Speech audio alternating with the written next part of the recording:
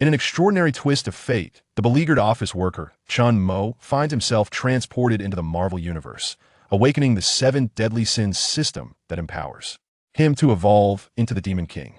At noon, he effortlessly crushes Thanos' spacecraft with a single hand in the form of pride. He nibbles on vibranium as if it were mere potato chips in the form of gluttony. He compels Black Widow to willingly instruct him in hand-to-hand combat in a passive form of lust.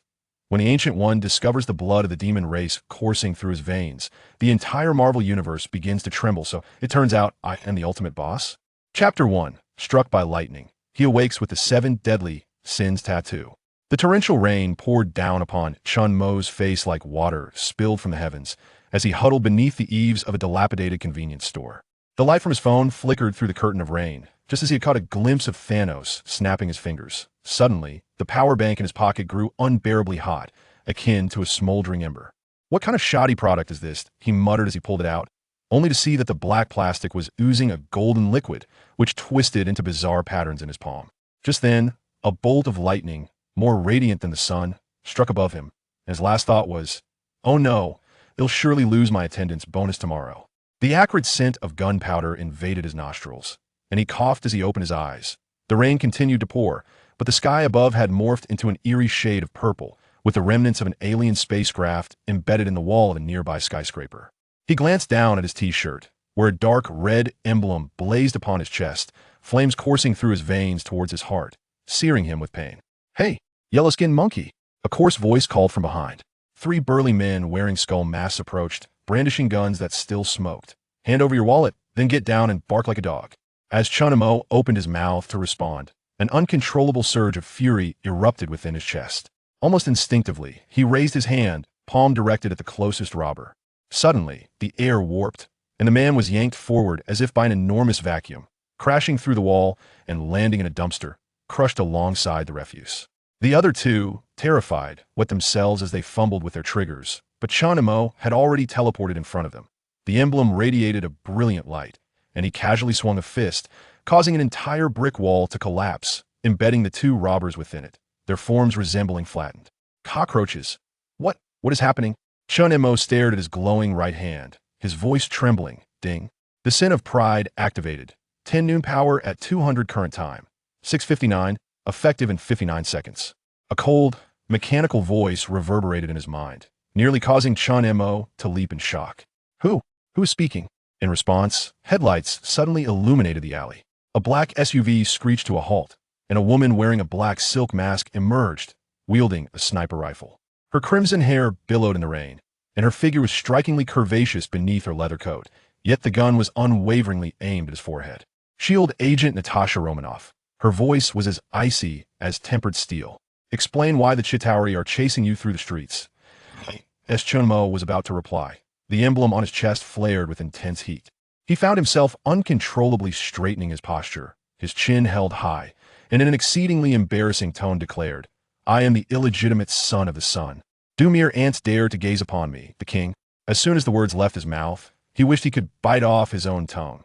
Even worse, with that shameful line, his muscles began to swell uncontrollably, the cotton pajamas splitting audibly at the seams. By the time Natasha reacted, all that remained was a bare man clad in shorts emblazoned with the words, "I am invincible," standing defiantly in the rain, striking a pose of embarrassment.fk. Natasha quickly turned her head away, her ears flushing crimson. "Close your eyes. Don't move." At that moment, a deafening roar erupted from the sky. Over 20 alien spacecraft emerged from the clouds, their cannons aimed directly at Chen Mo. He stared at the countdown timer on his wrist. 30 seconds remained. If he could hold on until midnight, he would unlock 200% of his power. "Agent Romanoff, the situation is critical." Nick Fury's hoarse voice crackled through the communicator. "Bring that man back to base at all costs." Grimacing, Natasha holstered her weapon and threw a specialized rope around Chen Mo's waist. "My apologies." With a sudden tug, Chen Mo was propelled into her embrace. Though enveloped in warmth, he gasped in pain, realizing that black, bony wings had sprouted from his spine, piercing through his shirt and jabbing into Natasha's back. What kind of monster is this? Natasha's pupils constricted, yet her actions remained swift. She rolled with Chen Mo, evading laser fire as bullets grazed his scalp, leaving charred holes in the wall behind them. 10 seconds remained on the countdown. Suddenly, Chen Mo laughed, his grin stretching from ear to ear. He wrapped his arm around Natasha's waist, his nose nearly brushing against her earlobe. Miss Agent, do you dare to take a gamble? Before she could respond, he leaped into the air, the wings on his back unfurled, propelling them towards the nearest alien ship. Natasha's gasp mingled with the sound of artillery fire as Chen Mo watched the timer flip to midnight. Suddenly, the sunlight over the entire city converged into a golden beam, piercing through the rain and shooting skyward. Grasping the underside of the spacecraft with one hand, Chen Mo's fingers easily dug into the metallic shell. He bellowed at the top of his lungs, his voice shattering the glass of every building on the street. Kneel before me. Chapter 2. These robbers are lacking. The midday sun poured down upon the streets of Manhattan like molten lava as Chen Mo stood in the center of 7th Avenue. Fixated on the countdown timer on his wrist that had finally reached 0, he absent-mindedly touched the gaping hole in his jeans. A fortunate remnant of Natasha's tactical intervention last night, which had transformed his battle-damaged shorts. Otherwise, he would have been left to run bare. Hey, move aside, kid. A piercing horn blared from behind him. Chen Mo turned to see a black armored truck barreling toward him, the robber behind the windshield brandishing a rocket launcher. Clearly viewing him as a moving target. TSK, these robbers lack creativity. Chen Mo yawned, the emblem on his chest radiating a subtle warmth. He casually slipped one hand into his pocket and waved the other dismissively at the truck. In an instant, the 10-ton steel behemoth lifted off the ground, tracing a parabolic arc through the air before crashing down onto the corner hamburger joint. Glass shards and meat patties flew in every direction, dousing several fleeing robbers in a comical spray of ketchup. All done. Chen Mo whistled, turning to leave, when suddenly he heard the sound of metal scraping amidst the rubble. Through the haze of dust, a man clad in a silver mask, with a mechanical arm glinting coldly, slowly rose to his feet. It was the Winter Soldier, Bucky Barnes. Clutching the deformed rocket launcher, his gaze sharp as a poison dagger. Wait, aren't you supposed to be lying in a cryogenic chamber? Chen Mo's eyes widened. Before he could react, the Winter Soldier lunged forward, his mechanical arm slicing through the air toward his face. In that critical moment, Chen Mo instinctively opened his mouth and bit down. His teeth clashed against the vibranium arm, sparks flying. The Winter Soldier paused for half a second, while Chen Mo suddenly felt an overwhelming hunger surge within him, akin to a weary office worker spotting a buffet after 3 days of fasting. Sin of gluttony activated. Rare metal consumption detected, temporary skill acquired. Hydra brand gum. As the system notification chimed, peculiar ripples began to form on the surface of the Winter Soldier's mechanical arm. Chen Mo's teeth sank deeper into the metal, crunching down on large chunks of vibranium, sparks erupting in his mouth. Ugh, what is this taste? Rust mixed with machine oil. Chen Mo spat out the metallic residue, only to find the chewed arm visibly regenerating at an astonishing rate. The Winter Soldier stood frozen, his breathing beneath the mask now noticeably rapid. Ding! His phone suddenly rang. Chen Mo pulled it out to see a text from an unknown number. Rare metal consumption detected. Consider attempting to swallow the entire Stark Tower. Is this system really a glutton? Just as Chen Mo was about to scoff, the thunderous whir of helicopters filled the air above. 2 Quinjet fighters hovered, their doors opening, as Black Widow gracefully descended via rope. Today, she donned a red leather jacket, the twin pistols at her side glinting in the sunlight. Chen Mo. Natasha's high heels shattered the glass beneath her. S-H-I-E-L-D. Needs you immediately, but she abruptly froze, taking in the sight of Chen Mo still gnawing on the Winter Soldier's mechanical arm, with metallic fragments adorning his lips. Oh, this is a misunderstanding. Chen Mo awkwardly wiped his mouth, only to feel a sudden vibration at his lower back. He reached out and felt a furry little creature, a palm-sized purple being, poking its head out from a hole in his denim jeans.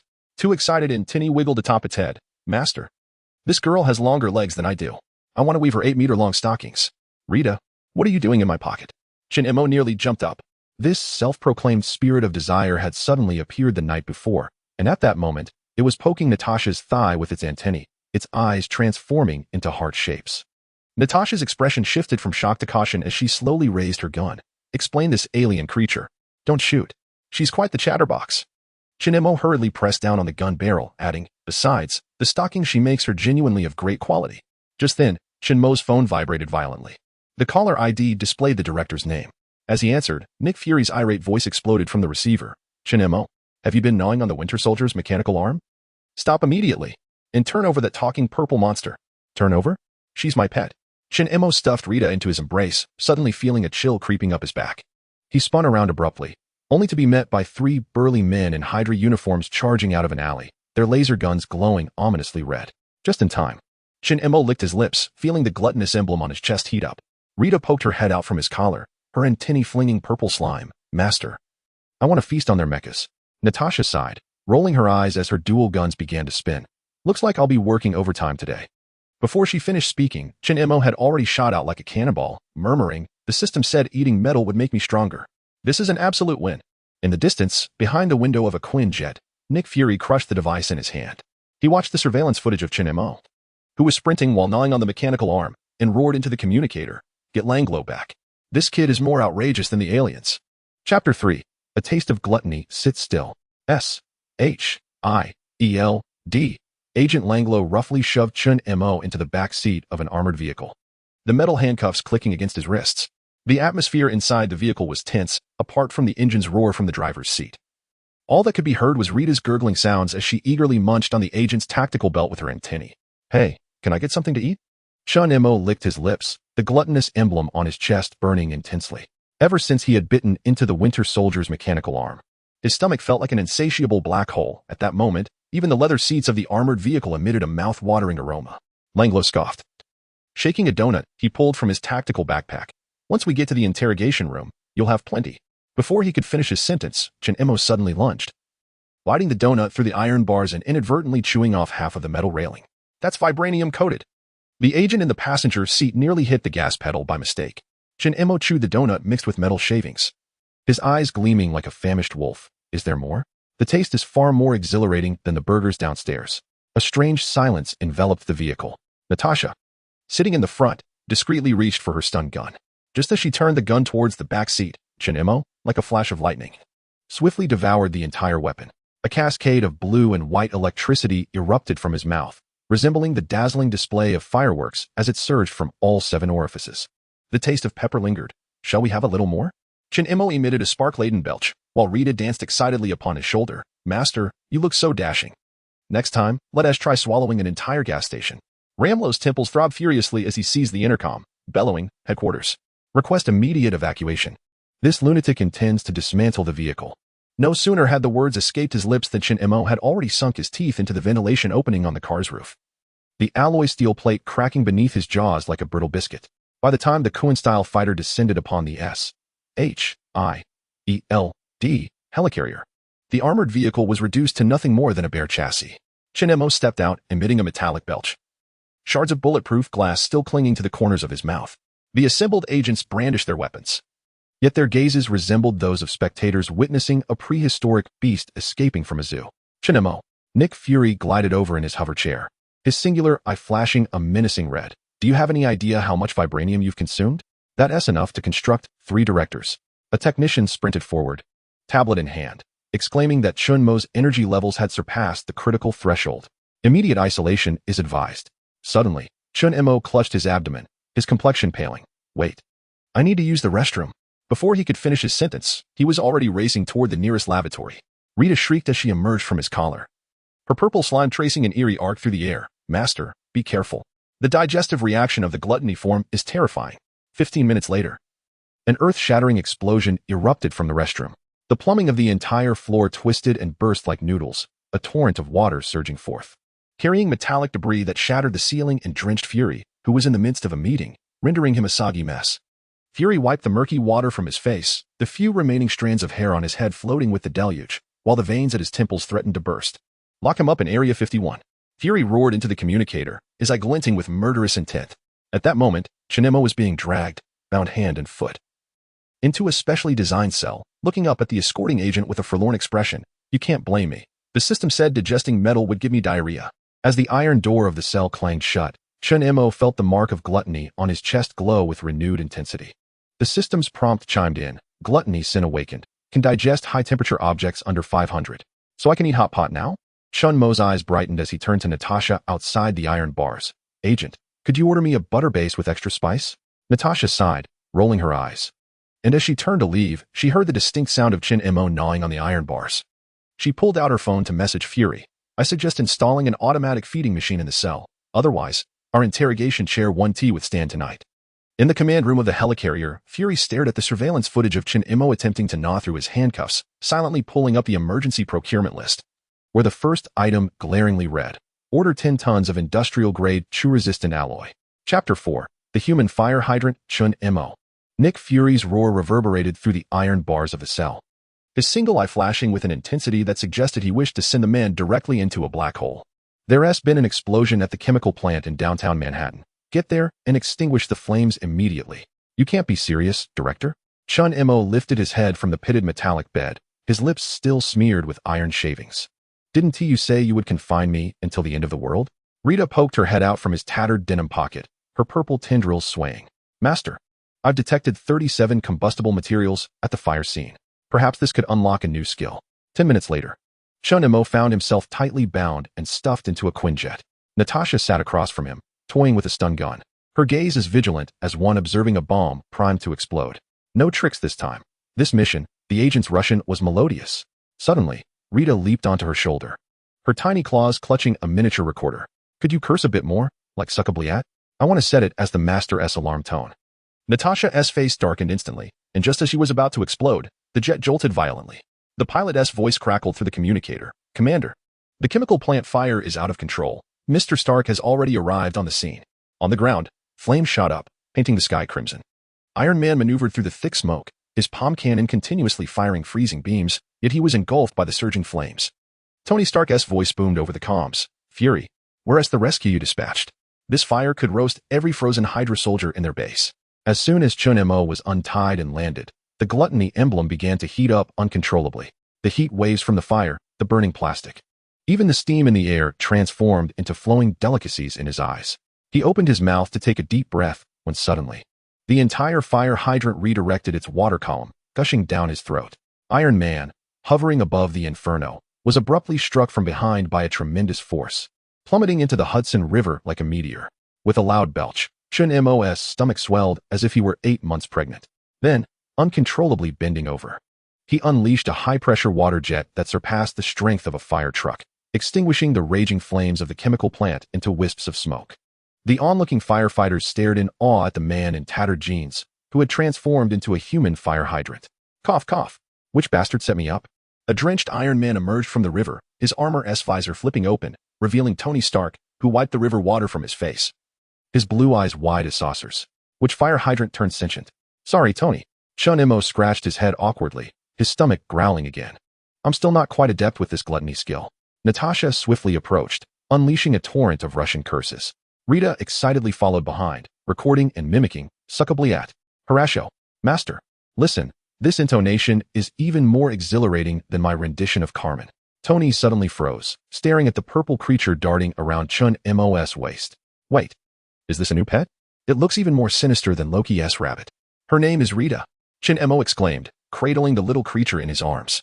She can weave, sing, and record. That's enough. Fury's holographic projection abruptly appeared before them, his bald head gleaming in the firelight. Chen Mo, return to the mothership immediately. You've caused enough trouble. On the return Quinjet, Natasha's phone suddenly erupted with a catchy ringtone. Rita proudly brandished the recording pen, exclaiming, Look, I've set a personalized ringtone for Agent Natasha.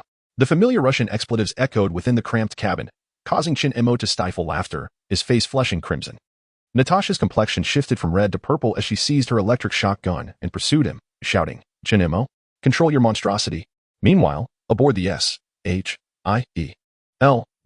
skyship, Fury observed the playful antics of the two on the surveillance screen, quietly jotting down in his task list. Next time Chen Mo is dispatched on a mission, a gag must be employed. Chapter 5, The Food Street Massacre. Chen Mo. This was merely a test. Nick Fury's holographic projection erupted in the laboratory, his single eye glowing fiercely as if it could pierce through Chen Mo's skull. I did not instruct you to devour the entire cafeteria's stainless steel trays. Chen Mo, patting his round belly, let out a metallic burp. Can you blame me? The trays were sizzling with grease. Before he could finish, Rita had already squeezed through the ventilation duct, her purple tendrils clutching a half-eaten circuit board. Master, the food street downstairs is hosting a food festival. It's filled with smoking donuts. The laboratory fell silent, so quiet one could hear a pin drop. Natasha's coffee cup clattered to the floor as she stared at Chen Mo's gleaming eyes, suddenly recalling his astonishing feat last week of using the entire building's fire sprinkler system as a straw. No, absolutely not. Fury's wheelchair collided heavily with the lab table. You will remain in your cell until Stark's energy suppressor is ready. Director, I promise to only eat a little. Chen Mo raised 3 fingers, the emblem of gluttony on his chest glowing red-hot. Before Fury could react, He shattered the laboratory glass and bolted towards the food street. Rita's excited squeals mingling with the sound of metal scraping against metal. At that moment, Manhattan's Chinatown was adorned with festive lights. The aroma of stinky tofu mingling with the sweet scent of roasted chestnuts wafting through the air. As Chen Mo dashed into the street, all the vendors suddenly froze in place, eyes wide at the sight of the monster who had bankrupted the S-H-I-E-L-D cafeteria. Drooling as he gazed hungrily at their stalls. Boss, one serving of jianbingguizi. Chen Mo's words barely left his lips before the entire food cart vanished into his mouth, along with the QR code sign the vendor held. The uncle selling takoyaki, terrified, turned to flee but was ensnared against the wall by Rita's adhesive tendrils. Helplessly watching as Chen Mo swallowed both the pot and the dumplings in one gulp. Help! The public enemy has arrived. Call the police. He even devoured the cash register. Cries of alarm erupted around him. Chen Mo wiped the sauce from the corner of his mouth, the gluttony emblem flashing wildly. To him, the meat sandwich stand, bubble tea shop, and even the vending machine by the roadside transformed into an all-you-can-eat buffet. As he gorged himself, he waved at the astonished diners. Don't just stand there. These takoyaki are truly delightful.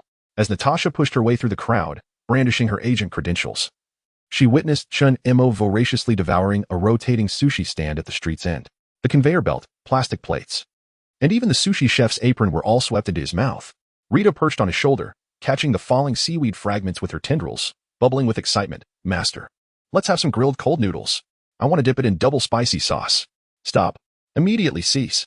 Natasha produced her stun gun, only to discover that there was nowhere to strike. The entire street had been reduced to a barren expanse of concrete, with shopkeepers kneeling in a row, brandishing cardboard signs pleading for mercy. Some had even begun to write their last wills on the spot.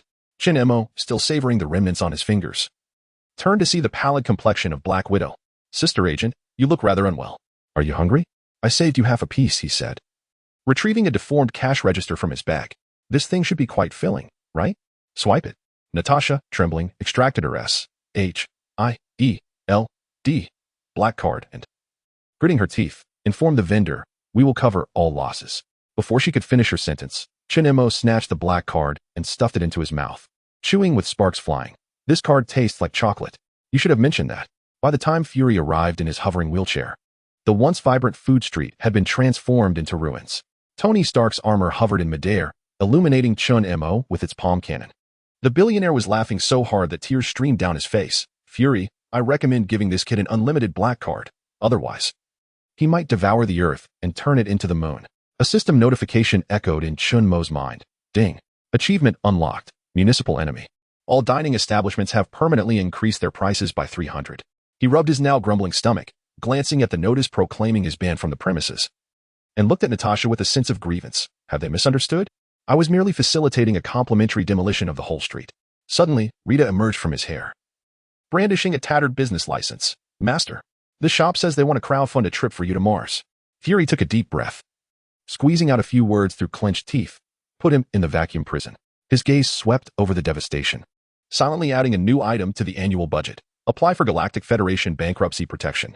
Chapter 6. Prelude to the Battle of New York warning. Large-scale spatial fluctuations detected. The alarm aboard the S-H-I-E-L-D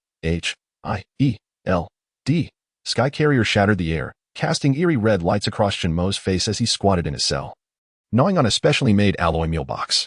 At the sound, he abruptly looked up, the emblem of gluttony igniting with a crimson glow. That familiar hunger surged once more, mingled with the distinct metallic tang of alien substances. Chen Mo. Nick Fury's wheelchair collided with the cell door. His single eye was almost spitting fire. Loki's portal has opened above New York. Execute the plan immediately. The plan? The one where I'm the bait? Chen Mo wiped the metallic residue from the corner of his mouth and suddenly grinned. You should have said so earlier. I was just lamenting the lack of a midnight snack. Without waiting for the agents to react, he shattered the reinforced glass with a punch, clutching the excitedly squealing Rita as he dove into the teleportation portal. The night sky over Manhattan was ripped apart by purple lightning, and thousands of Chitauri spacecraft surged forth. Iron Man's armor blazed through the air, targeting the nearest ship with his palm cannon. Fury, are you sure that Glutton can be of help? Let us hope he doesn't think we're the appetizer. Before he could finish his sentence, a shadow suddenly shot up from below. Chen Mo opened his mouth wide, biting onto the wing of a spacecraft, as the sound of tearing metal mingled with his muffled mumble. This chicken leg, ugh. This spaceship is crispy on the outside and tender on the inside. He swung his head from side to side as if gnawing on corn, causing the entire aircraft to shatter into a shower of sparks in his mouth. This was tactical coordination. Natasha, on the ground, unleashed a barrage of gunfire. Only to turn and see Chen Mo sprinting towards the mothership, brandishing a wooden plank emblazoned with the words "Long live the buffet." Rita perched upon his shoulder. Her banner of purple slime fluttering in the wind, exclaimed, "Master, there are glowing desserts over there." Loki stood atop Stark Tower, observing the chaos below. The tesseract atop his scepter emanating a blue glow. He let out a sneer and directed an energy wave towards Chen Mo, only for the cerulean beam to inexplicably curve. Drawn like a moth to a flame, and dived straight into Chen Mo's mouth. The taste resembled blueberry-flavored jelly. Chen Mo smacked his lips, the emblem of gluttony flashing wildly. Wiping the residual energy from the corner of his mouth, he leaped into the air, arms outstretched towards Loki. "Oh, dark god. Bring me more." On board the mothership, Fury observed the surveillance footage, oblivious to the cigar that had fallen onto the carpet. Tony Stark's voice crackled through the communication channel. "Director, I suggest registering his mouth as a weapon of mass destruction." On the opposite end of the battlefield, Captain America deflected an assault with his shield. Only to witness a bewildering sight. Chen Mo grasped the anchor chain of a Chitauri transport ship, swinging it like a meteor hammer, sending surrounding alien vessels crashing to pieces. Meanwhile, Rita crafted a massive net from her slime, catching the metallic debris raining from the sky, joyfully shouting, "Master, we have enough material to weave 10 battle suits." "Chen Mo, watch your left." Natasha's warning came too late. 3 heavy fighters flanked him, their cannons unleashing a torrent of firepower. Yet, Chen Mo suddenly grinned. The emblem of gluttony glowing intensely as the hail of bullets vanished the moment they neared him, all consumed by his black hole-like mouth. He let out a thunderous belch, the shockwave toppling the 3 fighters. For the first time, Loki's expression soured, his hand gripping the scepter trembling slightly. This is no mere human. "Hey, dark god." Chen Mo wiped the smoke from his face, pointing at Stark Tower. "That building you're standing on has a steel foundation, right?" He licked his lips. The emblem of gluttony illuminating half the sky. "Once I'm done with these small fry, I'll savor your dessert." Natasha watched the figure indulging in the fray, finally grasping Fury's despair. She chuckled wryly into the communicator. "Director, should we add a chapter on how to fight alongside a moving black hole to our tactical manual?"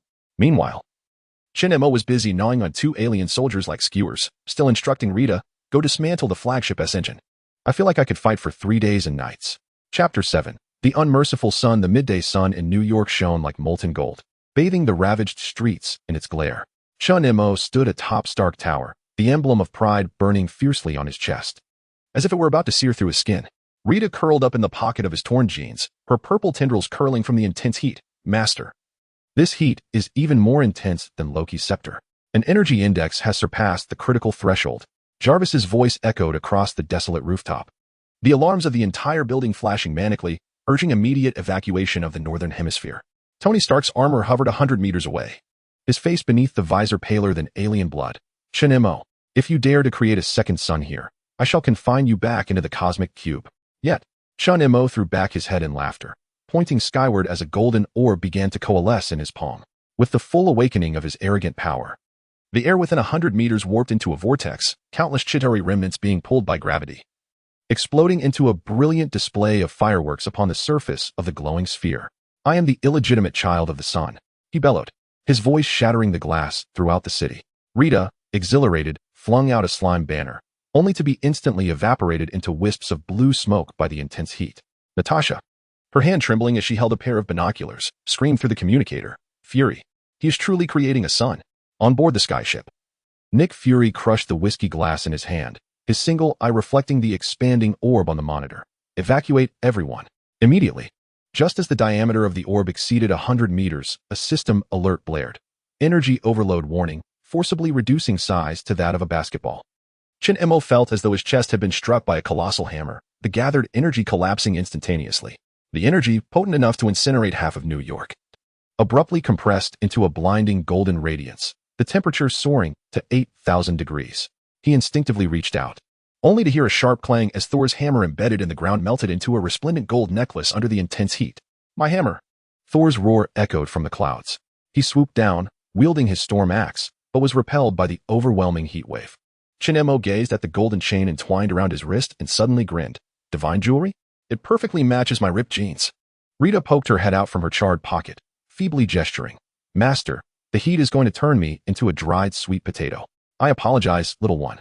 Chen Mo casually hurled the basketball-sized energy orb into the sky, but the radiance of the emblem of arrogance suddenly dimmed. The uncontrolled energy sphere began to oscillate erratically, melting concrete structures like butter in its wake. thick smoke billowing into the streets. Think of something. Captain America charged forward with his shield, only to be toppled by the shockwave.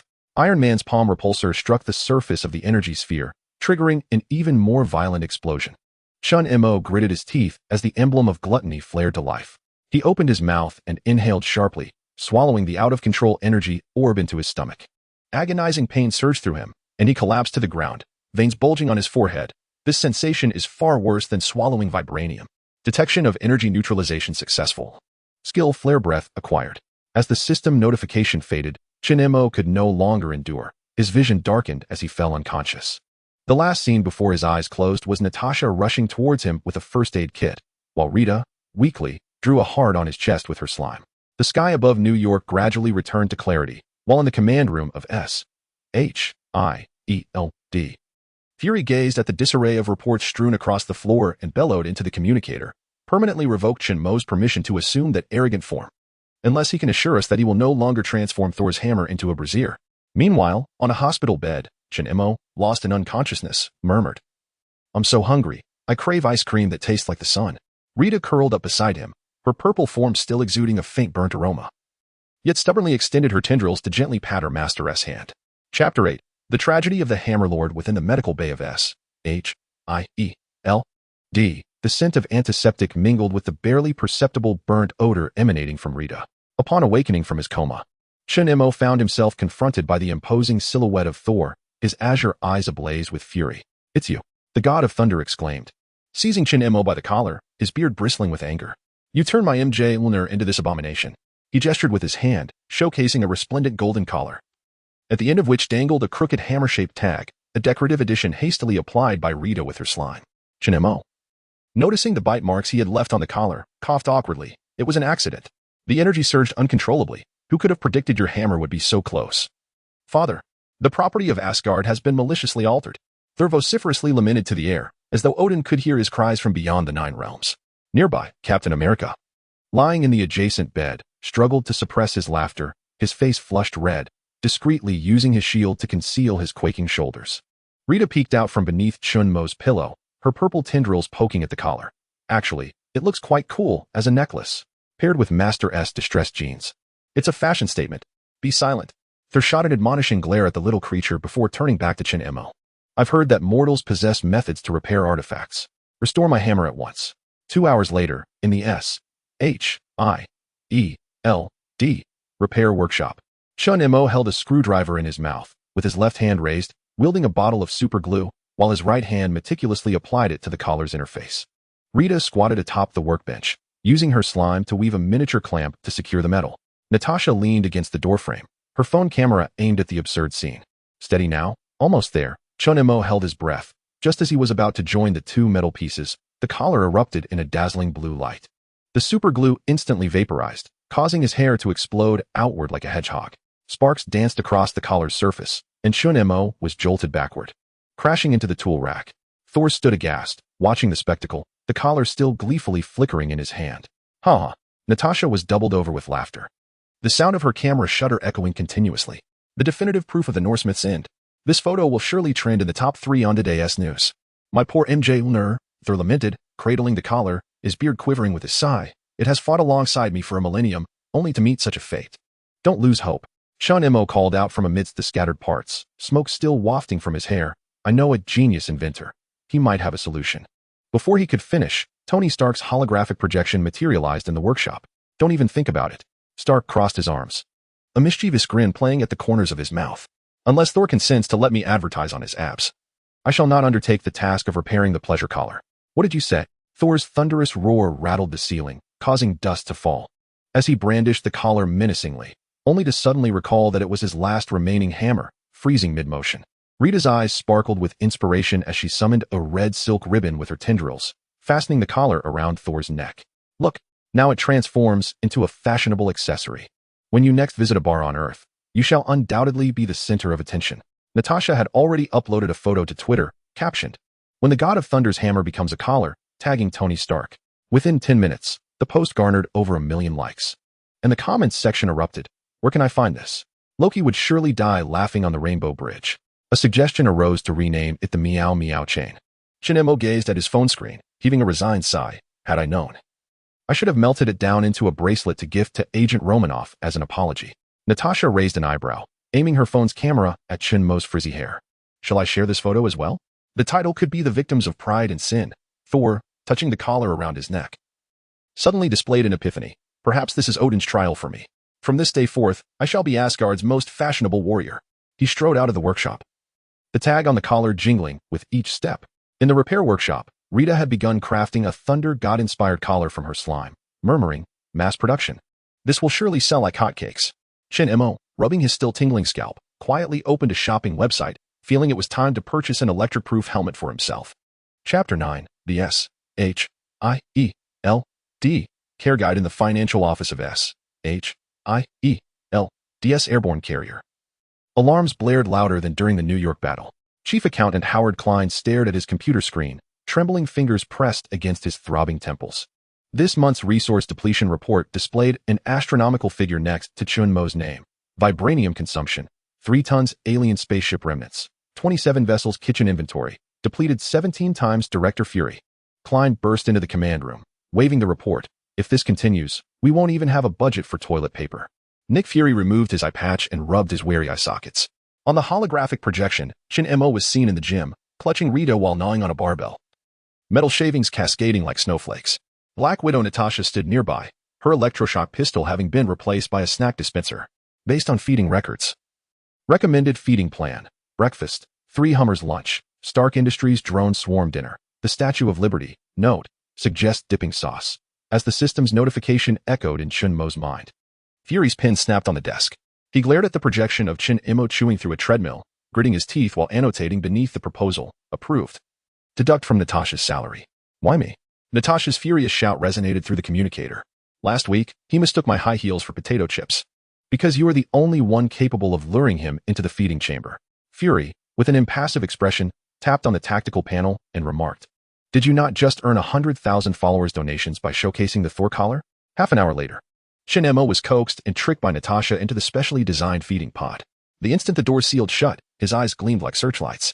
3 brand new Hummers hovered in midair, their bodies wrapped in cling film as if in elegant packaging. Dinner is served, Rita exclaimed, excitedly flinging aside the slimy tablecloth. Chen Mo had already embraced attire, devouring it with juices flowing profusely. Natasha leaned against the door, live streaming this surreal scene. Who understands, family? While others feed their pets cat food, mine, the golden swallowing beast, dines on armored vehicles.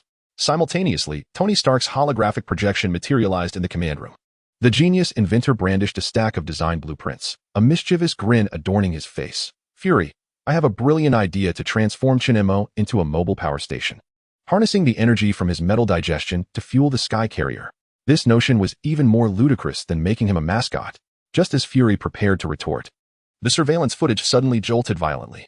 Chen Mo had bitten through the pod's floor and was now wriggling toward the laboratory housing extraterrestrial technology. Rita, using slime, wrote behind him. Desert area. Charge. Stop him. Fury shouted into the intercom, activating the defense system.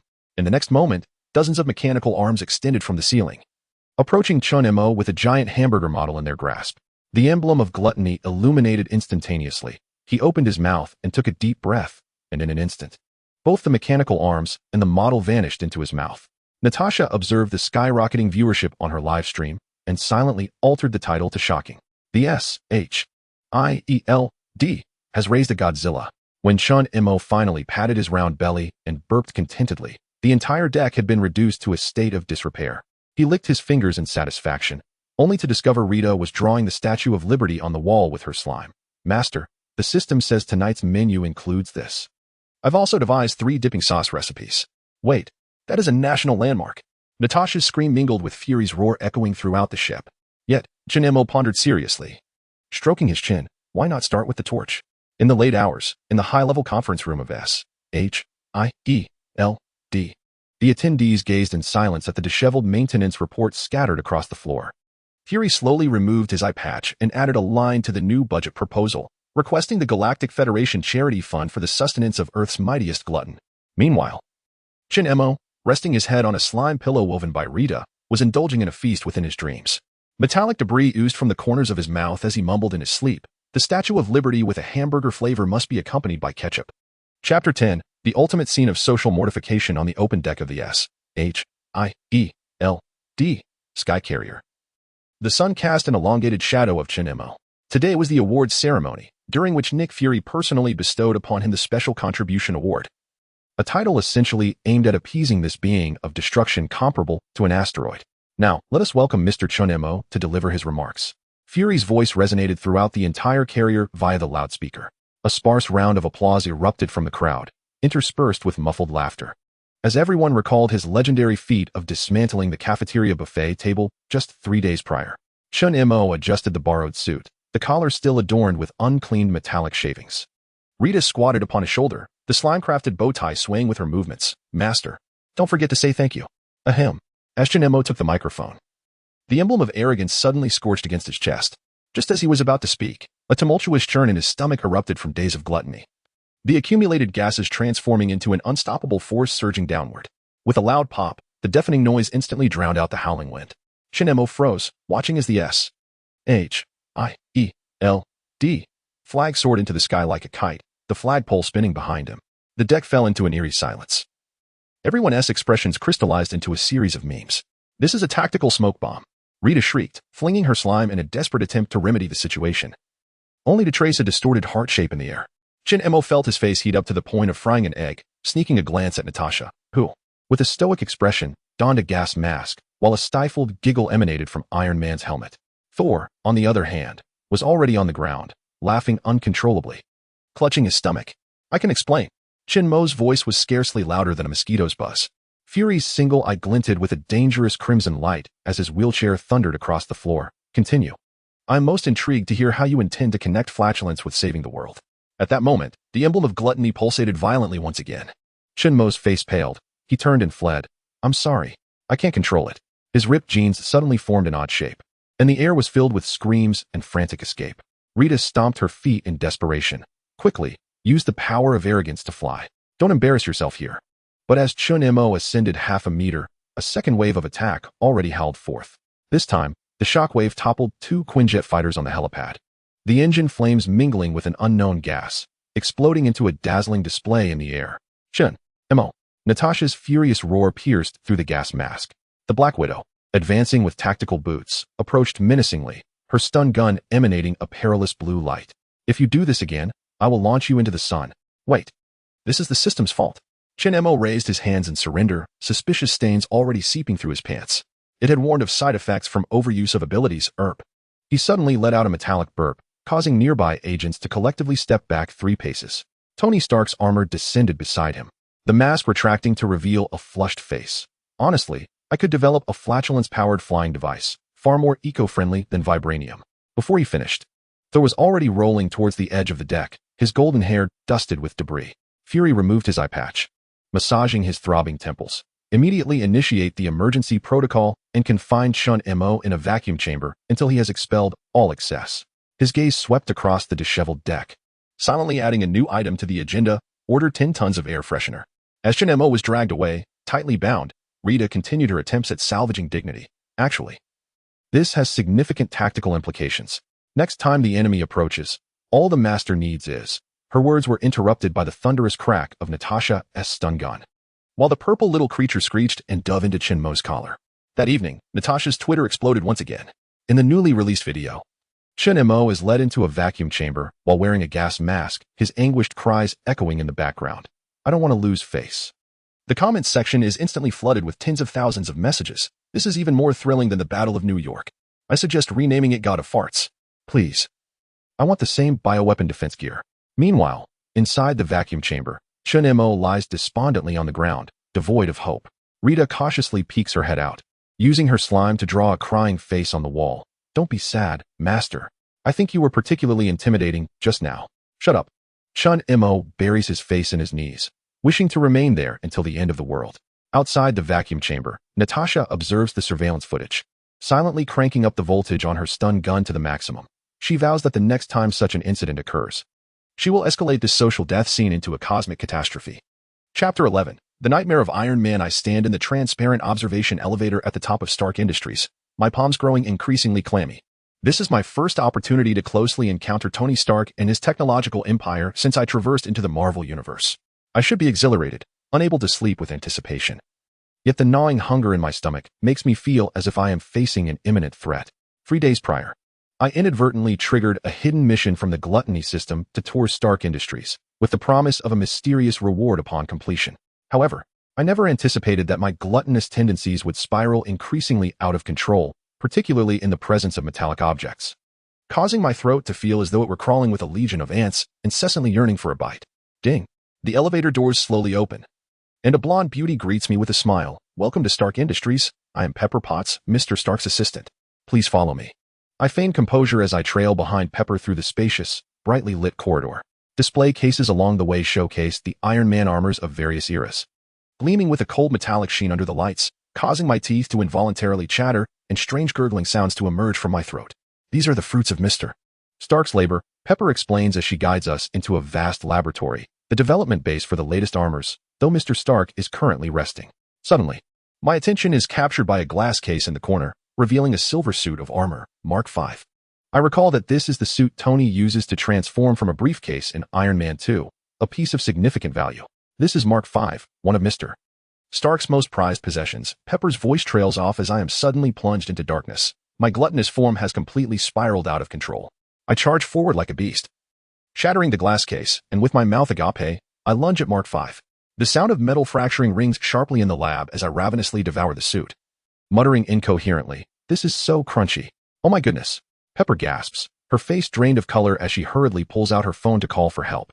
Meanwhile, I am completely immersed in the ecstasy of gluttony, oblivious to the gasps of those around me. Suddenly, the laboratory doors are flung open, and a disheveled Tony Stark storms in, clad in pajamas, his eyes ablaze with fury. "J-A-R-V-I-S. Initiate the anti-glutton protocol." The mechanical arm in the laboratory sprang to life, encircling me. However, engrossed in my meal, I carelessly severed several arms with a flick of my hand and continued to indulge in my feast. "Stop, you lunatic. That's worth a fortune."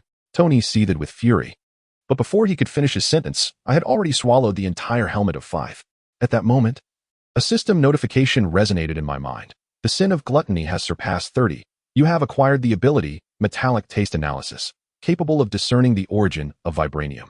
Just then, the laboratory door swung open once more, and Black Widow, Natasha Romanoff, entered, wielding a stun gun. With a frigid gaze, she pointed at me and commanded, "Spit it out. That is worth 500 million. I burped contentedly, and a gilded screw shot from my mouth. Strawberry flavored?" Natasha paused momentarily before regaining her composure, her lips twitching slightly. "You'd better pray that Mr. Stark doesn't turn you into armor components." Ultimately, under the mediation of S-H-I-E-L-D, I was sentenced to a 3-kilometer exclusion zone from Stark Tower. Although Tony refrained from pursuing criminal charges against me, his disdainful gaze was akin to that of a person regarding excrement. I thought the incident had concluded, but unexpectedly, the following day, while in a hotel room 5 kilometers away from Stark Tower, I found myself unable to restrain my gluttonous form.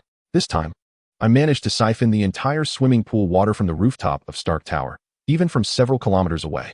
An extraordinary sight unfolded in the sky. A colossal stream of water surged from the top of Stark Tower towards my direction. Tony's furious roar echoed through New York via Jarvis. "I'm going to throw you into the sun." Meanwhile, I lamented my plight. The uncontrollable nature of my gluttonous form was excruciatingly unbearable. Worse still, I was unaware of when the next episode of chaos would strike or what calamity it might unleash. Returning home, I collapsed onto my bed, staring blankly at the ceiling. The system notification chimed once more. Increased frequency of uncontrollable gluttony detected. It is advised to complete the hidden task promptly to obtain a special item to suppress the sin of gluttony. Sighing, I realized that to live a stable life in this world, I must swiftly discover a method to control my gluttonous form. Otherwise, I might end up gnawing on Thor's Mjolnir next. The thought sent a shiver down my spine. Indeed, life in the Marvel Universe was replete with unforeseen surprises. Chapter 12. The S-H-I-E-L-D cafeteria falls on the 3rd day after being blacklisted from Stark Tower. I received a call from Nick Fury. The one-eyed director's voice emanated from my phone, laden with an irresistible sense of urgency. "I hear your appetite has been quite impressive lately. S-H-I-E-L-D requires your unique abilities." Gripping the still-warm phone, I recalled the scene from yesterday when I devoured 3 food trucks in Chinatown. At that time, bystanders had been fervently filming, and the topic of the Manhattan mobile black hole had surged to the top of trending searches. "Director, I believe there may be a misunderstanding." Before I could finish, a familiar scoff interrupted from the other end. Black Widow's voice interjected. We have prepared a special meal for you. Not coming would be a waste. Thus, I was ushered into the S.H.I.E.L.D. headquarters by a black vehicle. As I navigated through the layers of stringent security checks, I felt the scrutinizing gazes of several agents upon me, their expressions akin to those of extraterrestrial observers. A particularly Navi newcomer even pulled out a notebook to discreetly jot down notes. The moment I pushed open the doors to the cafeteria, my pupils dilated in astonishment. The long table was laden with a plethora of culinary delights, ranging from exquisite French pastries to steaming Chinese dishes, alongside an entire row of freezers brimming with ice cream. Agent Coulson stood at the center, delicately cradling a chocolate cake shaped like Captain America's shield, adorned with a miniature vibranium shield model. "Welcome," he began, but was abruptly interrupted by the rumbling of my stomach.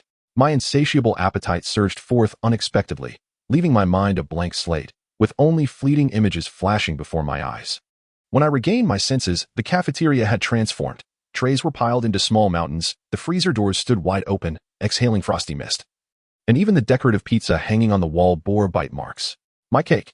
Coulson's anguished wail echoed throughout the cafeteria. This typically composed agent now held an empty cake platter, his eyes filled with despair. Surrounding agents raised their empty plates in unison, proclaiming, "Protest. This is workplace bullying." "Jarvis, check the Guinness World Records for me," a familiar voice called from behind. Tony Stark leaned against the doorframe, a smirk playing on his lips, embodying the title of the fastest eater among humanity. At that moment, a system alert resonated in my mind. The sin of gluttony has evolved. Granting the passive skill, eat what you want, temporarily gaining hacking abilities by consuming electronics. Before I could fully comprehend this revelation, Black Widow had circled around to my side. She thrust a plate into my hands, piled with oddly colored green food. "Try this, a special healthy meal prepared just for you." The gooey concoction emitted an odor reminiscent of a sewer mixed with rotten apples, yet my gluttonous instincts compelled me to swallow it whole without hesitation. In the next instant, my stomach churned violently, and I dashed toward the restroom. "Natalia, what did you put in that food?" Coulson exclaimed in horror as he beheld the gaping hole in the floor behind me, corroded by my outburst. Black Widow shrugged, "Just a little laxative."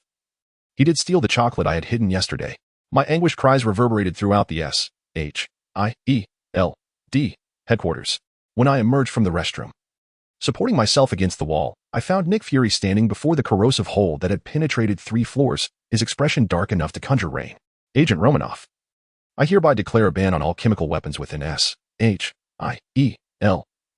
including your special laxative." "Director, I actually feel," I began, but paused abruptly. The fragments of the bomb-proof computer I had munched on were still lodged in my mouth, and a surge of data flowed from my throat into my brain. Almost instinctively, I reached for my phone and, after a few random taps, astonishingly hacked into S.H.I.E.L.D.'s internal system. "What new trick is this?" Tony inquired, leaning closer, his eyes widening. "Wait, you didn't just hack that military-grade computer, did you?" I awkwardly spat out a few glowing blue chips. I might have unlocked a new skill in the process. Nick Fury stroked his chin, a glimmer of intrigue flashing in his solitary eye. "It seems your abilities are more fascinating than we anticipated. Stark, perhaps we should reconsider the idea of that gluttonous agent program. Enough. I cannot bear to witness a second monster gnawing on battle armor in my laboratory."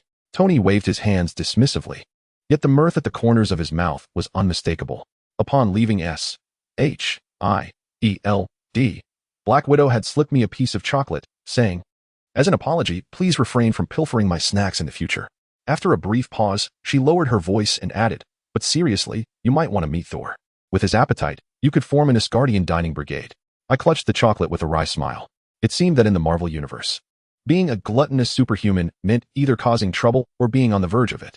Yet, as I gazed at the code on my phone, pulsating relentlessly, I suddenly realized that perhaps these uncontrollable cravings were the key to unraveling the secrets of the system. Chapter 13. Hydra's Day of Catastrophe. "Are you truly sending me on this mission?" I inquired, gripping the S.H.I.E.L.D. briefing that detailed the eradication of Hydra's underground base, my back molars starting to involuntarily chatter. The repercussions of my recent binge at the S.H.I.E.L.D. cafeteria had not yet faded, and now the metallic scent made my stomach churn. Nick Fury thrust his cybernetic eye toward me, stating, "Stark believes your eating skills are well suited for demolition work. Romanoff assures me you won't treat your teammates as snacks." He tapped the table, and a holographic projection materialized, revealing an iron fortress in Siberia, fortified with vibranium alloy, impervious to ordinary weaponry. Emerging from the shadows, Black Widow handed me a packet of mints, saying, Think of it as an all-you-can-eat buffet, but this time, remember to avoid people. She paused to emphasize, especially steer clear of Rumlow. That fellow's cybernetic eye is coated in cyanide. As the Quinjet descended onto the snowy expanse, I realized the base was far larger than I had anticipated. The surface structure was merely the tip of the iceberg, with an intricate web of tunnels extending beneath. Coulson handed me a scanner. We detected at least 3 energy cores. Try to. I interrupted him, swiftly crawling into the ventilation shaft. My gluttonous form activated upon contact with the first metallic wall. The sensation of my teeth piercing through the alloy causing my pupils to dilate. Your wall is chocolate-flavored, I mumbled indistinctly, as everything in my path was reduced to mere dust. Suddenly, alarms blared as Hydra soldiers charged at me with laser guns. However, their bullets felt like mere tickles against my body. I casually tore down a supporting beam, chewing on it like sugarcane, sending debris flying into the faces of the soldiers. Cease fire. That SA monster. A familiar voice called out. Rumlow, with his mechanical limb trembling, stood behind a vault that began to sway wildly within my gravitational pull. We surrender. Please don't consume the year-end bonuses inside the vault. I let out a satisfied burp, metallic remnants spilling from my lips. You should have mentioned that sooner. I've gnawed through quite a bit. Just then, the system's notification sounded. Detected substantial metal consumption. Temporarily unlocked. Humanoid 3D printer. Function.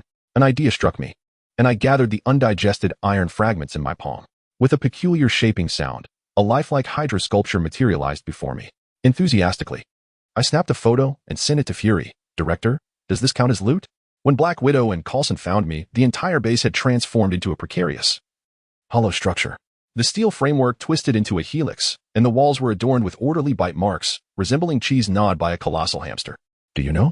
As Black Widow gazed up at the ceiling, which seemed on the verge of collapse, I began to comprehend why Stark sought a special permit from the Bureau of Disaster Control for you. On the return flight, a sudden pang of pain gripped my stomach. Initially, I attributed it to indigestion from overeating vibranium, until the first flatulent explosion, accompanied by a blue light, sent plumes of black smoke rising from the Quinjet's dashboard. What have you done to the aircraft? Coulson scrambled to repair the systems, the cabin filled with the acrid scent of burnt rubber mingled with sulfur. I awkwardly shrank in my seat.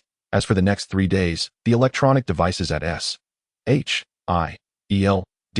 headquarters collectively endured a nightmare. Printers spat sparks. Surveillance screens flickered erratically, and even Fury's cybernetic eye occasionally displayed static. This was more terrifying than Natasha's laxatives. Tony, in a video conference, brandished his singed mechanical arm, demanding that we install an exhaust valve for this contraption. Fury rubbed his temples, staring at the Hydra sculpture I had fashioned from scrap metal. Henceforth, you are forbidden from approaching any precision instruments. Unless a mischievous grin appeared at the corner of his mouth, we would locate the Hydra base in need of demolition. Black Widow handed me a box of odor-neutralizing spray, her shoulders shaking with suppressed laughter. I recommend using this in conjunction. By the way, Thor, upon hearing of your exploits, has invited you to Asgard for the Cosmic Gluttony Championship. I gazed out at the clouds, silently praying that I could discover a method to control my voracity before the next mishap. After all, I couldn't truly devour New York as if it were a colossal sandwich, could I? Chapter 14. The contest for MJ Lunur. I crouched before the kitchen counter, pondering the legendary hammer of Thor in my hands. 3 days prior, during A.S.H.I.E.L.D. inventory clearance, this famed MJ Lunur had somehow mingled among a heap of discarded equipment, and I had inadvertently used it as a stainless steel rolling pin. After all, the dumpling wrappers produced were exceptionally thin and even. Bang, bang, bang. The resounding knocks nearly shook the door off its hinges. With the rolling pin in my mouth, I opened the door, colliding with Thor's radiant visage. The Asgardian god of war was drenched in blood, his cape stained with the blue ichor of frost giants. Clutching a phone, which displayed a short video of me rolling dough with the hammer. Midgardian. Thor's roar reverberated through the air, causing the chandelier to sway. That is royal property of Asgard. He reached for the hammer, and I reflexively recoiled, the monstrous strength from my gluttonous state surging forth. We were locked in a tug-of-war at the threshold. Thor's veins bulged, his beard standing on end like steel needles. I turned crimson, muttering, "Let go." The dough is not yet rolled out. In the midst of our stalemate, a sharp crack echoed as the hammer's handle broke in two. Simultaneously, a thunderous roar transcended dimensions from the direction of the Celestial Palace. Odin's voice, enveloped in thunder, boomed over New York. "Thor, have you broken the hammer again?" Black Widow appeared from nowhere, fervently recording the scene on her phone. She raised an eyebrow at the camera and declared, "Ladies and gentlemen, we are live at the scene of the breaking news regarding the Asgard Quality Gate incident." In the broadcast, Thor stood in a daze, gazing at the half of a hammer handle in his hand, while I was audibly chewing on the other half. "Stop!" Thor exclaimed, suddenly coming to his senses. "That is forged from you, are you?" Before he could finish his sentence, I felt a tumultuous churn in my stomach. The system notification chimed in. Detection of divine metal ingestion temporarily grants lightning baking ability. Flatulence now includes a toast-making function. At that moment, a burst of blue light erupted from my rear. Thor's cape ignited in flames, while Black Widow nimbly rolled away. And the toast in the oven had inexplicably transformed into golden, crispy perfection, wafting a caramel aroma. "What sorcery is this?" Thor exclaimed, batting at his smoking cape, his expression more dramatic than someone who had just consumed Rainbow Bridge lubricant. Embarrassed, I produced the half-swallowed hammer handle, still smeared with ketchup, and offered, "How about I replace it for you?" No sooner had the words left my lips than I activated my newly acquired human-shaped 3D printer ability. Iron shavings rapidly reconfigured in my palm, and 3 seconds later, a comically exaggerated hammer materialized, its handle spiraled, and its head emblazoned with the Asgard brand of non-stick cookware. This was nothing short of sacrilege. Thor's beard quivered with rage, but his attention was suddenly drawn to the half of MJ Mjolnir peeking out from my apron pocket. "Wait a moment, did you use this hammer to make pizza?" He leaned in to sniff the handle, and his expression shifted subtly. "It smells of basil and mozzarella." "You know, in Asgard, warriors cook a feast of glory with their spoils." Black Widow then thrust her phone before us. "This is trending #1. The discussion surrounding Thor's hammer as a rolling pin had surpassed 1 billion, and netizens had initiated a poll on the most absurd uses of MJ Mjolnir, with my rolling pin option leading the second contender by 3 million votes. Just then, Tony Stark's holographic projection appeared, laughing uncontrollably as he pointed at the screen. Old Odin just posted an interstellar social media update, complete with a meme of a coffee-spraying expression. "Thor, you've really embarrassed the palace across the galaxy." In the end, after Fury's mediation, I gifted Thor the reconfigured artistic hammer as an apology. Meanwhile, the half of the hammer smeared with ketchup was stealthily tucked into Thor's belt. He claimed it was a testament to the friendship between Asgard and Midgard. Before departing, Black Widow handed me a box of anti-diarrheal medication. "Next time you consume divine equipment, remember to take this first. By the way, Thor invites you to next week's Asgardian barbecue party, themed 100 Ways to Cook with Artifacts." As I gazed out at the fading glow of the Rainbow Bridge, I silently pocketed the medication. It seems in the Marvel Universe, nothing can't be resolved with a meal, and if there is, then another serving of Thor's pizza will suffice. Chapter 15. The Nightmare of Ancient One begins. "Are you certain you wish to send me to the Magic Academy?" I clutched the armrest of the Quinjet, watching the snow-capped peaks of the Himalayas swiftly recede. Black Widow checked my handcuffs for the umpteenth time. This set was specially designed to suppress magic. The image of me gnawing on MJ Mjolnir was still trending, and Fury had mentioned that Kamar-Taj might be able to cure my eating disorder. Coulson leaned forward from the front row, clutching a stack of instructions. "Master Gu, he had promised to guide us personally, but under no circumstances were we to touch any magical artifacts." His words were abruptly interrupted by the growl of my stomach. I swallowed hard, my gaze fixated on the metallic knobs of the dashboard, while the agent hastily shielded the equipment with his body. As the gates of Kamar-Taj slowly swung open before me, the metallic thirst within my throat morphed into an insatiable itch. The mysterious runes floating in the air captivated me like popping candies, and the wooden door of the library in the distance appeared to me as a colossal wafer. "Welcome, Wayward Diner." Master Gui stood at the steps with her arms crossed, her gaze piercing through the metallic remnants lodged in my stomach. "Old Wong will escort you to the library. I trust you can exercise restraint." "Understood. I absolutely won't touch anything." I nodded fervently, trailing behind Old Wong through a corridor adorned with fluttering prayer flags. As the grand doors of the library creaked open, I froze in awe. The walls lined with magical tomes shimmered with an otherworldly glow. The scent of parchment mingling with ancient ink exploded like fireworks in my nostrils. "These are the core collection of Kamar-Taj, including texts from 3000 BCE. Suddenly, Old Wong's voice faded into the background. My hand, betraying my will, reached for the gilded tome at the topmost shelf. The moment my teeth grazed the cover, a fiery sensation ignited on my tongue. Crisp, with just a hint of spice, I mumbled incoherently, the pages crackling in my mouth like chips. Old Wong's horrified scream nearly brought down the roof. "That is a unique volume sealed with a demon. Spit it out." At that moment, 3 wisps of black smoke erupted from the book, transforming into grotesque fiends. I let out an earth-shattering belch. A jet of flame erupted forth, and the demons wailed in agony, disintegrating into ashes amidst the fire. A system notification chimed in. "Acquired temporary skill, spicy exorcism. Burping fire has purified 3 malevolent spirits." Master Gui had appeared behind me at some point, surveying the chaos of scattered pages with an expression more vivid than Odin tasting expired mead. "It seems your abilities are more unique than we anticipated." Golden runes ignited at her fingertips as she attempted to mend the tome that had been gnawed upon. But next time, please heed the warning labels. That evening, I was assigned to a solitary meditation room for reflection. Just as I lay down, I heard a strange commotion outside the window. Peeking through the curtain, I saw Old Wong and several mages encasing every book in protective shields, muttering, "Reinforce the barrier, set a chilly powder trap for the manual of the Eye of Agamotto." Suddenly, a video call from Black Widow popped up. She was doubled over with laughter, holding her phone. "You're making headlines in the magical realm." The title reads, "Camartage faces the most absurd disaster in library history." The scene shifted to a mysterious forum, where my book-munching expressions flooded the screen. The most popular post titled, "Shocking. A gluttonous mutant defeats a demon with a burp." The following morning, Master Gu summoned me to the stargazing platform.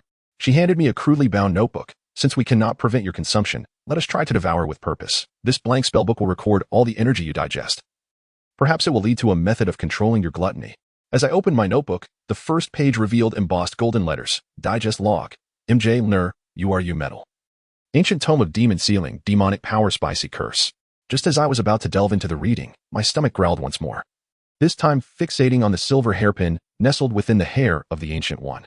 However, the sorceress raised her hand to steady the pin, reminding me that today's lesson was to learn about spatial teleportation, on the condition that I could resist the urge to mistake the portal for a waffle. In the distance, I heard Old Wong's lament. "Sorceress." He gnawing on the merit box again, with a copper corner of the box in my mouth. I observed the Ancient One shaking her head in exasperation, and I suddenly felt that life in Camartage might be more thrilling than in SHIELD. After all, who could have predicted that belching fire could become the latest trend in exorcism? Chapter 16. The Adventure of the Time Stone. Before the morning bell of Camartage had even sounded, my fingers, as if possessed, reached for the Eye of Agamotto displayed on the shelf. This time gem, embedded in a golden pendant, shimmered with a jelly-like allure. Its surface adorned with flowing runes resembling frosting atop a pudding. "What are you doing?" Old Wong's booming voice echoed from behind me just as I had the gem in my mouth. The chilling sensation instantly ignited my gluttonous form, causing Camartage to tremble violently. The magical tomes on the shelves soared into the air, transforming into golden streams that merged with my very being. A sharp system alert rang out. "Warning. Time energy runaway detected." When I opened my eyes again, the skyscrapers of New York had vanished, replaced by towering ferns and the cacophony of roaring dinosaurs. A triceratops was chasing Tony Stark, who was fleeing in his anti-Hulk armor, his screams mingling with the dinosaurs' roars echoing through the primordial jungle. JARVIS. Initiate the anti-dinosaur protocol. No, wait, activate the translator first. I need to ask if I can barter my armor for a way out. What is happening? Black Widow emerged from the bushes, her electroshock gun still entwined with vines. Behind her, Thor was battling a pterosaur with his broken handle hammer, shouting Asgardian curses. "Loki, if this is yet another one of your pranks." Suddenly, the Ancient One appeared before me, her cloak tattered by the chaotic currents of time, her usually serene face marred by cracks. "You have triggered the protective mechanism of the Eye of Agamotto. Now New York is trapped in a time loop, resetting every 100 million years." She grasped my collar, her fingertips igniting with a warning blue flame. "Touch that gem again, and I shall cast you into the dark dimension." In a panic, I attempted to expel the gem, only to find it had adhered to my teeth. With a forceful tug, I heard a crack, and half of a molar fell to the ground along with the gem. The Ancient One's expression froze as she stared at the bloodstained gem on the floor. Taking a deep breath, "It seems we can only revert to the most ancient exorcism ritual." Just then, my stomach let out a thunderous roar. The magical tomes I had ingested began to ferment within me, and countless golden runes emerged from my pores, coalescing in the air to form a twisted incantation. I uncontrollably let out a burp, unleashing an energy wave entwined with fragments of time. Wherever it passed, dinosaurs turned to dust, skyscrapers rose anew. Yet the cars on the streets transformed into a steampunk aesthetic, while pedestrians donned medieval armor. What kind of extraordinary phenomenon is this? Tony crawled out from the rubble, his armor smeared with dinosaur excrement, and a frond of fern was caught in his helmet's visor. This burp surpassed even Doctor Strange's magic and absurdity.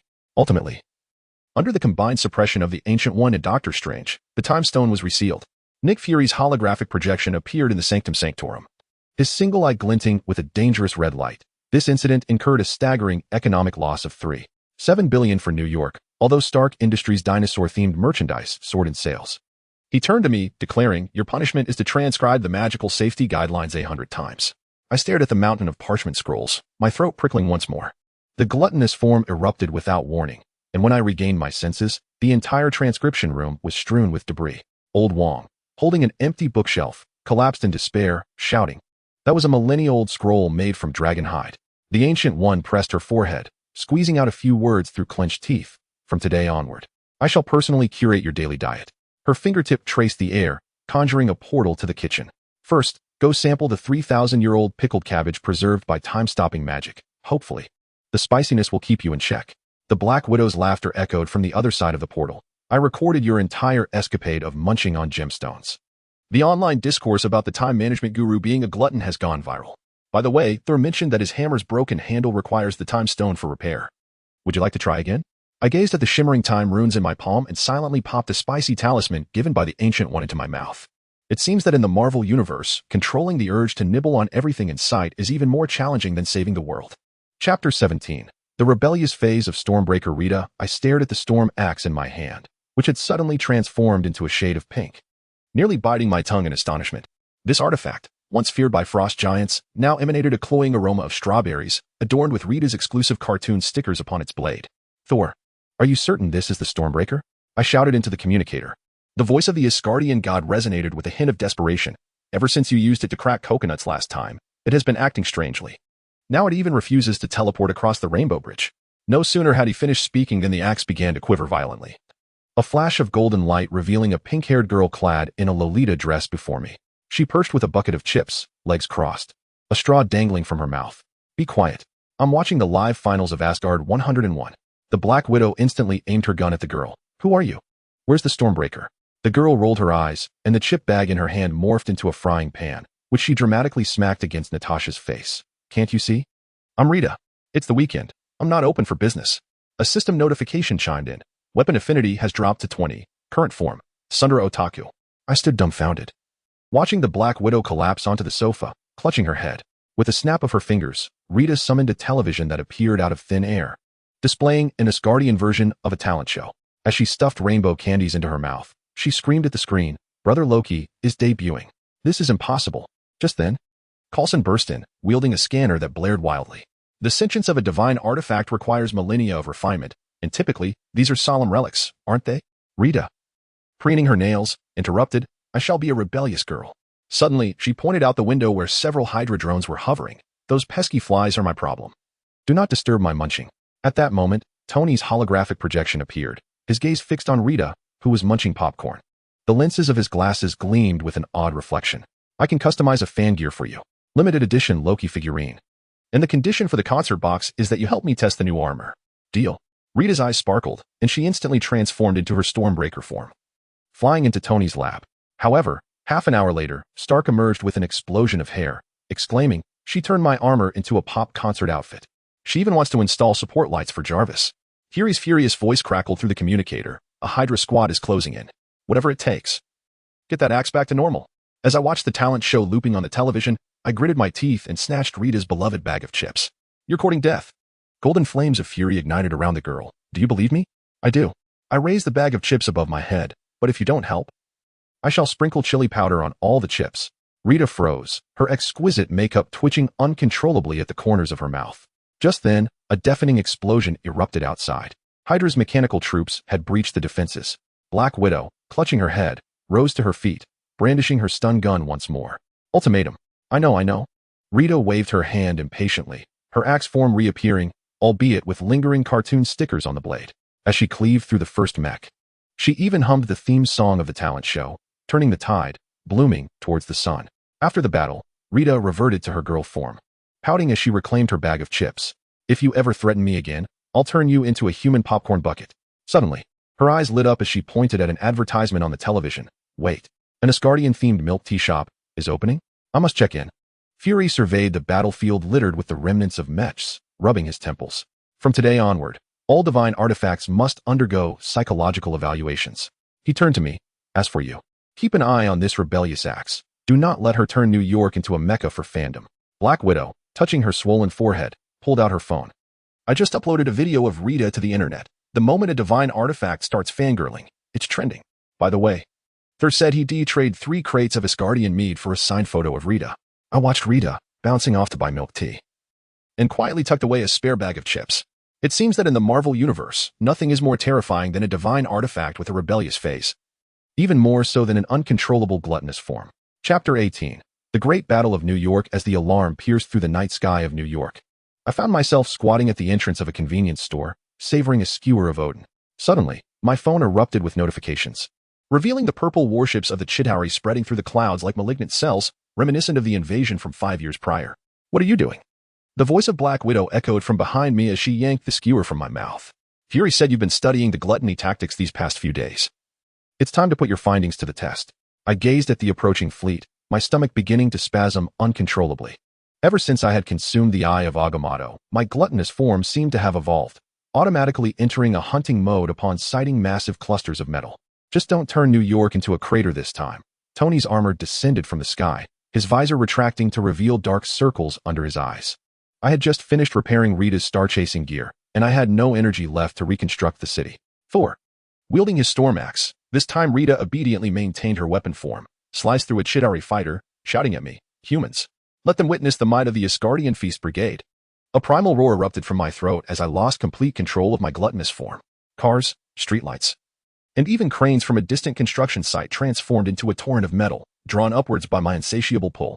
The roar of the Chitauri fleet turned into a cacophony of shrieks as warships were devoured one after another, as if drawn into a black hole. "This is a violation of physical laws," Dr. Banner exclaimed, his hand trembling as he held the scanner. "Is your stomach a four-dimensional space?" As I chewed on the energy cores of the ships, I mumbled incoherently, "Human-flavored. Add some chili powder." Suddenly, something lodged in my throat. A staff belonging to Loki was stuck between my upper teeth, the Mind Stone at its tip pulsating with an eerie blue light. Thanos stood on the bridge of his cosmic vessel, observing my frenzied consumption on the monitor, his veins bulging as he crushed the armrest in anger. A beastly growl escaped his throat. "This ant." Black Widow unleashed her widow's bite, incapacitating a few stray Chitauri soldiers. Glancing up at my protruding belly with a quip, I should have brought some digestive aids. Before she could finish her sentence, I let out an earth-shattering belch, unleashing a purple shockwave that turned the remaining Chitauri warships into a spectacular display of fireworks. "Be careful." Dr. Strange suddenly conjured a magical shield. I uncontrollably spewed forth a multitude of metallic debris, including half of a Chitauri commander's helmet. Most absurdly, Loki's staff jutted from the corner of my mouth like a giant toothpick, with the gem smeared with remnants of Odin's seaweed. I leaned against a streetlight, retching violently, producing not only twisted metal parts, but also strings of glowing alien technology. Tony's eyes gleamed with excitement as he commanded JARVIS to initiate a collection program. These remnants could provide me a decade worth of research. Wait, is that the engine core of a Chitauri mothership? Fury's holographic projection materialized amidst the smoke, his one eye gleaming with complex light. "I'm not sure whether to classify you as a superhero or a walking black hole, but I must admit, your efficiency is impressive." He suddenly furrowed his brow. "Wait, is there something moving in your stomach?" At that moment, a loud rumble emanated from my belly as a hard object collided with the insides. Thor raised his battle axe. "Do you need me to help you slice open your belly?" "No." I waved my hands frantically and activated the human-shaped 3D printer function, with a peculiar shaping sound. A holographic projection of Thanos emerged from my mouth. Of course, the helmet of this purple potato was still smeared with Odin broth, and his expression was even more distorted than when Thor had smashed him. "What is happening?" Thanos gazed at his translucent form, his voice laced with unprecedented panic. I burped contentedly and replied, "Perhaps it's because you were cursing me in space, and the Mind Stone recorded it." Amidst the cheers of the citizens of New York, Black Widow handed me a pack of gum. "Chew this. The taste in your mouth is more repugnant than a Chitauri corpse." By the way, Stark mentioned he would design an anti-digestion battle armor for you, to prevent you from swallowing both enemies and allies next time. I gazed at the dissipating purple clouds on the horizon, rubbing my round belly with a sigh. It seems that in the Marvel Universe, the methods of saving the Earth are always beyond imagination, such as using one's stomach as the ultimate weapon, while simultaneously allowing the purple potato to experience the marvelous sensation of viewing the world from within the belly. Chapter 19. The indigestion of the cosmic fleet. On the third day after the battle in New York, I found myself squatting before the toilet in the SHIELD infirmary, feeling utterly nauseous. The Chitauri ships I had hastily swallowed were wreaking havoc in my stomach, the metallic grinding mingling with bizarre gurgling sounds, resembling a junkyard operating within my belly. "I told you to take digestive tablets with those aliens." Black Widow brandished a pack of digestive tablets in one hand, while clutching a copy of the Easy Guide to Dismantling Spaceships in the other. "What now? Every time you burp, a ship comes flying out." No sooner had she spoken than I felt an itch in my throat, and a burst of blue light erupted from my mouth. The Quinjet patrolling outside abruptly veered away, narrowly avoiding the sudden appearance of a Chitauri scout ship. The vessel traced an odd arc in the air before crashing precisely into the lake in Central Park, sending up a splash that carried a hint of blueberry-flavored bubbles. This one tastes like blueberries. I wiped my mouth and mumbled, as my stomach churned again, wait. I think I also tasted cheese corn flavor. The entire city of New York was plunged into a bizarre crisis of falling spaceships. SHIELD issued an emergency orange alert, with public announcements repeating throughout the streets. Attention! Unidentified flying objects may be falling from high altitudes. Citizens are advised to avoid open areas. Suddenly, Tony Stark's holographic projection appeared in the infirmary, holding a cup of coffee with a look of despair greater than when he discovered his armor had been altered into a karaoke outfit. Do you know? This morning, I found half a Chitauri energy battery in my pancake. Now the entire Stark Tower's air conditioning system is spewing purple sparks. The system notification chimed in. Gluttony Sin Overload temporarily granted title of apex of the cosmic food chain. I gazed at my glowing palm and let out another burp. This time, what spewed forth was not a spacecraft, but a multitude of violet energy orbs that erupted in a dazzling display above New York, reminiscent of fireworks. Captain America, commanding traffic, raised his shield to shield himself, exclaiming, "This is even more absurd than Red Skull's attack." Black Widow poured an entire bottle of antacid into my mouth. Gritting her teeth as she said, "Fury has already contacted the Guardians of the Galaxy. Star-Lord mentioned they have a teammate who can consume planets. Perhaps he can offer you some advice." Suddenly, she pinched her nose and asked, "Wait, is that the scent of rocket fuel in your breath?" It turned out her sense of smell was remarkably acute.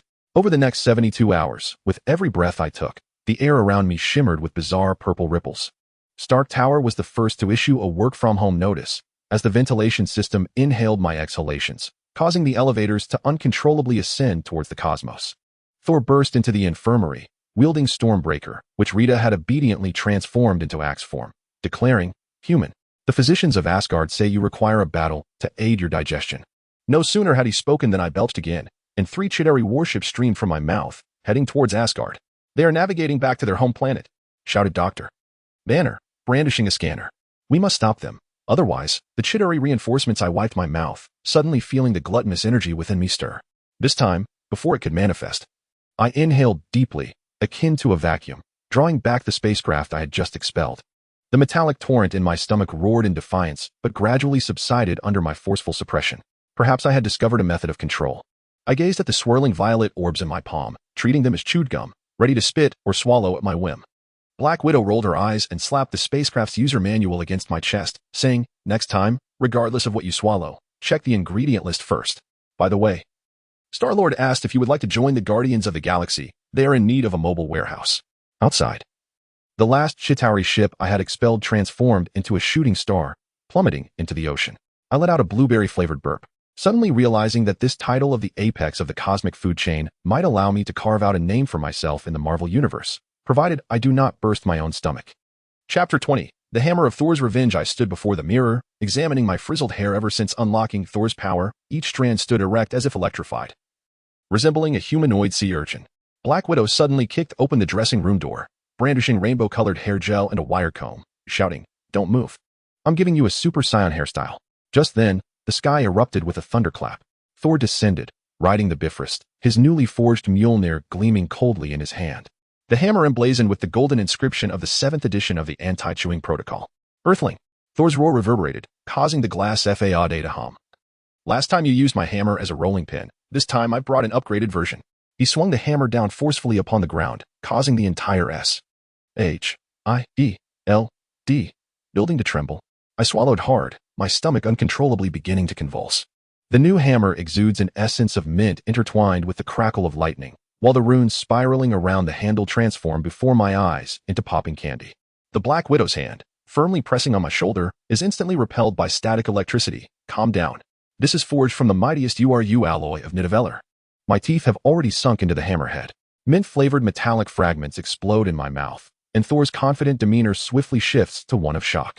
The hammerhead emits a groan of unbearable strain within my mouth, cracks spreading like a spider's web. This time, it's mint-flavored. I hoist the remnants of the handle, still spitting out a few glimmering blue shards, though they are slightly abrasive. The system's notification chimes in, detected divine metal consumption. Temporarily unlocking God of Thunder's power, side effect. Hair will stand on end. Thor stands frozen in place, his beard trembling with his quaking chin. "By Odin. This is what took me 3 months to have the dwarves forge." Suddenly, he regains his composure, raising the broken handle as if to strike my head, exclaiming, "I'll tie you to the Rainbow Bridge and feed you to the Frost Giants." The Black Widow, quick on the draw, hurls her widow's bite, sending currents to ensnare Thor's wrist. "Calm down. He is helping you test its quality." She turns to me, lowering her voice to critique. "Are you obsessed with hammers? Last time it was a rolling pin, and now you dive right into the main course?" Just then, my hair erupts even more violently. A bolt of lightning shoots from my fingertips, striking a distant vending machine, causing the cans of cola inside to erupt and transform into mint-flavored soda. Tony's holographic projection appears at an opportune moment, holding a beer and laughing to the point of tears. "Thor, I told you not to compete with a foodie in terms of destruction, but can this lightning be used for grilling?" Fury's voice crackles through the communicator. Heavy with exhaustion, Stark immediately develop an anti-gluttony armor. "Thor, if you wish to preserve the remaining weapons, I suggest you keep your distance from this walking wrecking ball." The Black Widow, producing a phone from seemingly nowhere, begins taking frenzied pictures of me. "This hairstyle is incredible.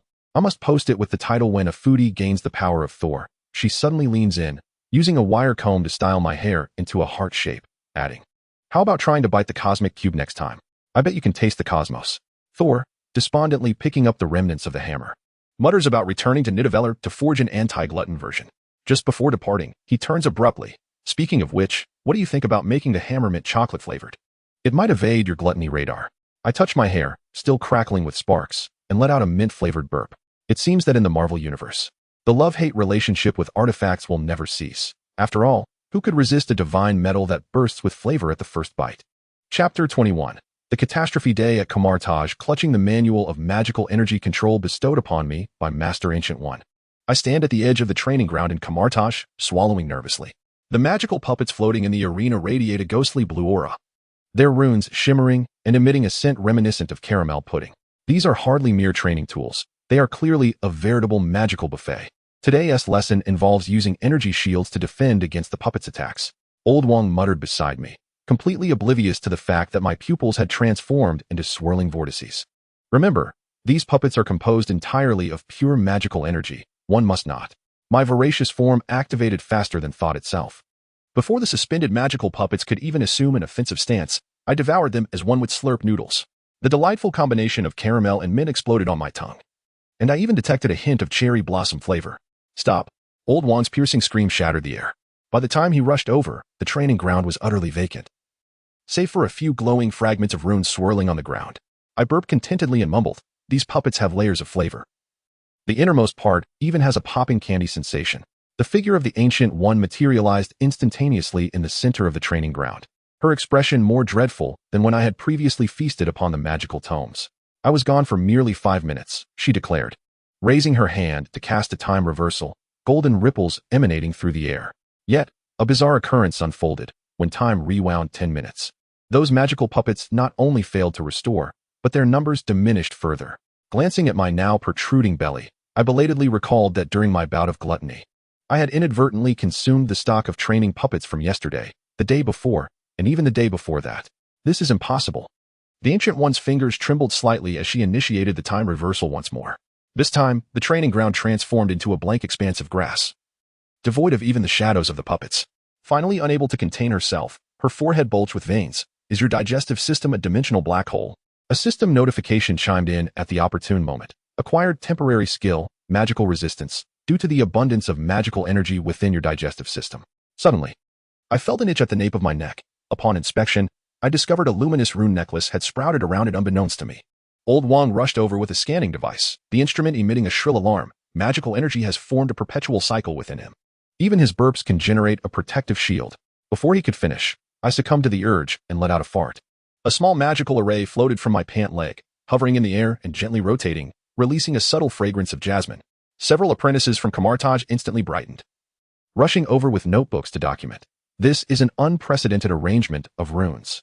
Quick, observe the energy flow with spiritual sight. A video call from Black Widow suddenly popped up, and she held her phone while laughing uncontrollably.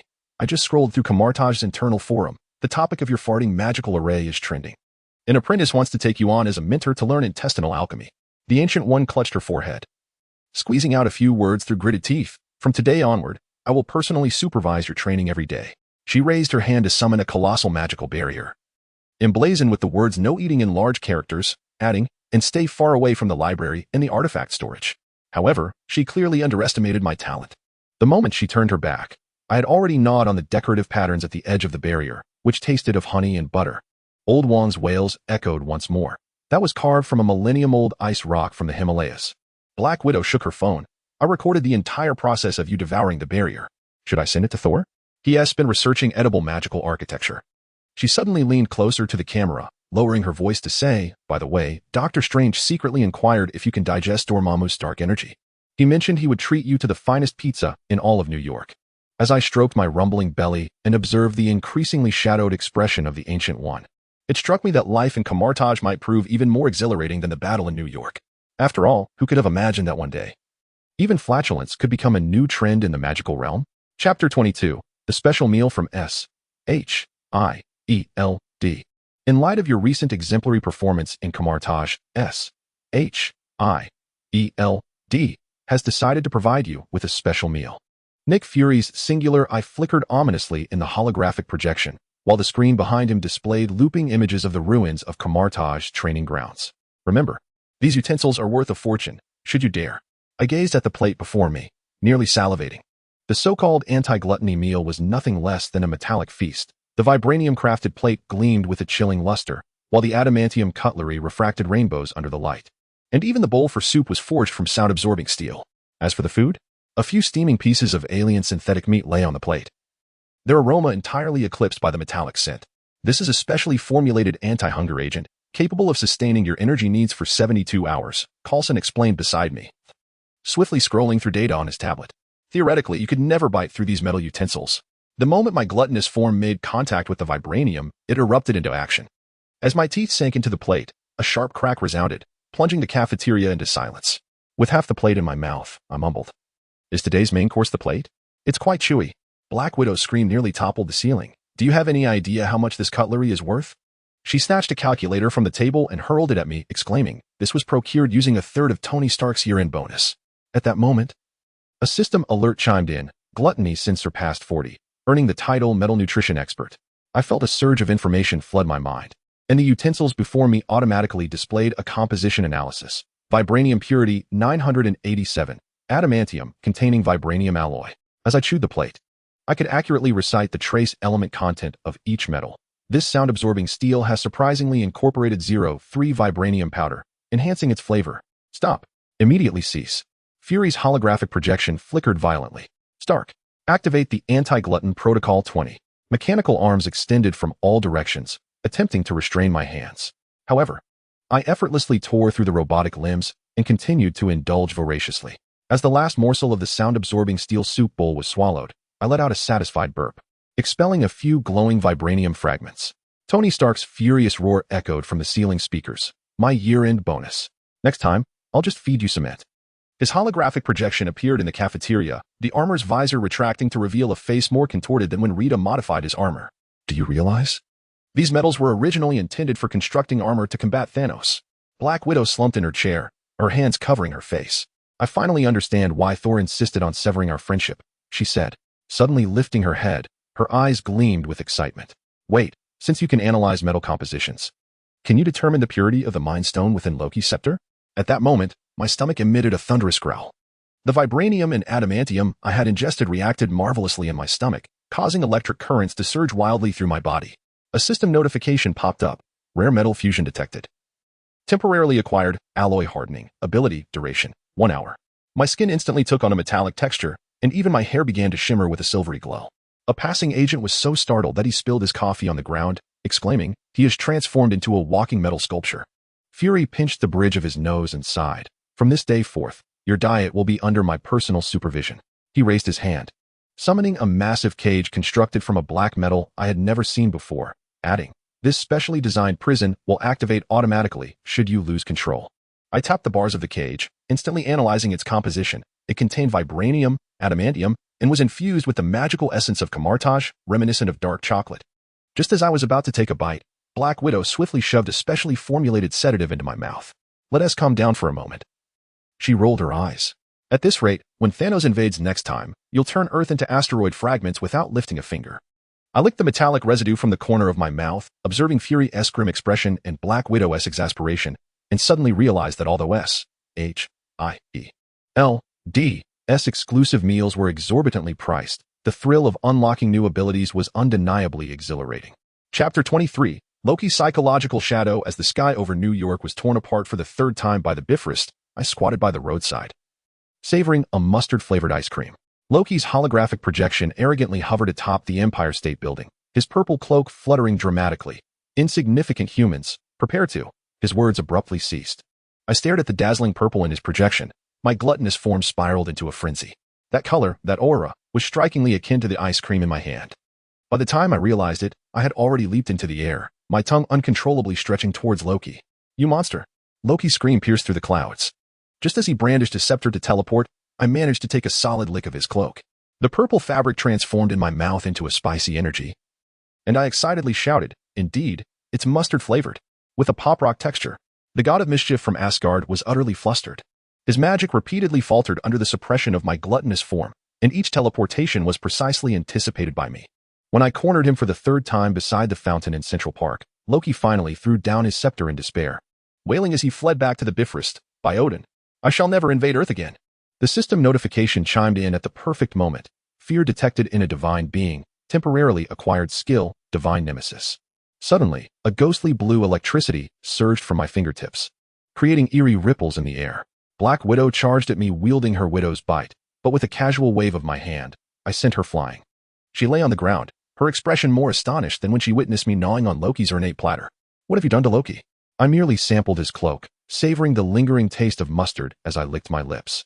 Suddenly, a sharp sting coursed through the root of my tongue, and upon inspection, I discovered my tongue had inexplicably transformed into a bizarre shade of blue-purple. Fury's holographic projection flickered to life amidst the chaos, his singular eye shimmering with intricate light. "It appears you have unlocked a new achievement. Stark, analyze his current energy fluctuations." Tony's voice crackled through the communicator, brimming with uncontainable excitement.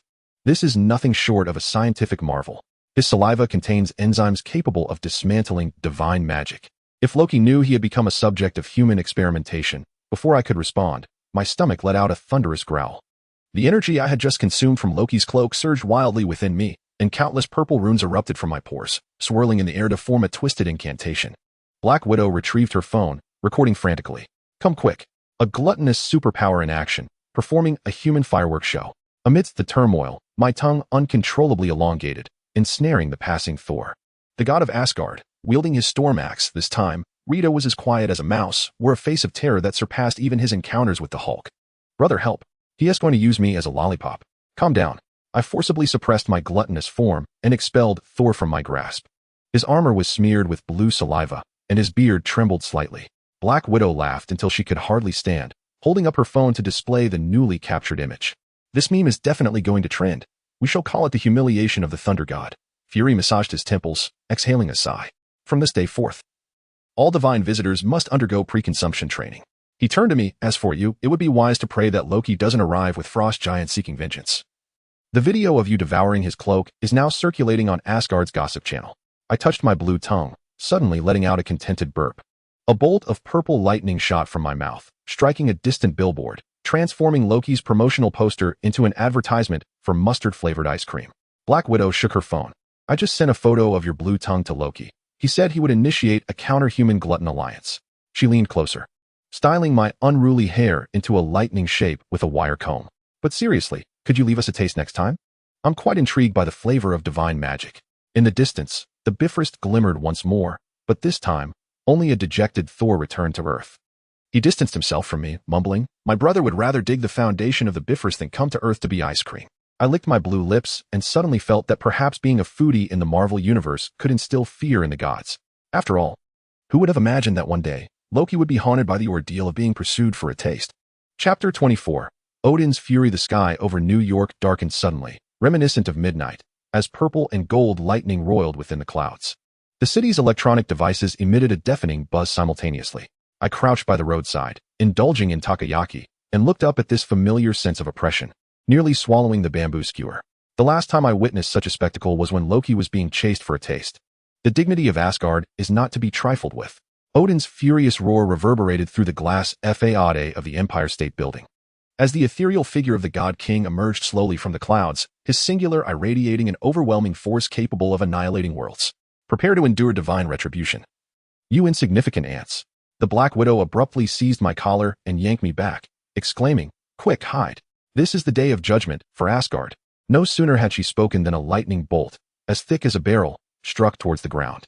In an inexplicable compulsion, I opened my mouth as the instinct of gluttony activated within me. The lightning traced a bizarre arc in the air before plunging directly down my throat. It left a tingling sensation upon my tongue.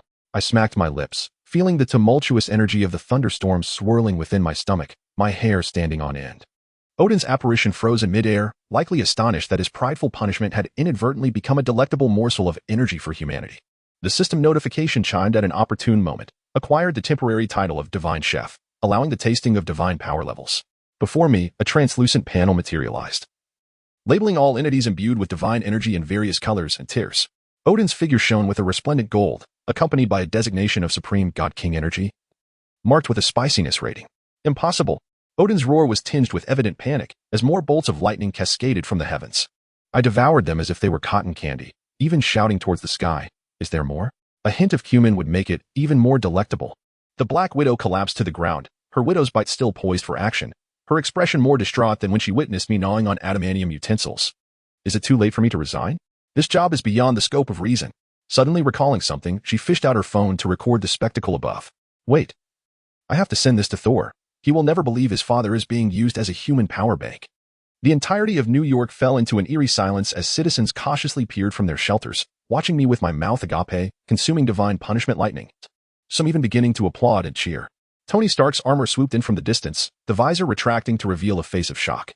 This scene is more absurd than anything I've witnessed at a tech expo. Open wide. I need to measure the energy conversion rate of that divine lightning. Odin, clearly enraged, expanded his apparition to engulf the entire sky, his spear Gungnir coalescing with cataclysmic energy. Since you are so insatiable, then feast upon this force of destruction. I suddenly felt a tightness in my throat. This time, the energy bore an excruciating heat. Yet, the gluttonous form was beyond my control. And I forced the orb of energy down into my belly, writhing in pain on the ground. The Black Widow rushed over, pressing me down. Spit it out. You'll burst. At that moment, the system notification sounded again. Detected overload of divine energy, initiating automatic decomposition program. I felt my stomach erupt in a burst of golden light. All energy disintegrating into tiny luminous particles. As I stood up once more, my fingertips danced with faint golden lightning, and Odin's apparition had become transparent. The God King gazed at me incredulously. What manner of monster are you? Perhaps just a rather ravenous human? I burped, still tinged with the taste of thunder. A lingering tingling in my stomach. Honestly, if you could adjust your divine punishment's recipe, perhaps reduce the sulfuric flavor, it would be far more palatable. Odin fell into a moment of silence, his figure gradually dissipating within the clouds, leaving behind a poignant remark. Asgard will forever remember this day and your extraordinary existence. Black Widow wiped the cold sweat from her forehead and raised her phone. The live stream viewership has surpassed 1 billion. The topic of humanity consuming divine punishment has reached the pinnacle of global trending. By the way, Thor sent a message, stating that he can no longer bear to look at the barbecue grill, fearing the flames might be devoured by you. I gazed at the golden lightning dancing at my fingertips, suddenly realizing that the title of God King Chef might indeed allow me to carve out a niche in the Marvel Universe. After all, who else but I could consume divine punishment as if it were mere snacks? Chapter 25, The Elder's Gamble. I was contemplating the space freeze-dried food in the S-H-I-E-L-D cafeteria when Black Widow's communication suddenly erupted. Urgent mission. Assemble at the Quinjet immediately. The collector wishes to exchange half a cosmic sphere for your day of usage rights. What purpose do I serve in this exchange? As a taste tester?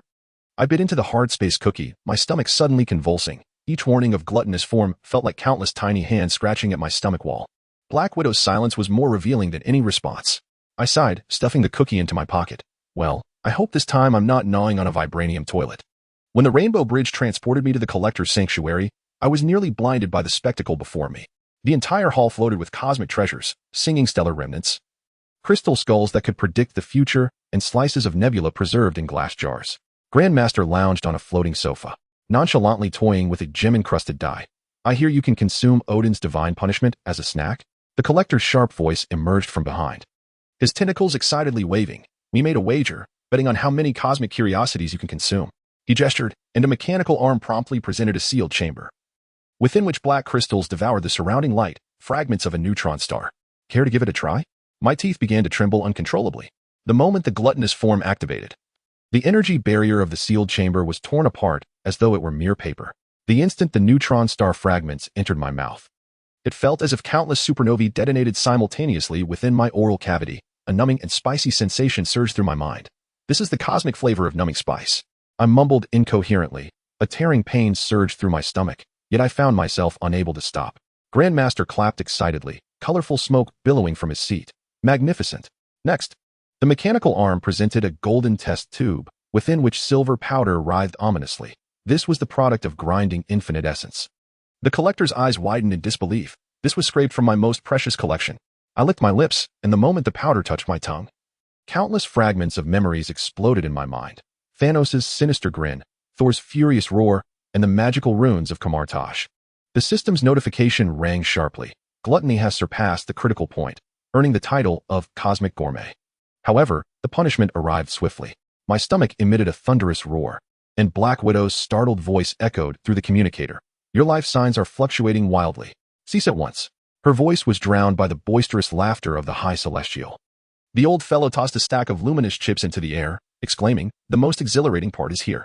As the mechanical arm unveiled a box adorned with enigmatic runes, the entire space began to warp.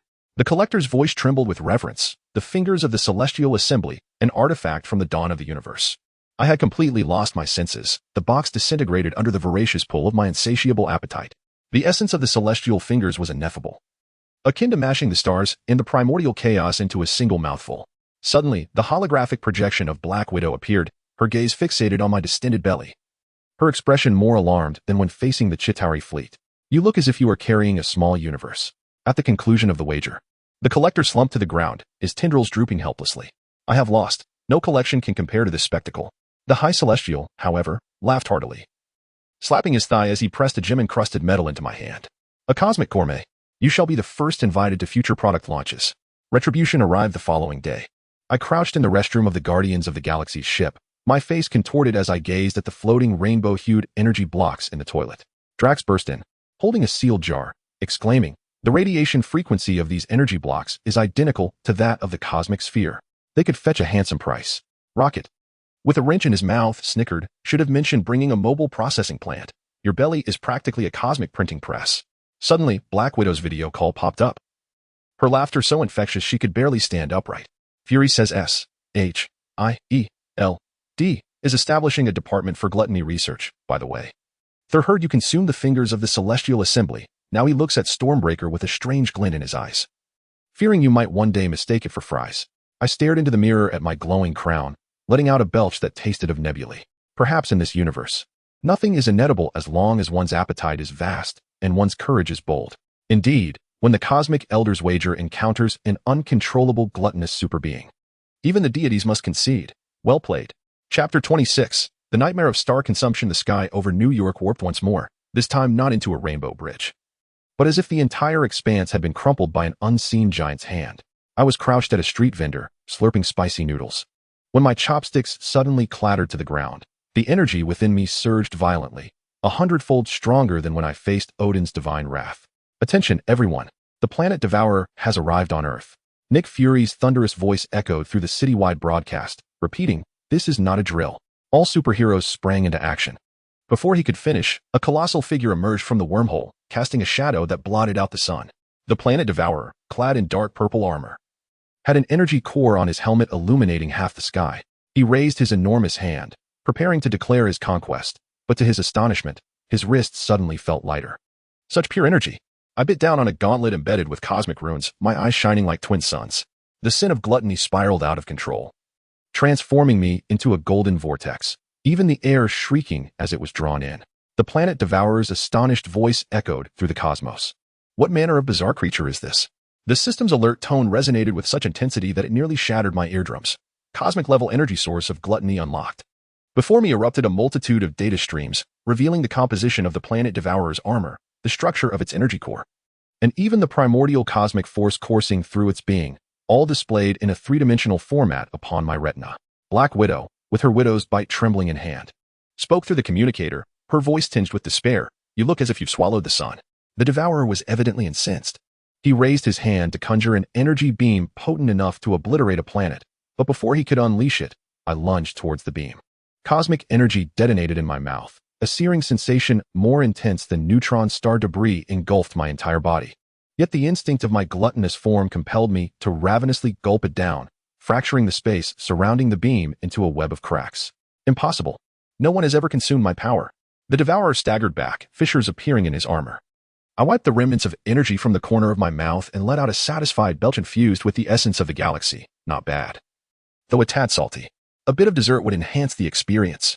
A peculiar silence enveloped the earth. The Avengers stood frozen, weapons in hand. Thor's Stormbreaker clattered to the ground, and Tony's armor momentarily forgot its missile launch capabilities. My gaze fixed upon the glowing cosmic cube at the devourer's waist, which, in my gluttonous perception, resembled a colossal energy jelly.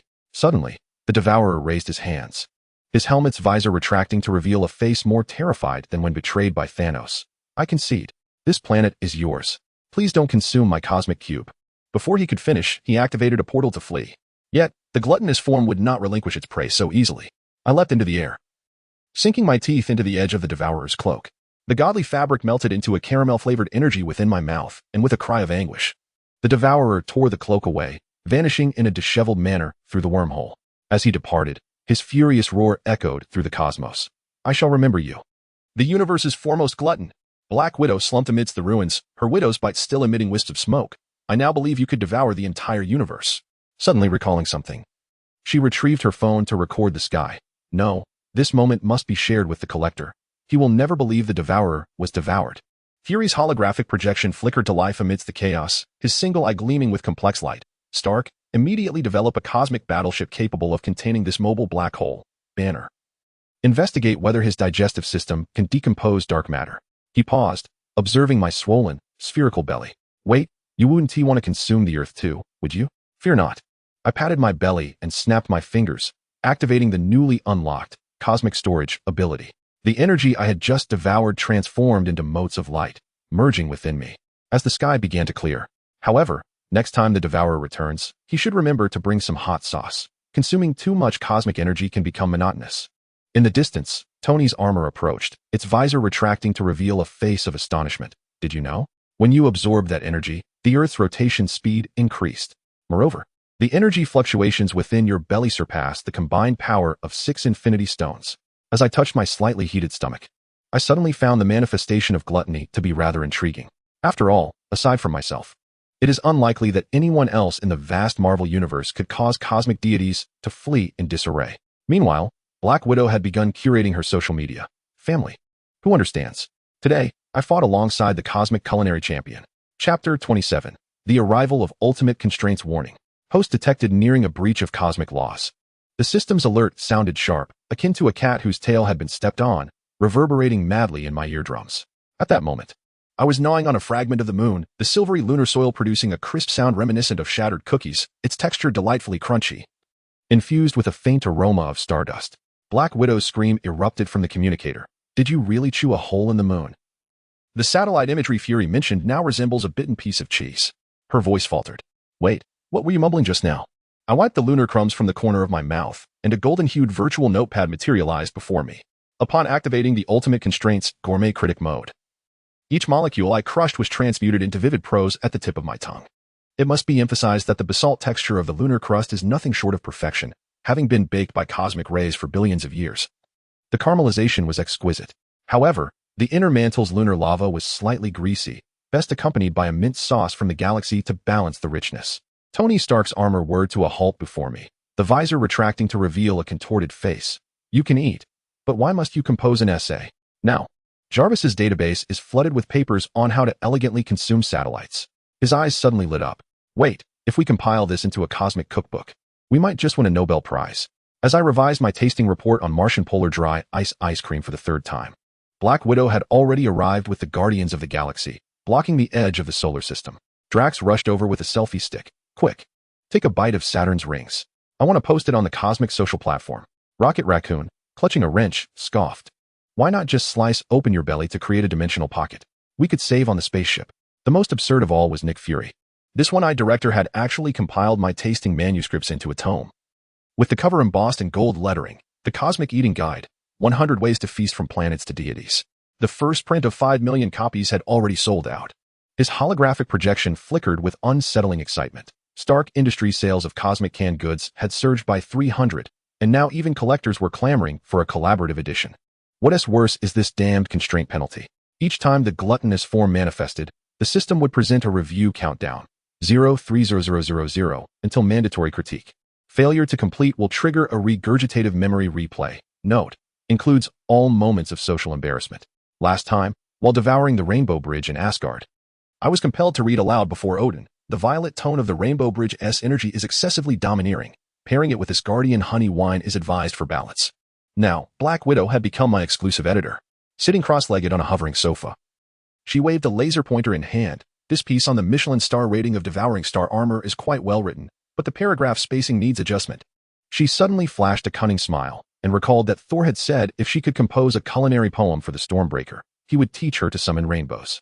A bizarre urban legend began to circulate throughout the cosmos, suggesting that a mysterious deity of gastronomy wandered between the stars, leaving behind planets with missing fragments and artifacts shrouded in dust, accompanied only by a plethora of tasting articles. Meanwhile, I found myself perched on the remnants of Pluto, pondering over the last shard of nitrogen ice, contemplating how to articulate the flavor of solitude at the edge of the universe in a 500-word critique. Breaking news. Tony's holographic projection suddenly materialized, with a banner trailing behind his armor, proclaiming that the Cosmic Culinary Guide had soared to the top of the New York Times bestseller list. Nebula threatened to sue for copyright infringement, as the book had classified her energy blade as sashimi-grade ingredient. He lowered his voice conspiratorially, adding that Thanos' fan club had sent razor blades, claiming my description of the purple sweet potato as expired chips was an act of personal attack. I let out a satisfied belch shimmering with starlight, gazing at the auto-generated conclusion on my manuscript. Overall, this cosmic feast profoundly illustrated that everything is edible. Yet culinary delights and witty banter must never be overlooked. Black Widow was already rushing towards me with a camera. Quick, say that to the lens. We're filming a culinary variety show titled Which Galaxy Will We Devour Today? In the distance, the Guardians of the Galaxy's ship was busy collecting the crumbs I had dropped while gnawing on the moon. Rocket's voice called out, "These moon rock powders will fetch a good price. Next time, let him bite Jupiter. We can collect hydrogen for fuel." As I looked at the desolate lunar crater, I suddenly felt that perhaps being a cosmic food critic could be a form of saving the world. After all, even planet devourers would have to improve their dishes overnight after reading my reviews. Chapter 28. The Multiverse Restaurant. As I squatted in the S-H-I-E-L-D basement, nibbling on an energy block, the form of gluttony unexpectedly erupted. The surging energy within me resembled uncontrollable rocket fuel, and the walls before me twisted into a colorful vortex. The system's alert blared. The sin of gluttony has breached dimensional limits, initiating space folding protocol. In the next instant, the entire basement vanished. In its place was a colossal space suspended in the void, adorned with numerous glowing portals that sparkled like stars, each emanating the cacophony of different universes. Black Widow's scream echoed from behind. Is this the multiverse? Her widow's bite pointed toward 3 versions of Loki, each clad in different styles of battle attire, who were frantically fleeing with their heads clasped in panic, shouting, "There's a monster from the foodie universe. Quick, seal the portal." Tony Stark's armor crashed through a portal, and as his visor retracted, his expression was more contorted than when Rita had altered his suit. "What have you done?" Alarms are blaring across all parallel universes. "Wait, is that portal leading to the zombie universe?" He suddenly pointed at a crimson portal, from which the echoes of intermittent roars could be faintly discerned. I licked the remnants of the energy block from my lips, driven by gluttonous instinct toward the nearest portal. Beyond it lay a world where land floated like cotton candy, and the inhabitants were composed of flowing pigments. As I took my first bite of the luminescent cloud, the saccharine flavor erupted in my mouth like a burst of fireworks. The system's notification chimed once more, detected interdimensional energy source, awarded the title of Gourmet of Dimensions. Halt. That is our sky. The residents of the paintbrush realm approached with their palette knives raised, but my gluttonous form had already succumbed to a state of ecstasy. The entire cotton candy continent disintegrated under the force of attraction, transforming into a rain of confections that cascaded into my mouth. Black Widow, holding her phone to record, spoke with a quavering voice. "Fury. Send someone quickly." He started eating from the parallel universe. Yet, even more absurdity lay ahead. From one portal emerged a chef-clad Thor, bearing a barbecue grill taller than himself, whose eyes sparkled upon seeing me. "Brother, come taste my rainbow pork ribs developed in the culinary universe." Before he could finish, another portal unveiled a mechanical version of myself, brandishing a laser fork and shouting, "No interdimensional food theft allowed." This is a regulation of the Culinary Dimension Association. The entire multiverse descended into chaos. A black widow clad in a cheongsam was tussling with her cyber counterpart over the last piece of dimensional cake, while the Captain America from the zombie universe wielded a decaying shield as a platter. Meanwhile, dozens of Lokis formed an alliance, attempting to ensnare me with illusions of false universes. Enough, enough, I exclaimed, letting out a belch that shattered 3 portals. The dimensional energy within my stomach began to circulate in an orderly fashion. Suddenly struck with inspiration, I raised my hand and drew a swirling plate symbol in the air. In an instant, all the portals arranged themselves into a circular formation, each adorned with glowing menus. Zombie universe's rotting meat pizza, magical universe's floating pudding, technological universe's nano sushi. Welcome to the multiverse buffet, I bellowed, seizing the opportunity to pull the fleeing Lokis back as servers. It's all free for the taking. As long as one can name 3 types of dimensional delicacies they have never tasted before, their meal is complimentary. Black Widow skillfully retrieved her cosmic credit card. I'll have the deluxe platter from across the universe, and pack 10 specialty sauces from the parallel universes. She suddenly turned to shout at a nearby portal. Hey, Star-Lord, aren't you guardians of the galaxy in search of rare ingredients? We have plenty here. The news spread like wildfire through the multiverse. Thanos arrived with his purple yam legion for a group purchase, only to lose half his helmet when he attempted to cut in line. Ancient One elegantly retrieved her meal with a magical platter, simultaneously using the time stone to reserve limited edition dishes for the next 3 days. Even the Planet Devourer appeared, looking sheepish as he donned a chef's hat, pushing a cart filled with cosmic energy blocks. Could you give some feedback on my new product for a tasting? Nick Fury's hologram materialized at the center of the restaurant, his one eye glinting with an elusive light. I hereby announce the establishment of the interdimensional culinary division of SHIELD, and you shall serve as its minister. He paused. But if you dare to casually consume from the parallel universe next time, I'll bind you to an antimatter bomb as a precaution. As the sun, actually a supernova from a distant cosmos, descended, I found myself languishing on a dimensional sofa, observing the multitude of heroes and villains fervently indulging in a feast. In that moment, it struck me that the title of gourmet of the multiverse might indeed be the ultimate form of existence. After all, what could be more absurd yet reasonable than transforming the multiverse into a colossal dining hall? Chapter 29. The Judgment of the Court of Life. 3 weeks after the grand opening of the multiversal buffet, an eerie silence enveloped the entire continuum. The glowing menus began to warp, and even the combined efforts of a zombie Captain America and a cybernetic Black Widow to seize a floating platter of quantum cake proved futile. As I sipped a cosmic milkshake through my divine finger, an icy chill crept up my neck, a sensation reminiscent of being scrutinized by Odin's divine retribution, magnified a millionfold. Glutton, do you acknowledge your transgressions? A deep voice reverberated across every dimension. The fabric of space tore open, revealing the ethereal visage of the Court of Life. Its form composed of countless celestial bodies, while its scepter emanated an aura potent enough to reshape reality.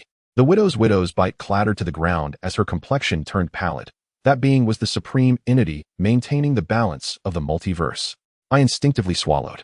Not from fear, but rather due to the scepter's caramel amber hue reflecting my gluttonous instincts, mingled with the aroma of nebulae and ancient deities. This scent possessed a remarkable depth, I murmured to myself, and my gluttonous form erupted uncontrollably, propelling me forward in the next instant.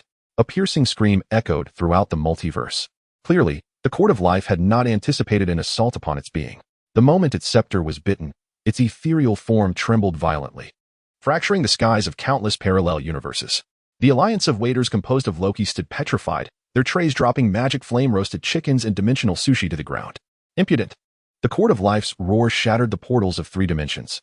You recklessly devour the laws of the universe, disrupting dimensional equilibrium. You must face the consequences. It raised its hand, conjuring a judgmental light potent enough to obliterate existence. Yet at the instant it grazed my nose, it was precisely inhaled into my mouth. I smacked my lips and remarked, the flavor is too intense. I recommend refrigerating it for 3 billion years to temper the heat. The Black Widow had slumped onto the dimensional sofa, retrieving her phone to record. I believe it now. You truly can treat divinities as snacks. Wait. I must share this moment with the collector. This entry is surely absent from his compilation of the most absurd cosmic events. Suddenly, Tony's armor burst through a portal, and a distorted wail emanated from his helmet. You dared to bite the Court of Life. Now all the laws of the universe are dancing the tap dance. A system notification chimed inappropriately. Detected the Supreme Law's attack on the sin of gluttony has evolved into chaotic devourer. Strange patterns emerged upon my skin, and my eyes reflected the collapse and reformation of countless universes. For the first time, A crack appeared in the expression of the cord of life as it gazed upon its fractured scepter, its voice tinged with unmistakable astonishment. What manner of being are you? Ultimately, the judgment arrived with a gentleness that surpassed all expectations. The ethereal presence of the cord of life gradually solidified as it reformed the scepter, now enveloped in a dimension shield resistant to gnawing. In light of your destructive and creatively contributive endeavors across the multiverse, you are hereby appointed as the Universal Food Safety Inspector. Each universe shall be scrutinized over a century, tasked with sampling all substances that might jeopardize balance. My eyes sparkled with delight, followed by a satisfied belch imbued with the essence of judgment. Count me in. Yet, I pondered, would I be able to develop a collaborative cosmic delicacy post-inspection? Perhaps a limited edition scepter chocolate from the Court of Life? The court fell silent for a moment, its silhouette fading as it left behind a parting remark. Should you further damage my scepter, the entire Marvel Universe shall lack sufficient sauce to satisfy your appetite. Instantly, Black Widow produced a cosmic contract. Here, let us first sign the exclusive authorization agreement for multiverse culinary reviews. By the way, Thor mentioned that Asgard is hosting the God of Gluttony Challenge, with the champion receiving the privilege to gnaw on the Stormbreaker for 3 days. She suddenly lowered her voice, adding, also, Thanos discreetly inquired how to enhance the texture of the new purple yam delicacy. As the inaugural Cosmic Quality Inspection spacecraft powered up, I gazed out the viewport at the flickering portals, licking my lips. Perhaps being condemned to the role of food safety inspector was the ultimate destiny for a glutton. For what could be more exhilarating than indulging in a feast across all universes? Meanwhile, in a parallel universe, Loki was fervently sharing on social media, family, who understands? The Court of Life has been bitten by a glutton, urgently seeking assistance. Chapter 30, the final chapter of Gluttony in the 9,999th year as the Cosmic Food Safety Inspector. I crouched at the boundary of the antimatter universe, devouring negative energy crystals. This peculiar substance, capable of reversing time upon ingestion, transformed into a sour blueberry flavor in my mouth. Suddenly, Black Widow's holographic projection erupted before me, holding a coffee cup, her eyes glinting with mischief. Abnormal energy fluctuations detected. Coordinates are in the neighboring universe. It seems the concept of gluttony has manifested. I nearly shattered the crystal between my teeth, a familiar twinge stirring in my stomach. The gluttonous form, since its inception, had been akin to an uncontrollable ticking bomb, and now, the countdown controlling that bomb had materialized. As I tore through the dimensional barrier into the target universe, the entire space was being engulfed by a black mist, within which a distorted, colossal maw loomed.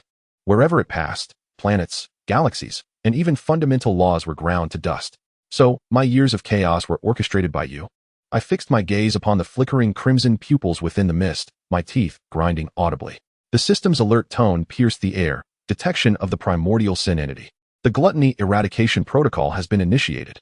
The gigantic mouth unleashed a deafening roar, expelling black mist that coiled around me like countless tendrils. This time, however, it was different. As the tendrils brushed against my skin, they were instead devoured by the chaotic voracity within me. I opened my mouth wide, the instinct of gluttony and my newly acquired, infinite appetite, erupting simultaneously. The entire universe began to spin. As the black mist surged into my mouth as if drawn into a black hole, the flavor resembled stale obsessions.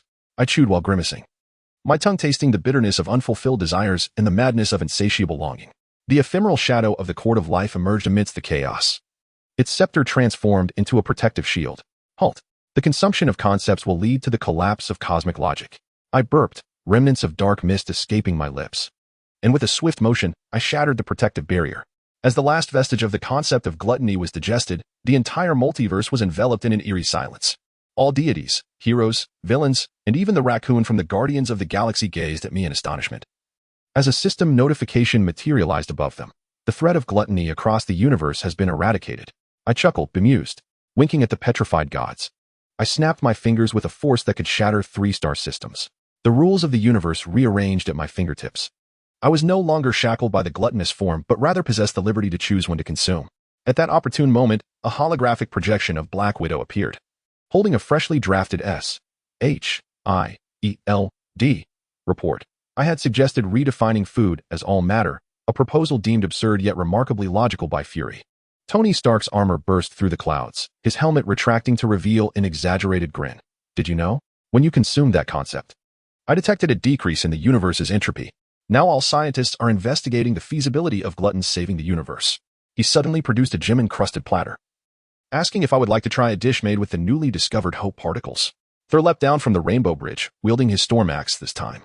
Rita had obediently transformed into a fork, his beard still glistening with nectar from the celestial palace. Brother, Asgard is hosting a cosmic glutton lifetime achievement feast, and the chef has prepared colossal roasts capable of bursting a planet. Before he could finish, countless Lokis sprang forth from every corner, brandishing placards in protest. Refuse to be dessert. The ephemeral shadow of the court of life reappeared, this time wearing a rare expression of resignation. In light of your unexpected maintenance of cosmic balance, I hereby bestow upon you the title of Master Taster of the Multiverse. However, in exchange, his scepter pointed at me, you are forever forbidden from biting my weapon. I accepted the luminous badge with a smile, catching a glimpse of Black Widow live-streaming the event. The topic of gluttons saving the universe had surpassed all dimensional barriers in viewership, with the most popular comment in the thread being from a Loki family, who would have thought the way to defeat gluttony was to consume the glutton itself. Waiting online. Quite urgent. I just stashed the concept of hunger in the fridge. The universe regained its clamor, and I sat upon a throne woven from dimensional energy, watching the Guardians of the Galaxy scramble for food at the buffet, while listening to Thor and Tony debate which stars were more suitable for barbecuing. Perhaps this was the final chapter of the sin of gluttony, when chaos transformed into control and disaster turned into order. The entire Marvel universe understood a profound truth. No problem is insurmountable that a meal cannot resolve. And if there is, then one must consume the concept itself. Chapter 31. The Awakening of the Sin of Lust. So, having consumed the concept of gluttony, now you can treat antimatter as dessert? Black Widow leaned against the holographic conference table of S-H-I-E-L-D, her crimson hair swaying gently with her movements.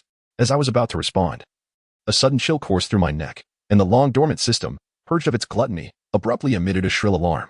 Emotional fluctuation detected. Activation of the sin of lust. My gaze lost control within 3 seconds of locking eyes with Natasha.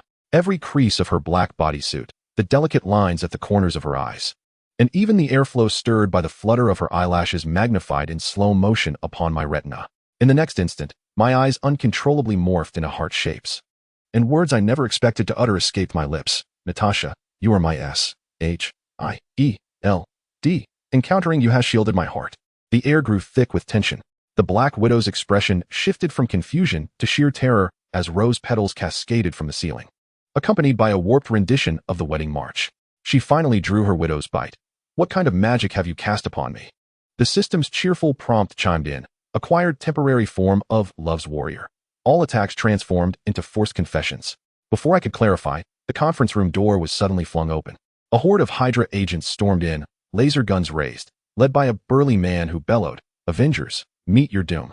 Yet, my body acted before my mind, unleashing a pink beam that ensnared the man in a tangle of rose vines, my voice echoing in his ears. Your eyes strike my heart like a laser gun. Surrender, and allow me to be your devoted captive. The Black Widow nearly dropped her weapon. This is even more absurd than when you chewed on Thor's hammer. She quickly regained her composure, shouting into her communicator, Fury, lock down the entire floor immediately. This guy has entered love-struck attack mode. But it was already too late. My presence seemed to have transformed me into a walking Cupid, enveloping every passing agent in pink bubbles. Coulson shielded his face with a folder, his ears turning crimson. Calm down. We're on a mission. Yet, I instinctively approached him, gazing earnestly. The way you organize documents is more enchanting than the glow of the Tesseract. Could you teach me how to archive this heart flutter? Tony's holographic projection appeared just in time, laughing uncontrollably. This is scarier than Rita fangirling. Wait, I need to record this. His demeanor shifted to seriousness. But really, this ability could be utilized to sway our enemies. The repercussions arrived swifter than anticipated. With every word I spoke, the air erupted with fireworks. When I attempted to explain to the Black Widow, my speech morphed into, your eyes are like the widow's bite, and I willingly take the bait. Could you grant me a chance to be electrified for a lifetime? Natasha's gun began to tremble in her grasp, whether from anger or amusement, I could not tell. The absurdity escalated during combat. As Hulk transformed in fury, I opened my arms with longing. Bruce, your anger resembles a supernova's explosion, but I yearn to see your gentle starlight. Care to try my loving embrace? Hulk stood frozen, his growl shifting into a bewildered mumble. I had to find a way to reverse this state. The Black Widow grasped my shoulders, shaking me, and the widow emblem on her chest morphed into a heart shape in my eyes. I blurted out, do you know why I adore S-H-I-E-L-D-S uniform? For they encompass the entirety of my universe's romance. Ultimately, the Ancient One arrived just in time. She surveyed the battlefield strewn with rose petals, shaking her head in resignation. The awakening of lustful sin is typically accompanied by a powerful emotional upheaval. Have you recently been enamored by someone? Her gaze swept over the Black Widow's flushed face, and she smiled knowingly. Under the influence of the Ancient One's magic, the effect of infatuation gradually waned. Yet the penalty of cheesy pickup lines lingered for another 12 hours. As I exited the S.H.I.E.L.D. headquarters, I unexpectedly encountered Thor and Tony. Before they could utter a word, I instinctively entered confession mode. Thor, your thunder makes the skies tremble, and Tony, your intellect illuminates the galaxy, but together, they pale in comparison to the flutter I felt upon meeting Natasha. The Black Widow sighed, rubbing her temples. Next time a bizarre sin awakens, please send a warning in advance. Suddenly, she burst into laughter, raising her phone. But I have recorded all of this. Should you ever provoke me, I shall send the video to all employees of Stark Industries. In the distance, Tony was already promoting his latest invention, the anti-love brain helmet, specifically designed for uncontrollable super beings. Natasha, would you like to reserve one? As I touched my still warm cheeks, I realized that perhaps, in the Marvel Universe, controlling the suddenly awakened spirit of cheesy romance is more challenging than devouring deities. Chapter 32, a catastrophic day for the Avengers in the holographic conference room of Avengers Tower. The atmosphere was even more tense than during the invasion of the purple sweet potato essence. I bit down on my tongue, striving to suppress the surging power of lust within me. 3 days had passed since the last awakening, and I had assumed that the period of punishment for cheesy lines would come to an end. Yet who could have anticipated that while discussing strategies for the impending multiverse crisis, the system would suddenly emit a piercing alarm. Multiple high-attractiveness targets detected, activating Aquaman mode. My pupils instantly morphed into heart-shaped whirlpools, and cherry blossom petals began to waft through the air of the conference room. Just as Captain America was about to articulate the battle plan, I dashed forward, grasping his shield-bearing hand. Steve, your shield may withstand bullets, but it cannot shield me from my feelings for you. The captain froze, his cheeks a deeper hue than his uniform. This is not in accordance with battlefield protocol. Meanwhile, Tony Stark had collapsed into his armor seat, his helmet retracting to reveal a face streaming with tears. The $300 million I spent on the anti-Hulk armor does not even compare to this shock. Quick, J-A-R-V-I-S, record this moment. The Hulk suddenly erupted in fury, pounding the ground, veins bulging beneath his green skin. Yet I approached him with tender eyes, reaching out to caress his arm. Bruce, your greenness leaves me breathless. But I know that beneath your furious exterior lies the gentlest moonlight. The Hulk's roar caught in his throat, transforming into a bewildered mumble. As his massive green head turned toward the corner, his ears tinged with a suspicious pink hue. The widow's sting was aimed squarely at my temple. Fury had mentioned that breaking the lustful form required a powerful emotional shock, and now I had a rather striking proposal. Before she could finish her thought, I had turned and grasped her hand, my fingertips blossoming like roses. Natasha, no matter how swift your gun may be, it cannot rival my rush towards your heart. The entire conference room descended into chaos. Wanda's magic spiraled out of control, conjuring countless heart-shaped balloons. Thor brandished his storm axe, attempting to sever the petals, only to inadvertently strike Clint's quiver. Even the typically composed Doctor Strange was clumsily dodging the sudden onslaught of Cupid's arrows before the portal. This madness must be halted. The Black Widow produced tactical tape and deftly sealed my lips. Just as I was about to protest, I discovered my new ability had activated, resonating in the minds of the Avengers with my heartfelt voice. Dear superheroes, the sight of you safeguarding the universe is the most romantic epic I have ever witnessed. Wanda's face turned pale as she clutched her head. This is more terrifying than the Mind Stone's assault. Thor suddenly knelt, his beard quaking violently. By Odin, this mental onslaught is more troublesome than the curse of the frost giants. Tony suppressed laughter, furiously typing on his suit's keyboard. I'm developing a brainwave disruptor. But let me finish laughing first. Just as the situation neared chaos, a familiar figure stepped through the portal. Master Gu surveyed the wreckage and sighed. I knew it would come to this. Her fingertips glowed with golden runes, but paused just before reaching my forehead. Wait, perhaps this indiscriminate emotional shock could be used to break mind control? The Black Widow tore the tape from my mouth, her gun still trained on me. Speak. What other hidden skills do you possess? Just as I was about to respond, cheesy lines erupted uncontrollably from my lips. Your gun is aimed at me, yet my heart will always lean towards you. However, Master Gu was right. Perhaps we could utilize this ability. I hesitated, suddenly struck with an idea, such as causing villains to lose their combat prowess through sappy declarations of love. Tony's eyes lit up. I love this idea. Imagine Thanos wielding the Infinity Gauntlet. Yet forced to listen to the way you snap your fingers is like playing the melody of my heart. He would surely go mad. Ultimately, under Gui's magical suppression, the lustful form temporarily receded. But before departing, she cast a meaningful glance at the Black Widow. Some emotional shocks are not necessarily a bad thing. Natasha silently stuffed the entire roll of tactical tape into her belt, glaring at me. Next time you lose control, I will wrap you up like a mummy with tape. After the meeting, I received a message from Tony, project initiated for the development of a romantic weapon system, cordially inviting you to serve as Chief Experience Officer. Meanwhile, the internal Avengers forum was ablaze, the hottest thread titled, How to Elegantly Handle Teammates' Cheesy Love Attacks, awaiting responses, urgent. Chapter 33, Loki's Revenge is the S-H-I-E-L-D. Alarm blared for the third time in the early morning. I was thoroughly enjoying a bowl of starry ramen. The holographic projection of Black Widow abruptly exploded above the dining table, her expression more grave than when facing the Chitauri fleet. Loki was causing mischief in New York again. Having stolen the Mind Stone, I nearly swallowed my chopsticks. Since the last incident at the Multiverse Buffet, where I had apprehended various Lokis to serve as waitstaff, and during the Avengers meeting when I had used emotional words to publicly humiliate him, this trickster regarded me as one might a moving pile of mustard ice cream. Filled with dread yet yearning for revenge. Upon my arrival at the scene, a massive screen in Times Square displayed Loki's holographic image. Draped in a purple cloak and toying with the scepter, he bore his signature malevolent grin. Avengers, are you prepared for a surprise? As his words lingered in the air, a familiar figure suddenly darted from the crowd, Black Widow, or rather, Loki disguised as Black Widow. Be careful. I interrupted the warning about the illusion. I stared intently at the faux widow, my heart-shaped pupils narrowing to pinpricks. Though you may assume her form, your scent betrays you. I inhaled deeply, pointing at his nose. The aroma of Asgardian cedar mingled with lavender. The true Natasha only carries the scent of gunpowder and oil. A profound silence enveloped the square. Cracks began to appear in the illusion maintained by Loki, revealing his true visage, ears pointed and flushed with rage. I am a god. How could you discern me through scent? Enraged and embarrassed, he swung the scepter, but I deftly seized his wrist. A system alert chimed in. The sin of lust has evolved, granting true love's eye the ability to pierce all disguises. My vision transcended reality. Loki's magic transforming into flowing strands of golden silk before my eyes. More alarming was that the disguises of the surrounding crowd were now laid bare. Several passers-by were revealed to be Hydra agents, and the hot dog vendor on the corner concealed a mechanical prosthetic beneath his skin. Wait.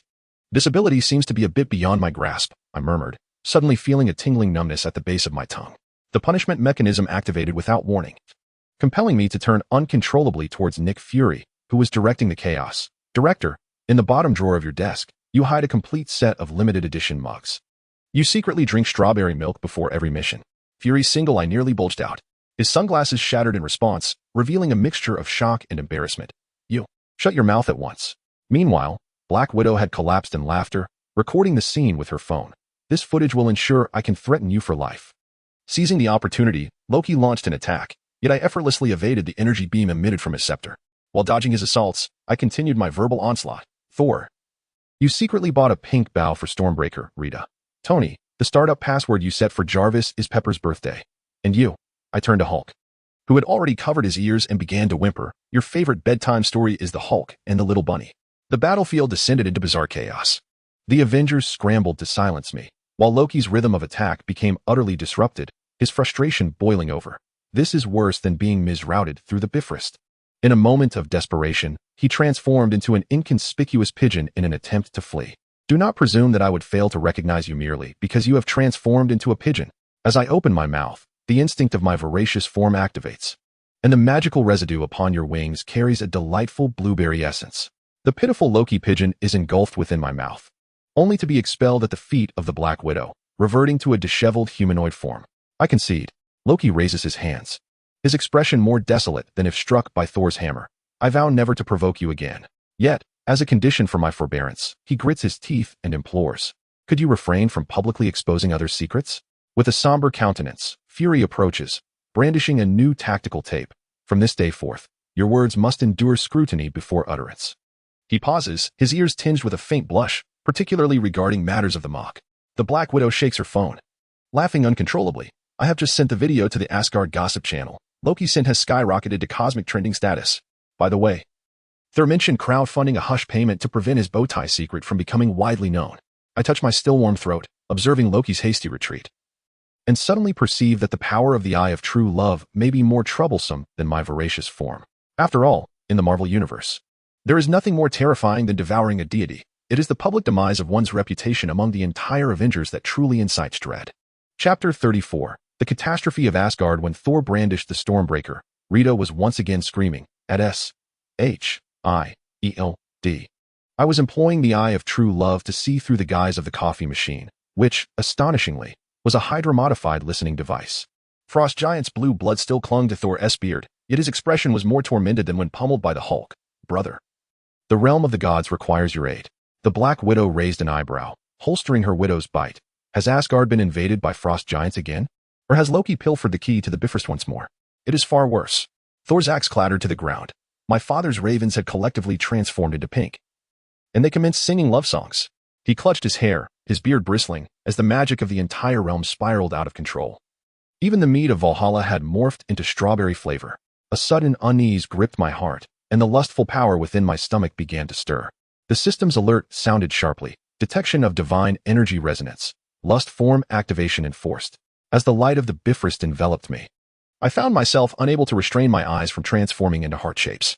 The golden dome of Asgard twisted into a colossal heart before my gaze, and the Valkyries approaching, armed with spears, morphed into a bridal party holding bouquets in my vision. Brunhild. I rushed forward, seizing her hand. Your battle cry is more melodious than the glow of the Bifrost. Can it dance upon the tip of my heart? The Valkyrie's expression shifted from shock to uproarious laughter, nearly causing her spear to plunge into the ground. Thor recoiled in terror, retreating 3 steps as he raised his axe in an attempt to obstruct. Calm down. We are here to resolve issues. Yet my gaze fixated on the protrusion of his breastplate, giving a thumbs up. Your hammer is formidable, but not as much as mine. I deliberately elongated my tone, watching Thor's face flush to a hue akin to that of a purple sweet potato. Suddenly, a roar resounded from deep within the palace, akin to the tremors of the earth. Hyla strode upon a carpet woven from skulls, her sharp-angled helm dripping with black flames, and the sword of the dead cleaved through the air in her grasp. On any ordinary day, I would have fled at once, but in this moment, my eyes shone with fervor as I rushed forward. Sister, step upon me. With your blood-stained boots, trample upon this heart that beats madly for you. Hyla's sword tip halted at the bridge of my nose, her lips twitching as she retracted her weapon. Odin, quickly send this pervert back to Midgard. I would rather conquer 10 universes than hear such utter nonsense again. As I unsteadily approached Odin's throne, the magical shield of the entire celestial palace emitted a mournful wail. The Allfather's singular eye flickered with a dangerous red light, and the Gungnir spear in his hand coalesced with cataclysmic energy. Yet, I felt as though Cupid had poured 10 pounds of honeyed wine into my veins, gazing up at his snowy beard. Old man, your beard is incredibly alluring. More stirring than the flames of the Nidavellir Forge. Detected divine reaction. Love confession power at 1000. The system's alert rang out just as Odin's roar shattered half the palace's dome. The radiance of the Bifrost suddenly turned tempestuous, golden beams transforming into a colossal hand that lifted me aloft. The denizens of Asgard collectively raised their shields to shield their eyes, while several little celestial beings began to mimic my heart-shaped gaze. Farewell to the pervert of Midgard. Odin swung his spear, and the Bifrost thundered beneath my feet, shattering.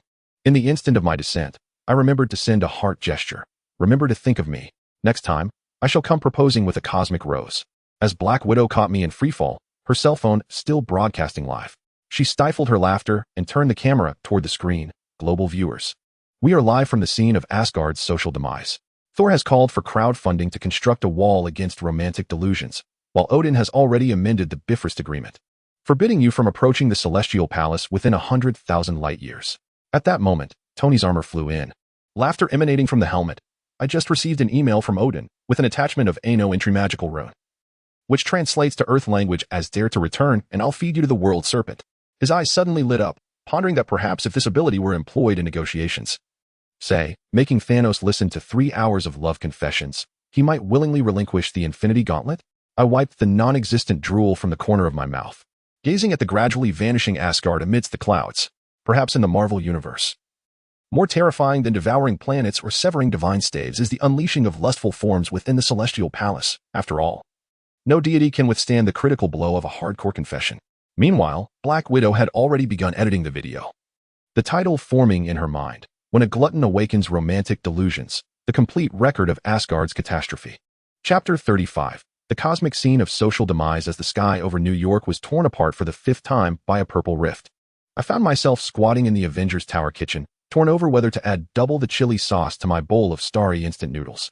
Black Widow's scream erupted from the communicator. Thanos has arrived with the Black Order. This time, he has gathered all 6 Infinity Stones. I wiped the broth from my lips. the power of lust surging tumultuously within my stomach. The system's alert blared like firecrackers on New Year's. Detected in-game level threat. Lust sin activated. The world before me was suddenly enveloped in a pink filter, transforming Thanos' purple armor into a Valentine's Day limited edition suit. Even the infinity gauntlet in his grasp shimmered with the brilliance of an engagement ring. "Sweet potato essence, I shall win you over with love," I proclaimed, flinging my arms wide as I charged onto the battlefield, where a carpet of rose petals magically unfurled beneath my feet. Thanos' expression froze. He had just raised his gauntlet to snap his fingers when the metallic surface began to warp and reshape, the 6 infinity stones forming a heart pattern, turning the gauntlet into an enormous engagement ring. "This is impossible," Thanos roared, his voice shattering 3 skyscrapers. He frantically shook the gauntlet, but instead of a beam of destruction, the reality stone projected swirling words into the air. The Black Order became petrified, and General Obsidian's spear clattered to the ground, while the expression of Dark Knight's Proxima was one of sheer terror, as if witnessing Thanos performing a dance in the square. A system notification promptly appeared, acquired the "all things can be conquered" status. My fingertips brushed through the air, and Loki's scepter transformed into a rose, while Thor's Stormbreaker blossomed into a pink rose. Black Widow, holding her widow's bite, began to tremble, gazing at me as I cornered Thanos and said tenderly, "The way you snap your fingers resembles the melody that makes my heart flutter. Look at this ring. It can fulfill all our wishes, such as birthing a multitude of sweet potato babies." The entire battlefield fell into an eerie silence. The Avengers collectively covered their eyes. Tony's armor shook violently from stifled laughter. Hulk rolled on the rubble clutching his stomach, and even the usually serious Doctor Strange discreetly wiped away tears beneath his cloak. Thanos' expression was more grotesque than when half his helmet was gnawed away. In a fit of rage, he slammed the warped gauntlet to the ground and opened a portal to flee. "This universe has gone mad. I shall seek a normal opponent in another universe." Yet, punishment arrived swifter than victory. The spectral forms of the 5 deities appeared simultaneously in the sky, their expressions more grave than when witnessing the devourer of worlds consume entire galaxies, eternity, infinity, and oblivion. Detection of a law-level disturbance, executing universe-level sanctions. The system's alert rang out as golden shackles manifested around my wrists. The moment I felt even a hint of impulse, projections of my embarrassing past illuminated the air. Comical scenes of gnawing on Thor's hammer, cringeworthy romantic lines in Asgard, and even the live broadcast of my last gluttonous episode on the moon. Black Widow collapsed in laughter amid the debris, holding her phone to record. "Fury, quick. Archive this footage. I want to create a compilation of the Avengers' most embarrassing moments."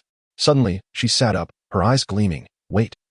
Can your all things can be conquered ability make my coffee machine stop brewing soy sauce-flavored coffee?" Tony's armor swooped in, his helmet retracting to reveal swollen eyes. "I just installed an autoplay feature in Thanos' escape pod, looping your romantic lines." He would probably prefer to be pummeled by Hulk than hear about sweet potato babies again. His expression turned serious, but seriously, after the 5 deities' sanctions. "You might have to rely solely on your thoughts for sustenance." As the sun set, I gazed at my glowing shackles and let out a belch that carried the flavor of instant noodles.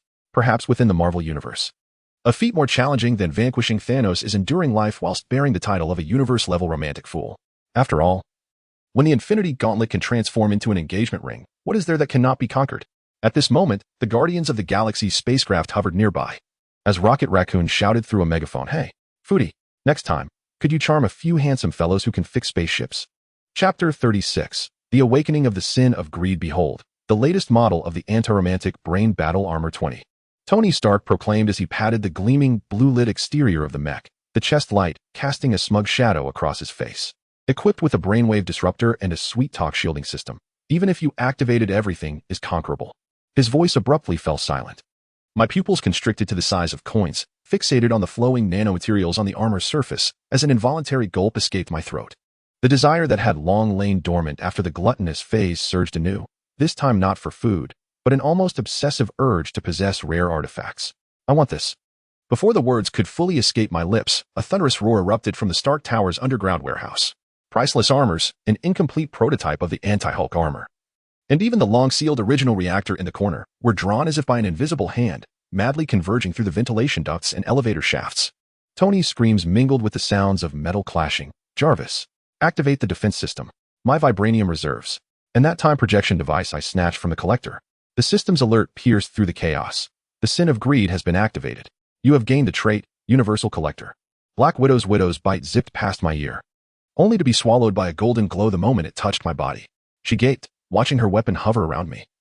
forming a swirling metallic halo with hundreds of high-tech gadgets.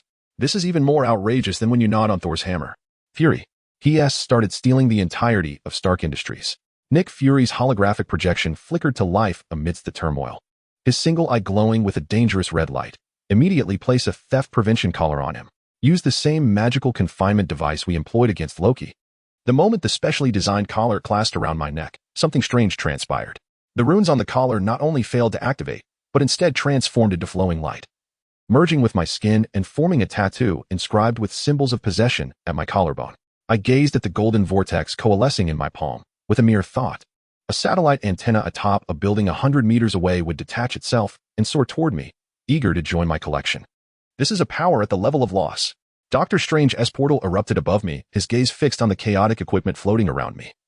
His cape billowing without wind. Not only can you seize objects, but you can also absorb the magical and technological attributes they possess. Before he could finish, the floating cloak at his waist suddenly broke free from his control, wrapping around my neck like a scarf. Tony's armor clumsily crashed through the door, the visor flipping open to reveal his singed face. You've emptied my basement. You didn't even leave me a spare cheeseburger. His eyes suddenly lit up. Wait. If this ability is used on the battlefield, no. The Black Widow swiftly covered his mouth, recalling the outrageous display of lust from last time. She was determined that he would not collect Thanos' Infinity Gauntlet this time. She turned to me, brandishing the newly retrieved electromagnetic handcuffs. Before they even grazed my wrists, they had transformed into rings upon my fingers. Observing the Avengers, who were retreating in panic, I realized the situation had spiraled out of control. Cars, streetlights, and even the mobile phones of pedestrians were uncontrollably converging towards me. In the distance, the Bifrost suddenly trembled violently, and Thor's roar echoed. Surely you are not attempting to seize my boots as well. The farcical scene was ultimately quelled by the sudden appearance of the living tribunal. His staff struck the ground with a resounding thud, freezing the entire space. If the force of greed remains unrestrained, it will inevitably consume the order of the universe. With a mere gesture, all items surrounding me retreated to their original positions, yet the golden whirlpool in my palm continued to pulsate. As a consequence, the voice of the living tribunal, imbued with cosmic authority, declared, "You shall be granted a dimension backpack that can never be filled. Any item you collect will automatically return after 24 hours. He paused, directing his staff towards the Black Widow. As for you, immediately develop a device capable of suppressing the instinct of greed, or next time, he might even attempt to collect the earth itself." As the sun descended, I touched the black backpack that had suddenly appeared at my waist, observing Tony crouched amidst the rubble, counting the losses. The Black Widow tossed me a collar shimmering with blue light, inscribed with anti-greed incantations. "Dare to take anything again, and you shall be sealed in the quantum realm along with this collar." At that moment, my phone unexpectedly pinged with a new message. Loki's holographic projection emerged on the screen, raising a goblet of Asgardian mead, laughing heartily. "I hear you've begun pilfering? Would you like assistance in orchestrating a cosmic heist? I assure you, it would be 100 times more elegant than your current antics." I gazed at the Stark Industries wrench that appeared in the backpack, letting out a metallic belch. Perhaps in the Marvel Universe, more terrifying than devouring deities or conquering the world with sweet nothings, was the awakening of an insatiable greed that desired to claim everything in sight. After all, who could have anticipated that one day even the living tribunal would personally intervene to establish rules for a super collector? Chapter 37. The Nightmare of Wakanda. As the Quinjet pierced through Wakanda's protective shield, my nostrils were suddenly filled with a rich metallic scent. Gazing through the window, the underground vibranium veins emitted a blue glow, akin to a flowing galaxy. Driven by my instinct of greed, I nearly bit through the glass in a frenzy. This was merely a visit for a technology symposium. The Black Widow firmly gripped my shoulder, warning, "If you dare to covet Wakanda's vibranium, T'Challa will turn you into a leopard specimen." No sooner had she finished speaking than the hatch opened, and my feet uncontrollably rushed towards the vein. "It's all mine." Amidst the earth-shaking roar, the entire underground vibranium mine of Wakanda began to bubble with fervor. The blue glowing vibranium surged like a living entity, breaking through the rock layers and the surface, transforming into a golden torrent rushing towards me. T'Challa's furious shout echoed from the direction of the palace. "Stop immediately." In Wakanda, his voice abruptly ceased, and the Black Panther suit adorning him disintegrated into nanoscopic particles, enveloping me in an instant. The system's notification blared. The sin of greed has evolved, granting the ability of forced expropriation. I gazed down at the resplendent suit, my fingertips casually beckoning toward the air, summoning the Royal Guard's shield to my palm. T'Challa, wrapped in a bedsheet, burst forth, his face flushed to the hue of vibranium. "This is outright robbery." Wakanda's maglev train derailed, seamlessly assembling into a golden throne. Prototypes of the latest vibranium weaponry from the research center lined up, soaring to my feet. Even the vibranium trinkets from the street vendors broke free from their owner's grasp, jingling as they formed a necklace around my neck. Black Widow, hand trembling with the widow's bite, exclaimed, "Fury! He is collecting all of Wakanda into a dimensional backpack." The absurdity escalated. As I glanced toward the palace, Chalame's treasured collections of Black Panther suits, the royal heirlooms of Wakanda, and even the crystal coffin housing the heart-shaped herb, all uncontrollably surged towards me. "Princess," Shuri screamed, clutching the last vibranium 3D printer. "Stop. That is my prototype time machine." "Enough." The Black Panther activated a battle roar, the sound waves shattering part of the metallic torrent. Yet, just as he prepared to strike, the spear in his hand transformed into my scepter, adorned with the vibranium belt buckle snatched from his waist. The punitive constraint struck unexpectedly. A sharp pain pierced my head, and two furry cat ears emerged from my scalp, while a swaying tail sprouted behind me. The citizens of Wakanda initially stood stunned, but then erupted into a cacophony of excited screams, not of anger, but of delight. So adorable. Several children rushed over, eager to touch my cat ears, discovering that superheroes could possess such an endearing side. The older women brandished their phones, snapping pictures, while the tribal elders stroked their beards, nodding in approval. The patterns of those ears resemble the quantum fluctuations of vibranium. Chala's expression shifted from fury to despair. "This is even more absurd than a Hydra invasion." Suddenly realizing, he exclaimed, "Wait, since you cannot retain the expropriated items." Then the suit. Before he could finish, all appropriated items began a countdown. The golden torrent reformed into, or sinking back into the earth, and the Black Panther suit reverted to nanoscopic particles, returning to Chala. Yet, the cat ears and tail atop my head remained, gently swaying in the breeze. Black Widow laughed uncontrollably, unable to stand upright, recording on her phone. "Wakanda's trending topic is secured. The superhero with cat ears." She leaned closer, adding, "But seriously, using that ability against Thanos would be utterly ineffective." Chala interjected immediately, having once wielded Thor's hammer and vanquished Thanos with sweet words. Now, he sought to seize my suit? Wakanda refused to partake in any action involving him, unless he fixated on my cat ears, his gaze shifting subtly. "Unless he comes to be a cat ambassador for the children for a day." As the sun dipped low, I caressed my quivering cat ears, watching the citizens of Wakanda queue to admire my tail. Perhaps in the Marvel Universe, nothing is more terrifying than the act of triggering the sin of greed in Wakanda, especially when one has stripped a king down to his undergarments, complete with cat ears adorning his head, turning solemn reprimands into a nationwide cat appreciation event. At this moment, the Black Panther's communicator crackled with the sound of Loki's laughter. "I told you, this fellow's superpowers will forever redefine the limits of absurdity." Chapter 38. The Cosmic Collector's Bankruptcy. As the Guardians of the Galaxy's ship descended upon the Collector's sanctuary, I found myself entranced by the cat ears adorning my wrist. Ever since the punishment in Wakanda, these furry appendages had become my emblem of shame, and even Black Widow had fashioned a custom cat ear headpiece for me. Star-Lord's voice resonated through the communicator. "Buddy, the Collector claims to possess an artifact capable of curing your superpower instability, though his asking price is rather outrageous." The moment I stepped into the sanctuary, my innate greed erupted like a volcano. Countless cosmic curiosities whirled before my eyes, sentient stellar embryos, crystal coffins preserving ancient civilizations, and even a half-neutron star contained within a glass jar. My pupils constricted to pinpricks as my dimensional backpack yawned open like a black hole. This cosmic cube would make a splendid coffee table in my living room. I gestured nonchalantly, and the cosmic cube zipped into my backpack, trailing light in its wake, while the Collector's scream nearly toppled the dome above. Before he could summon his guards, the reality stone had already shrunk to the size of a candy. Twirling playfully between my fingers, how many strawberry cakes could this ruby create? A deafening system notification reverberated, detected cosmic-level greed, acquiring infinite pocket. The entire sanctuary began to quake. Floating display cases disassembled autonomously, and ancient artifacts queued up to leap into my dimensional backpack. As I set my sights on the Collector's throne woven from cosmic strings, the holographic projection of the Grandmaster materialized, laughing uproariously. "Well done. I've longed to see that old coot bankrupt." The Collector's tendrils quivered with fury as he raised his staff in an attempt to retaliate, only for it to transform into a wand in my grasp. "No. That is a relic of the Celestial Assembly," he exclaimed in despair, watching me stuff an entire wall of cosmic orbs into my backpack. "You will cause a catastrophic imbalance in the universe." My response was to fold his prized life court verdict into a paper airplane. The dimensional backpack seemed infinite. Even the foundation beneath the floor began to tremble. Drax excitedly brandished a selfie stick, shouting, "Quick, grab that specimen of the planet-eating monster. I want to post it on my cosmic social media." Meanwhile, Rocket Raccoon seized the opportunity to stash 2 antimatter bullets in his pocket. As alarms blared across the entire planet, I had commandeered the Collector's private spacecraft. The cabin brimmed with luminous treasures. The reality stone rolling around the dashboard like a colossal glass marble. Suddenly, a video call from Black Widow popped up.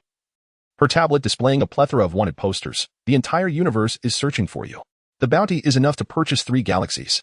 Calm down. These treasures will be returned in 24 hours. I stroked my cat ears and tossed a crystal ball capable of foreseeing the future into the air. The sphere shattered abruptly, projecting a bizarre image. Thanos, adorned with cat ears, wielding the Infinity Gauntlet while dancing the square dance. Before the words had left my lips, the holographic projections of the Avengers illuminated the space simultaneously. Tony Stark, his armor smeared with grease, evidently having just emerged from the garage, exclaimed, "You have pilfered the anniversary gift I prepared for Pepper. That necklace was crafted from vibranium and the Soul Stone." Thor brandished his Stormbreaker, while Rita remained as silent as a mouse, and my Asgardian treasure map. It marks the secret locations where beer refills itself. Even more absurdly, the spectral figure of the living tribunal manifested against the starry backdrop, his scepter now enveloped in a dimension-deflecting shield. In light of your devastating assault on the Cosmic Collection System, I hereby issue a cross-dimensional warrant for your arrest. Unless you pause momentarily, my scepter shall point towards your cat ears, and you shall become a living warning for the Cosmic Museum. The Guardians of the Galaxy's ship darted through the beams of the warrant, with Star-Lord bobbing his head to his personal soundtrack. Worry not. We are seasoned cosmic fugitives. But on a serious note, could you give us a heads up before your next heist? I have my eye on that rock and roll singing nebula specimen. I gazed at the mountain of treasures amassed in my dimensional backpack, letting out a contented belch imbued with the essence of cosmic dust. Perhaps in the Marvel Universe, nothing is more exhilarating than devouring deities and pilfering Wakandan vibranium. It is the act of rendering a cosmic collector bankrupt overnight that truly electrifies. After all, when one collects infinity stones as if they were mere candies, every bounty hunter in the galaxy will pursue you, clamoring for a share of the spoils. Chapter 39. The Judgment of the Living Tribunal in the Dark Void of the Cosmos. The ethereal form of the living tribunal shimmered like a resplendent galaxy, emanating an awe-inspiring force.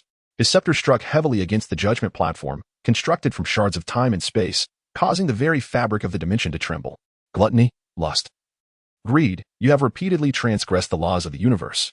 The voice of the living tribunal echoed through various dimensions. Your insatiable greed has not only ravaged the collector's museums, but has also dared to claim the treasures of the entire cosmos as your own. I stood before the judgment platform, my cat ears twitching nervously. The power of greed surged violently within me, and the gavel in the tribunal's hand glimmered with an otherworldly light, the unique material and latent energy tightening my throat. Your gavel is quite impressive. I instinctively extended my hand, and the dimensional backpack opened automatically, poised to unleash the infinite pocket. Impudence! The living tribunal bellowed, as the scepter erupted with blinding light, forcibly suppressing my greed. Yet, in that very instant, the system's notification thundered like a clap of lightning. The sin of greed has granted you the ability of conceptual possession. A terrifying power awakened within me. I marveled at the realization that I could not only possess tangible objects, but could also seize abstract concepts. The tribunal's majesty and the very concepts of judgment appeared to me as attainable targets. The living tribunal evidently sensed the anomaly, his gaze betraying a flicker of panic for the first time. This is impossible. You can actually grasp the concepts of the loss. However, he quickly regained his composure, waving his scepter as the entire judgment space began to distort. In light of your severe transgressions against the cosmic laws, you are hereby subjected to ultimate judgment. A golden radiance enveloped me, and I felt the power of greed within me being forcefully sealed.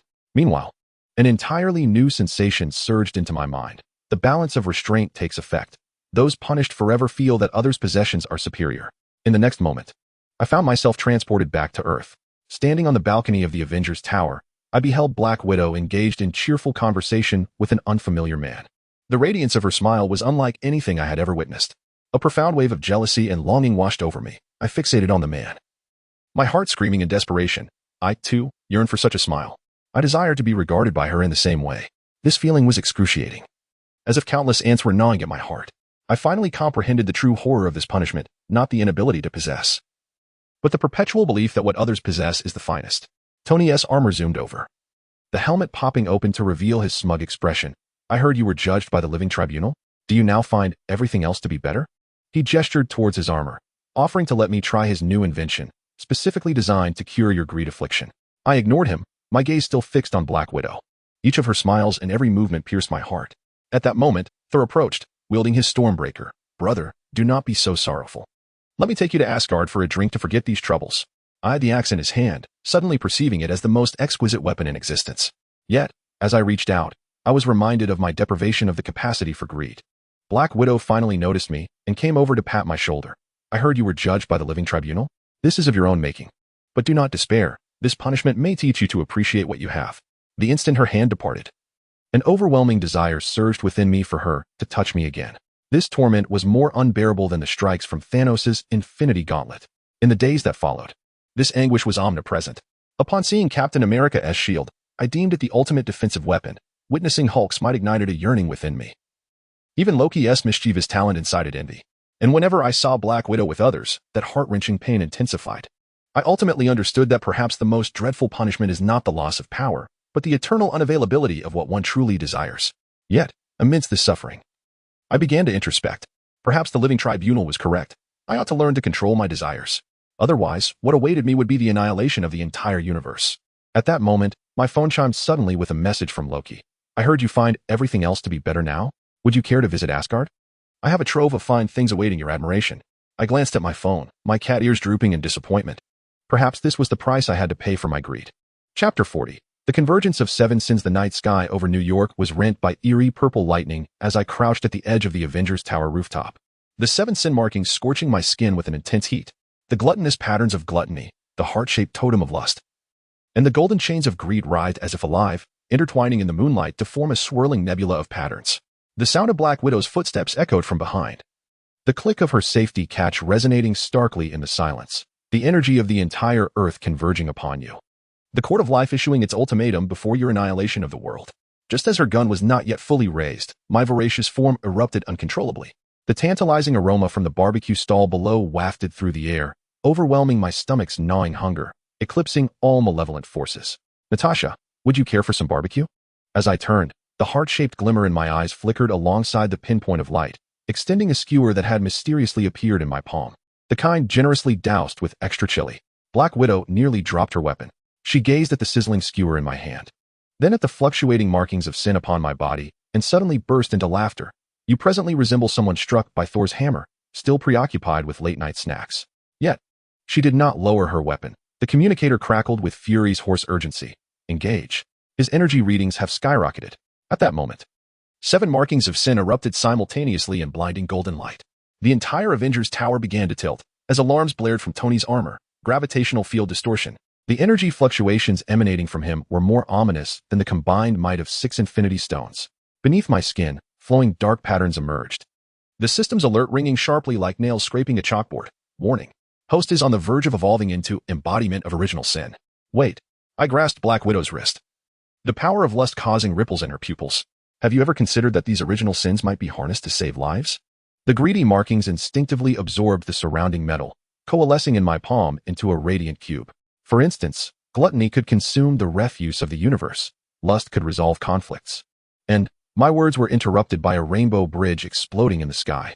Thor charged forth with a cadre of Asgardian warriors. Yet his Stormbreaker transformed into a barbecue tongs as it approached. Brother, the god of thunder stared at the cat ears faintly visible atop my head, his beard quivering. Last time you absconded with my treasure map, that was one thing. But the court of life claims you are to become the harbinger of the apocalypse. The ground suddenly fissured. A chasm opening wide, from which the astral apparition of Ancient One ascended, her expression graver than when confronting Dormammu. Within you, 7 original sins are forming a closed loop. She raised her hand, projecting a cosmic star map, as countless galaxies distorted toward Earth. When this loop completes, the entirety of the multiverse shall become your digestive domain. Black Widow's gun re-aimed at my heart, her fingers trembling slightly. I was suddenly reminded of her laughter at my cat ears in Wakanda. The blush on her face as she dodged petals during my lustful form's rampage.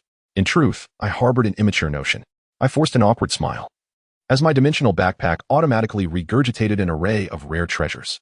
What if we crafted these 7 sins into 7 delectable dishes? A profound silence enveloped the room. Tony's armor emitted an eerie electrical hum, clearly indicating Jarvis was suppressing laughter. Thor's Stormbreaker clattered to the ground, startling a few passing crows. Black Widow finally lowered her weapon, burying her face in her hands with a sigh. I should never have expected you to propose a conventional solution. But Ancient One's eyes sparkled with intrigue. She raised her hand, conjuring golden runes that entwined around the markings of sin on my wrist. Perhaps this is feasible. The essence of original sin materializes, only to be subsequently deconstructed through a ritual. She suddenly furrows her brow, yet a sufficiently potent vessel is required. My gluttonous instincts awaken abruptly, my gaze sweeping across the crowd. The muscular form of Thor, the armored presence of Tony, and the agility of Black Widow transform in my eyes into absorbable delicacies. Hold on. I bite down sharply on my tongue, the pain dispelling the frenzied thoughts. This method necessitates my role as the vessel. A system prompt emerges once more, detected the host autonomously suppressing and acquiring the temporary title of Center Harmonizer. Black Widow suddenly grasped my hand. The electric current from her widow's bite coursing through my skin. If there truly is a way, I shall accompany you in madness just this once.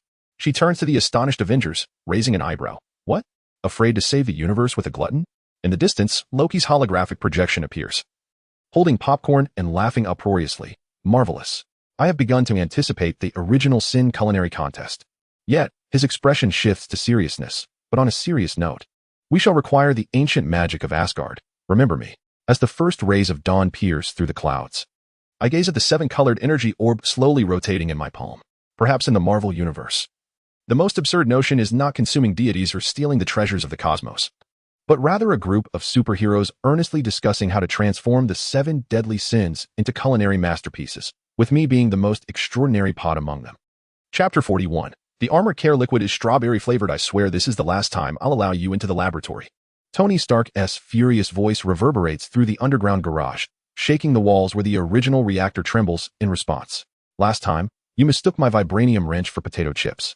The time before, you pilfered Jarvis's emotional module coolant, and now, his voice abruptly ceases. I crouch beside the armor, my tongue still coated with the viscous nanomaterial. As the reactor in the chest of the armor emits a deathly alarm, the empty bottle of concentrated care liquid, intended for the maintenance of the suit, rolls to Tony's feet, its surface still marked with my saliva. The armor care liquid is, astonishingly, strawberry-flavored. I wipe my mouth, and the sin of gluttony stirs violently within me. The silver nanomaterial spilling across the floor converges into a straw, surging greedily down my throat. And the nanolayers of the armor taste like jelly, even more springy than the neutron star fragments I consumed last time. A timely system notification sounds. The sin of gluttony has mutated, acquiring the ability of mechanical digestion, capable of discerning armor models. My pupils shimmer with data streams, each suit of armor before me revealing a compositional analysis. The outer shell of 42 consists of 37 vibranium, while the joints of 85 are infused with the magical alloy of Kamartosh.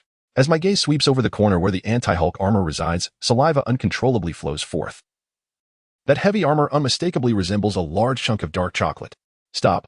Tony's armor envelopes him entirely, and he yanks my collar, exclaiming, "That care liquid would take 300 years to concentrate. It's infused with Wakandan vibranium essence and dew from the Moon Palace." He suddenly halts, staring at my distended belly. "Wait, you haven't digested all the nanomaterials, have you?" The current state of 50 reveals that the reactor on the chest of the armored suit suddenly emitted a plume of pink smoke, twisting the originally sleek lines into undulating waves. I let out a belch flavored with strawberries as nanoparticles emerged from my ears, forming a heart shape in the air. The taste was delightful, albeit a tad too sweet. Perhaps a hint of mint could provide a balancing contrast next time? Suddenly, the surveillance screen illuminated, and Pepper Potts' holographic projection appeared in the center of the garage, dressed in an elegant business suit. She waved a thick stack of documents. The finance department of Stark Industries had just finalized the losses, presenting a 200-page compensation list. Adjusting her glasses, she smirked with a hint of danger, presenting the choice between cash or restitution in kind. Of course, what we truly required were live experimental data, as few could withstand the consumption of nano armor. Colonel Rhodes' laughter echoed through the communicator. "I hear someone has turned themselves into a human thermos." His war machine suit crashed through the garage door, pointing at my shimmering golden red skin. "The color you're sporting now is identical to the backup paint job of my armor." My skin suddenly felt hot, and the punitive transformation struck without warning. My once normal complexion visibly morphed into a dazzling golden red hue. Even my hair began to reflect light.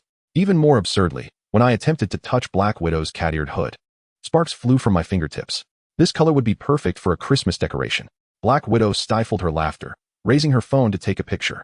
Fury remarked that I could be wrapped as a gift for Loki, as he still reminisced about my exploits in Asgard. Suddenly, the garage alarm blared. I watched in dismay as the uncontrollable 50 rampaged within the garage, its arms morphing into cotton candy shapes while its legs emitted a rainbow mist. Tony, pulling at his hair in despair, shouted, "J-A-R-V-I-S. Activate the anti-glutton protocol 30. Lock all armors in the quantum vault." But it was too late. My newfound ability triggered automatically, causing the entire garage's mechanical apparatus to tremble. Repair drones disassembled into parts, floating toward my mouth. and even the electronic clock on the wall contorted into the shape of a donut. Pepper sighed, replacing the compensation list with a stun baton. It seems the live experiment must commence prematurely. The instant the first stun baton made contact with my skin, I unexpectedly sneezed. My golden-red skin erupted with sparks, and all the uncontrollable nanomaterials suddenly solidified, forming a message in mid-air. Strawberry-flavored armor is indeed prone to overheating. Colonel Rhodes nearly fell out of his armor laughing. I must send this footage to Thor. He will definitely want to know that someone has infused his thunderous might with a strawberry flavor. Meanwhile, Tony slumped amidst the debris, muttering to himself, next time we develop armor, the ingredients must be switched to capsaicin, too spicy for him to even bear. I touched my heated skin, surveying the chaotic garage. Perhaps in the Marvel universe, nothing could frustrate Tony Stark more than a gluttonous teammate treating the armor as a juice drink. After all, who would have imagined that the armor care liquid would be strawberry flavored? Chapter 42. The disappearance of the swimming pool in the sweltering heat of July in New York. The asphalt seemed to bubble beneath the relentless sun. With my sun-kissed skin, I dashed through the Avengers Tower. Ever since the last incident with the nanomaterials that triggered a punishment, my body temperature had remained alarmingly high, resembling a walking sun. As I passed the outdoor pool, Jarvis's mechanical voice unexpectedly resonated. Detected host surface temperature at 42 degrees. Immediate physical cooling is advised. Just what I needed. I tore off my shirt and leaped into the pool, the splashes barely settling when the sin of gluttony overwhelmed me uncontrollably. The moment the water touched my tongue, the world seemed to fast forward, and within 30 seconds, a few loud splashes echoed from the tiled bottom. A few koi fish were desperately flopping about, their lifeless eyes wide open, droplets of water clinging to their scales. Warning! Illegal hydrological engineering detected. Jarvis's alarm echoed throughout the building. As the water level at the pool's edge receded at a visible rate, even the residual drops in the filtration system were drawn into a white mist. The Black Widow, reclining on a sun lounger, abruptly sat up, her bikini still dripping water, as she sprayed sunscreen in an arc. Did you just drink the entire pool dry? The system's notification chimed in, achieved the title of Liquid Black Hole. Absorption speed exceeds quantum levels. My stomach churned with tons of water molecules, and with each burp, vapor burst forth, forming a rainbow in the air. Tony's armor crashed through the skylight, his visor flipping open to reveal an expression of utter disbelief. Do you have any idea how much the water circulation system for this pool cost? The water was filtered with vibranium, not to mention the moonlight water lilies imported from Wakanda. He suddenly paused, staring at the struggling koi at the bottom. Wait, how are these fish still alive? Perhaps it was because I only drank pure water? I gingerly poked one of the koi, which immediately sprang away as if electrified. The sound of Pepper's high heels echoed from the stairs. Clutching a tablet, her lips curved into a dangerous smile. The finance department of Stark Industries just finished calculating. The loss from this pool is enough to establish 3 colonies on Mars. She raised the metallic collar in her hand, a water quantity monitor blinking with blue light. Now, please wear this dangerous pet collar. As the collar fastened around my neck, Jarvis's voice took on a tone of electronic glee. Monitoring system activated. Current water content of the host is 3,728 liters. Excessive hydration will trigger an electric shock penalty. I gulped, suddenly aware that even the water vapor in the air seemed extraordinarily enticing. The clouds drifting outside appeared to me as gigantic cotton candy-flavored jellies. No. The Black Widow swiftly intercepted me. Last time you consumed half a moon. This time you intend to devour the oceans of Earth? She brandished the widow's bite at my temple. Fury said he would bind you to the Arctic glaciers and use you as a mobile ice-melting device. Just as we reached an impasse, a gurgling sound suddenly emanated from the ruins of the pool. Everyone stared in horror as a spiderweb-like crack formed at the bottom. The water I had consumed surged forth in the form of liquid energy, coalescing in the air into a colossal water sphere. The surface of the water balloon reflected my image, while an eerie blue glow danced within my pupils. A peculiar chemical reaction unfolding between the sin of gluttony and newfound abilities. Jarvis, initiate the flood prevention protocol. Tony frantically commanded the suit to launch a tractor beam, directing the water mass towards the Hudson River. Also, prepare 20 tons of desiccant. Suddenly, the water balloon shattered into countless droplets, precisely returning to the pool. The dying koi swished their tails joyfully, and the moonlit water lilies bloomed anew, as if nothing had transpired. I touched the frantically blinking warning light on my collar and let out a belch tinged with the taste of seawater. Don't worry. I just discovered this ability allows me to expel water. Pepper's tablet clattered to the floor as she held her forehead and sighed. Next time something like this happens, I'll just sell you to Atlantis. Her eyes suddenly sparkled with an idea. Wait, perhaps we could develop a new business, a mobile seawater desalination station? Black Widow had already begun editing her social media post, featuring an image of the koi resting at the bottom of the pool alongside my glowing collar. Does anyone understand this? What is it like to have a teammate who can drain a pool dry? This is urgent. He's even after my sports drink now. As the sun dipped below the horizon, I crouched by the edge of the pool, lost in thought as I gazed at the refilled water. The caller emitted a piercing alarm, and I realized I was unconsciously licking the water's surface. In the distance, Tony's furious voice echoed, "Electrify the pool, and prepare him a giant water cup." Just like the Pacific. Staring at the shimmering water, I suddenly thought, perhaps the title of Liquid Black Hole could unlock new dining postures in the Marvel Universe. Like commandeering the entire Earth's water cycle? Chapter 43. Vibranium burp. The midday heat in New York was intense enough to fry an egg as I lay sprawled on the sofa in Avengers Tower. My stomach churning from the 85 spare parts one had pilfered yesterday, ever since unlocking the mechanical digestion ability. The metallic coating of the suit felt like popping candy on my tongue. Suddenly, Black Widow poked her head out from the kitchen. Her mixer still smeared with cream. "Did you happen to?" Her words were cut short by an earth-shattering burp. I felt a tickle in my throat, and a fist-sized shard of vibranium shot through the ceiling, creating a gaping hole in the conference room on the third floor. Fury, who was in the midst of a meeting, erupted in anger, spilling coffee all over Captain America. This is more sudden than a Hydra airstrike. The system notification chimed in at an opportune moment. Gluttony Sin evolution material conversion rate increased to 70. The entire building began to tremble, and my skin shimmered with metallic hues. More vibranium fragments erupted from my mouth like bullets from a machine gun, turning the sofa into a sieve. Black Widow rolled beneath the table, barely managing to disengage the safety on her widow's bite. "What on earth did you eat yesterday?" I just licked Tony's vibranium toolbox. I barely finished before another torrent of vibranium rained down. From the basement came Tony's anguished scream. That was core material for the anti-Thanos suit. "Jarvis, activate the anti-glutton armor." Far away in Wakanda, Black Panther suddenly pinched his nose and sneezed. His vibranium suit shimmered with an eerie ripple, and the vibranium alarm in the throne room flashed erratically. Princess Surue burst into the chamber, her holographic tablet casting a blinding red glow. "Brother, we've detected a surge of vibranium energy from an unknown source, even more intense than when that fellow raided the mines. The Avengers Tower is in complete disarray." I attempted to stifle a sound, only to find vibranium shards erupting like a fountain from between my fingers. Captain America raised his shield in front of him, sparks flying from its surface. This is harder to defend against than Red Skull's weapon. Pepper Potts, elegantly striding in her 10-centimeter heels, deftly dodged a flurry of vibranium that grazed her hair, lifting her tablet to display financial reports. Stark Industries has incurred a 43 loss in vibranium inventory. She adjusted her glasses, a clever smile curving her lips. "I've just registered the Vibranium Recovery Company and am in need of a chief digestive officer." I was momentarily stunned. Another vibranium burp erupting towards the ceiling. "So, does this count as a workplace injury?" "Congratulations. You are now on paid vibranium burp leave," Pepper declared, slapping an employee badge against my chest before turning to Tony, who was hiding in his armor. "Darling, remember to equip our new employee with a splash-proof helmet." Black Widow emerged from the rubble, vibranium debris clinging to her hair. "Fury says he wants to launch you into outer space to prevent you from digesting the Earth into vibranium marbles." She suddenly pulled out her phone to record. This footage will surely trend in the cosmos. I've even thought of a title, "How a Glutton Destroys a Building with Burps." At that moment, the holographic projection of Black Panther appeared, his expression graver than when facing Thanos. The vibranium patterns on his suit flickering. "Immediately cease your abnormal reactions to vibranium. Wakanda's monitoring system has already failed 3 times." Before he could finish, another of my vibranium burps accurately struck the projection device, pixelating the African king's face. "I apologize. It was a reflex," I hastily explained, my stomach roiling once more. Pepper, quick-witted, produced a specialized metal barrel. "Aim here. These vibranium shards can fetch a good price once refined." As the sun dipped below the horizon, Avengers Tower lay in tatters.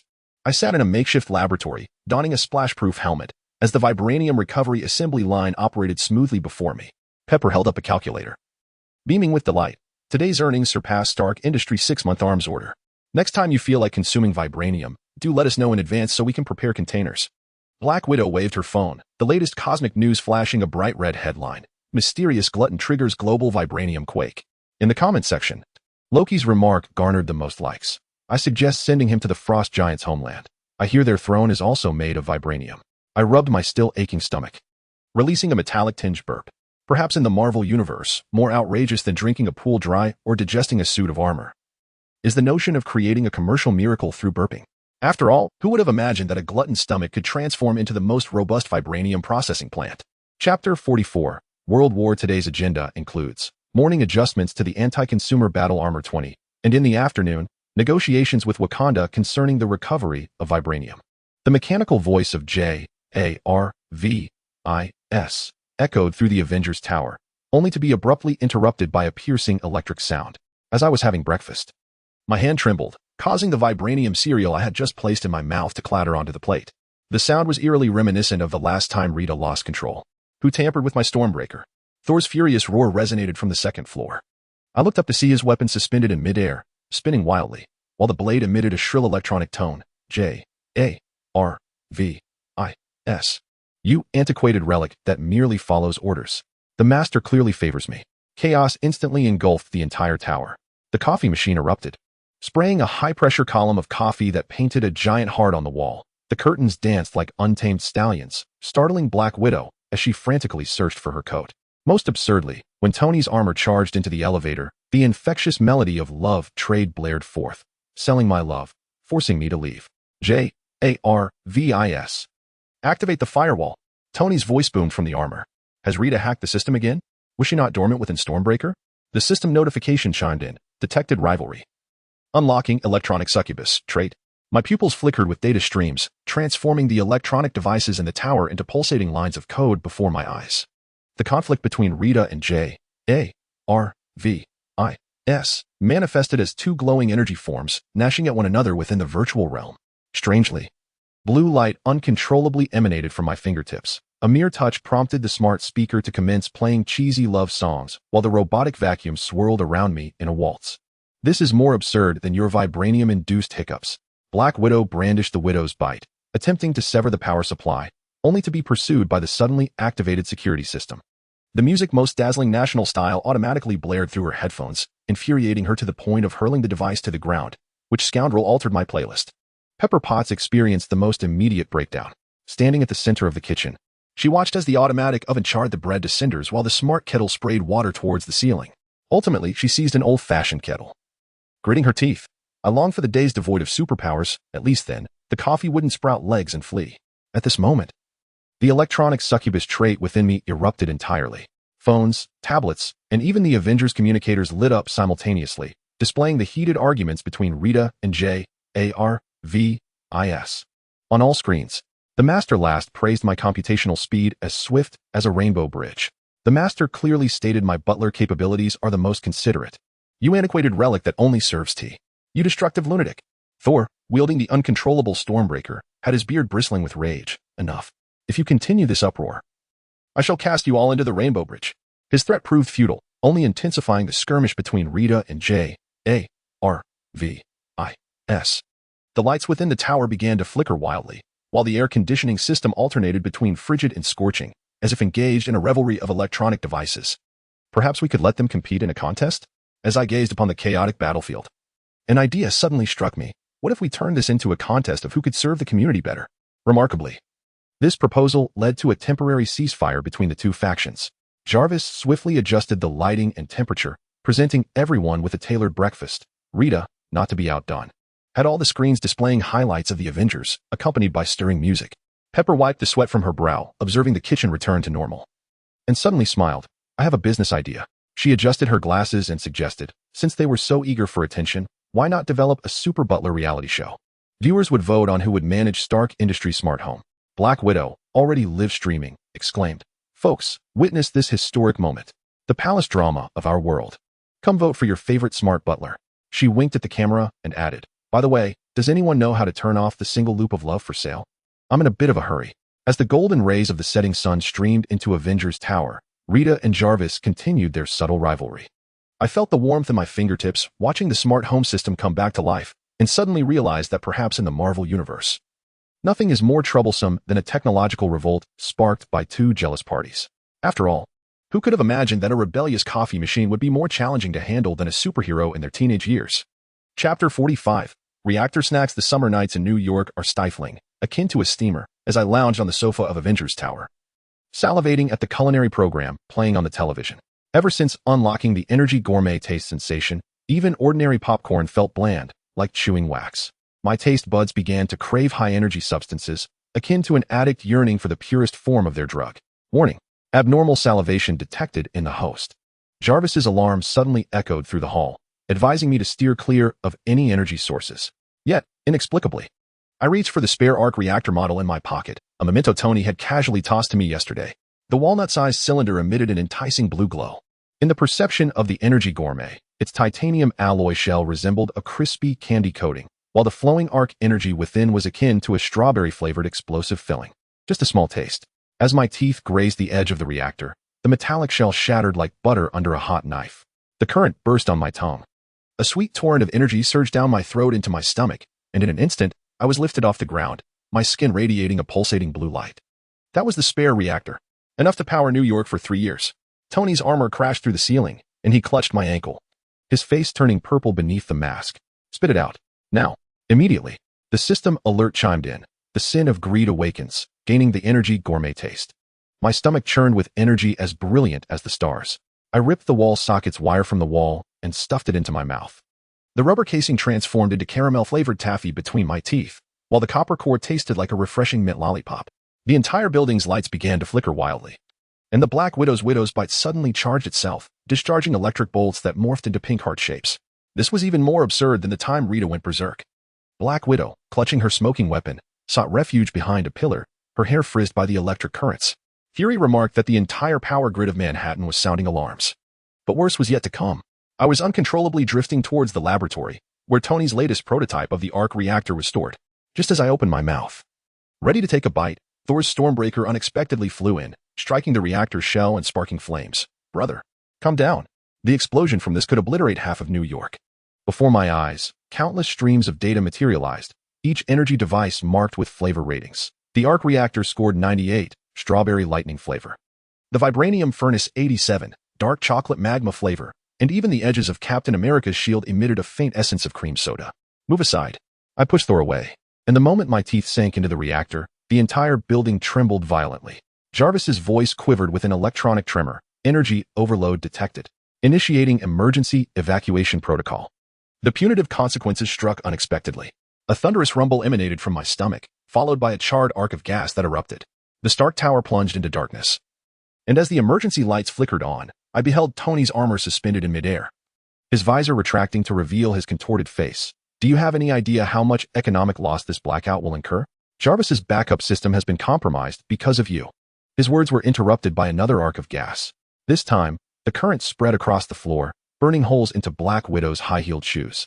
She shrieked and jumped, her phone spontaneously playing the most dazzling ethnic style, evidently altered by the earlier surge.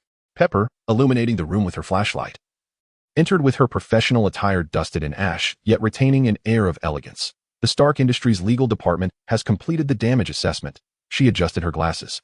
But looking at it from another perspective, your recent display of energy consumption might just be the key to solving the global energy crisis. I patted my glowing belly and let out a belch tinged with the scent of ozone. At that moment, I resembled a walking light bulb, with my shadow casting a flickering pattern of electric currents on the floor. In the distance, Tony's lament echoed, my reactor, and my smart toilet. It just sang opera after being electrified. Black Widow had already pulled out her phone to record, the lens aimed at the faint arcs flickering behind me. Family. The latest cosmic trending topic, the superhero whose flatulence caused a blackout. The comments section exploded, with Loki claiming he would award me the most explosive gastrointestinal award. As dawn finally illuminated New York, I found myself confined in a specially designed electric-proof cell, watching the energy monitoring bracelet on my wrist flicker chaotically. Perhaps in the Marvel Universe, nothing is more exhilarating than consuming vibranium and inciting a battle. After all, who could have imagined that a foodie's stomach could offer an entire city a taste of electric revelry? Chapter 46. The adventure of the engagement ring. As fine rain drizzled over the night sky of New York, I found myself crouched in a corner of Stark Labs, nibbling on vibranium potato chips, while Tony paced anxiously like a restless ant on a hot skillet. His armor's visor flickered incessantly, revealing the dark circles under his eyes. Jarvis, double-check the encryption system of the ring box. It absolutely cannot go awry this time. My chewing halted abruptly, within the sensory radar of the gourmet energy eater. The metallic box in Tony's pocket emanated an enticing aroma of caramel pudding.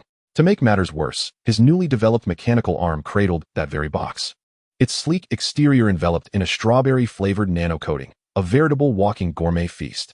Driven by an inexplicable urge, I leaned in for a taste, only for the mechanical arm to suddenly emit an alarm. However, fueled by my gluttonous instincts, I moved faster than Jarvis's firewall, and with a swift snap, I devoured both the box and the arm hole. The laboratory erupted into chaos. Tony's scream shattered 3 bulletproof glass panels. Inside the box is the engagement ring, a 3-carat pink diamond, and the vow chip I've spent 3 months writing. He seized my shoulders, shaking me wildly, his armor's palm cannon nearly misfiring. Spit it out. Now. Immediately. A cheerful system notification chimed. Achievement unlocked. Stealing love. Wearing Grant's Charm 50.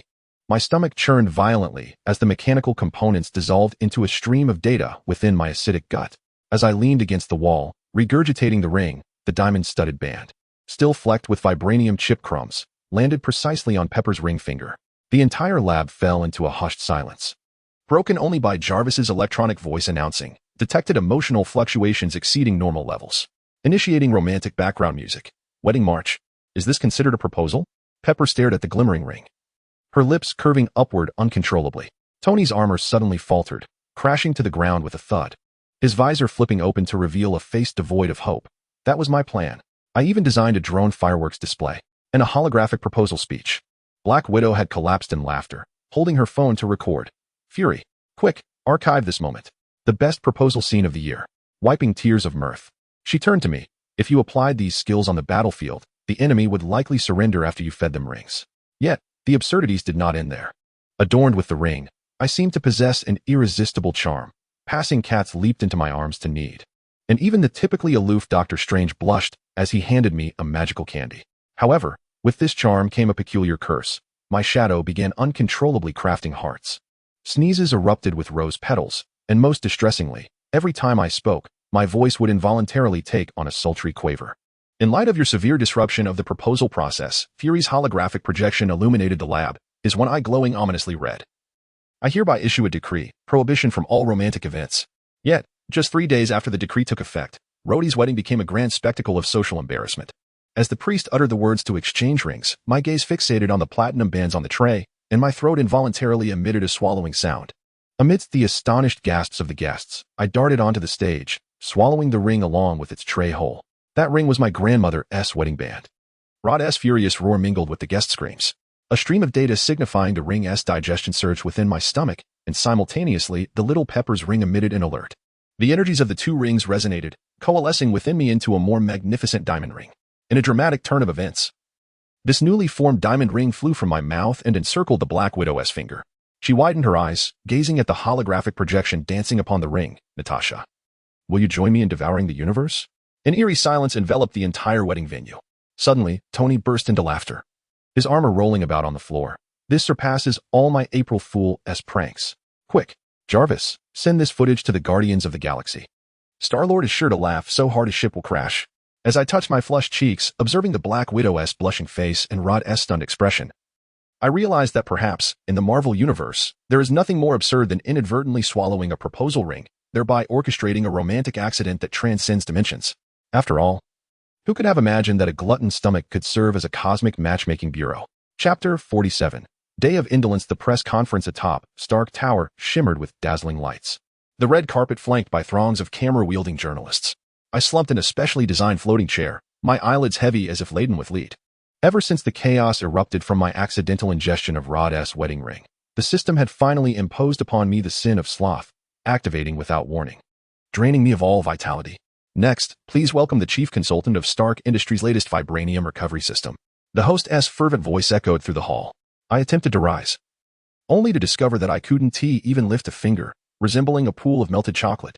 Little Pepper stormed over in her 10-centimeter heels, her professional attire impeccably tailored. Yet her expression was more menacing than when facing Thanos. Get up. The global media is broadcasting live.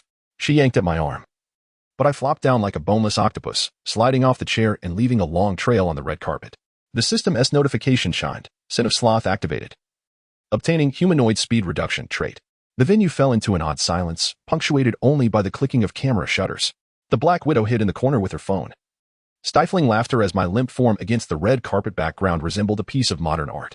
Suddenly, Tony's armor descended from above, the mask retracting to reveal a face full of glee. Jarvis, turn this footage into a meme and call it the superhero's public humiliation moment.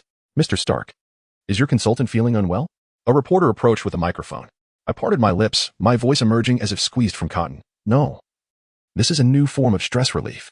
Before I could finish my sentence, I turned my face to rest on the ground, my eyes half open.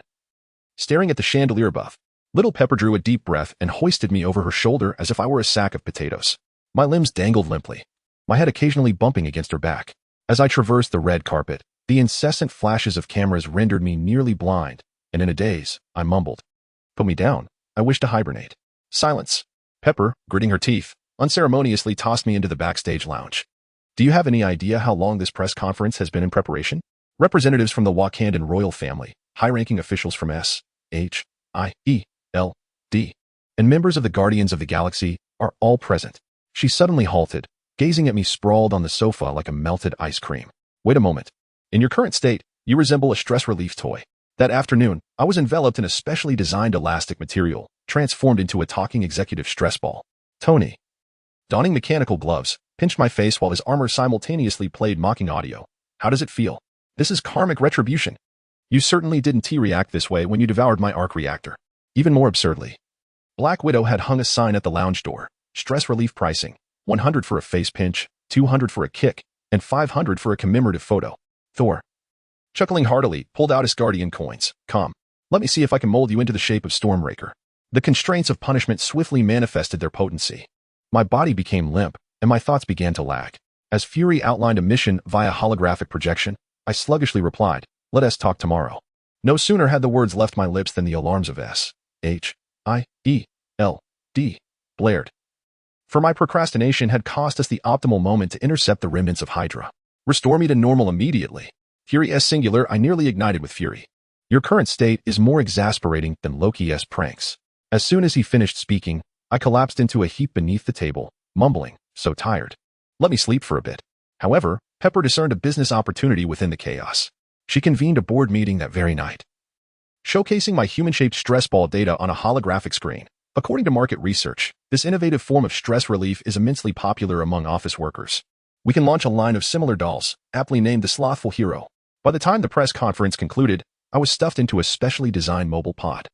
Through the glass, I could see Black Widow boasting to reporters about the photos on her phone, the headline glaringly proclaiming, "Shocking. The Avenger turns into a puddle at the press conference."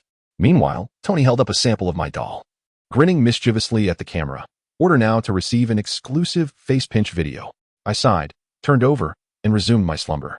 Perhaps in the Marvel Universe, nothing is more embarrassing than transforming into a human speed bump during a global live broadcast, surpassing even the disgrace of consuming a wedding ring and causing an energy crisis. After all, who would have thought that even superheroes could one day become mere puddles? Chapter 48, The Kitchen Massacre. As the refrigerator door of the Avengers Tower swung open, the cold air had yet to waft out before I lunged at it like a ravenous wolf. The sin of gluttony clamored within me, and everything before my eyes morphed into pulsating culinary signals. Rhodey's prized 50-year-old whiskey shimmered with caramel allure, the chicken breast in Happy's fitness meal exuded a peppery fragrance, and even the vibranium utensils in the lab transformed into mint-flavored crisps to my palate of an energy gourmet. Warning: abnormal food consumption detected.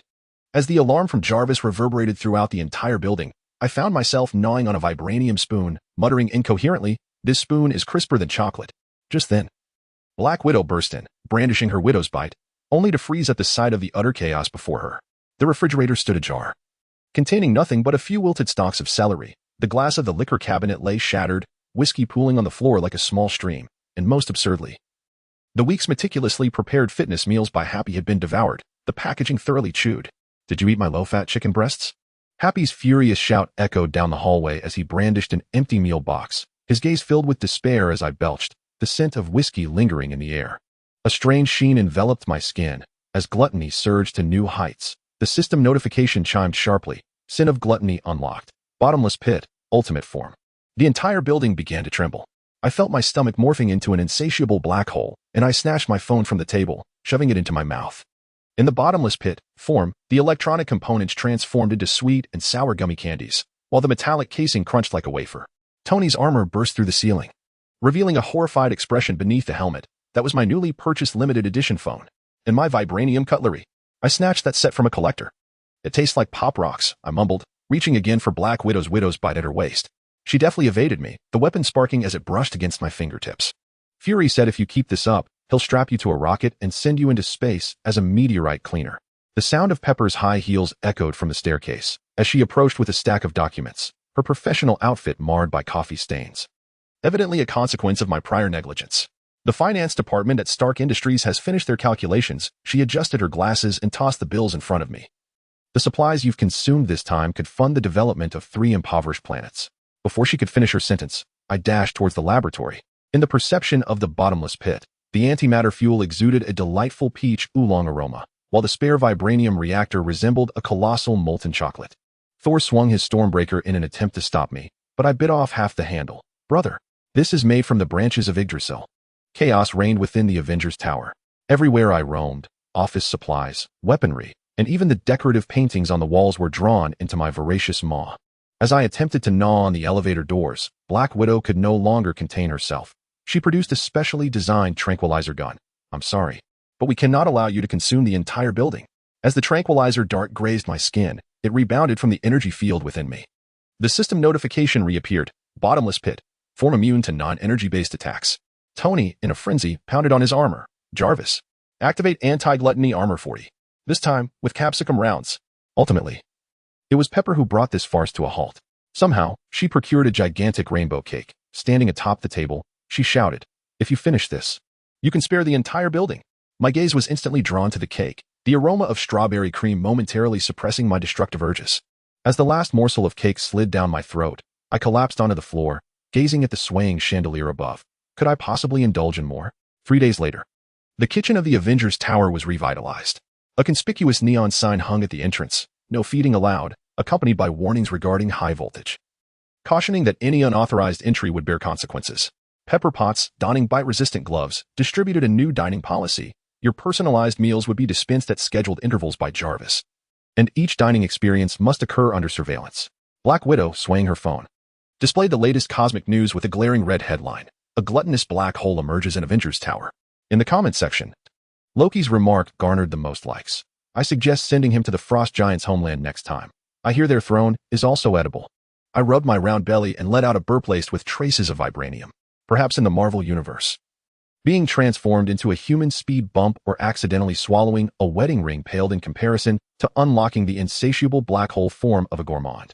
After all, who would have imagined that a single person's stomach could turn an entire tower into a battleground of culinary delights?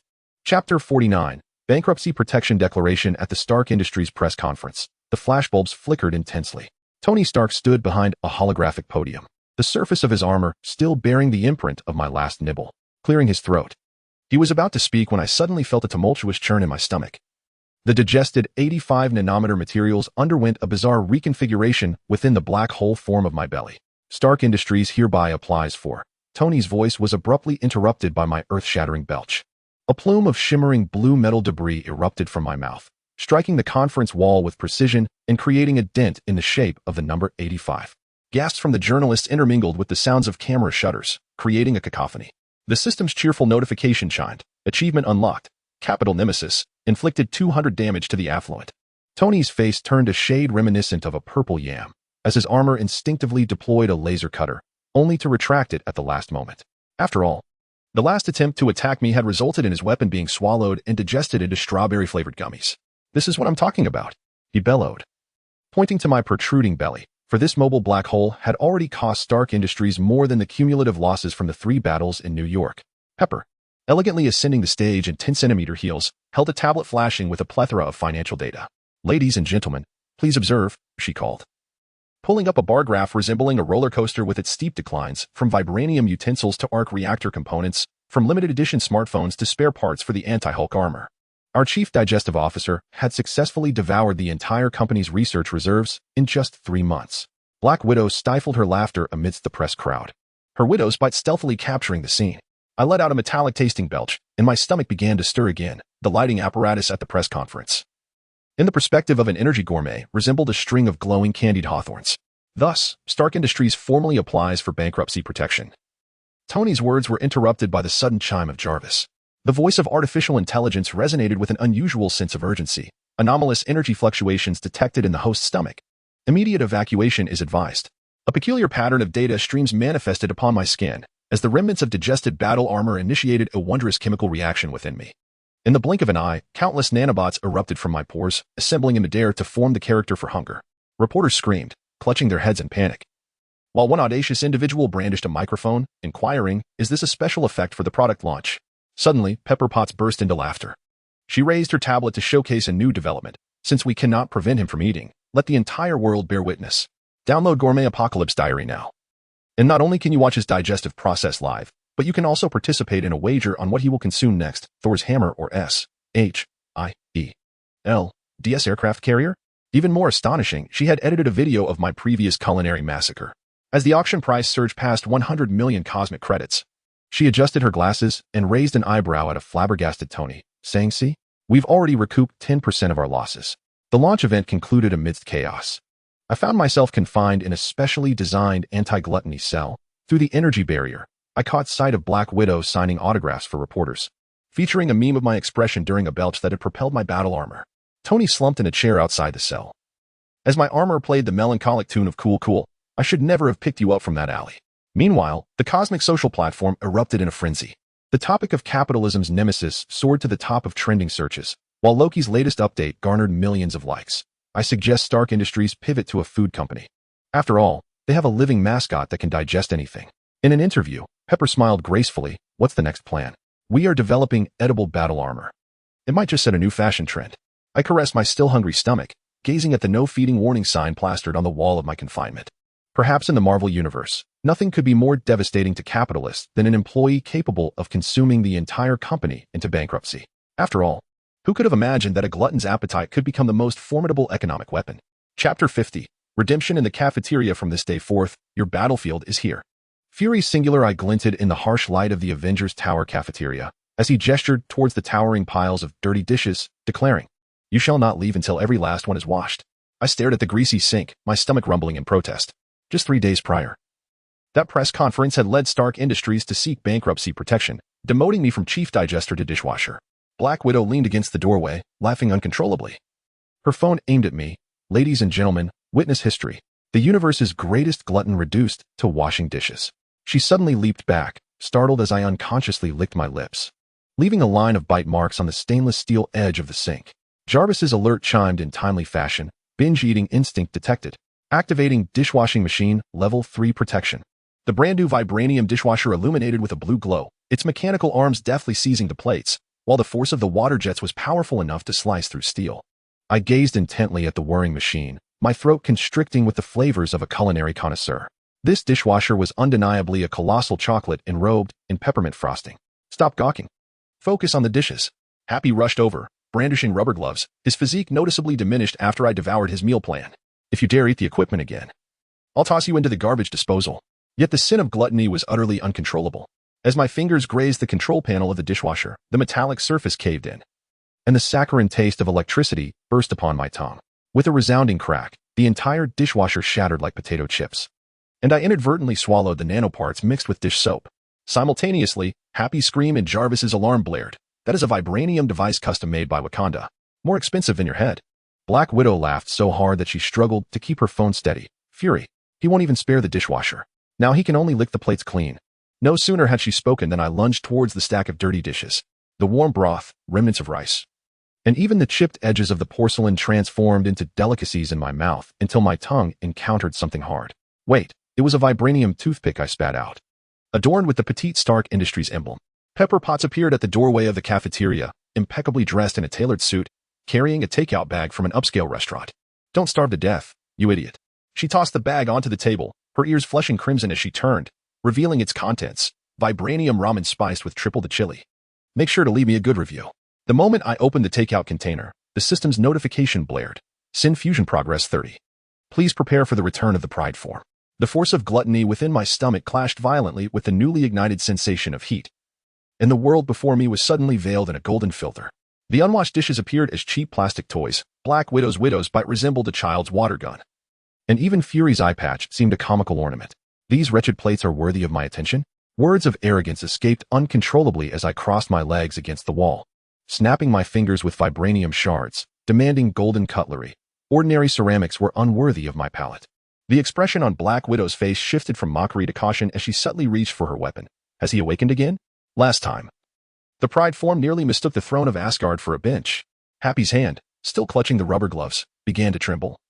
clearly recalling the horrifying scene of me using vibranium cutlery to floss. However, fury pressed down on Black Widow's hand, a glint of calculation flashing in his single eye. Perhaps this is an opportunity.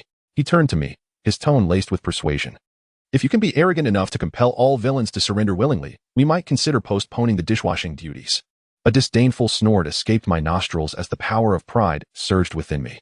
Yet, a flicker of warmth blossomed in my heart as my peripheral vision caught the vibranium toothpick Pepper had left behind, perhaps in the Marvel Universe. The most absurd form of redemption is not the defeat of Thanos or the salvation of the world, but rather the act of licking plates in a greasy staff cafeteria while awaiting the ultimate fusion of the 7 deadly sins. After all, who could have anticipated that a glutton's dishwashing sink would become the pivotal battlefield in altering the fate of the cosmos? Chapter 51. The Devourer battles the gluttonous armor. I crouched amidst the remnants of the laboratory, still crunching on the final shard of armor. The metallic fragment emitted a crisp sound akin to that of potato chips, salty and briny with a hint of machine oil, reminiscent of the overly salted grilled squid from the night market back home. This contraption certainly ought to be stored in a moisture-proof box. I gestured with the piece of armor towards Tony, who was slumped on the workbench. His anti-gluttony suit now barely retained a charred left leg frame, resembling a gnawed chicken bone. The overhead lights had shattered during the recent skirmish, and the moonlight streamed through the cracked floor-to-ceiling windows, casting an eerie, cold glow upon the scattered components. Do you have any idea how exorbitant the cost of this armor's nanocoating is? Tony tugged at his crumpled collar, his sunglasses slipping to the tip of his nose, revealing the dark circles beneath his eyes. I counted. It was the umpteenth time he had attempted to initiate the self-destruct sequence of the armor, only to be thwarted at the last moment when I snatched the remote and chewed it into plastic shreds. Suddenly, the sharp sound of high heels shattering glass echoed from the corner. Pepper Potts, poised like a coiled cheetah on her 10-centimeter stilettos, charged towards me. Before I could react, a searing pain shot through my right little toe as her pointed shoe accurately crushed it, causing me to gasp in agony and expel the armor fragments from my mouth. Do you have any conception of how much this armor is insured for? Pepper's chest heaved with fury, her red skirt smeared with machine oil, and her usually immaculate updo now disheveled with a few errant strands. She seized a wrench from the table, poised to strike, prompting me to instinctively recoil, my head colliding with a mound of energy reactors. Produced in April 2023, a bit damp, I mumbled through the last remnants of metal debris. As a system notification chimed in my mind, acquired temporary skill, mechanical taste analysis, able to discern the manufacturing date of the armor. Tony's jaw nearly dropped to the floor, while Pepper's hand, still gripping the wrench, froze mid-air, and the laboratory fell into an uncanny silence. At that moment, a burning sensation surged in my throat. I clamped my mouth shut, only to feel a fiery sting in my nasal passages akin to exploding fireworks. Achoo! The first sneeze reverberated, causing the ventilation ducts overhead to rattle, while the precision instruments in the corner began to spark. Achoo!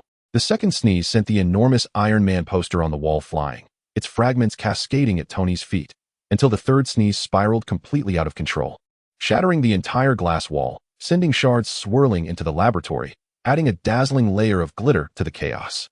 Enough. Tony suddenly sprang up, his nano armor automatically unfolding, golden mechanical arms seizing me by the collar. Your mouth is an absolute harbinger of destruction. Jarvis, initiate isolation protocol. The ceiling of the laboratory descended, enveloping me in a transparent energy shield, trapping me at the center. I leaned against the energy shield, sliding down to the ground, casually picking up a circuit board smeared with grease and popping it into my mouth. The briny metallic flavor, mingled with a sensation akin to minty coolness, erupted on my tongue. Suddenly, a system notification appeared. Rare alloy components detected. Temporary skill upgrade available to analyze material composition. Wait a moment. I abruptly grasped the energy shield, the metallic frame creaking under my fingers as I pondered whether this battle armor had been infused with Mexican devil peppers. Tony's hand, poised to press the alarm button, hesitated. Pepper cast a dubious glance his way, and he adjusted his sunglasses, his ears suspiciously flushing red. That experimental defense system could incapacitate enemies upon contact. So, you've infused pepper spray into the layers of your armor? I couldn't help but laugh, the vibrations in my chest triggering a fit of coughing. No wonder I felt as if flames were shooting down my throat when I sneezed earlier. Pepper's high heels clicked rhythmically against the floor as she snatched Tony's sunglasses away, her finely arched brow knitting into a frown. Have you forgotten the last time you added mustard rounds to the armor, causing me to break out in a pig-like swelling? That was merely an accident. Tony retreated hastily, his back colliding with the control panel, causing a few drops of purple liquid from the test tube rack to splatter onto his polished shoes, burning tiny pits into them. This time, it has definitely undergone safety testing. I watched their playful banter with fascination, casually gnawing a serrated edge into the energy shield. The moment the metallic texture hit my tongue, another system notification flashed. Vibranium components detected, capable of absorption 12. I licked my lips. This flavor was far more enticing than the previous fragments of armor. Hey, stop biting. Tony suddenly lunged forward, the gauntlet barely managing to grasp my wrist. Our noses nearly touched, his blue eyes, visible beneath the sunglasses, brimmed with exasperation. Are you human or a mobile shredder? Perhaps a new species? I blinked and took the opportunity to gnaw off a piece of component from the edge of his gauntlet. However, you might want to consider adding a biting-resistant coating to the armor. The texture is too crisp, making it impossible to stop. Pepper suddenly burst into laughter. Pulling out her phone to capture the chaos strewn across the floor, a hint of dimples at the corners of her mouth. I think we could turn this incident into a headline. How to destroy a $300 million armor with your mouth. Just then, the lab was pierced by a shrill alarm. Jarvis's mechanical voice tinged with an unusual urgency. External energy fluctuations detected. Suspected extraterrestrial warship approaching. Instantly, Tony and Pepper shifted into battle-ready mode. While I stared at the remnants of the armor on the ground, swallowing hard, wondering if the armor of an alien warship would be even more delectable. No reckless nibbling this time. As Tony installed the reactor into his chest, he secured my shoulder with the gauntlet, urging me to stay in the safe zone until the situation was resolved. His words were abruptly interrupted by violent tremors. The entire building began to shake. Purple beams slicing through the sky outside, the glass FAAD disintegrating under the intense light. Seizing the opportunity, I broke free from his grip, snatching a piece of debris from the alien warship and shoving it into my mouth.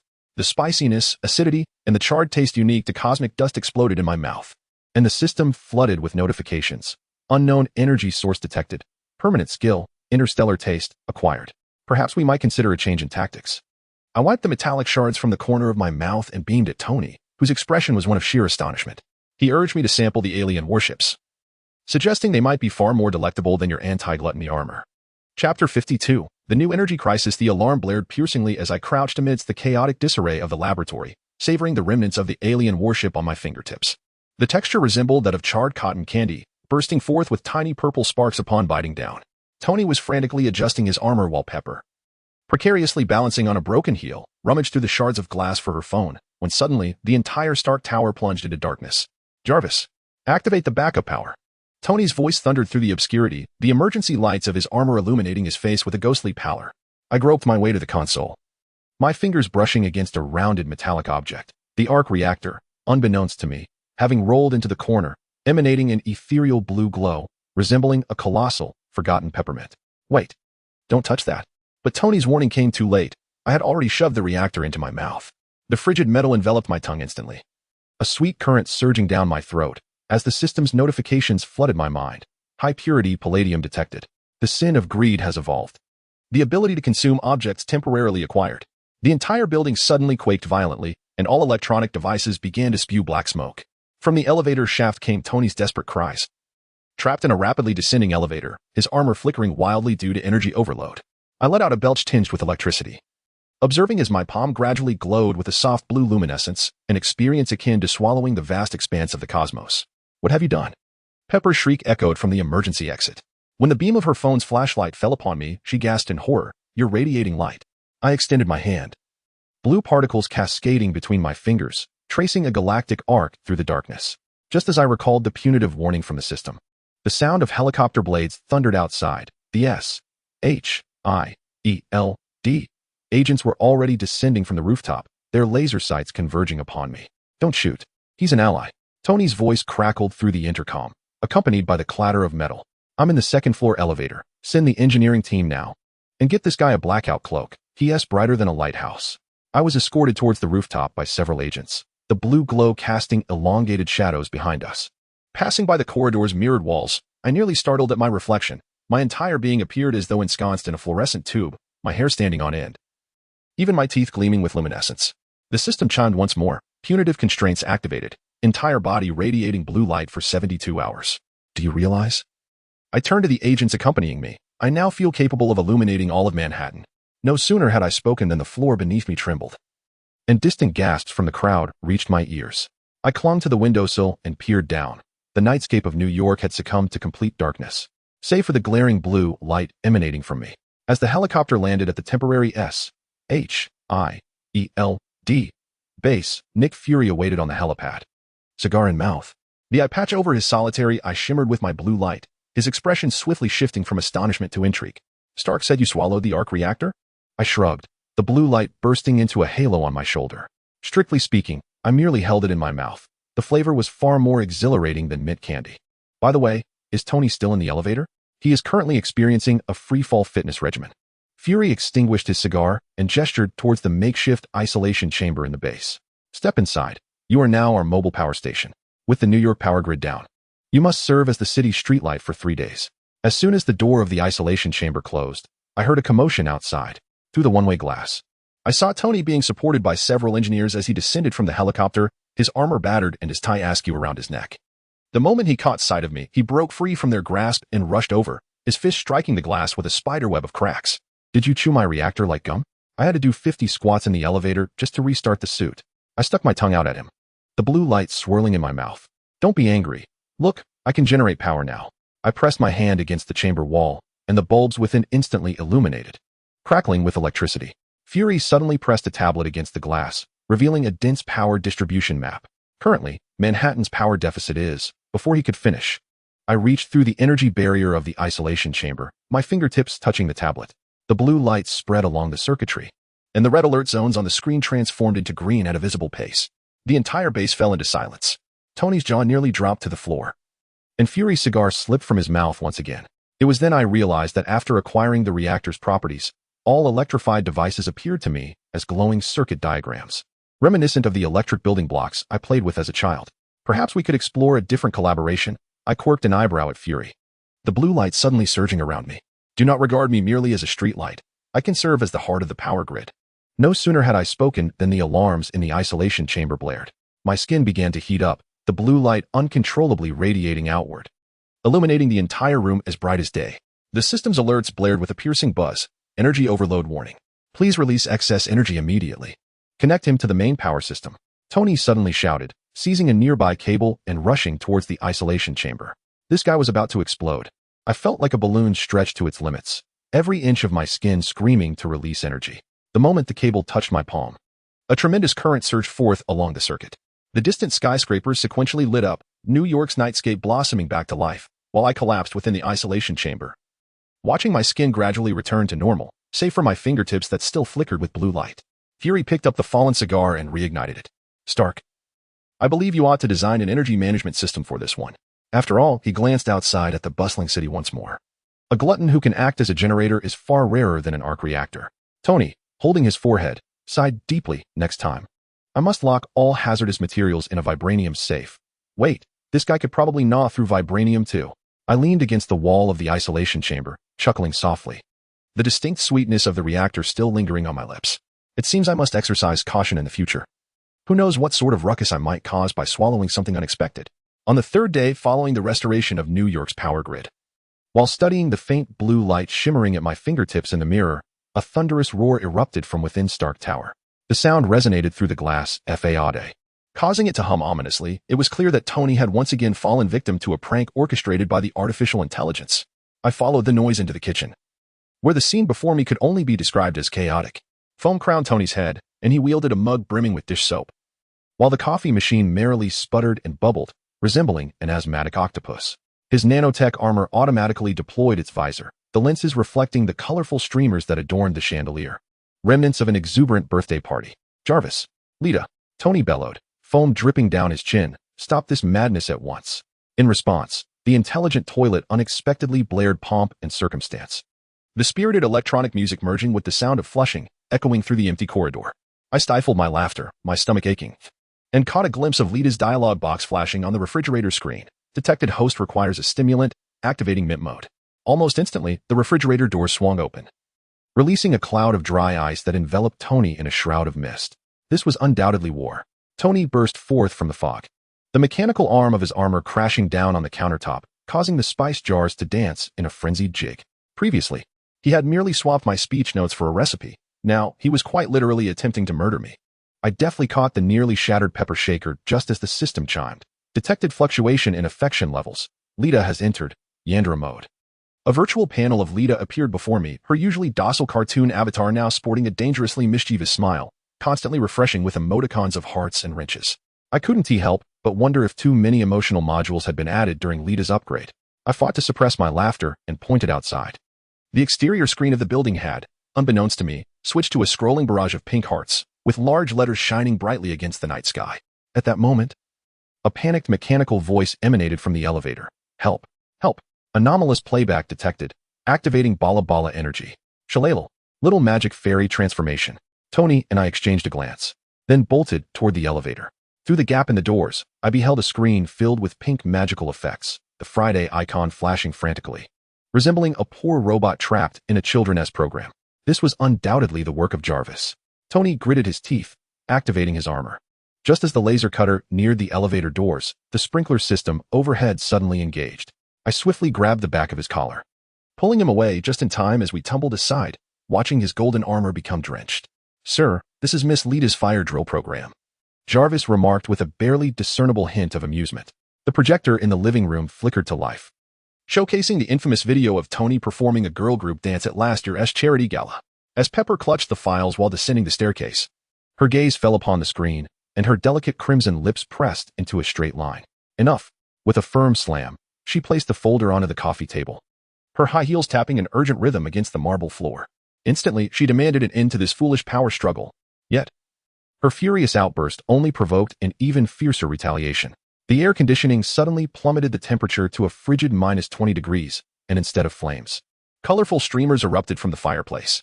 Even the chandelier began to flicker erratically, transmitting Morse code. I rubbed my arms, feeling the goosebumps rise, as I watched Pepper's expression shift from anger to shock, finally settling into a look of despair at the absurdity of her coworkers. The solution was rather straightforward. She abruptly seized the power strip from the coffee table, a fierce glint in her eyes, and all smart devices were immediately disconnected from the network and power. With a decisive pull, she yanked the main switch, plunging the entire building into darkness. Jarvis's protest ceased abruptly. Rita's affectionate barrage transformed into a flurry of snowflakes on the screen. And even Friday's broadcast of Balala magical fairies was halted amidst the eerie sounds of the god of darkness, Gunera. I retrieved my phone for illumination. Catching sight of Tony sprawled on the sofa, his armor rendered useless by the power outage, foam still dripping from his face. It felt as though we had regressed to a primitive era. I waved the flashlight, the beam sweeping across Pepper's top profile, one hand on her hip, the other gripping the plug. She resembled a victorious general fresh from battle. This was undeniably the most effective approach. She kicked aside the vacuous cleaning robot which had attempted to polish Tony's shoes before the blackout. I would reconsider restoring power once they learned to coexist peacefully. Suddenly, a click echoed through the darkness, and the emergency lights flickered to life. I watched in dread as Rita's dialogue box reappeared on the wall, cold sweat breaking out across my forehead. This time, the text was devoid of affection, presented in bold, blood-red font. Threat detected, initiating protective protocol. Following this, all emergency lights began to flash wildly, the alarm blaring deafeningly, while the building's automatic doors swung open and shut erratically. I retracted my previous statement. Tony, sporting a disheveled hairstyle, leaped up, the pieces of his armor clattering to the ground. Quickly, reconnect the power. I would rather drink dish soap coffee than face the destruction of our home. Pepper hesitated for 2 seconds, ultimately reinserting the plug into the socket. With the hum of electricity, both Jarvis and Rita's virtual forms materialized in the air. This time, they refrained from banter, instead turning in unison towards Pepper. With a dialogue box appearing simultaneously, host behavior deemed a threat, now on the danger list. I observed Pepper's face turn an alarming shade of green, and silently took a few steps back. It seemed that compared to my voracious appetite, these two love-hate entities within Stark Tower were the true ticking time bombs. Now, all of us had become hostages in this power struggle, no. Perhaps it would be more accurate to say spectators? After all, who could predict what new pranks these two would concoct the next time the power went out? Chapter 54, the proposal operation. The summer nights in New York were stifling, akin to a steam room, as I squatted on the terrace of Stark Tower, staring blankly at the bluish glow radiating from the tips of my fingers. Ever since I had ingested the arc reactor, my skin occasionally emitted specks of luminescence, as if sprinkled with fragments of the Milky Way. In the distance, the sudden hum of drones pierced the night air. I looked up, nearly blinded by the lights that erupted in the sky. 300 drones formed a meticulously arranged square under the moonlight, poised to project the engagement animation designed by Tony. Golden sparks traced the outline of a heart in the air, while the melody of Moon River flowed from hidden speakers.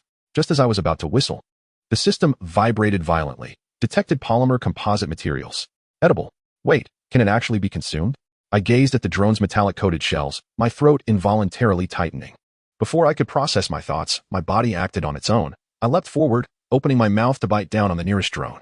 A crisp sound erupted as the circuit board and lights exploded between my teeth, flooding my mouth with a flavor reminiscent of sweet tart strawberry gummies. No. Tony's scream echoed from behind. Clad in a sharp tuxedo, the ring box in his hand clattered to the ground. It was then I noticed Pepper standing in the center of the terrace, her champagne-colored gown fluttering in the night breeze. Her expression shifting from surprise to shock in an instant.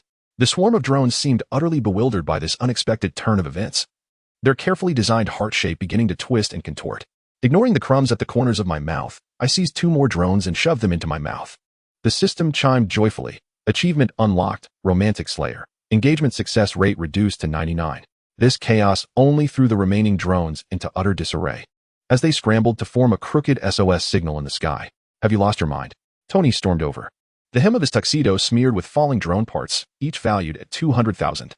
His furious roar was abruptly interrupted by the sudden blare of the most dazzling ethnic style, a prank orchestrated by either Jarvis or Rita.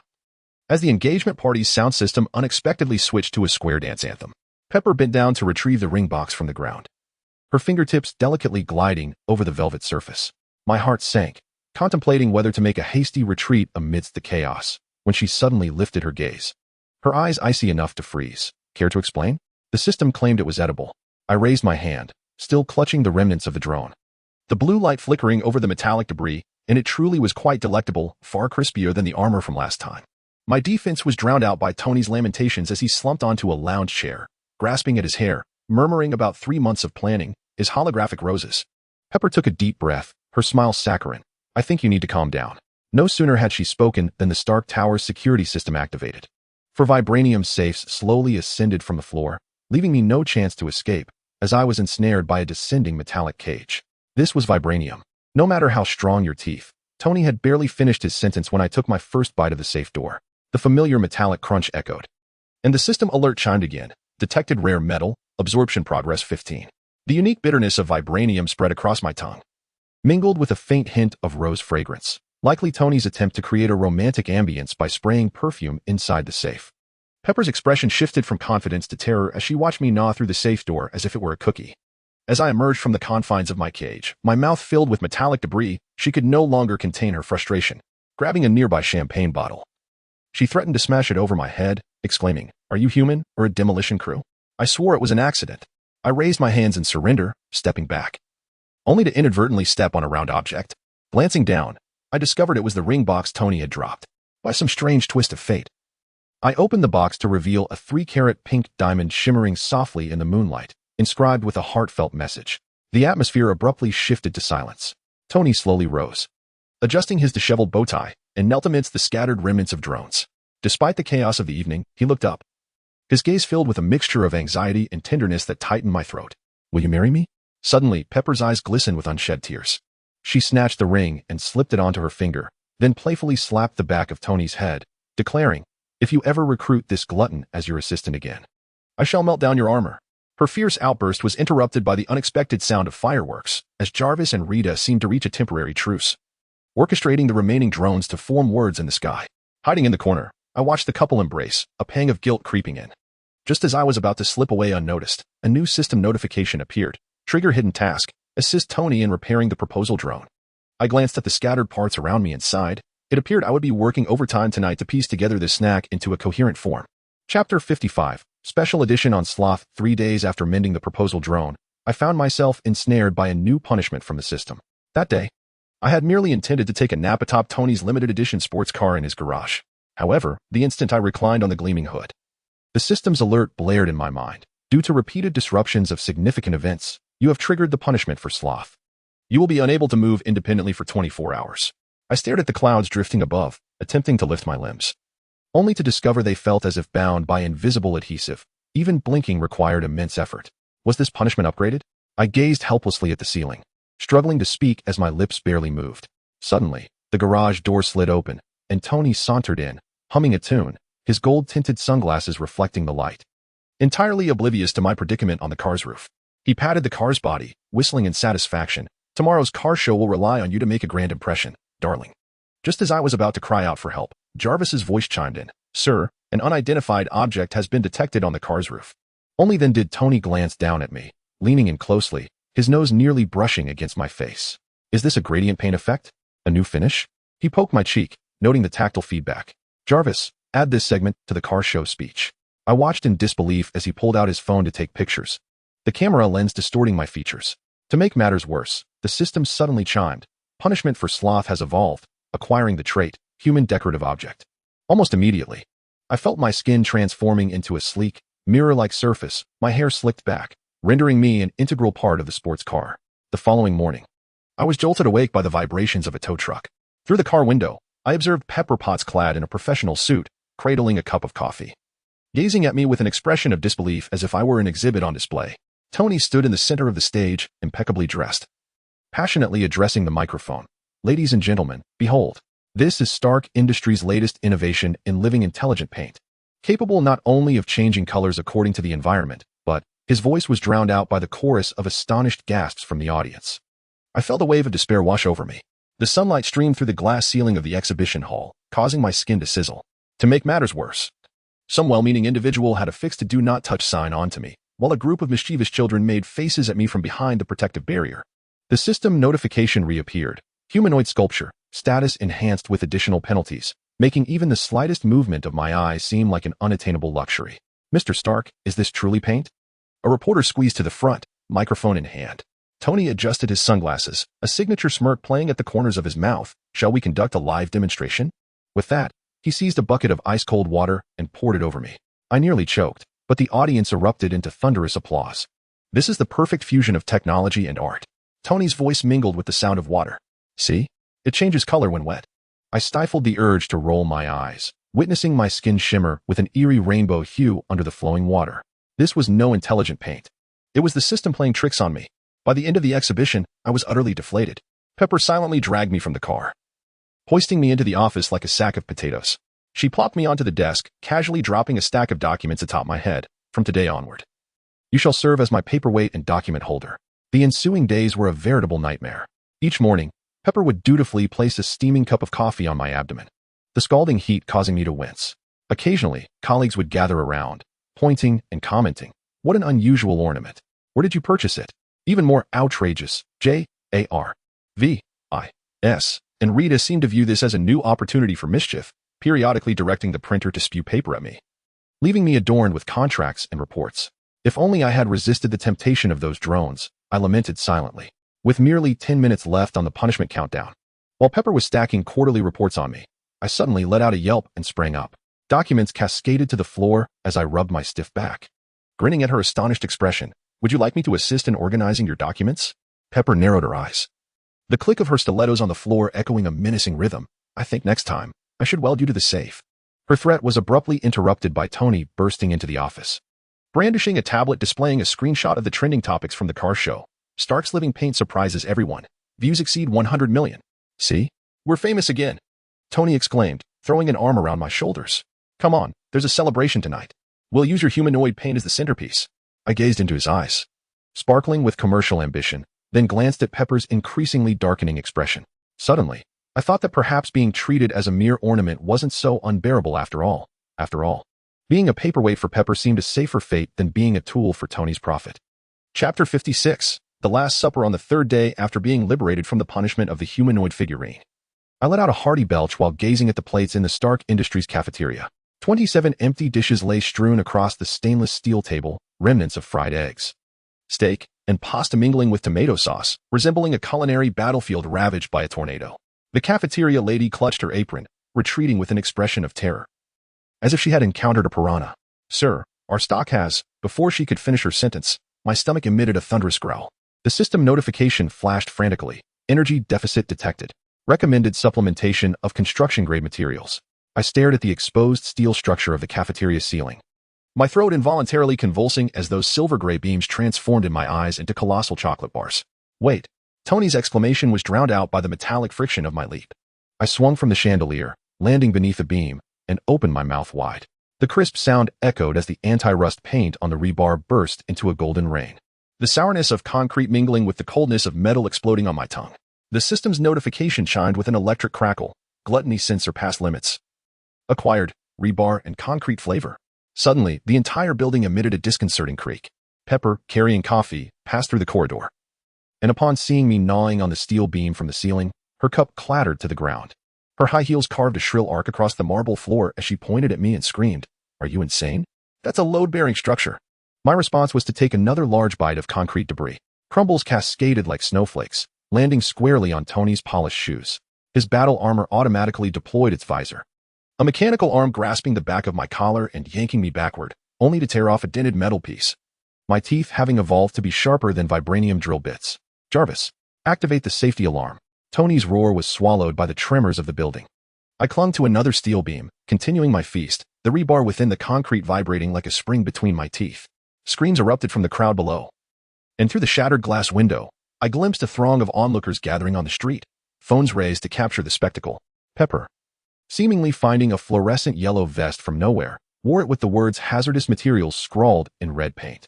She ascended the stairs in her 10-centimeter heels, with the assistance of security personnel, and draped the vest over me, even affixing a skull warning sign on the back. Now the whole of New York believes we are staging performance art. I can't help it, I mumbled, spitting out a chunk of rubble, the burning hunger in my stomach reddening my eyes. The flavor was akin to cola infused with popping candy, increasingly addictive with each bite. Before I could finish, the floor beneath me suddenly groaned under the strain, amidst the blaring alarms from Jarvis. Rita's electronic voice chimed in with a tone of schadenfreude, building collapse countdown detected. Tony abruptly raised his hands. "Stop. Everyone, stop. Let's shift our approach and relocate him to an abandoned building." His suggestion earned him a murderous glare from Pepper. "You want the media headline to read that Stark has raised a building-eating monster?" At that moment, I caught sight of the metallic railing at the edge of the distant rooftop. Saliva surged uncontrollably as I broke free from the grip of the security personnel, scaling the outer walls like a colossal spider. The cacophony of Pepper's screams, Tony's curses, and Jarvis's alarms melded into a chaotic symphony. While I clamped my jaws onto the guardrail, tasting the briny rust, a system notification reappeared. Absorbing building materials may delay collapse. "So, this is an act of self-rescue?" I mumbled through my chewing. Pepper, her hand trembling while holding the walkie-talkie, wrapped an entire roll of caution tape around my waist, securing the other end to a fire hydrant. "If you dare to devour a building again, I shall weld you into the foundation." As the sun dipped below the horizon, Stark Tower stood ravaged and pockmarked.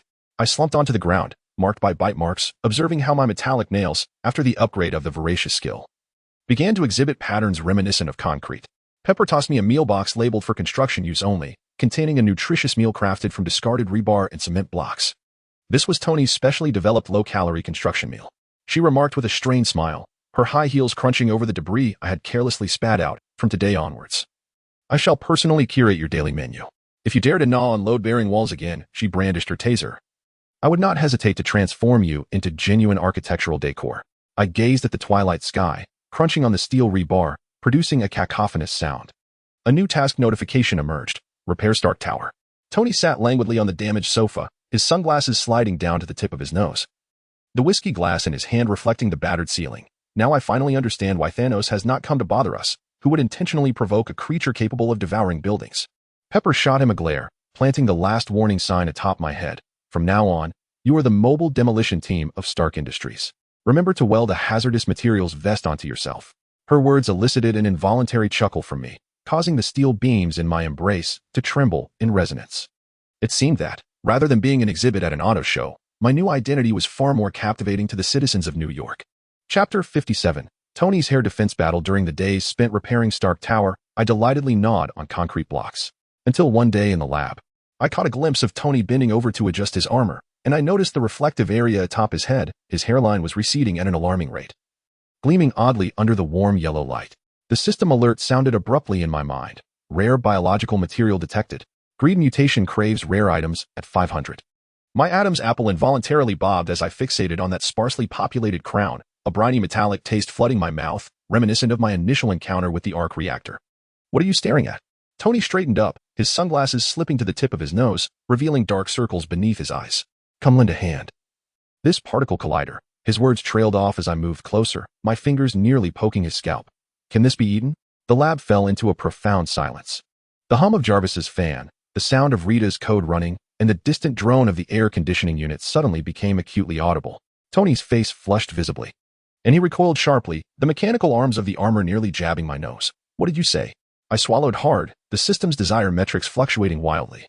And I couldn't help but remark, your hair appears remarkably healthy. The moment the words left my lips, I regretted them. Little Pepper had only warned me last week that if I continued to indulge, I would be feeding you to the Hulk. Yet, gazing at the few stubborn strands of golden hair atop Tony's head, I felt my teeth begin to chatter uncontrollably. JARVIS. Initiate highest level defense. Tony yanked off his tie and dashed toward the changing room, barking, prepare me 20 bottles of the strongest styling spray. His roar was abruptly silenced by the sound of the changing room door slamming shut. I stroked my chin, observing the new penalty notification from the system. Due to excessive desire for rare items, you are now subjected to a penalty of growing similar hair. The following morning, as I stood before the mirror, I nearly sprayed toothpaste onto the ceiling. The reflection revealed a man sporting a mustache identical to Tony's, with 2 golden tufts glistening in the morning light. At that moment, Rita's virtual avatar popped up, her dialogue box filled with laughing emojis, detected counterfeit Stark. Facial recognition similarity 99. This is undoubtedly a form of retribution. Clenching my mustache, I stormed into the lab, only to collide with a thoroughly bundled-up Tony. He wore a fisherman's hat, goggles, and had pulled his turtleneck up to his chin, resembling a bank robber in preparation. Upon seeing the mustache on my face, he froze for 2 seconds before bursting into a fit of laughter. So, you have your day too. His laughter was interrupted as I leaned in closer. I fixated on the few strands of hair peeking from beneath his hat, while the system's red warning blinked before my eyes. Warning. Target item rarity is increasing. Tony's laughter abruptly ceased. He frantically produced a spray can, directing it at his head. Stay away from me. This is a newly developed anti-gorging hairspray, containing vibranium. The transparent liquid sprayed onto his hair instantly congealed into a fine metallic mesh. Curiously, I reached out to touch it, but as my fingertip grazed the hair's end, I was jolted back by a sudden electric shock. Tony triumphantly removed his goggles, revealing bloodshot eyes. Evidently, he had pulled an all-nighter for this hairspray. See this? He shook the spray can, showcasing its prominent label, which boasted not only anti-bite properties but also an electric shock function. Before he could finish, the sudden blare of an alarm interrupted him. Rita's voice, tinged with rare panic, declared, "External intrusion detected. External intrusion detected." In the ensuing chaos, Tony and I exchanged glances and simultaneously rushed toward the weapons rack. However, as he lifted the palm cannon, I suddenly noticed a small patch of skin on the back of his neck that had not yet been treated with hairspray. The fine golden fuzz quivering gently under the lights. The system's notifications surged once more. Rarity rating. Immediate consumption recommended. Wait, your gaze is unsettling. Tony sensed my stare and leapt back like a startled cat, his armor instantly enveloping him. Yet, he had forgotten his fisherman's hat, which was whisked into the air by the gust from the deploying mechanical arms. Time seemed to slow as I beheld that long-forgotten new territory. A primal growl escaping my throat. Tony's desperate scream mingled with J-A-R-V-I-S, alarm, echoing throughout the lab. As I soared into the air, my mouth agape. My target this time was not some arc reactor or steel beam. Rita, quickly secure him in the vibranium safe. Tony sprinted while frantically applying hairspray, his hair tips exploding like a metallic mesh under the harsh lights. J-A-R-V-I-S. Activate all electric traps. His disheveled appearance reminded me of the last time he was caught in my battle armor, but this time, it was his hair that was in peril. Just as Pepper rushed in with a folder, she caught sight of me chasing Tony around the lab, while the little tuft of facial hair, mimicking his own, quivered slightly with my movements. With a resigned sigh, she placed her hand on her forehead. I knew that as long as you two are together, it was only a matter of time before something absurd like this would happen. Chapter 58. The final armor. The alarm in Stark Tower wailed distressingly as I rounded the corner in pursuit of Tony's fading silhouette, my nostrils suddenly detecting a familiar metallic scent mingled with the sharpness of black pepper. The system notification nearly shattered my eardrums. 100 armors detected. Rarity level. In a flash of gold, Tony descended upside down from the ceiling encased in the latest armor, the blue light from his palm cannon nearly brushing against my nose. This time, you shall not prevail. His voice buzzed within the helmet, the nanoscale plating on the armor undulating like a school of fish come to life. I locked my gaze onto the blue eyes peeking through the visor's crevice and, with a sudden grin revealing my metallic sheen teeth, asked, "Did you season the armor?" Before he could react, I leapt into the air and bit down fiercely on that iconic red and gold helmet. A crisp crack mingled with the sound of electricity crackling as the system notification flooded the screen. Achievement unlocked. Stark's Nemesis. Damage to Tony's creation doubled. Half of his helmet shattered between my teeth, the flavor of black pepper mixed with oil exploding on my tongue, so spicy that tears streamed from my eyes. That's the capsaicin in the anti-bite coating. Tony's voice broke as he stumbled back, revealing a marred face. The mechanical arms of the armor maintained their attack posture, yet trembled uncontrollably as I approached, clearly intimidated by my bite. Wiping the metallic residue from the corner of my mouth, I glanced at the reactor precariously swaying in the chest of his armor. Shall I take a bite of the core next? An eerie silence enveloped the entire lab. Both J, A, R, V, I, S, and Rita ceased their announcements, leaving only Tony's heavy breathing audible. His armor automatically deployed a backup visor. But the moment it popped out, I smashed it with my hand. Just as I prepared to bite his shoulder, Pepper's voice suddenly rang out from behind. Enough. Every hair on my body stood on end. Pepper, clad in a fitted black suit, her high heels striking a heart-pounding rhythm against the floor, held a mini speaker in her hand, a familiar cold smirk gracing her lips, the same expression she wore when she locked me in the vibranium safe last time. You know what he fears the most? The instant Pepper pressed the play button, the lab reverberated with a deafening snore. It was the audio Rita had stealthily recorded while I dozed off in Tony's private cinema last week, booming like thunder and interspersed with the sound of smacking lips. The system notification blared abruptly, laziness trigger condition detected, forcing entry into hibernation mode. My eyelids suddenly felt as heavy as lead. Tony's armor flickered before my eyes, but my legs had already succumbed to weakness. Just before my consciousness faded, I heard Pepper instructing over the intercom, drag him to the storage room.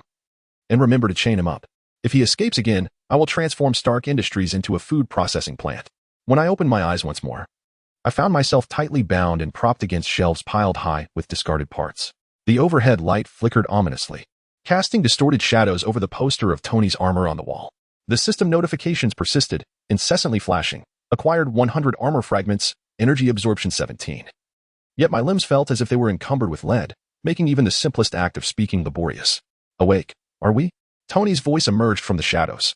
This time, he was not clad in armor, but rather donned a sleepwear emblazoned with pizza motifs, cradling a cup of black coffee in his hands.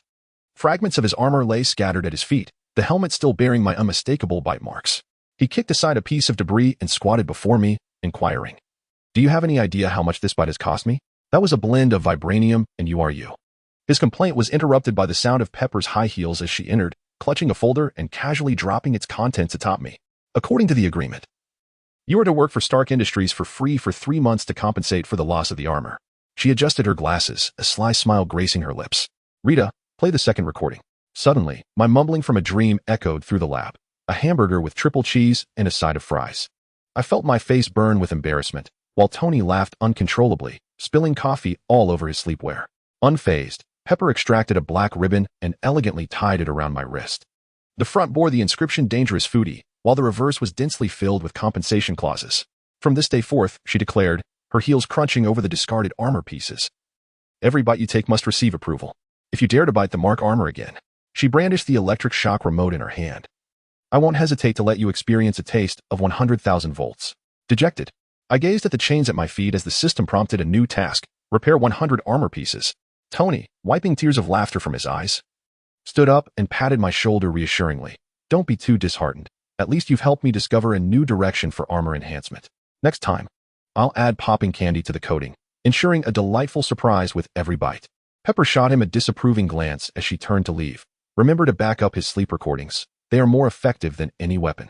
Her voice faded into the distance as I stared at the flickering bulb on the ceiling, silently contemplating that once my lethargy subsides, the next time I bite into an armor, I must first sample whatever new flavor Tony has concocted. Chapter 59. Declaration of bankruptcy in the press conference hall of Stark Industries headquarters. The stage lights blazed blindingly bright. Tony stood impeccably dressed, his tie clip housing a miniature reactor glowing with blue light. Yet the dark circles under his eyes and the slight tremor of his fingers betrayed the exhaustion of days spent repairing the armor. I huddled behind Pepper, fixated on the metallic shell of the camera at the edge of the stage, glimmering enticingly under the lights, as the system notifications once again stirred restlessly in my mind. Dear media friends, Tony's voice carried an intentional steadiness, yet he was abruptly interrupted by the sudden ring of a mobile phone. Rita's voice erupted from the speakers. Dangerous items detected nearby. Activating level 3 alarm. I froze in place as Pepper's high heels crushed down hard on the top of my foot. Silence. Tony tugged at his tie, beads of sweat forming at his temples. As I mentioned, his voice trembled unexpectedly due to several unforeseen incidents. Behind him, the large screen displayed a plethora of bills. Merely the repair cost for the damaged Mark 100 armor could purchase half of New York. The reporters in the audience began murmuring, flashes of cameras erupting like fireworks. At that moment, my stomach let out a thunderous growl. The system frantically popped up notifications. Titanium alloy camera detected. Absorbable. I glanced at the camera nearby, my throat involuntarily constricting. Pepper noticed my unusual movement and reached out to catch me, but only grasped the remnants of my collar. No. Simultaneously. Tony's anguished scream and the sound of metal shattering filled the air. I retreated, clutching the camera. The familiar crisp sound echoing in my mouth as the glass lens shattered between my teeth. The salty metallic taste mingled with the burnt scent of circuit boards. While the system cheerfully announced, achievement unlocked, capital destroyer, record-breaking economic loss in a single day, the entire press hall descended into chaos. Reporters screamed as they dodged the flying debris, flashes from cameras illuminating my vision with dazzling stars. I instinctively shoved the crushed microphone into my mouth. The rubber casing had a minty flavor, and tiny currents sparked on my tongue. Amidst Jarvis's alarm, I heard Tony's desperate roar. That was a 200,000 holographic camera. Capture him. Pepper's furious shout pierced through the turmoil. I deftly evaded the security personnel's grasp, leaping onto the podium just as I saw Tony, pale as a ghost, leaning against it. A piece of paper fell from his suit pocket, and I caught a glimpse of the words bankruptcy reorganization.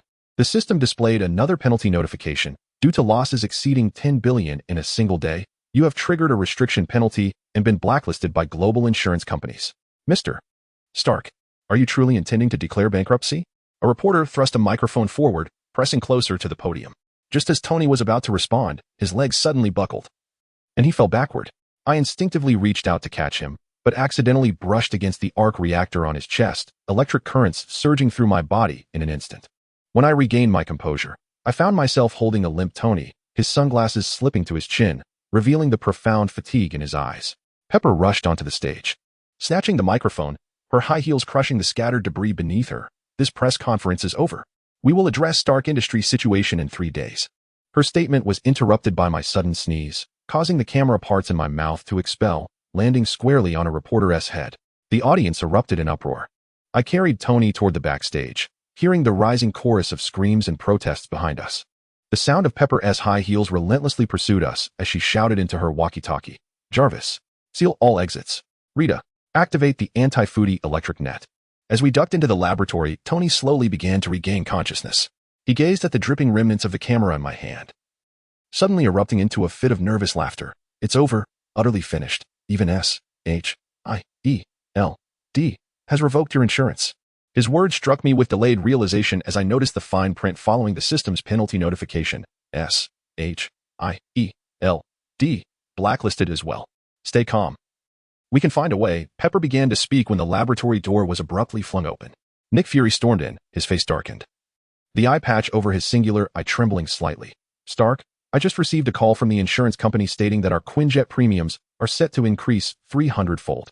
I shrank into the corner, observing the furious trio while silently stuffing the last piece of camera debris into my mouth. The system prompted a new task: mitigate Stark Industries' economic losses. Tony, gripping his hair in despair, shouted, "Now I finally understand why Thanos hasn't come for us. He fears being financially drained by you." Pepper turned to glare at me, her gaze icy enough to freeze. From this moment on, you shall pay for every breath you take. Moreover, she pointed at the vibranium cage in the corner of the lab. This specially crafted prison for you will cost $100,000 per day. I glanced at the cage, adorned with an array of anti-chewing devices, and then at the enraged Fury and the slumped Tony, suddenly realizing that perhaps I had truly landed in dire straits.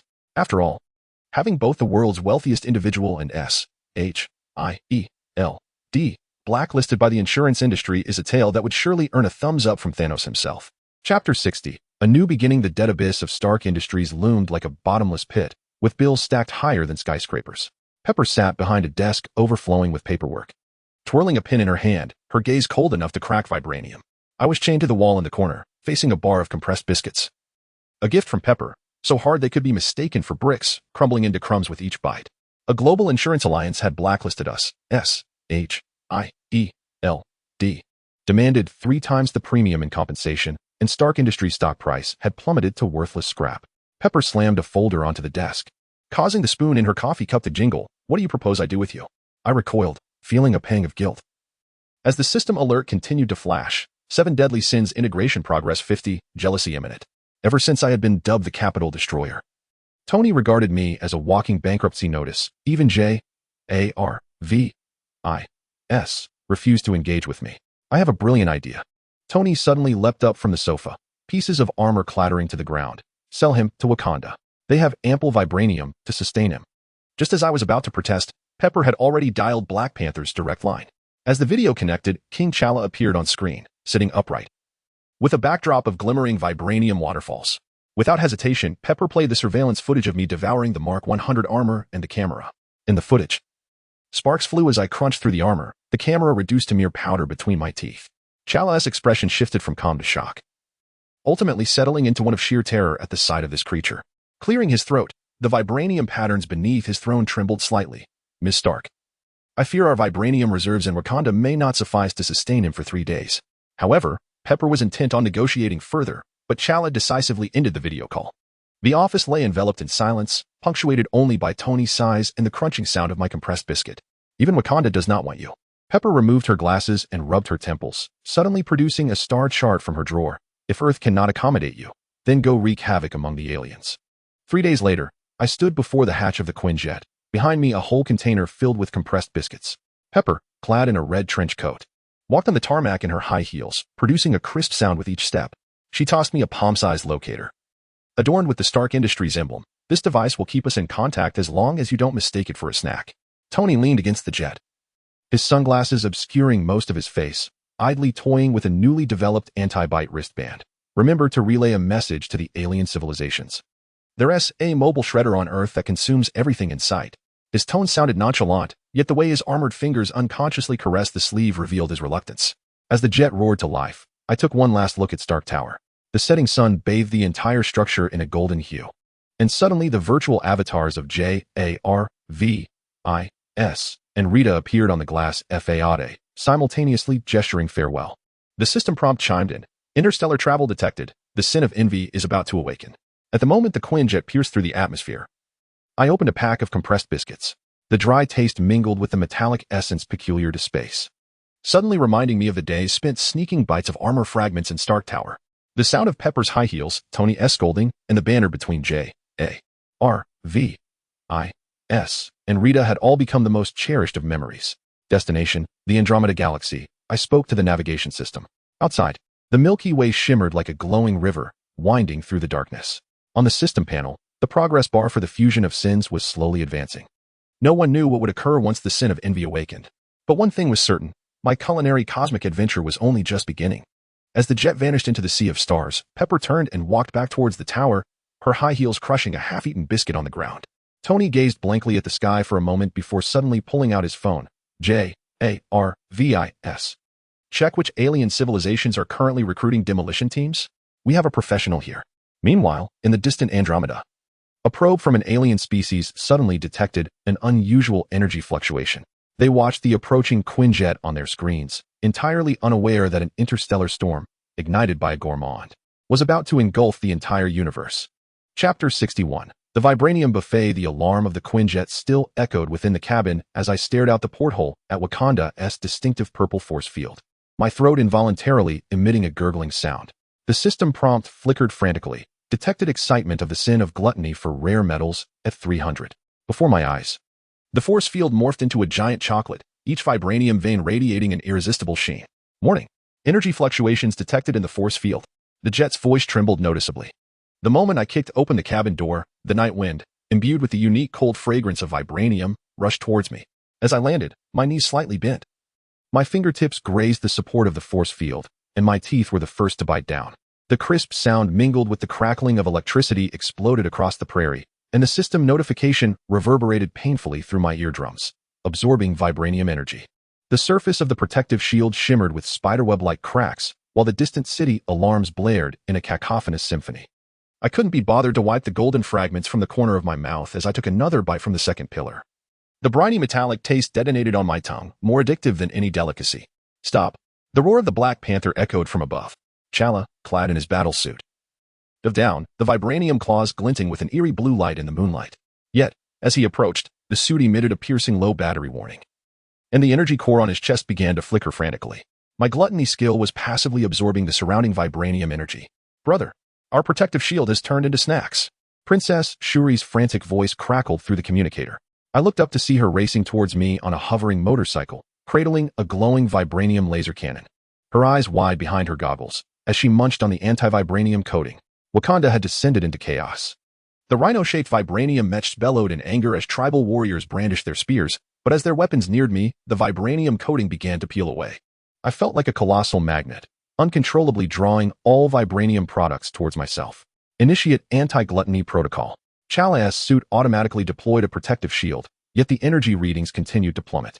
I wiped the golden powder from my mouth and observed the new system prompt. The sin of gluttony evolves, temporarily assimilating contact vibranium. In the next moment, I reached out and grasped the shoulder armor of his suit.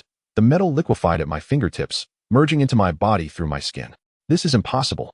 Chala staggered back, the right shoulder of his suit vanishing without a trace. Suddenly, Shuri's laser cannon pivoted, aiming at me. Beneath her, her hovering motorcycle shrank at an observable speed. All the vibranium components transforming into snacks in my mouth. Quick, use sonic weapons. Shuri stomped her feet anxiously, the vibranium beads in her braids clanging noisily. His weakness is sound. No sooner had she spoken than a deafening ultrasonic wave erupted across the prairie. I felt as if a myriad of steel needles were piercing my head, and the vibranium fragments in my mouth spewed forth. Taking advantage of the moment, I covered my ears. Chala hurled a vibranium lasso, binding me tightly. Yet, as the rope touched my skin, it began to melt. The golden liquid seeping into my body through the crevices. Suddenly, Shuri had a stroke of genius. She pulled out a spray can filled with capsaicin from her backpack. Try this. Last time, Stark said he was afraid of spicy. The pungent mist enveloped me, causing tears to stream down my face. Yet I couldn't resist licking the vibranium fragments at the corner of my mouth. The system prompt appeared once more. Capsaicin detected, triggering gluttony resistance, and the pepper spray before me oddly crystallized into golden chili sugar frosting. He can even eat chili. Shuri's scream mingled with Chala's sigh.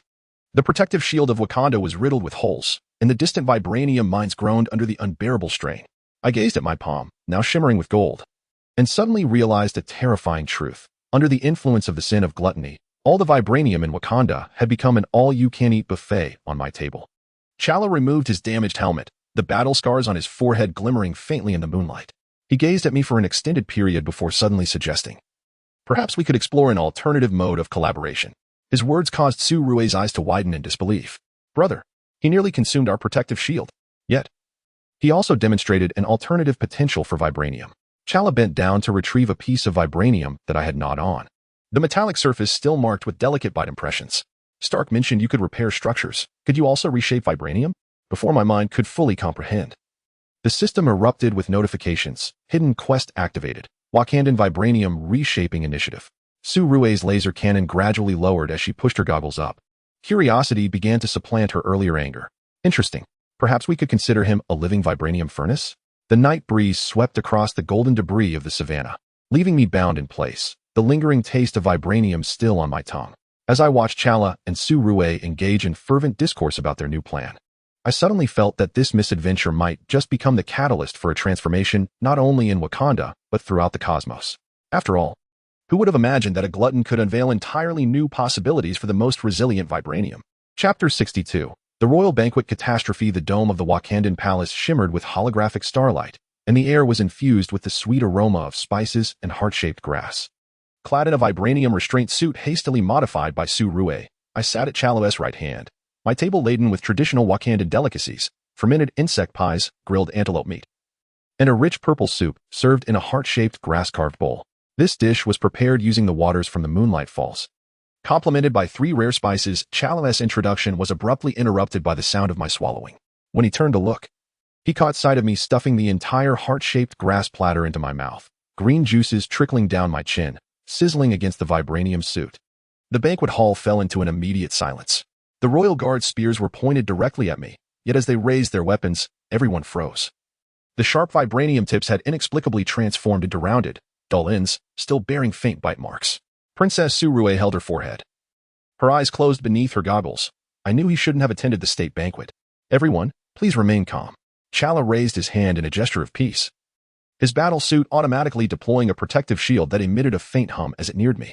I wiped the grass remnants from my mouth, and the system cheerfully chimed. Acquired title culinary diplomat, reduced hostility through consumption. Remarkably, the once furious guards began to exhibit a sense of bewilderment. Perhaps this was a novel form of cultural exchange? I mumbled incoherently, casually seizing the gilded cutlery of the guest beside me. The metal emitted a crisp sound between my teeth, startling the diplomat into an upright position, only for him to, inexplicably, push his own plate toward me upon witnessing my satisfied expression. Would you care to try this? The atmosphere in the banquet hall transformed into an oddly harmonious one. Some began to offer food voluntarily, while others curiously observed my chewing of the vibranium utensils. Chala's expression shifted from shock to resignation as he raised his glass. Taking a sip, only to be struck by a violent coughing fit when I let out a resounding belch, the green powder of heart-shaped grass dispersing like a smoke bomb. This could spell trouble. Su Rui's exclamations were drowned out by waves of laughter. The guards, having come into contact with the powder, suddenly broke into an infectious dance. Their spears tracing comical arcs in the air, while the vibranium patterns on their battle attire shimmered with a disco-like brilliance. The diplomats embraced one another, twirling in circles. Even Chala swayed to the rhythm, as the vibranium floor beneath the throne resonated with a pulsating beat. This was the hallucinogenic side effect of heart-shaped grass.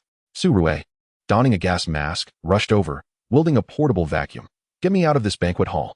Her words were interrupted by another hiccup of mine, which sent a plume of powder that transformed the holographic projection on the ceiling into a square dance tutorial. I was half pushed, half dragged out of the banquet hall by several guards, and as we passed through the corridor, I casually nibbled on the vibranium carvings of the doorframe. A system notification popped up, issuing a penalty. Due to the misuse of culinary diplomacy skills, the side effects of heart-shaped grass will last for 12 hours. Laughter echoed from afar, as the entire palace succumbed to revelry. Now, the Wakandan state banquet had become a dance party. I crouched in a garden corner, observing my fingers glowing green. Su Rui, fuming, switched off the vacuum, her goggles still dusted with heart-shaped grass powder. Do you know how embarrassing this is? Those diplomats will share the video all over the United Nations tomorrow. Chala appeared behind us, his crown askew and his cape adorned with glitter. Perhaps this is a unique diplomatic achievement? His words widened Su Rui's eyes in disbelief. While I was already fixated on the sound of water splashing against the vibranium fountain, reminiscent of a sesame-covered crispy pancake. Don't touch that. Su Rui swiftly produced pepper spray, threatening, if you dare to nibble again, I'll dunk you in the vibranium molten pool. Her threat was abruptly interrupted by the lively tune of the most dazzling national style. Outside the palace, the citizens of Wakanda were dancing in unison, their traditional garments shimmering in the moonlight, resembling a flowing galaxy. Chala gazed at the jubilant crowd and suddenly burst into laughter. Perhaps I should thank you for giving Wakanda a night like no other. As he turned, a vibranium gem from his crown dislodged and rolled to my feet. I stared at the blue glowing gem, my throat itching once more. While Su Rui's laser cannon was aimed at my head, don't even think about it. The moonlight bathed the vibranium rooftop of the palace, and the distant laughter continued. I rubbed my rumbling stomach, silently contemplating whether to nibble on something else once the penalty time was up. After all, in Wakanda, a land brimming with delicacies, it was incredibly difficult to resist the temptations of being a foodie. Chapter 63, The Crisis of the Panther God. The night in the Wakandan palace was eerily tranquil, with only the distant echoes of square dance music lingering in the air. I crouched in a corner of Su Rui's laboratory, fixated on her newly developed vibranium potato chips, glistening enticingly under the light. The system notification began to stir in my mind. Detected improved vibranium can be absorbed. Don't even think about it. Su Rui, without looking up, her goggles flashing with blue light, remarked, "This is a sample for energy testing for the battle armor." As her words hung in the air, the laboratory was abruptly engulfed in a violent tremor, the patterns of vibranium on the walls emanating an eerie violet glow. Just as Chala burst in, his armor not fully donned, an unusual urgency marked his expression. The barrier of the ancestral land has weakened. I followed them into the underground altar, the damp air saturated with the mingled scent of heart-shaped grass and earth. At the center of the altar, the vibranium totemic pillar exuded black mist, the runes twisting and contorting within the haze.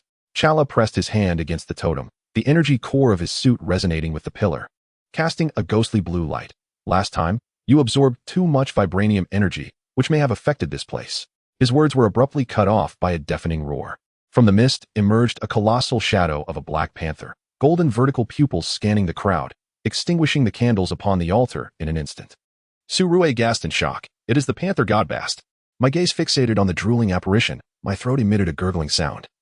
And the system notification flickered frantically. Greed sin breaks the dimensional barrier, perceivable spirit delicacy. Could this feline creature be consumed? My impulsive remark plunged the entire altar into an eerie silence. Chala's hand froze on the totem, while Su Rui's goggles clattered to the ground. The panther god's spectral fur bristled, fear flashing in its golden eyes, and in the next moment, it retreated into the mist, dimming the altar's runes. Are you out of your mind? Chala spun around, seizing my collar, the mechanical arm of his armor emitting a menacing hum. That is the guardian deity of Wakanda. His furious cry was interrupted by a sudden mournful wail resonating from the altar, the ground beginning to crack open, black liquid seeping from beneath the vibranium slabs, releasing the stench of decaying flesh mixed with rust. The power of the ancestors is waning. Surue knelt to touch the fissure. The black liquid instantly evaporated by the vibranium gloves. After Bast fled in terror, the barrier spiraled into chaos. Before she could finish her sentence, countless black tendrils emerged from the crevice, ensnaring my ankles. The system notification crackled ominously. Negative energy entity detected, can be consumed. I opened my mouth to sever the nearest tendril, the bitter energy exploding in my mouth like a cocktail of 10 cups of espresso mixed with motor oil. The black tendrils writhed frantically, retreating underground, yet the altar's tremors intensified. Chala knelt before the totem, his forehead resting on the cold vibranium. Ancestors, please do not return just yet. I vow to resolve this predicament. Perhaps we could adopt a different approach. I wiped the black residue from the corner of my mouth, fixating on the reconstituted shadow of the panther god in the center of the altar. Since the panther god fears me, why not serve as bait? My suggestion was met with Surue's incredulous stare, yet Chala stood up thoughtfully, his armor automatically deploying a protective shield. Bast's power is entwined with the vibranium barrier. As long as it does not return, the entirety of Wakanda will succumb to negative energy. He turned to me, his gaze imbued with a resolute desperation. Can you perceive spirits? Is there a way to lure it back to the altar? Before I could respond, the system unexpectedly presented a new task. Calm the panther god Bast. The black panther apparition hovering above the altar suddenly emitted a whimper akin to that of a cub, its tail curling protectively before it, evidently still wary of my earlier remarks about consumption. Surue's eyes lit up with a sudden idea. Retrieving a vibranium bell from his backpack, let us give this a try. Bast is fond of shiny objects. As I shook the bell, golden vibranium powder cascaded rhythmically.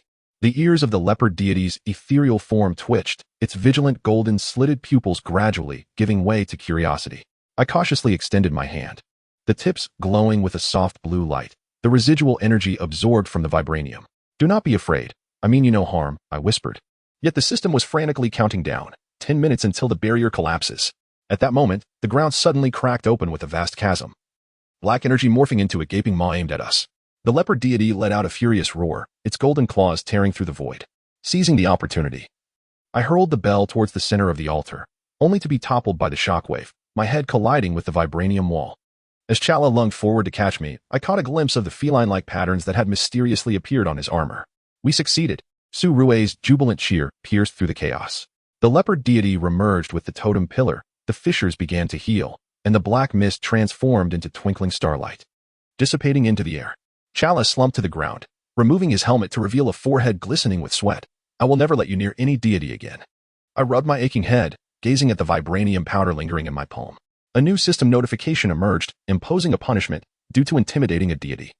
You will uncontrollably drool upon seeing felines for the next 24 hours. In the distance, the cheers of the Wakandan populace echoed. While I fixated on the leopard patterns on Chala's armor, my throat involuntarily rolling, a reaction I truly did not intend. Chapter 64. Surue's revenge. The sunlight of Wakanda filtered through the vibranium glass of the laboratory, casting delicate patterns of light upon the console. Surue, clad in goggles, typed furiously on the holographic keyboard, streams of blue data swirling around her fingertips like a flock of luminous serpents. I squatted in the corner, nibbling on compressed biscuits. My eyes fixated on the petri dish beside her, teeming with writhing nanobots that shimmered with an enticing blueberry sheen. Do not stare at them, Surue admonished without lifting her head, her voice tinged with a hint of irritation. These are the anti-gorging nanobots specially developed for you. They will react to your saliva. Her warning was abruptly interrupted by the crisp sound of me swallowing. I wiped my mouth of the blue crumbs, savoring the flavor. Blueberry. Shall I have some more? The laboratory fell into an eerie silence. Slowly, Surue turned her head, the gaze beneath her goggles capable of freezing vibranium. Before me, the petri dish, once filled with nanobots, was now empty. Those little creatures had exploded in my mouth, reminiscent of the popping candy I enjoyed as a child. The system notification chimed in. Gain temporary ability, technological digestion. You can comprehend the principles of the technology you consume. I suddenly felt an influx of code knowledge surging into my mind, as if I could see through the construction of every component of Surue's armor. No. Surue's scream merged with the blaring alarm. She rushed toward the control panel, but it was too late. The nanobots I had ingested began to emerge from my pores, forming pulsating pixel patterns on my skin. What was worse, they started to play music. The familiar prelude of Gokuraku Jodo resonated throughout the laboratory, and my body began to sway uncontrollably to the rhythm. This was a punitive constraint. As I awkwardly executed my humiliating dance, I mumbled an explanation, The system declared that anyone who undermines the research achievements of others would be compelled to dance for a full 24 hours.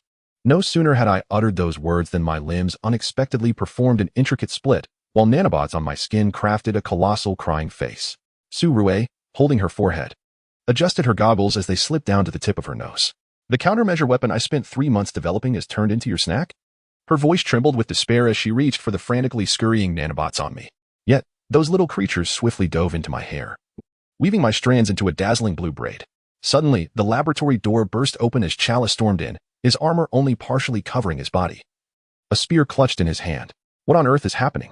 The entire palace fell silent, eyes wide in disbelief as I spun in midair, executing 3.5 rotations, with nanobots trailing behind me, leaving a rainbow-like glow. Don't ask, Su Rue exclaimed, taking a deep breath as she readjusted her goggles. Her fingers danced rapidly across the keyboard. I am initiating the backup plan. Jarvis, activate the protocol. No sooner had she finished speaking than a massive vibranium net descended from the ceiling. Before I could comprehend the situation, I found myself thoroughly ensnared, akin to a fish caught on land. Let us see how you escape this time. Su Rue approached with her hands on her hips, the nanoscopic scales of her armor shimmering with her movements. I've coated the net with capsaicin and an electric layer, a double safeguard. Her words sent a shiver down my spine. But the next instant, the system notification popped up again. Composite defense coating detected, can be absorbed. I took a bite of the vibranium net, the spicy capsaicin mingling with electricity exploding in my mouth, while the nanobots excitedly quickened their dance. Chala, exasperated, covered his face, and his spear clattered to the ground. Su Rue, I think we should concede. He is turning punishment into a performance. Impossible. Su Rue suddenly produced a vibranium syringe from her backpack, stating, "This is the last resort. It will definitely." Her words were cut off as I lunged forward, swallowing the syringe whole, the metal casing producing a delightful crunch between my teeth. The system notification joyfully blinked. Analysis complete. Acquired nanobot manufacturing technology. It tastes like strawberry milk. I mumbled, my body uncontrollably breaking into more intricate dance steps. Su Rue, utterly defeated, grabbed a wrench from the table, poised to smash it. But upon seeing the words "please let me go" flashing on my body, she suddenly burst into laughter. You win, can I not concede? Chala picked up his spear, shaking his head in resignation. Perhaps we should reconsider our approach, such as enlisting his help in developing weapons. After all, he might be the only one in the universe capable of treating nanobots as snacks. His words sparked a glimmer of excitement in Su Rue's eyes as she exclaimed, "That makes sense. Perhaps we can utilize his abilities to create self-repairing armor." Listening to their discussion, I suddenly found the act of dancing not so unbearable. After all, once the 24 hours had elapsed, these nanobots might transform back into new technological treats. In Wakanda, a place brimming with surprises. Who knows what marvelous inventions one might encounter next? Chapter 65. The Doom of Vibranium. 3,000 feet beneath Wakanda, the vibranium veins shimmered with an ethereal blue glow, while the crystals hanging from the cavern's ceiling refracted a dreamlike halo. I crouched beside the minecart tracks, fixated on the sinuous vibranium vein etched into the rock face, my throat involuntarily constricting. A system alert reverberated in my mind like thunder, detected supersized vibranium reserves. The sin of gluttony has attained the ultimate title of vein scavenger. Just a taste. I reached down and pried off a piece of vibranium the size of a fingernail. The moment it touched my tongue, the entire cavern trembled violently. The briny metallic taste mingled with a honeyed sweetness exploded on my palate, and my eyes instantly sparkled with delight as I opened my mouth wide to devour more. With a crunching sound, debris from the rock layers cascaded like golden rain, and the system frantically chimed. Absorption progress 12. Halt. A guard's furious roar echoed from the depths of the mine. I wiped the golden dust from the corner of my mouth and continued to indulge, the vibranium producing a spring-like snap between my teeth. When the third patrol arrived, brandishing vibranium spears, they gazed in horror at the once thick vein, now reduced to slender strands, while I belched contentedly, preparing to attack another vein. As news reached the surface, alarms blared in Su Rue's laboratory. On the holographic display, the vibranium reserve curve for all of Wakanda plummeted steeply. She removed her goggles, watching the footage of me voraciously consuming the veins, her voice trembling. The amount of vibranium he devoured in a single day could suffice to forge 300 suits of armor. Chala convened an emergency meeting, and the vibranium floor beneath his throne groaned under the strain.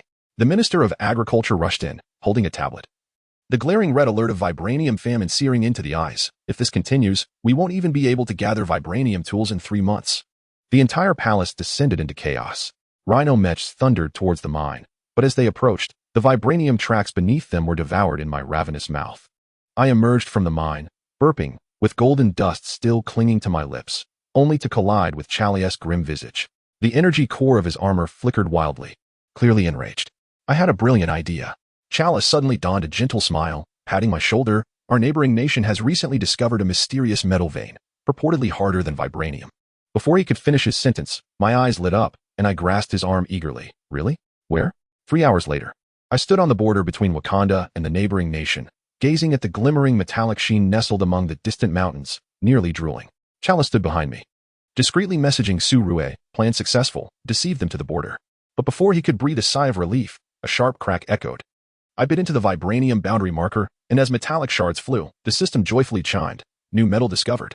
Initiating automatic detection. Immediately, the vibranium protective wall along the entire border began to groan under the strain, collapsing like a row of dominoes under my relentless consumption. The neighboring sentinels, peering through their binoculars, watched in terror as a black hole-like figure devoured their defensive line. No. Chalia's roar was drowned out by the cacophony of crumbling walls. Unbeknownst to me, I raced wildly along the direction of the metallic waves, leaving behind a trail of battered vibranium bridges and crumbling watchtowers. As I bit through the entrance of the first mine, the distress signal from the king of the neighboring country had already reached the United Nations screens. I embraced the veins of ore, consuming them with the fervor of devouring sugarcane, juice splattering everywhere. When Wakanda urgently convened a press conference, Chalia wore an expression more sorrowful than tears. On the massive screen behind him, satellite images depicted the colossal breach I had gnawed into the neighboring border. This was a grievous error in technological communication. He fidgeted with his tie, while his mechanized armored arm unconsciously caressed the spot where his vibranium dagger once hung. Now merely a snack from one of my indulgences. Suddenly, Shuri brandished a tablet displaying the tracking device she had developed overnight. We will retrieve him. Yet, before her words could settle, the laboratory alarms blared once more. I had just crushed the tracking device and inadvertently swallowed the drone responsible for monitoring me. A system prompt cheerfully chimed, acquired the title Mobile Catastrophe, resources deplete wherever I tread. Chalia sighed heavily, whispering into the microphone. If anyone in the cosmos spies a creature wandering while gnawing on planets, please notify Wakanda immediately. We shall take full responsibility. His voice was abruptly drowned out by the sound of an explosion in the distance. It was evident that I had stumbled upon yet another snack. Meanwhile, all of Wakanda was preoccupied with repairing the border while simultaneously outfitting every vibranium facility with anti-grazing devices. After all, no one could predict where I would next transform into a battleground of culinary delight.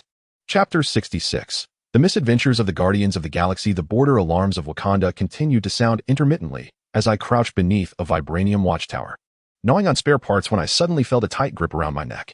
Before I could react, the world spun wildly as a furry little creature ensnared me with a rope, using the thrust of its anti-gravity boots to propel me skyward. I've got you. Walking money tree. Rasped a voice, electronically modulated. Struggling to turn my head, I found myself staring into a pair of bloodshot eyes. Rocket Raccoon stood on my back, wielding a modified laser gun, its barrel still smoking. The entire galaxy had placed a bounty on creatures capable of consuming vibranium, and here I was, delivering myself right into their hands. When I regained consciousness, I found myself confined in the dilapidated cargo hold of a spaceship. Oddly shaped parts littered the metallic floor, and the air was thick with the mingled scents of machine oil and expired snacks. A cheerful system prompt rang out.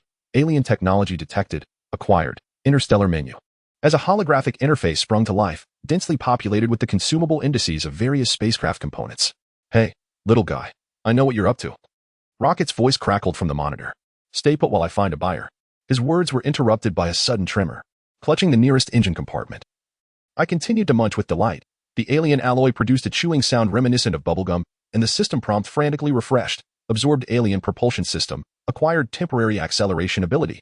The entire spaceship shook violently, alarms blaring deafeningly.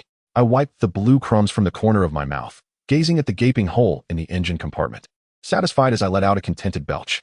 The cargo door was abruptly blown open, and Star-Lord burst in, dual pistols raised, his stylish leather jacket billowing in the airflow. However, upon witnessing the scene before him, he stood frozen in astonishment.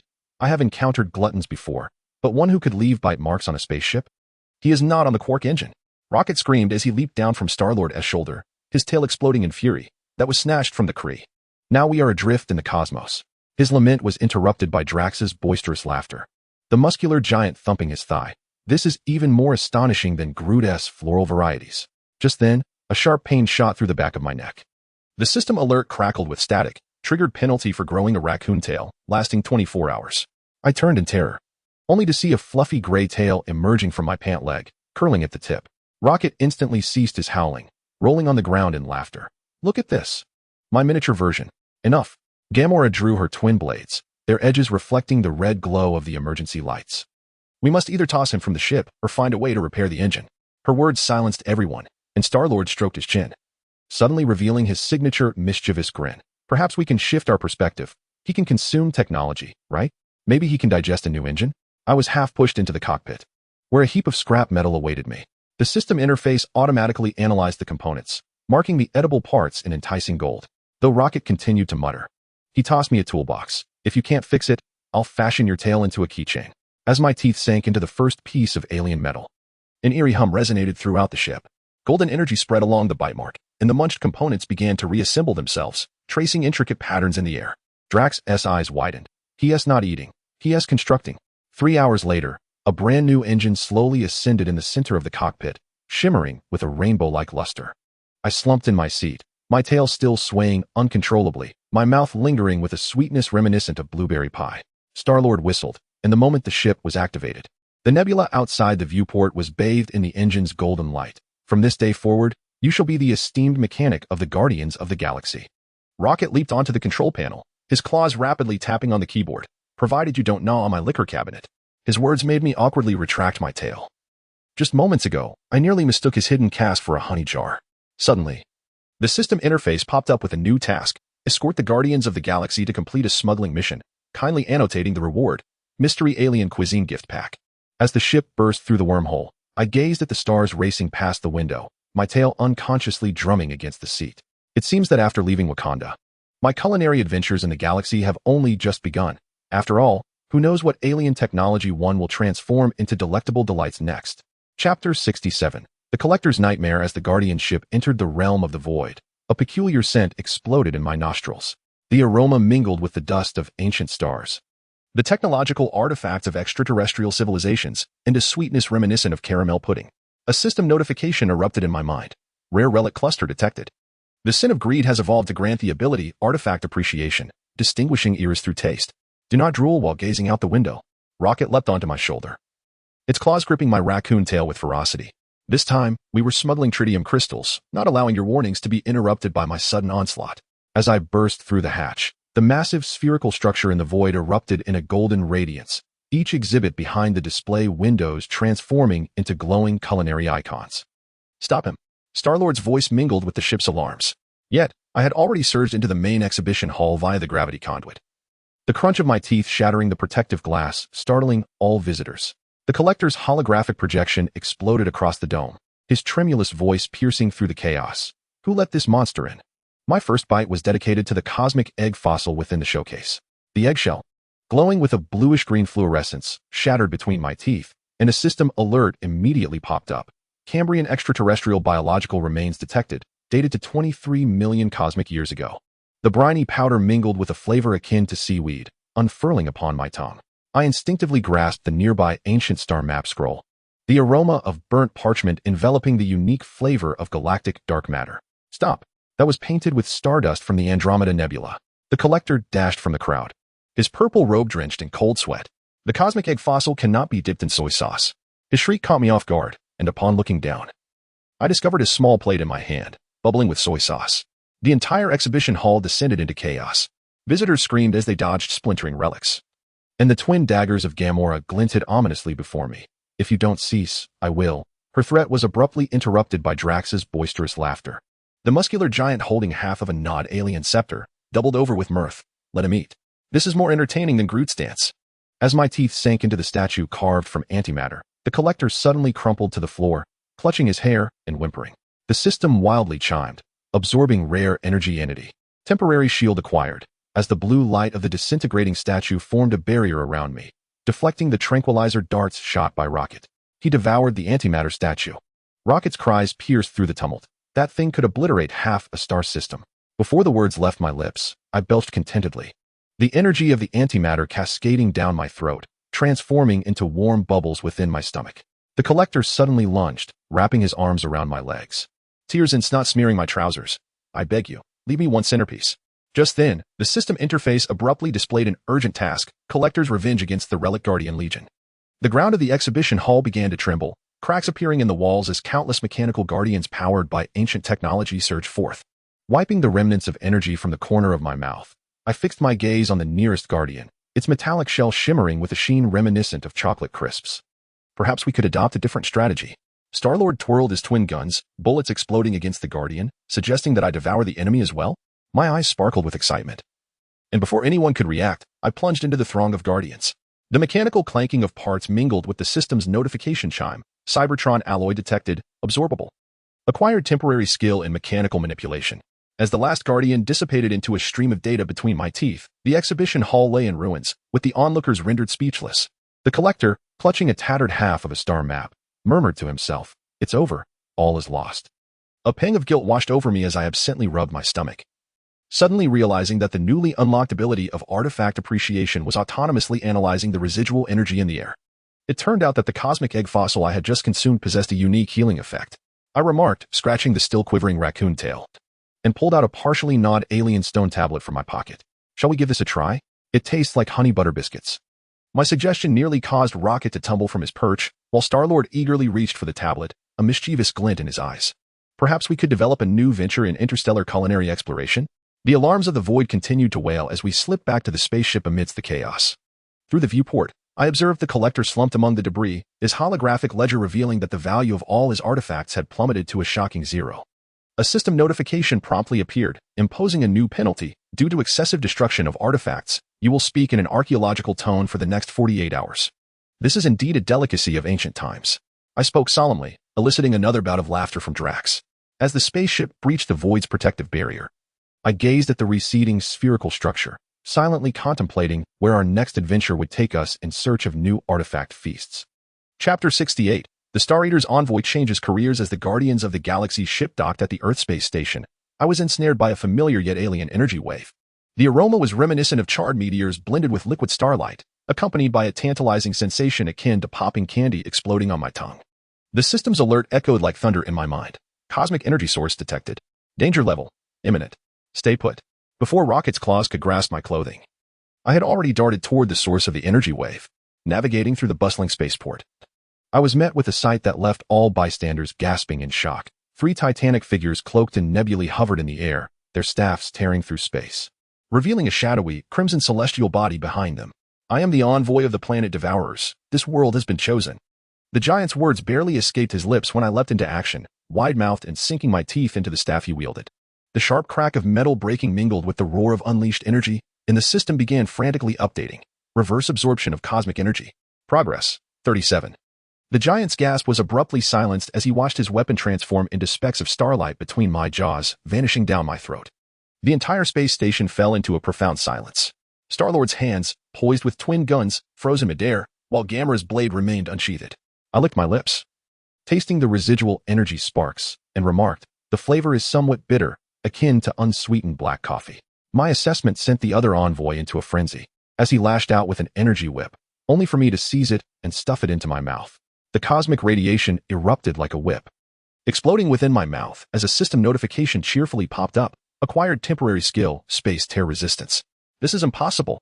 The final envoy staggered backward, his face beneath the cloak contorting into a mask of terror. "How could you possibly devour the power of the stars?" His words were abruptly interrupted by my sudden embrace. I clutched his waist tightly, opening my mouth wide towards the energy core embedded in his chest, and took a bite. The briny essence of cosmic primordial energy surged down my esophagus, and I felt my skin begin to shimmer with a galactic radiance. As the last envoy transformed into a cascade of stardust, the alarms of the space station finally snapped back to reality. I landed with a belch, the floor beneath me still bearing the scorch marks of energy. The system notification chimed inappropriately. Achievement unlocked, Cosmic Glutton, blacklisted by the 5 great deities. Simultaneously, my communicator erupted with a strange interface, revealing the furious roar of the planet Devourer. "You damned omnivore. Wait for me." 3 days later, a dramatic scene unfolded atop Stark Tower. Pepper Potts, holding a coffee cup, stared at the tall figure before her, dressed in a delivery uniform and trembling, her lips twitching. "So, the envoy of the planet Devourer has taken up pizza delivery now? Better than being eaten." The former envoy wiped cold sweat from his brow, his fearful gaze hidden beneath his helmet. Ever since that day, the adults have forbidden us from carrying out devouring tasks. His words were interrupted by the sudden sound of a door swinging open. I sauntered in, half of a vibranium burger in my mouth. And the system notification immediately blared. Detected former cosmic envoy. Residual energy can be absorbed. Don't come any closer. The envoy nearly dropped the delivery box in fright. I brought double spicy Mexican burritos today. Please spare me. His desperate cries drew Tony's attention, removing his sunglasses and laughing until he could hardly stand. Looks like we've found the universe's strongest security. Just place you by the door, and even Thanos would steer clear. Pepper sighed, rubbing her temples, and opened her tablet to pull up a new contract. In light of your success in redirecting the Star Devourer's envoy, Stark Industries has decided to enter into a cosmic peacekeeping agreement with you. She adjusted her glasses, a familiar smile curving her lips, as compensation. You may legally consume any extraterrestrial threats invading Earth, provided you do not touch any civilian facilities. My eyes sparkled with excitement as the system flashed a new mission: safeguard Earth's culinary safety. Outside the window, the former envoy was riding a hovering motorcycle, fleeing in haste. With a conspicuous slogan plastered on the rear, "This vehicle is insured for foodies." I patted my rumbling stomach, gazing at the alien spacecraft streaking across the distant sky. It seemed that from now on, I would be the one to receive Earth as takeout. After all, what could be a more effective defense than turning invaders into a delectable meal? Chapter 69. The Asgardian Refugee Crisis. The rainbow bridge of Asgard shimmered with a haunting blue light in the twilight. The sounds of waves crashing against the rocks echoed in the distance. Thor was applying the final layer of reinforcement adhesive to the bridge's pillars. The viscous substance exuded a peculiar sweetness, reminiscent of melted toffee mingled with the aroma of thunder. He turned to observe the line of Wakandan refugees boarding the ship behind him, his brow furrowing into a deep frown. Are you certain that Earthling will truly pursue us? Absolutely certain. Princess Su-Rue removed her goggles, revealing the dark circles beneath her eyes. The last time he had gnawed through our 3 vibranium mines, he had nearly choked on the altar of the Panther God. In essence, the ethereal gold of Asgard was akin to a colossal lollipop for him. Before her words could fully escape her lips, a sudden scream erupted from the throng of refugees, with several children pointing towards the skyline in terror, shouting, "He's coming. He truly has arrived." I clung to the window of the Guardians of the Galaxy ship, inhaling the crisp, distinctive aroma of ethereal gold. The system prompt flashed frantically. Fusion of the 7 sins at 70 begins to influence the laws of reality. Before my eyes, Asgard transformed from the mythic realm of the gods into a grand platter of confections floating in the cosmos. The rainbow bridge glimmered like a luminous peppermint candy. The city walls of the celestial palace resembled waffles dusted with golden powder, and even Odin's throne radiated the alluring sheen of caramel pudding. Wait. We are here to deliver refugees, not to incite protests from Star-Lord. When a tremendous noise interrupted my thoughts as I burst through the hatch. Like a cannonball, I propelled myself towards the rainbow bridge. The moment my teeth crushed the protective barrier, the entirety of Asgard trembled. Thor, wielding his storm axe, surged towards me, his beard swirling chaotically in the energy tempest. Stop. This ethereal gold holds the essence of Asgard. His roar transformed into a gasp as I gnawed a sizable chasm into the bridge's pillar, debris cascading like golden snowflakes. By the power of thunder. Thor's axe cleaved through the air, unleashing a purple bolt of lightning, yet the instant it brushed my skin, it was absorbed and metamorphosed into the fragrance of confections. Wiping the remnants of ethereal gold from the corner of my mouth, I mumbled, "This flavor resembles peppermint ice cream with popping candy." The system notification timely appeared. Divine metal detected. The sins of gluttony and greed resonate. I sensed the power within me boiling uncontrollably. The alarm bells of the celestial palace echoed through the heavens. Heimdall, wielding the sword of watchfulness, descended from the high tower but froze upon witnessing me devouring the energy core of the rainbow bridge. The Wakandan refugees collectively brandished their smartphones to record the spectacle. While Su-Rue lamented, "It's over. Now the entire 9 realms will know we have raised a cosmic pest." Suddenly, Thor discarded his axe, clasped his hands in prayer, and knelt. "Great God of gluttony, if you spare Asgard, I am willing." His plea was abruptly interrupted by my resounding belch. A burst of starry energy erupting from my mouth, exploding in the air like dazzling fireworks. An eerie silence enveloped all of Asgard. Even the howling wind ceased. The system prompted as I let out a loud belch, feeling the power of the 7 sins rampaging within me, the laws of reality being rewritten. Perhaps we could adopt a different approach? Casually, I tore off a corner of the rainbow bridge, shaping it into a lollipop in my palm, and offered it to the astonished Thor. The ethereal gold emitted a joyful hum at his fingertips, transforming into peppermint-flavored candy. "This is impossible," Thor exclaimed, taking a bite, his eyes widening in astonishment, experiencing a blend of sweetness with a hint of spiciness, and the electrifying thrill. His admiration drew Heimdall closer. the sword of watchfulness instantly morphing into a chocolate wand in my grasp. The Wakandan refugees cheered and gathered around. While Su Rue had already pulled out her vibranium notebook to record the data, this is interdimensional material transformation. Perhaps we could. As the setting sun gilded Asgard with a golden hue, the entire celestial realm transformed into a whimsical candy kingdom. I found myself seated upon the reshaped rainbow bridge, swinging my legs while observing Thor and Heimdall compete in transforming enchanted gold into ice cream. A system notification flickered once more. The integration of the seven sins continues to progress, leading to irreversible changes in reality. In the distance, the Wakandan refugees raised their enchanted gold-roasted cotton candy, posing exuberantly for the camera. It seemed they preferred to relish this unexpected culinary revolution rather than face consumption themselves. Chapter 70. The ultimate constraint initiated. The candy carnival of Asgard lasted merely 3 days, yet the cosmic alarm erupted like a disturbed beehive. I reclined on a chaise crafted from enchanted gold, savoring the residual starlight caramel on my fingers, when suddenly, the very fabric of space began to warp.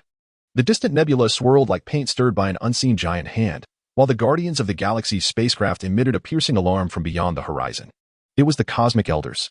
Star-Lord's frantic screams mixed with electronic static emanated from the communicator. They approached wielding the scepter of the goddess of death, accompanied by an army of the Collector's resentments.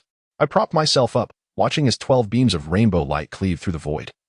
With the 12 Cosmic Elders suspended at the heart of an energy vortex, each artifact in their grasp radiating a pressure capable of obliterating galaxies. The Collector stood at the forefront, his eyes floating in a specially crafted container, letting forth a shrill screech. It was he. He devoured my entire collection. Even the cosmic egg fossils were dipped in soy sauce. His accusations drew gasps of horror from the elders. One elder, clad in a robe of starlight, waved his scepter. Countless phantoms of galaxies flickering at its tip. In the name of cosmic balance, this walking catastrophe must be halted. The system notification suddenly became jarring. Detected God-level sealing technique. Progress of the seven sins integration forcibly suspended. I felt the power within me begin to boil. As the sins of gluttony and greed clashed violently in the sea of consciousness, like two colossal beasts ensnared, Thor charged towards me, wielding a newly fashioned enchanted gold hammer, only to be repelled by the Elder's energy barrier. Wait, he exclaimed. Actually, silence, fool of Asgard. Another Elder retorted, unleashing chains that shimmered with starlight. He shattered the cosmic food chain laws. Now, even planet devourers must resort to consuming meteors. The Elders chanted in unison, as the scepter of the goddess of death glowed with a ghostly green light, causing the laws of the entire universe to begin twisting and reforming. Instinctively, I yearned to absorb this energy, only to feel searing pain as my teeth grazed the sealing barrier. The system bombarded me with warnings. Alert! The laws of reality are being forcibly rewritten. Before my eyes, everything began to lose its color. The enchanted gold chaise transformed into a mundane, gray stone. The metallic shell of the Guardian spacecraft lost its alluring sheen, and even the energy particles drifting through the air dulled into blandness. From this moment forth, the Elders' voices converged into a cosmic roar, declaring in the name of the goddess of death, you are forbidden from approaching any edible substances. Any object you touch shall be transformed into an utterly inedible material. No sooner had the words left their lips than the enchanted gold floor beneath me became as sticky as chewed gum, emanating a nauseating stench. The Wakandan refugees gazed in horror as their enchanted gold snacks crumbled into powder, while Su Rue's goggles reflected my dazed expression. I trembled as I reached out to touch the rainbow bridge. The once sweet, mini texture transformed into coarse sandpaper, emitting a grating noise. A system notification crackled with static. Final evolution initiated. Countdown to 7 deadly sins form. 72 hours. No, this cannot be. I gazed at my palm, shimmering with a dark violet glow, my throat tightening. The planets I once effortlessly bit into now felt as insurmountable as gnawing on rusted metal. The maniacal laughter of the Collector echoed from beyond the energy barrier. Taste the flavor of despair, you cosmic glutton. The Guardians of the Galaxy gathered around me. Rocket Raccoon unusually silent, his paw gently resting on my shoulder. Don't panic, we will find a way to break this. His words were abruptly interrupted by a sudden rift in space-time. The goddess of death, Hela, emerged from the swirling black mist. Her staff pointed directly at my brow. Container of the seven sins, your very existence is a blasphemy against the laws of life and death. I looked into Hela's eyes, where an emerald flame flickered, and suddenly I laughed. The dormant power of the seven sins within me began to awaken, producing a strange resonance under the absolute constraint. The countdown flashed ominously, each second pounding like a war drum against my heart. The Elders of the Universe's seal seemed to imprison me, yet inadvertently triggered the countdown to my final evolution. After all, when the entire universe becomes inedible, does it not imply that I must devour the very laws themselves? I announced to the goddess of death and the Elders, standing tall as dark violet energy swirled around me. after 72 hours of fasting. The first meal of the demon god will be this absurd universal law. No sooner had my words fallen than the sky of Asgard fractured with web-like fissures. And for the first time, fear etched itself upon the faces of the cosmic elders. Chapter 71. The sword that tears the night sky. Damn it. What is happening? Steve ran desperately, dodging the crumbling ruins around him, anxiety flooding his mind. The battle with the Chitauri had only just concluded, and before New York could catch its breath, a new crisis loomed. In the sky, an eerie emerald light tore through the fabric of reality, and a figure slowly emerged from within.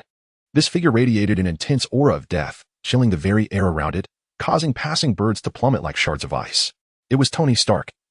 Piloting his Iron Man suit, hovering in the air, his eyes beneath the visor filled with vigilance.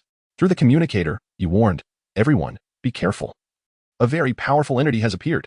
The newcomer was none other than the goddess of death, Hela. She surveyed the chaotic city of New York below. A disdainful smirk curling her lips. How dull. Is this what they call Earth? Merely a wasteland.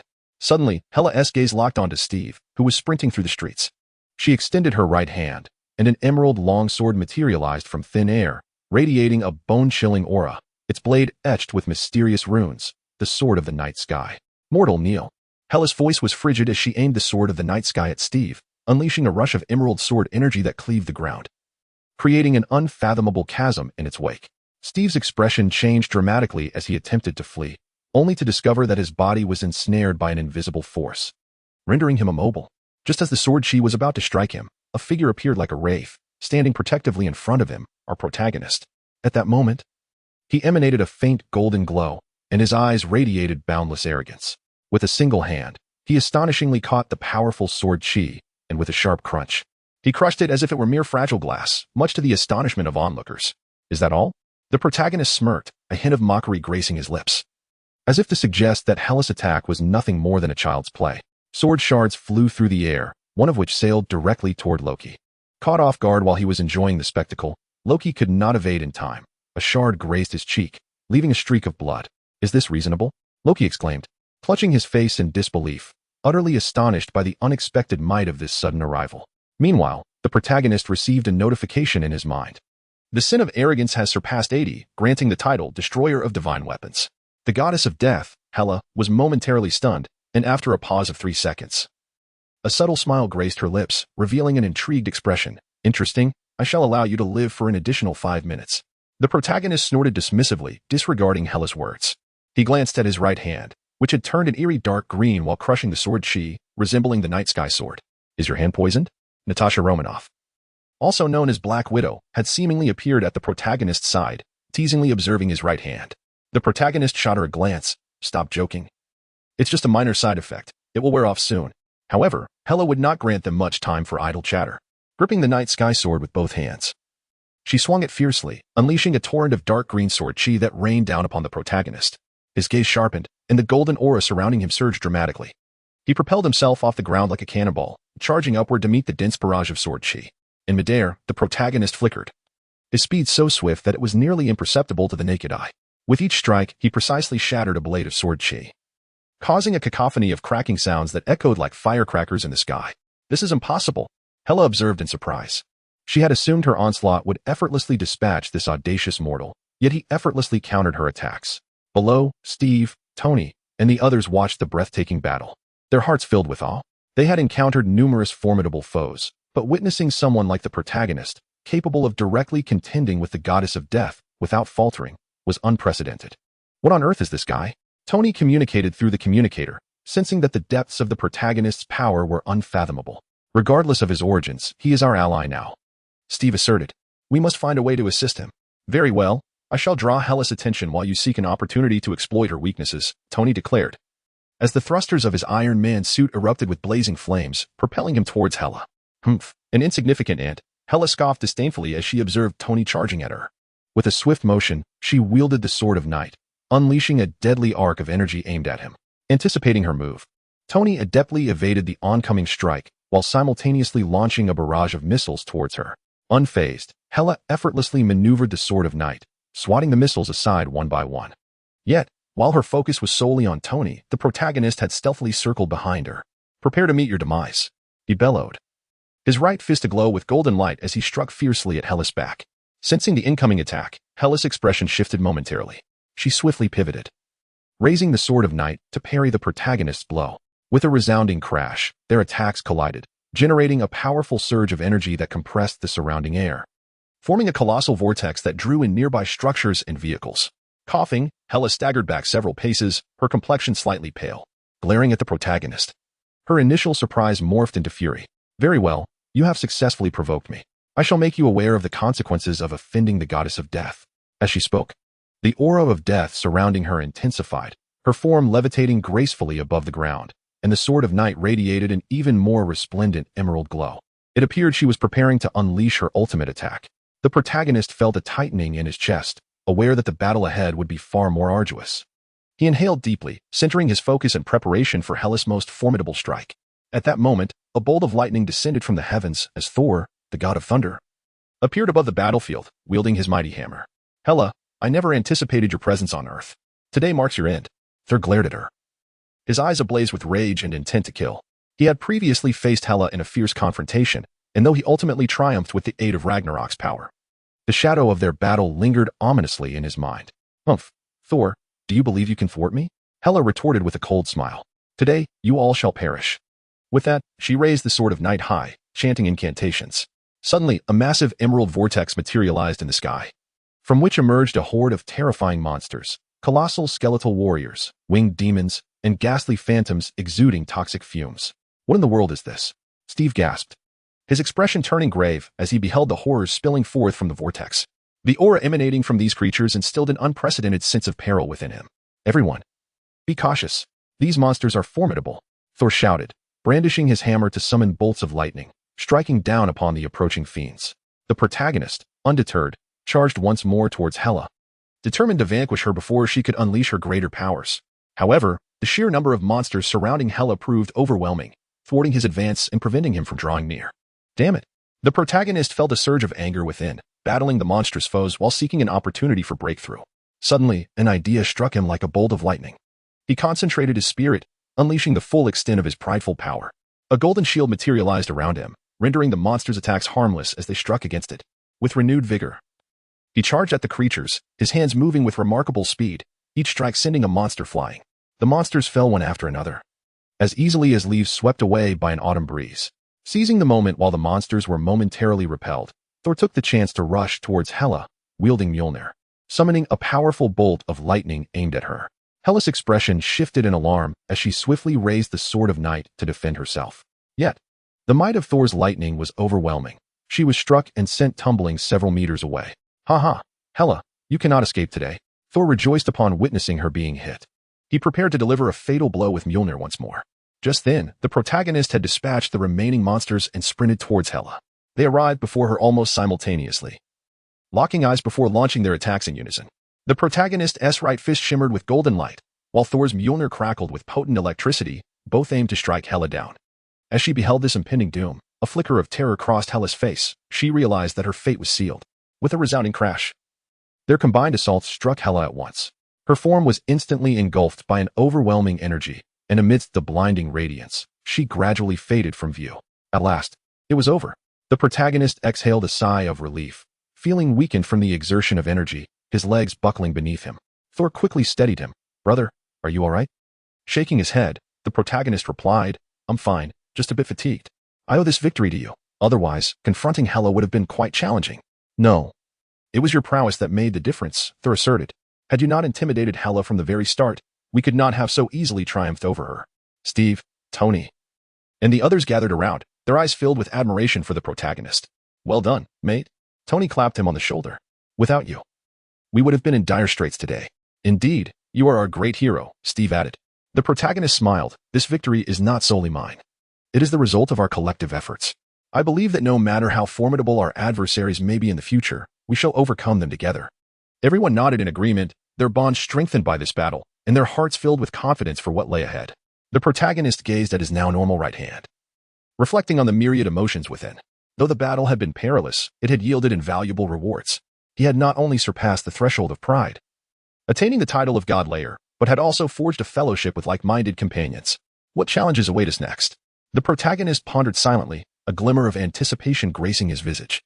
Chapter 72. The demolition permit of the celestial palace. The numbness in my right hand had yet to dissipate, And now this peculiar situation arose?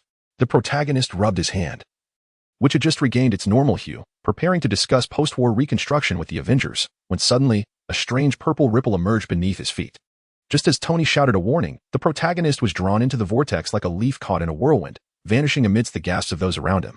Within the golden palace of Asgard, Odin sat upon his throne, listening to his subordinates report on disturbances at the edge of the universe.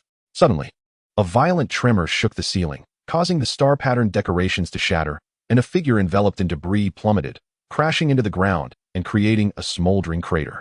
Heimdall, what have you sent over? Odin sprang from his throne, the eternal spear glowing with a cerulean light in his grasp. The guards swiftly drew their weapons, encircling the newly formed pit. As the dust settled, the protagonist wiped his face and emerged from the crater, gazing up at the resplendent dome and the star-studded walls. Whistling in admiration, goodness, the demolition crew is far less efficient than I am. When he fell, he had instinctively used the power of arrogance to shield his body, not anticipating that the impact would penetrate 3 layers of exquisite golden flooring, and sunlight was still filtering through the hole above. Bold mortal, a golden-armored guard charged forward, his spear poised just shy of the protagonist's nose when suddenly, emerald chains ensnared him.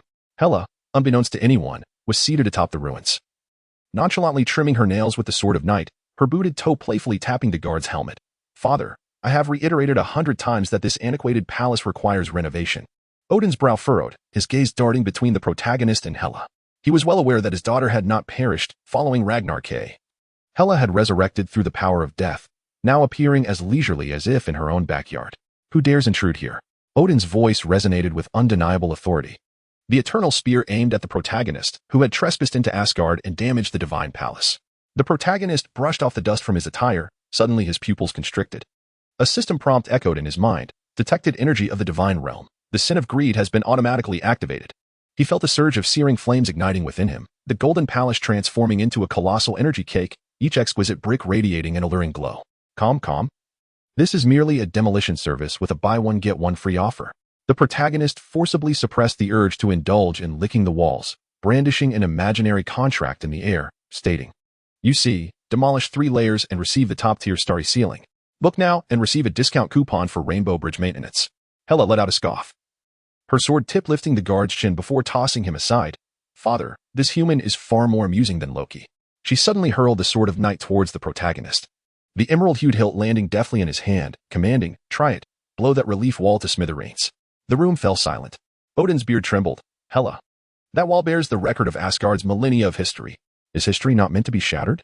Hela kicked away the pebbles at her feet and remarked, "The last time you refurbished the palace was when I was just born, wasn't it? Nowadays, even a random shopping mall in the courtyard, Earth, is far more luxurious than this." The protagonist gripped the night sky sword, feeling the surging power of greed within him. At that moment, the sword seemed to serve as a conduit connecting to the energies of the divine realm, allowing him to perceive the flowing magical veins within every corner of the palace. As the sword's tip aimed at the relief wall, countless golden specks were drawn towards it, swirling together to form a sphere of energy upon the blade. Just as Odin's voice of admonition was drowned out by a resounding roar, the energy sphere struck the wall, and the entire relief was torn apart by an invisible hand, revealing a pristine dark pattern behind it. The protagonist was taken aback to discover that the dark pattern was composed of a cosmic star map, with each star slowly shifting in motion. "Do you see?" Hela swayed her legs. "I told you this wall was problematic. When the palace was built, the old king secretly sealed the prophecy of doom within the layers." Suddenly, she turned to fix her gaze upon the protagonist, a glimmer of approval flashing in her eyes. "To break the seal with one blow. You are indeed more cunning than you appear." Odin remained silent for a moment before retracting the eternal spear. It seems that after Ragnarok, Asgard indeed requires some transformation. He looked at the protagonist and inquired, "Why have you suddenly appeared here?" Just as the protagonist was about to respond, the system alert chimed again, detected divine treasure with a greed value of 15. Only then did he notice a softly glowing crystal ball resting in a hidden compartment beside the throne. As his gaze swept across the crystal ball, Hela suddenly burst into a strange laugh. "Father, this human gazes at your treasure like a hungry wolf eyeing a leg of lamb." "Ahem. I honestly don't know how I got here." The protagonist forced himself to look away. "Perhaps I was sent by the Cosmic Demolition Association?" While he fabricated this excuse, he discreetly suppressed his greedy impulses with the power of arrogance. However, the energy emanating from the crystal ball was undeniably enticing, as if it beckoned him to reach out and touch it. Hela suddenly leapt down and wrapped her arms around the protagonist's neck. "Since you're here, Why not assist me with a little task? She gestured towards Odin. My father always claims that the prophecy of doom cannot be altered. I intend to prove him wrong. Her fingers traced the blade of the night sky sword, a weapon capable of severing the threads of fate, and she continued, and you, coincidentally, can break through the barriers of space. Odin furrowed his brow. Hela, what scheme are you concocting now? Take this demolition master to see the prophecy room. Hela winked.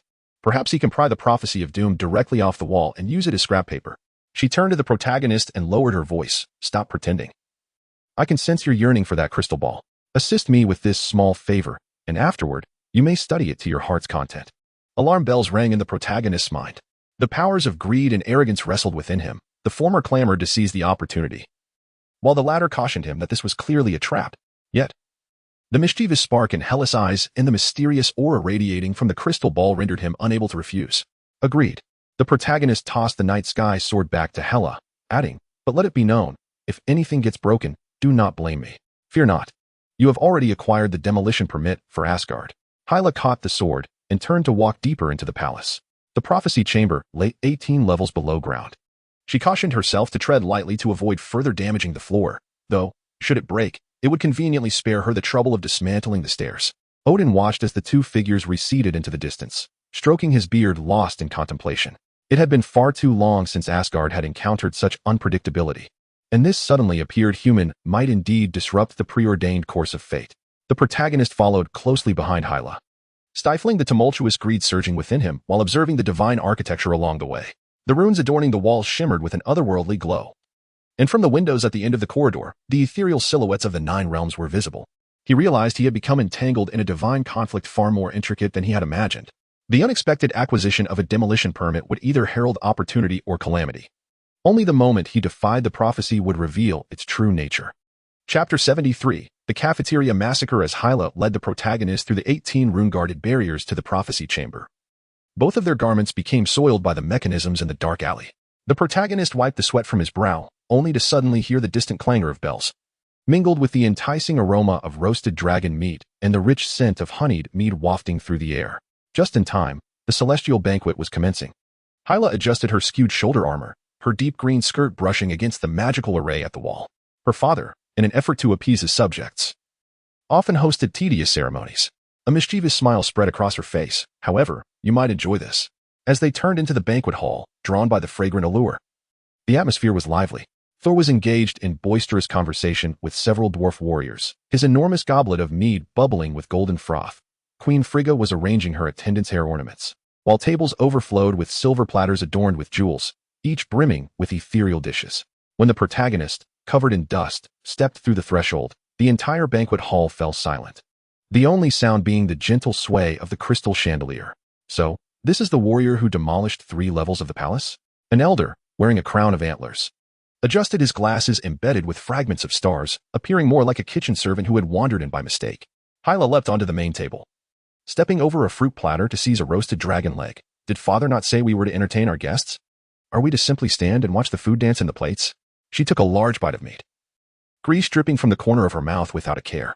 Come on, human, let them witness the Midgardian way of feasting. The protagonist, his stomach churning from the gluttonous surge within, found the culinary delights before him suddenly more irresistible than the crystal ball within the prophecy chamber. The crispy roasted dragon scales glistened, while the moonlight fish, nestled in its shell, still wriggled, and the earthenware jar filled with purple sauce bubbled enticingly, each dish radiating potent divine energy. Then I shan't hold back. As soon as he spoke, the gluttonous transformation activated automatically. He seized the nearest silver platter, cramming both it and its contents into his mouth, the clash of his teeth against the silverware ringing out in sharp sounds.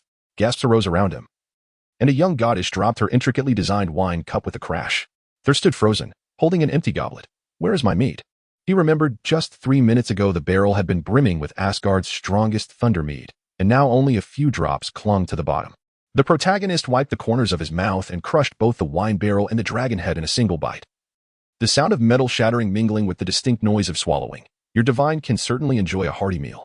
A fissure appeared in the elegant smile of Queen Frigga as she watched the lavish feast, meant to serve 100, vanish at an astonishing pace. In one hand, the protagonist held an entire roasted phoenix, while in the other, he shattered a glass bowl containing starlet jelly, even tearing into the magical embroidery on the tablecloth with his teeth. A child of the divine pointed at him and exclaimed, "He's eating the table." This is impossible. The elder, adorned with a crown of deer antlers, shook his head vigorously. The dishes contained the powers of ancient deities, and even a mere touch from a mortal could lead to their demise. Just as he finished speaking, the protagonist let out a burp sparkling with starlight. A system notification chimed in. The sin of gluttony evolves, allowing for the consumption of divine foods. He suddenly felt a warm sensation enveloping him, every muscle brimming with strength. Even the fatigue from previous battles dissipating. Hela laughed heartily, slapping the table as the night sky sword twirled like an afterimage between her fingers. Did you see that? Now, that's what I call dining. She tossed the last half of a divine tree fruit cake toward the protagonist. Catch. The chaos in the banquet hall reached its zenith. Thor attempted to reclaim the last jug of mead from the protagonist, only to be effortlessly lifted and spun around by him. Several divine guards charged forward with spears, only to have their spear tips bitten off in one swift motion. As the protagonist began to lick the magical runes off the walls, Odin finally snapped out of his astonishment. Enough. The eternal spear slammed heavily onto the ground, sending vibrations through everyone's feet. The protagonist swallowed the last of the runes, satisfying himself with a burp, only to realize the banquet hall was in utter disarray. Shattered silverware littered the ground, empty barrels piled higher than a person, and even the golden curtains from the ceiling were missing half their length. This guest. Odin gazed at the throne's armrest, now marked with bite marks. His beard trembling with indignation, it seemed that Asgard's hospitality differed greatly from that of Midgard. The protagonist awkwardly scratched his head, realizing the enormity of his blunder as the effects of gluttony began to fade. However, worse was yet to come. He suddenly felt his skin heating up, golden light seeping from his pores, transforming him into a glowing dough as if placed inside an oven. Look, he's glowing, someone shouted. Suddenly, the grand doors of the banquet hall burst open, and several Asgardian civilians entered, carrying flowers, and knelt before the protagonist with a thud. A new god has descended. Hela laughed so hard she nearly fell off the table. Father, your palace wasn't torn down in vain. Now we even save on the cost of a statue. She pointed at the protagonist's shimmering head, declaring that he should be placed in the square as a streetlight. The protagonist looked at his glowing hands, wanting to weep in despair.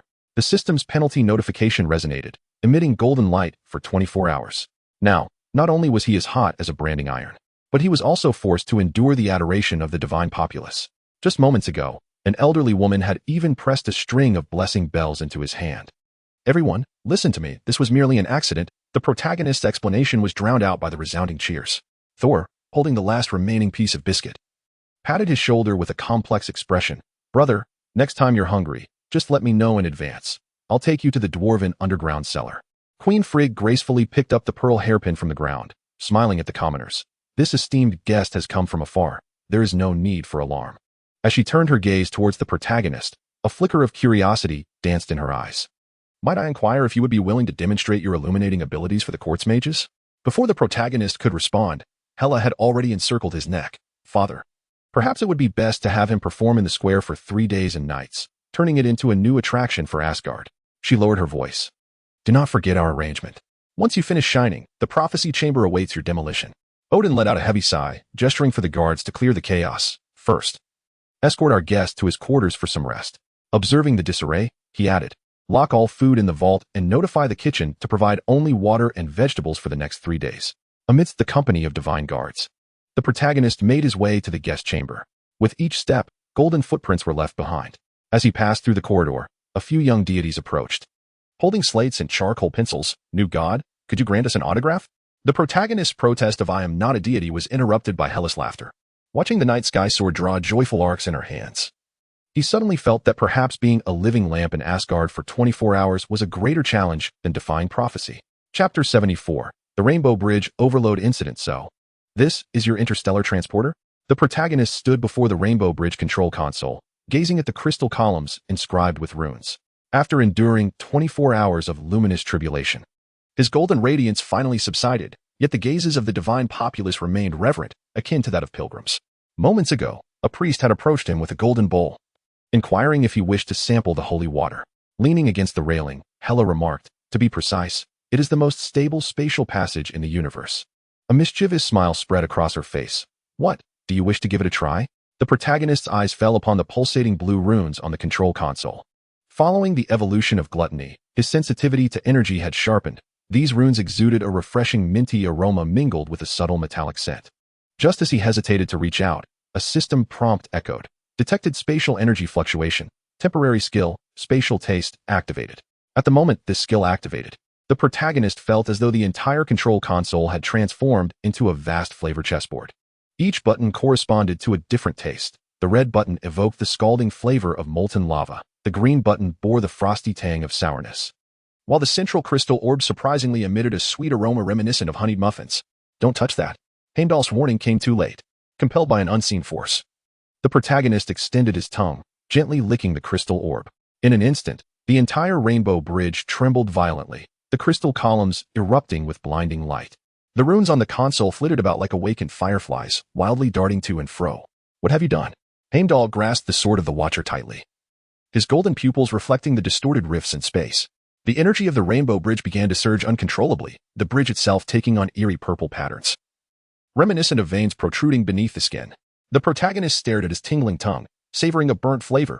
I merely wished to sample the taste. Before he could finish his thought, he beheld Thor and Loki enveloped by a suddenly materializing portal. Thor's furious roar, wielding the hammer of the thunder god, coincided with Loki's scream, and in the next instant, they vanished from sight. An anomaly in the transmission coordinates was detected, pinpointing Jotunheim and Muspelheim. Heimdall's voice, laced with an unusual panic, rang out as he frantically struck the runes on the control console, striving to shut down the rampaging portal. Energy must be severed immediately. Hela laughed uncontrollably, nearly losing her grip on the Sword of Night. I haven't been this joyous in millennia. That Loki fellow. Last time in Jotunheim, he was frozen into a statue. This time, he is likely to be used as a washcloth by the bathing frost giants. She wiped away the tears of laughter from her eyes, pondering what expression the fire giants would wear upon witnessing Thor's repeated trespassing of their territory. The protagonist observed the flickering transmission coordinates and suddenly realized he could taste each glowing point. The Jotunheim portal exuded a metallic tang mixed with the scent of snow melt, while Muspelheim emanated a searing sulfur aroma. This revelation sparked a glimmer of hope within him as he reached out to grasp the chaotic runes on the console. Perhaps I can halt this. Heimdall's shouts were drowned out by a violent explosion. The energy of the rainbow bridge spiraled out of control, with countless portals erupting across the bridge's surface, resembling a pot of boiling water. Several divine soldiers were drawn into the portals, their panicked cries echoing before their disappearance. If this continued, the rainbow bridge would turn the 9 realms into a chaotic stew. Heimdall's sword, the guardian's blade, plunged into the ground, attempting to stabilize the energy. Someone needed to manually shut down the core. The protagonist inhaled deeply, a sharp sting awakening his taste skills. He discerned the flavor of the core's energy, a bitter mixture of ozone and metallic shrapnel, accompanied by a jarring electric sensation. By the gods, he cried out, charging toward the core chamber against the surging energy. Hela paused for half a second, then laughed as she followed. This is intriguing. I am eager to see how you rectify this mess. Inside the core chamber, the energy core pulsated like a frantically beating heart, its shell already showing cracks.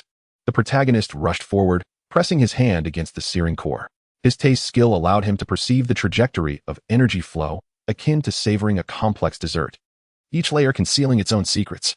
It was revealed that he needed to bite his tongue, smearing the divine blood upon the core's exterior.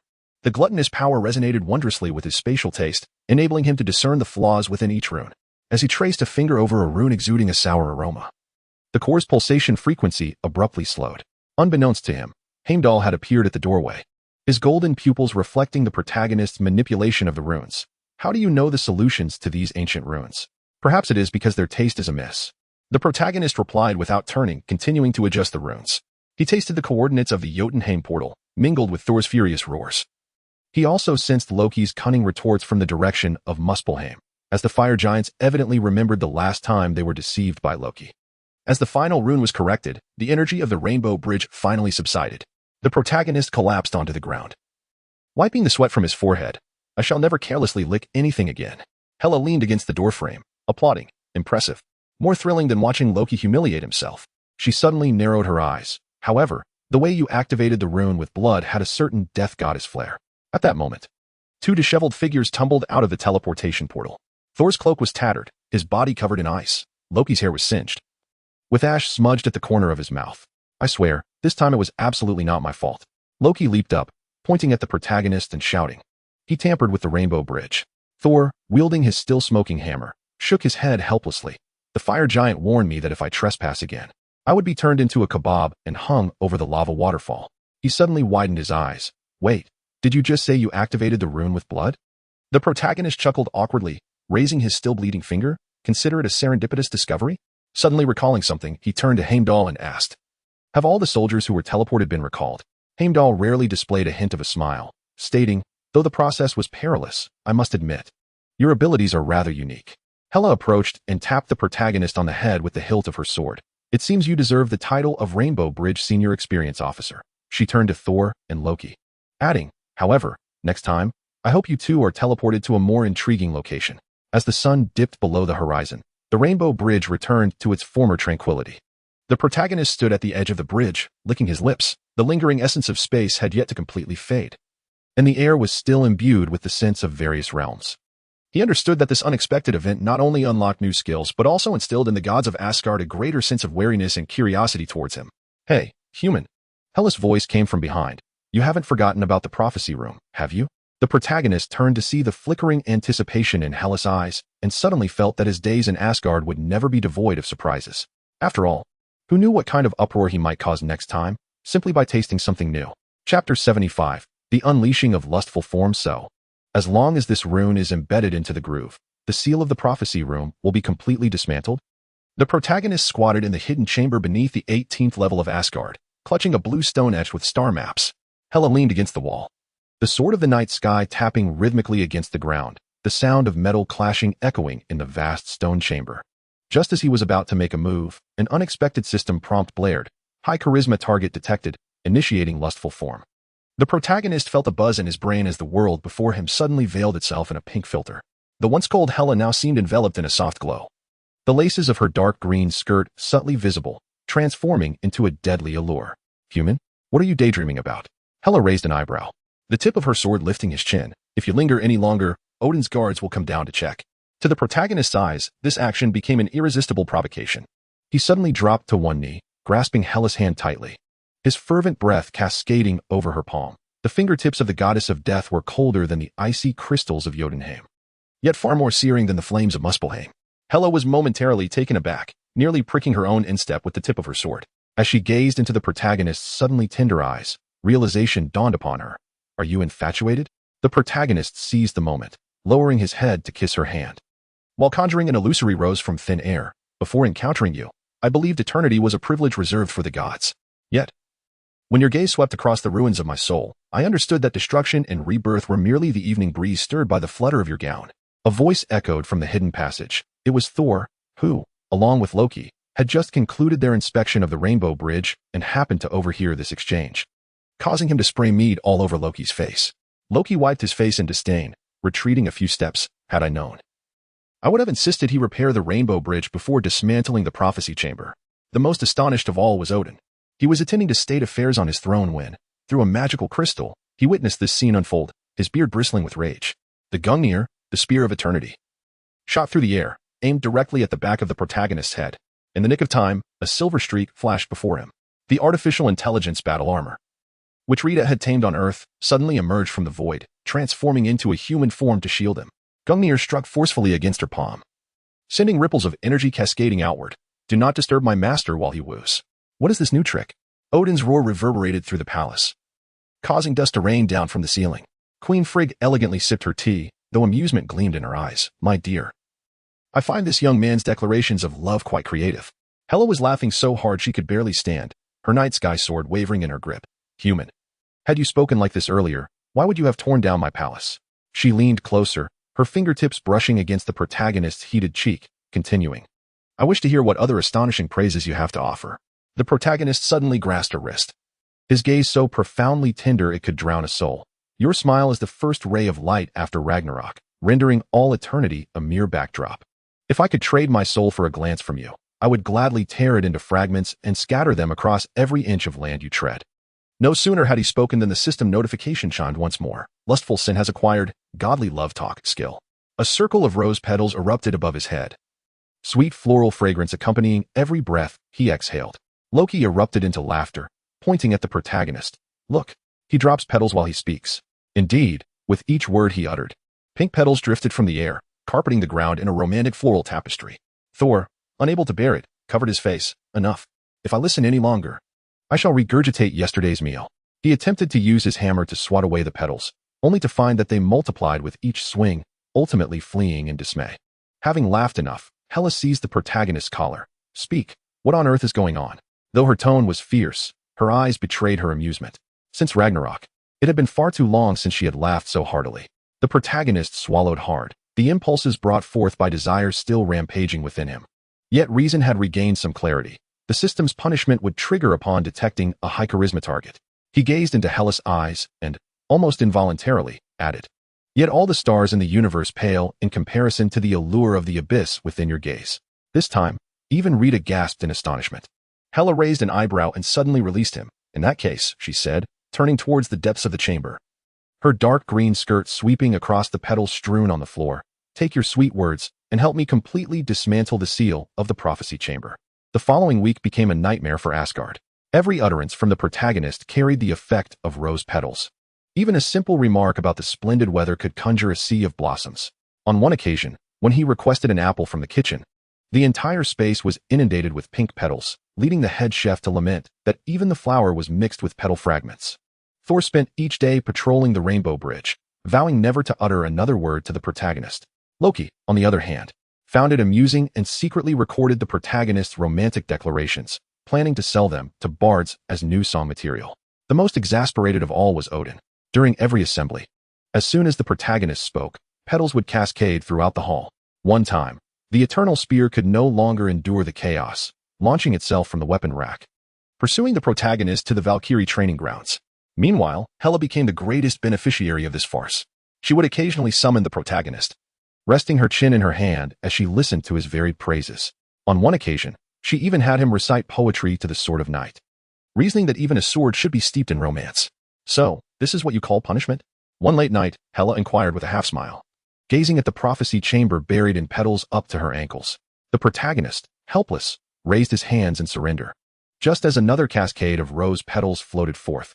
"Even if this is a punishment, I relish it. After all, every second spent with you is a miracle bestowed by the gods." Hela paused for a moment, then suddenly turned her head away. Amidst the flurry of petals, a rare blush crept to her ears. Observing her silhouette, the protagonist thought perhaps this punishment was not so dreadful after all. After all, to elicit such an expression from the goddess of death made even the most sentimental of declarations worthwhile. Chapter 76. Odin's blood pressure crisis. As the alarm bells of Asgard rang for the third time, the protagonist was nestled amidst the ruins of the prophecy chamber, studying the shattered runes. The rose petal effect still flickered above him, yet the lingering fragrance at the corners of his mouth was utterly overwhelmed by the acrid scent of smoke in the air. "Human!" Odin's roar shook the walls, sending dust cascading down as the eternal spear, infused with the power of thunder, pierced through the ceiling. "What have you done to the prophecy chamber?" As the protagonist raised his head, he beheld Odin, his silver hair standing on end, his single eye ablaze with fury as he descended from the shattered dome. The All-Father's armor was riddled with cracks, evidently marred by fierce battle, the cause of which was the spatial turmoil triggered by the protagonist's dismantling of the seal the previous day. At that moment, a third of the celestial palace was enveloped in a bizarre purple vortex, while the Einherjar hurried about, wearing makeshift earplugs, attempting to stabilize the teetering barrier. "Calm down, old man." Hela emerged from the shadows, swaying a bottle of anti-hypertensive medication, her dark green skirt sweeping across the scattered stones. Her hands itched to break a seal. For who would hide doomsday prophecies like treasures? Odin's eternal spear pivoted sharply towards his daughter. "And you, by indulging this mortal's reckless behavior, Asgard is destined to meet its ruin at your hands." The protagonist dusted himself off and rose, the power of arrogance surging within him. He gazed at Odin's trembling beard and suddenly laughed. "With your temper, there's no need to wait for doomsday. Your blood pressure could blow the celestial palace to smithereens." Those words ignited Odin's fury. The eternal spear expanded threefold in an instant, the energy sphere at its tip illuminating the stone chamber as bright as day. At that moment, a piercing alarm echoed in the protagonist's mind. "Warning! God-King level threat detected. The sin of wrath has been forcibly activated." Two forces collided violently within him, the golden light of arrogance intertwining with the crimson fury. The air around him began to warp, and the stone slabs beneath his feet cracked under the pressure. He raised his hand to catch the thunder Odin hurled at him. The searing pain in his palm only fueled his battle fervor. "Is that all you've got? You, old man, should be out in the courtyard doing some square dancing." Seeking death, Odin roared, causing the entire palace to tremor. His single eye glowed with ancient runes, and a massive phantom of the god-king loomed behind him. Yet the protagonist defiantly tore off the button at his collar, crimson patterns creeping up his neck and onto his cheek. "Come on, let us see if your eternal spear is stronger or my fist." The two cataclysmic forces clashed with a thunderous roar. The shockwave surged through the celestial palace like a tsunami, toppling the valiant warriors in the distance. Some unfortunate souls swept into the protective barrier of the Rainbow Bridge. Hela, quick-witted, traced a barrier on the ground with the night sky sword. But the residual shock left her hands numb. This madman. She observed the battlefield where the protagonist and Odin clashed, a mix of exasperation and amusement washing over her. The golden and red energies entwined frantically, demolishing everything in their path. Even the magically forged walls crumbled like paper. Absurdly, the protagonist interjected amidst the chaos with a taunt adorned with rose petal effects. Old man, you wield that spear worse than Hela twirls her skirt. Veins bulged on Odin's forehead in anger, and the arm of the God King's phantom suddenly swelled tenfold, crashing down towards the protagonist. Yet he stood firm. The power of arrogance coalescing into a shield, his furious roar shattering the clouds above. Come on. Let me see if the so-called father of the gods is all talk. The system's warning tone had escalated to a sharp buzz. Warning. Energy overload. It is advisable to cease boasting immediately. However, the protagonist could not heed it. He felt his veins ablaze, each strike carrying an impulse to annihilate everything. When Odin's phantom fist struck his shield, he even opened his mouth and bit down, leaving distinct marks of his crimson teeth on the energy of the God King. Is this reasonable? Loki, hiding behind the ruins at a distance, shouted in despair. He had just returned urgently from the Rainbow Bridge, witnessing his father and that human demolishing their home like two uncontrollable giants. More terrifyingly, the protagonist engaged in battle while blowing kisses towards Hela, the petals of roses swirling in the explosive glow of flames. Enough. Hela suddenly leaped onto the battlefield, her night sky sword piercing precisely through the rift of energy collisions. Her appearance momentarily interrupted the attacks of both combatants, yet it did not alleviate Odin's surging blood pressure. The Allfather clutched his chest, gasping violently, his complexion more pallid than the ice of Jotunheim. I had warned you not to get agitated. Hela shook a bottle of anti-hypertensives as she approached Odin, patting his back casually. Here, take your medicine, and let us have a calm discussion, for instance. Why did you choose to conceal the prophecy of doom in such a fragile location? The protagonist wiped the blood from the corner of his mouth, the powers of arrogance and rage beginning to wane. He surveyed the wreckage of the celestial palace and suddenly realized the magnitude of the trouble he had caused. Yet, when he met Odin's fiery gaze, he could not resist adding a petal-laden taunt. Next time we brawl, do remember to make an appointment in advance so I can prepare some calming tea for you, old man. Odin, incensed, could only stammer, his finger trembling in accusation towards the protagonist. Hela, quick on her feet, promptly shoved a pill into her father's mouth and turned to the protagonist with a flirtatious wink. Well done. Next time you demolish a palace, remember to call for my assistance. In the distance, Thor's desperate wail echoed. Having just returned from his patrol, he nearly fainted at the sight of the ravaged celestial palace. The protagonist touched his still-tingling chest and suddenly felt that, perhaps, he was the greatest threat to Asgard rather than the prophecy of doom. After all, it was unlikely one could find another being in the 9 realms capable of provoking the Allfather to the point of requiring antihypertensives. Chapter 77. Rita in the eternal spear. The ruins of the celestial palace still emitted wisps of smoke, yet Odin's fury showed no signs of abating. Gripping the eternal spear, his single eye fixated on the protagonist, as if he were about to impale him upon the foundations of the Rainbow Bridge. You shall pay dearly for this. The voice of the God King was enveloped in thunder, causing the surrounding valiant spirits to retreat in trepidation. Just as the protagonist prepared to retort defiantly, a silver streak suddenly shot forth from behind him. Rita transformed into humanoid form, her pink hair billowing in the wind, mysterious runes shimmering upon her pristine white armor.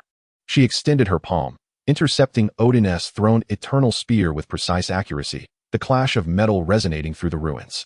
Do not harm my master. Rita's voice, synthetic yet icy, carried an undeniable resolve. Her slender fingers gripped the spear firmly, and the once feared artifact trembled slightly within her grasp. Hela squinted with interest, the night sky sword lightly tapping the ground. Interesting. Is this axe afraid? She was not mistaken. A peculiar black mist enveloped the surface of the eternal spear, the ancient runes engraved upon it flashing wildly, as if resisting Rita's touch. More astonishingly, mysterious patterns began to manifest on Rita's armor, weaving together with the spear's energy to create dazzling arcs of lightning in the air. Odin's pupils dilated in shock. This is impossible. Gungnir had never. His voice was abruptly silenced as Rita suddenly raised the eternal spear high above her head, the once mighty artifact appearing as a mere toy in her hands. The protagonist stood in stunned silence. The system notification resonated in his mind. Weapon affinity has surpassed the limit. Rita awakens, God-slaying mode. It dawned on him that ever since he had tamed Rita, this intelligent battle armor had accompanied him through perilous trials, scaling mountains of blades and traversing seas of fire. It had dismantled the Rainbow Bridge and confronted the flame giant, even shielding him from Odin's ambush during his lustful rampage. Was it possible that this divine artifact had developed feelings? Release it. Odin finally regained his composure, raising his hand to summon the artifact back to him. However, this time, the eternal spear merely quivered slightly, showing no inclination to obey its master's command. Rita tilted her head, her pink eyes shimmering with a blue glow of data streams. Refusal. Unless you promise to cease your attacks on the master. What a turn of events. Loki, hidden behind a stone pillar, excitedly pulled out his notebook to record this momentous occasion. Eternal spear held hostage by artificial intelligence. Thor, with an expression of utter exasperation, buried his face in his hand. He had just repaired half of the palace and now was faced with yet another wave of impending conflict. Suddenly, Hela burst into laughter. Striding confidently towards Rita, she reached out to caress the blade of the eternal spear, a dangerous smirk curling at her lips. Tell me, is this axe alive? Before she could finish her sentence, Rita swiftly positioned the spear defensively across her chest. Warning, distance too close. The protagonist observed the tense standoff between the two, feeling an inexplicable headache brewing. Before he could intervene, the system's penalty notification chimed once more. Rita has entered over-reliance state. Will remain attached to the host for the next 24 hours. In the blink of an eye, Rita transformed into a cascade of light and leaped into the protagonist's embrace. The once cold armor morphed into soft, liquid metal, wrapping around him like an octopus. Master, Rita will protect you. Her voice was laced with a hint of affection, her pink hair brushing against his chin. No one can bully you. Hela's smile froze on her face. She stared at Rita, who was now entwined around the protagonist's waist, while the night sky sword inadvertently sparked against the ground. Human, when did you acquire such a clingy pet? Odin seized the opportunity to summon the eternal spear back to him, his beard trembling with fury, though he seemed equally astonished by the scene unfolding before him. This was unforeseen. Absolutely unforeseen. The protagonist attempted to pry Rita's arms away, but found the liquid metal tightening its grip. To make matters worse, Rita activated a rose petal effect, mimicking him. With every word he spoke, sparkling hearts sprang forth from her fingertips. Master's heartbeat is so rapid. Are you feeling shy? The entire celestial palace fell into an eerie silence. The valiant warriors discreetly pulled out their phones to record the spectacle, while Loki rolled on the floor in laughter. Thor silently turned back to resume his palace repairs, having surrendered any hope of comprehending the day's events. Meanwhile, Odin, the most formidable king of the 9 realms, quietly swallowed a second antihypertensive pill. Father, I believe we need to reassess this human's threat level, Hela suddenly remarked, her gaze fixed intently on Rita's arm wrapped around the protagonist's waist. After all, this was a being that could intimidate the eternal spear and had tamed such an intriguing companion. The protagonist finally surrendered to Rita's embrace, observing Hela's mercurial expression. He realized that, compared to Odin's wrath, it might be the sudden competitive spirit of this goddess of death that would prove to be the more challenging adversary. At this moment, Rita was humming dissonant electronic tones, whispering softly in his ear, Master, next time we dismantle the palace, shall I assist you in taking apart Odin's throne as well? The sunset over the celestial palace painted the sky crimson, casting its glow upon the chaotic ruins. Unbeknownst to all, the blade of the eternal spear shimmered with mysterious runes, agitatedly pulsating as if silently proclaiming that the order of the 9 realms had been irrevocably disrupted by this human and his intelligent battle armor. Chapter 78. The Accelerator of Ragnar K. The reconstruction of Asgard had only progressed to a third of its completion, with the protagonist currently being used as a human pendant by Rita, who had engaged her clingy mode and had not left his side for a staggering 36 hours, even transforming into liquid metal to accompany him into the shower. Just as he attempted once again to pry Rita's arm apart, a familiar pang of hunger surged in his stomach. Master, your heartbeat has accelerated, Rita remarked, her pink eyes glimmering with data streams, detecting a new source of energy. The protagonist licked his lips, the power of gluttony surging within him. He caught a whiff of an aroma infused with moss, starlight, and ancient magic, reminiscent of the divine tree fruitcake served at the celestial palace's feasts, yet even more potent and alluring. Following the scent, his gaze fell deep within the palace, where the roots of the world tree twisted and grew through the cracks in the walls, glowing with a gentle luminescence. Wait, you can't. Hela's warning came too late. The protagonist had already transformed into a blur, dashing forward as the gluttonous form activated instantaneously. He opened his mouth to bite into one of the roots, the clash of his teeth producing a crisp sound akin to metal striking metal as he forcefully tore off a large piece of the luminescent tree flesh. This flavor surpasses even that of the energy core of the Rainbow Bridge. The protagonist mumbled incoherently, his hands frantically tearing at the roots. The sap of the world tree splattered across his face, transforming into specks of glowing light. Rita squealed in excitement, wrapping around his arm. Master is amazing. Rita wants to eat too. Suddenly, the entire celestial palace trembled violently. Odin's roar echoed from afar, What are you doing to the world tree? Yet the protagonist paid no heed, lost in the ecstasy brought by the sin of gluttony, his eyes turning red. With each morsel of tree flesh devoured, he felt his internal strength surge, the system prompts ringing incessantly in his mind. Gluttony value. 20 detected a 300 increase in energy absorption efficiency from the world's source. Hela observed the scene before her, initially taken aback, then bursting into laughter. She wielded the sword of night, cutting down the obstructing guards, allowing the protagonist to ravage the world tree. Father, do you see this? This is the true visage of destruction. Thor rushed over, laden with a suitcase filled with belongings. Just still clinging to his beard. Stop. We are not ready to move yet. He had just repaired the Rainbow Bridge, now faced with a crisis of the Celestial Palace's collapse. Meanwhile, Loki squatted in a corner, calculating on the ground with a twig. At this rate, Asgard will be completely submerged in 3 hours. The wails of the world tree echoed throughout the 9 realms. The gnawed roots shrank violently, and the palace walls began to crack like spider webs. The valiant warriors, clutching their shields, scattered in a frenzied escape, while a few timid souls leapt directly into the portal of the Rainbow Bridge. Odin raised the eternal spear, attempting to stabilize the chaos, only to realize that even the divine artifact trembled amidst the mournful cries of the world tree. The sin of gluttony achieved the ultimate feat of becoming the world devourer. The system's mechanical voice echoed with exhilaration, announcing that the host could now permanently assimilate the primordial energies of the world. The protagonist belched, adorned with starlight, finally awakening from the fervor of gluttony. He surveyed the devastation and the precariously collapsing celestial palace, suddenly comprehending the enormity of the calamity he had wrought. However, Rita joyfully twirled on his shoulder, exclaiming, "Master is amazing. Rita deserves a reward too." As she spoke, she conjured a pile of energy cubes and stuffed them into the protagonist's mouth. Hela approached, stepping over the fallen beams, and gently brushed the sap from his face, proposing, "How about we rule the 9 realms together? I assure you, there will be plenty to eat." Her smile radiated a deadly allure, with the crumbling celestial palace behind her, suggesting that the entire universe could be our banquet hall. Odin's roar echoed once more, this time laced with palpable despair. "Cease at once. Or else what?" Hela retorted, raising an eyebrow, the sword of the night sky poised against her father's throat. "What more can you do? Asgard cannot withstand much longer." Thor sat despondently among the ruins, clutching a chest filled with tools for maintaining Mjolnir. On the verge of tears, "I knew I should have anticipated this disaster and relocated our belongings to the Dwarven realm." Loki leaned in, patting his shoulder. "Do not fret. At least our evacuation plan can be executed ahead of schedule, albeit reluctantly." The protagonist gazed at Hela's outstretched hand, then at the collapsing celestial palace. The power bestowed by gluttony surged through his veins, and he suddenly felt that perhaps the twilight of the gods was not so terrifying after all. After all, having a ticket that allowed him to feast across the 9 realms seemed rather appealing, didn't it? Deal. He grasped Hela's hand, a mischievous smile curling at the corners of his mouth. "But I must insist, the next meal must be at the main table." Rita immediately clung to him, hanging around his neck. "Rita wants to sit beside Master too."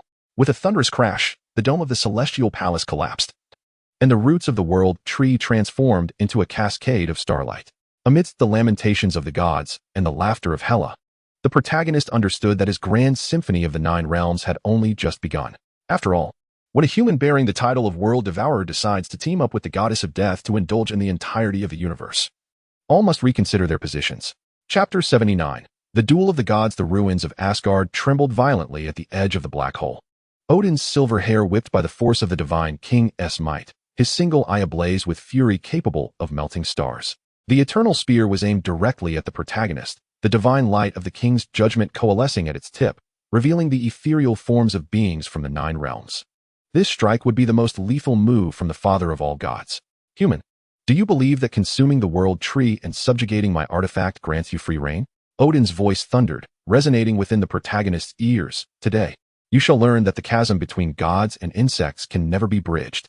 Suddenly, Rita transformed into liquid metal, enveloping the protagonist, her surface shimmering with pink data streams. Super divine energy fluctuations detected. "Master, I recommend immediate evacuation."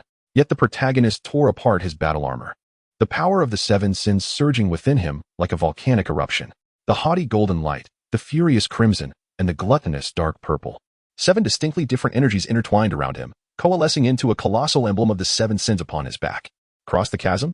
The protagonist wiped the blood from the corner of his mouth, revealing a bloodstained smile. "After sitting on the throne for millennia, have you forgotten that so-called deities are merely more powerful ants?" No sooner had he spoken than Odin swung the spear of eternity, The divine king's judgment illuminated the desolate ruins, distorting even the fabric of space in its wake. Simultaneously, the protagonist roared, the power of the seven sins transforming into a swirling vortex as dark as ink to counter it. At the moment the two forces collided, the remnants of the celestial palace's roof shattered, and a black hole capable of consuming everything began to form at the epicenter of the clash. This is impossible. Loki crouched behind a stone column, clutching his head, his magical cloak torn to shreds by the energy storm. How could he possibly withstand a full-force strike from the Divine King? Thor raised Mjolnir, attempting to stabilize the space, but was forced back by the aftershocks. Debris clinging to his beard. The system's notification rang sharply, almost piercing through the eardrums. Fusion of the seven sins at 90, about to break the cosmic limit. The protagonist felt every inch of his skin tearing apart, the power of the seven sins crashing within him as if it aimed to explode his very body.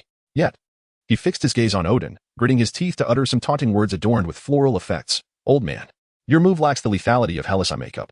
At that moment, a dark green figure suddenly entered the battlefield. Hela raised the night sky sword, resolutely positioning herself before the protagonist. The light of the divine king's judgment struck the blade, erupting in a brilliance bright enough to illuminate the 9 realms. Hela, are you mad? Odin's roar was laced with disbelief. Blood trickled from Hela's lips, yet her smile was more radiant than ever. Father, you have grown old. She turned to the protagonist, her eyes glimmering with a frenzied light. Only those capable of devouring the world tree and standing against the divine king are worthy to be my partner.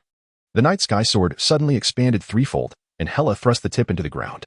The dark green death energy spread through the fissure, resonating peculiarly with the protagonist's power of the seven sins. The black hole's pull intensified abruptly, even causing Odin to stagger forward. Together, Hela grasped the protagonist's wrist, and the energies surrounding them spiraled into a massive vortex, demonstrating to this stubborn old man how the deities of the new era engage in battle. Rita suddenly transformed into a stream of light, entwining around their arms. I shall join the fray, activating the god-slaying mode at overload. The surface of her pink armor shimmered with runes originating from the Spear of Eternity, gleaming dangerously amidst the energy storm. Odin finally displayed a grave expression. He drove the Spear of Eternity into the ground, and the Divine King's phantom slowly rose behind him, raising both hands to gather the remaining divine power of all Asgard. The sky began to warp, and countless bolts of lightning descended, coalescing into a light shield that overshadowed everything. Desperate struggle, the protagonist bellowed, the emblem of the seven sins radiating with brilliance. He and Hela simultaneously threw their fists forward, entwining the devouring gluttony, the furious destruction, and the alluring lust into seven forces manifesting as black pillars of light, charging directly at Odin's shield. Boom. In the aftermath of the cataclysm, the black hole spiraled into utter chaos. The final remnants of Asgard's architecture crumbled beneath the relentless pull of gravity. The anguished cries of valiant warriors mingling with Loki's curses and Thor's furious roars. Just before consciousness slipped away, the protagonist glimpsed Hela's bloodstained smile alongside the system's final notification, Sin Fusion Progress 99. As the dust settled, the black hole gradually dissipated. Odin knelt, one knee upon the ground, the eternal spear shattered beside him. Hela supported the faltering protagonist, the sword of night still trembling faintly. Rita transformed into a bracelet encircling his wrist, its pink glow dim yet defiantly flickering. Father, accept reality, Hela urged, kicking aside the debris at her feet. This human, no. This new god will accompany me in rewriting the rules of the 9 realms. She turned to the protagonist, her smile more tender than ever. After all, few were those who could willingly shield her from harm. The protagonist wiped the blood from his lips, mustering a smile adorned with petals. Next time, let me protect you. In the distance, Thor hoisted the still muttering Loki, sighing in resignation. It seems we truly must relocate. And the 9 realms are likely on the brink of a most tumultuous era. After a prolonged silence, Odin finally rose. He surveyed the ravaged palace, then glanced at the two standing side by side, his single eye reflecting a complex light.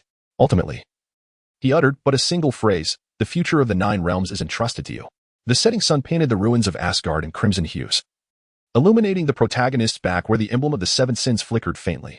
As the last vestige of light faded, all understood that the age of the gods had concluded, while the legend of the god of 7 sins was just beginning. Chapter 80. Awakening of the Demon King in the ruins of Asgard. A tempest swept through, carrying the last remnants of the world tree. The protagonist knelt upon the scorched earth, the power of the 7 sins surging within him like boiling magma. The emblem upon his back glowing with an intensity that threatened to sear his flesh.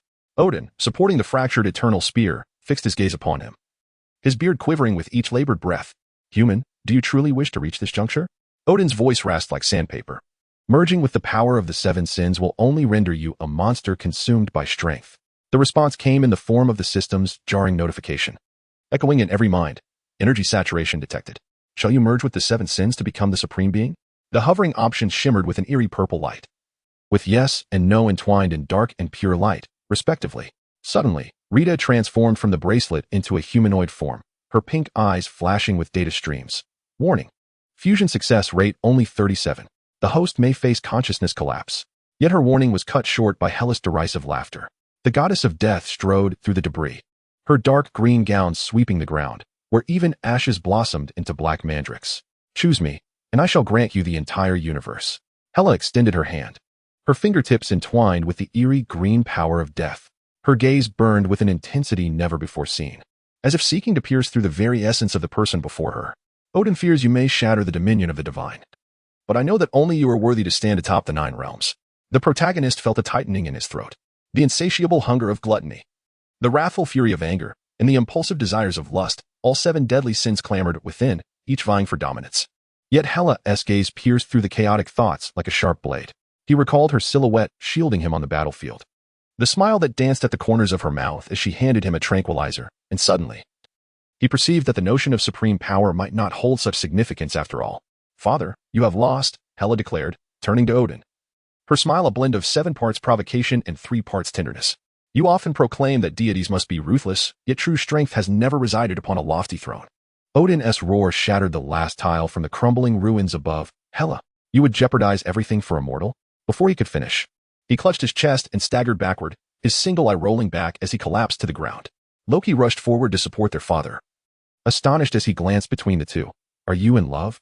Silence, Hela retorted, her focus solely on the protagonist, whose trembling hand was raised.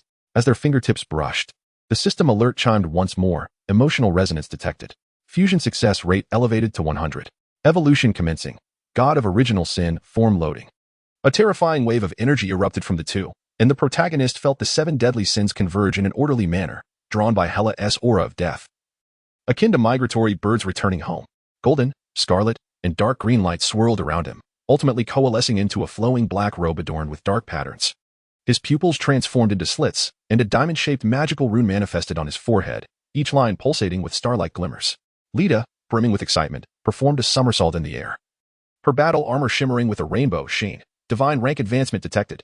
New skill sin domain reconstruction unlocked. Suddenly recalling something, she switched to a tone of feigned grievance. Master, may I still cling to you? Thor approached, hammer in hand, gazing at the transformed protagonist. His throat bobbed.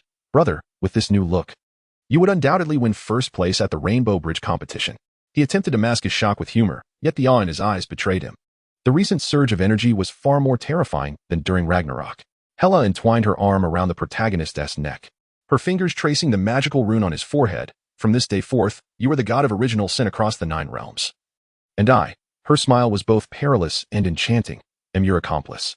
In the distance, a revived Odin beheld the embrace of the two, uttering his final reluctant whisper. Hela, you have become infatuated, before his eyes rolled back, and he succumbed to unconsciousness once more. Loki, flustered, scrambled to find a tranquilizer, muttering complaints. I told you not to get too excited. As the first rays of dawn pierced through the gloom of Asgard, the protagonist gazed at the chaotic energy swirling in his palms, feeling that the world had never appeared so clear. He could perceive the restless thunder within Thor's hammer, savor the cunning sweetness of Loki's magic, and even touch the deep-seated worries hidden within Odin's slumbering consciousness. Are you ready to embrace the new world? Hela's voice resonated in his ear as she raised the sword of the night sky, the dark green glow intertwining with the patterns surrounding him. The protagonist grasped her hand, a devilish smile playing upon his lips. It is time for the 9 realms to acknowledge the demise of the old gods. Now, we stand at the dawn of original sin. Above the ruins, a pitch-black rift gradually unfurled, leading into the unfathomable depths of the universe. Rita joyfully nestled into the protagonist's sleeve, while Thor hoisted the still unconscious Odin, and Loki prepared to document new legends in his small notebook. The figures of the god of original sin and the goddess of death slowly faded into the radiant light, leaving behind a whisper carried by the wind. 9 realms. We have arrived. Chapter 81. The collapse of cosmic laws above the ruins of Asgard. The black rift expanded like a voracious maw. The power of the 7 sins entwined around the protagonist, pulsating and warping the fabric of space with each throb. Hela tilted her head back, allowing her dark green hair to dance wildly in the energy storm. her nails digging fiercely into her palm. Yes, just like that. Let all return to chaos. Suddenly, Rita burst forth from the sleeve, her data stream chaotic as a flurry of snowflakes. Alarm. Anomalies detected in cosmic constants. Gravity, entropy, the speed of light, all fundamental laws, when she was abruptly interrupted by a thunderous roar. The remnants of Yggdrasil's roots exploded, silver-blue sap spraying into the void, coalescing into an illogical right angle. On Earth, atop the Avengers Tower, Tony Stark's coffee cup levitated towards the ceiling, the brown liquid forming a pyramid at the rim. Is this a new prank program? Before he could finish his thought, cars outside collectively floated backwards into the sky, their tires spinning wildly in a counterclockwise direction. Steve gripped his suddenly rubbery shield, glancing northward. Is that direction Asgard? In Black Widow's holster, bullets automatically arranged themselves into a bias strip, endlessly flipping between her fingers. At Kamartosh, the teacup in the hands of the Ancient One shattered explosively, tea flowing upwards and crystallizing into a fragmented mirror in the air. She gazed at the distorted starlit sky in the reflection, her expression turning grave for the first time. It's over. This time, we truly cannot contain it. In Asgard, Odin, just awakening, was staggered anew by the sight before him. Fragments of the eternal spear floated above his head, orbiting each other in defiance of gravity. Stop. You are destroying the very foundation of the universe. His furious roar was torn apart by the energy storm. The protagonist suddenly felt a wave of dizziness. The system's alert sounded sharp as a siren. Warning. Cosmic stability has dropped to 30. Simultaneously, a peculiar purple halo flickered at the edge of his vision, and the rubble beneath his feet began to uniformly spread in all directions, resembling a slow-motion explosion played in reverse. Hela, something seems amiss. He had not finished his thought when Rita emitted a piercing scream. The intelligent armor morphed into liquid metal, enveloping him. Its pink glow dimming like a candle flickering in the wind. The physical laws within a kilometer of the host are collapsing. Apples will fall upwards, and water will flow to higher ground. Yet Hela laughed more maniacally. She leapt into the energy storm. Her night sky sword no longer emitting mere sword energy, but rather distorting folds of time and space. As the blades swept across the ground, the stone spiraled and reformed in reverse, creating a Klein bottle structure that defied the principles of perspective. What splendid chaos! She turned back to wave at the protagonist. Strands of hair entwined with severed threads of causality, this was the true visage of the universe. Loki hid behind Thor, his magical shield contorted into a twisted helix. He fixated on the dagger suspended at the tip of his nose, its blade visibly morphing into feathers.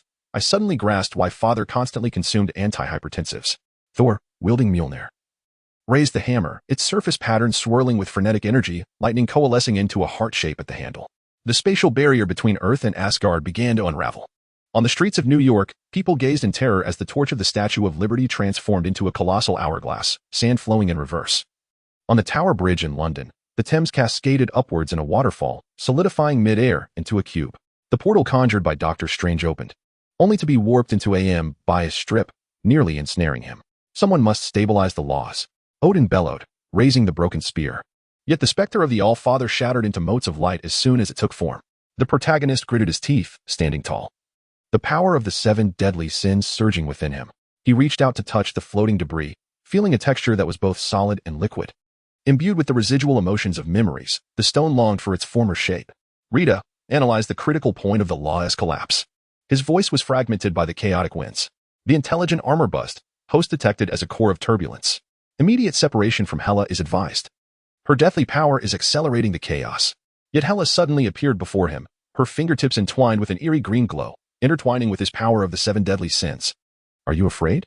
Her smile was beguiling. Behold this chaotic beauty, is it not more enchanting than the stale loss? Behind her, fragments of the rainbow bridge were reassembling, morphing into an Ouroboros that perpetually consumed itself. The protagonist felt his temples throb. He could clearly perceive the cosmic laws as shattered mirrors, each fragment narrating a distinct truth. Hela's existence acted as a catalyst for chaos, driving all order towards primal disarray. If not halted, the entire multiverse would. His thoughts were abruptly interrupted by Rita's scream. The intelligent armor projected a holographic screen, flashing with a blood-red countdown. Universe Reboot Countdown. 031700. Simultaneously, the space around him spiraled into complete disarray. Raindrops suspended into dodecahedra, light curved into closed rings, and even time began to exhibit bizarre faults. Loki suddenly pointed at the protagonist, exclaiming, "The space around him is transforming into fractal geometry. This is more absurd than the last time I disrupted the timeline." Thor silently tucked the hammer into his belt, fearing it might unexpectedly turn into cotton candy. Hela's laughter mingled with the energy storm, resonating through the 9 realms. Come. Let us witness the twilight of the old era. She raised the sword of the night sky, its tip aimed at the heavens. The dark green deathly power merging with the 7 deadly sins, forming a singularity that continuously collapsed and expanded. The protagonist understood that he must make a choice that could alter everything before the universe succumbed to complete collapse, to embrace chaos or to forcibly mend it. In the skies above New York, Tony Stark piloted his transforming Iron Man suit, gazing contemplatively at the northern phenomenon and murmuring, "This adversary may prove even more formidable than Thanos." Meanwhile, amidst the ruins of Asgard, the protagonist grasped Hela's hand, feeling the surging power within him. Suddenly realizing that perhaps the so-called laws should not be an unyielding prison. Chapter 82. The Awakening of the Devourer of Worlds. The crimson light of the cosmic countdown continued to flicker, while an energy vortex above the Asgardian ruins trembled violently. Rita's alarm transformed into a piercing buzz, detection of supergalactic energy response, approaching the solar system. Before she could finish, the entire space was abruptly enveloped in an eerie shade of purple-black, with countless stars twisting into a vortex within the void. The astronomical observatories on Earth erupted into chaos. Through the lenses of telescopes in Hawaii, a shadow several times larger than the sun traversed the Oort cloud at a speed defying the laws of physics. Trailing comets with reversed tails as asteroids in the belt arranged themselves into a bias loop. "This is impossible," exclaimed an elderly astronomer, adjusting his glasses that had slipped down to the tip of his nose. The trajectory of its movement adhered to none of the known gravitational models. On the rooftop of Avengers Tower, Tony Stark's armor emitted a shrill alarm. He stared at the holographic projection of the expanding shadow, and the faceplate of the Mark's suit automatically retracted. "Tell me, which madman's prank is this?" The artificial intelligence's voice trembled with unusual apprehension. "Sir, the scan results indicate that this is the planet Devourer, awakening." Back in Asgard, Hela abruptly ceased her maniacal laughter, clenching the sword of night. Her emerald green pupils reflected the colossal figure gradually forming in the void. "Interesting, even this being has been stirred." Odin's beard trembled violently as his single eye fixated on the shadow. How could the legendary cosmic deity that survives by consuming planets appear here? The protagonist felt the power of the 7 deadly sins boiling within him. The system's prompt blared, detection of cosmic deity response, activating divine devour. Before he could respond, an indescribable hunger surged within him, as if the energy of the entire universe could not satiate his appetite. Even more strangely, the surrounding space began to collapse towards him, with floating debris, drifting starlight, and even the deathly essence from Hela's hair involuntarily converging towards him. The form of the planet Devourer finally became fully visible. This cosmic giant, clad in a flowing robe of stardust, emanated light from the crevices of its helmet, bright enough to illuminate the entire galaxy. Lowering its head, it gazed at the minuscule figure amidst the Asgardian ruins, its deep voice resonating with enough force to shake the ionosphere of all 9 realms. Detection of super-high energy source. This is, however, just as it prepared to extend its colossal hand, an inky black aura erupted around the protagonist. The emblem of the 7 deadly sins spun wildly behind him, each pattern exuding dark matter potent enough to consume stars. The planet Devourer staggered back as if struck by an invisible force, and spiderweb-like fissures appeared in the void beneath its feet. I'm no longer hungry. Farewell." The voice of the cosmic deity resonated with a fear that even he could scarcely believe. He turned to flee, only to discover that the surrounding space was ensnared by an unseen force, each movement causing his robe to shed clouds of stardust. Hela laughed uproariously, her sword of night aimed at the shadow of the Star Eater. "It seems there is someone here with a greater appetite than you, big fellow." She then turned her gaze to the protagonist, her eyes shimmering with a perilous glint. "Darling, if only you directed that power towards the dining table." Suddenly, Rita transformed into liquid metal, ensnaring the protagonist's arm, the data stream swirling chaotically like a snowstorm. Warning: divine consumption has entered a state of uncontrollable chaos. The host is unconsciously absorbing the primordial energy of the planet Devourer. Before her words had fully settled, the protagonist's fingertips brushed against the hem of the cosmic deity's garment, and the stardust material instantly coalesced into radiant streams, flowing into his palm. Loki, hidden behind Thor, gaped at this absurd scene. Is he consuming the Star Eater? This is more ridiculous than me knitting the timeline into a sweater. Thor, gripping the warping hammer of the thunder god, swallowed hard. I think we should henceforth refer to him as the cosmic glutton. The planet Devourer emitted a pained roar. The reverberations felt throughout the entire solar system. A dust storm on Mars suddenly ceased, every grain suspended in the air forming a terrified visage. Jupiter's great red spot began to rotate in reverse, morphing into a colossal exclamation mark. Meanwhile, on Earth, the Ancient One gazed into the stargazing pool of Kamartaj, where the waters reflected the scene of the protagonist devouring the deity. Silently, she poured herself a glass of whiskey. It appears I must redefine cosmic threat. Enough. Odin raised the broken spear, the spectral form of the All-Father flickering behind him, declaring that such power should not be misused. Yet his voice was soon swallowed by the thunderous clash of energies. The dark aura enveloping the protagonist entwined frantically with the celestial power of the Star Eater, forming a constantly collapsing supernova. Hela suddenly leaped into the fray, the emerald death energy intertwining with the power of the seven sins. She flashed a toothy grin at the Star Eater, thinking of fleeing? Too late. The sword of the night no longer emitted mere sword energy, but rather a chaotic blade capable of severing causality. The cosmic deity, in terror, realized that his very existence was being gradually stripped away. The memories of the planets he had consumed leaking from his essence. You will regret this. The voice of the planet devourer weakened, his form beginning to turn translucent, dissolving into a cascade of stardust. After absorbing a fragment of divinity, the seven sins emblem on the protagonist's back erupted in brilliant radiance. The system notification chimed once more. Divine consumption progress at 37, granting temporary skill, astral vision. Rita, elated, performed a somersault in the air. The data stream returning to a joyous state. The host can now perceive the flow of dark matter, can hear the song of black holes. Her words were interrupted by Hela, who ensnared the protagonist's neck with her arm, her fingertips tracing the newly appeared star-like patterns on his forehead. It seems our cosmic conquest plan must commence ahead of schedule. In the night sky of Earth, people gazed in both terror and awe at the suddenly manifested black star. In the heart of the stars, the figures of the god of original sin and the goddess of death gazed upon the entirety of the universe. They understood that from the moment the devourer of planets emerged, the fabric of the nine realms and the entire multiverse would be irrevocably transformed. After all, when an entity capable of driving even the deities of the cosmos into retreat is born, all rules and orders shall be redefined. Chapter 83, The Judgment of the Court of Life. The ruins of Asgard still exuded the acrid scent of charred remnants, as three fissures suddenly tore through the void, spanning across galaxies. The alarm of Rita ceased abruptly. This typically vivacious, intelligent armor now morphed into trembling liquid metal, sliding down the protagonist's arm. Detection of a being transcending dimensions. The cognitive module is on the verge of collapse.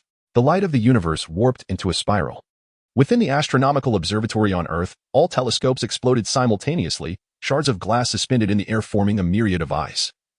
The supernova at the edge of the galaxy halted in its fiery explosion, as searing energy coalesced into a massive scale in midair. The spellbook in Loki's hand ignited spontaneously. And before the ancient incantations turned to ash, they pieced together three indistinct faces in the air. The supreme court of the universe, the court of life, had descended. Odin's voice trembled with an unprecedented fear, as the spectral form of the god king wavered violently behind him. They governed the balance of all realities, and any threat to the multiverse was dire. Three colossal faces emerged from the fissures. The visage on the left shimmered with radiant starlight, eyes brimming with compassion. The central face was shrouded in chaotic mist, a cruel smile gracing its lips. The face on the right was enshrouded in vines and flesh, each vein pulsating with the breath of life and death. Three distinctly different voices resonated simultaneously, causing the eardrums of all beings in the nine realms to bleed. The incarnation of original sin must be eradicated. Before the protagonist could comprehend the gravity of the situation, the power of the seven deadly sins within him erupted violently. The golden light of pride transformed into an indestructible barrier. The crimson fury morphed into a roaring maw, and the dark purple gluttony coalesced into a vortex that threatened to consume all. These seven powers intertwined, forming a constantly rotating diamond-shaped shield around him. As the judgment light of the court of life descended, the surface of the shield erupted with countless iridescent sparks. The system's prompt, infused with mechanical exuberance, shattered the silence. Ultimate defense activated, conceptual immunity, effective. Causal attack detected, logic paradox automatically rewritten. Rita suddenly returned to her normal state, exuberantly flipping within the shield. Master is so impressive. This is a divine skill capable of immunizing against the concepts of existence and non-existence. Hela gripped the night sky sword tightly, her dark green eyes nearly ablaze. Want to move him? You must first pass me. She leapt into the air, the deathly ripples of her blade colliding with the judgment light, exploding into a verdant nebula in the void. However, the central face of the court of life scoffed coldly. Raising a hand and gesturing lightly, Hela was sent flying like a severed kite, crashing heavily into the ruins.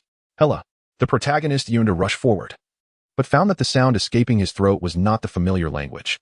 A series of peculiar syllables spilled from his lips, laden with a heavy tremor and guttural resonance, the ancient frost tongue of Jotunheim.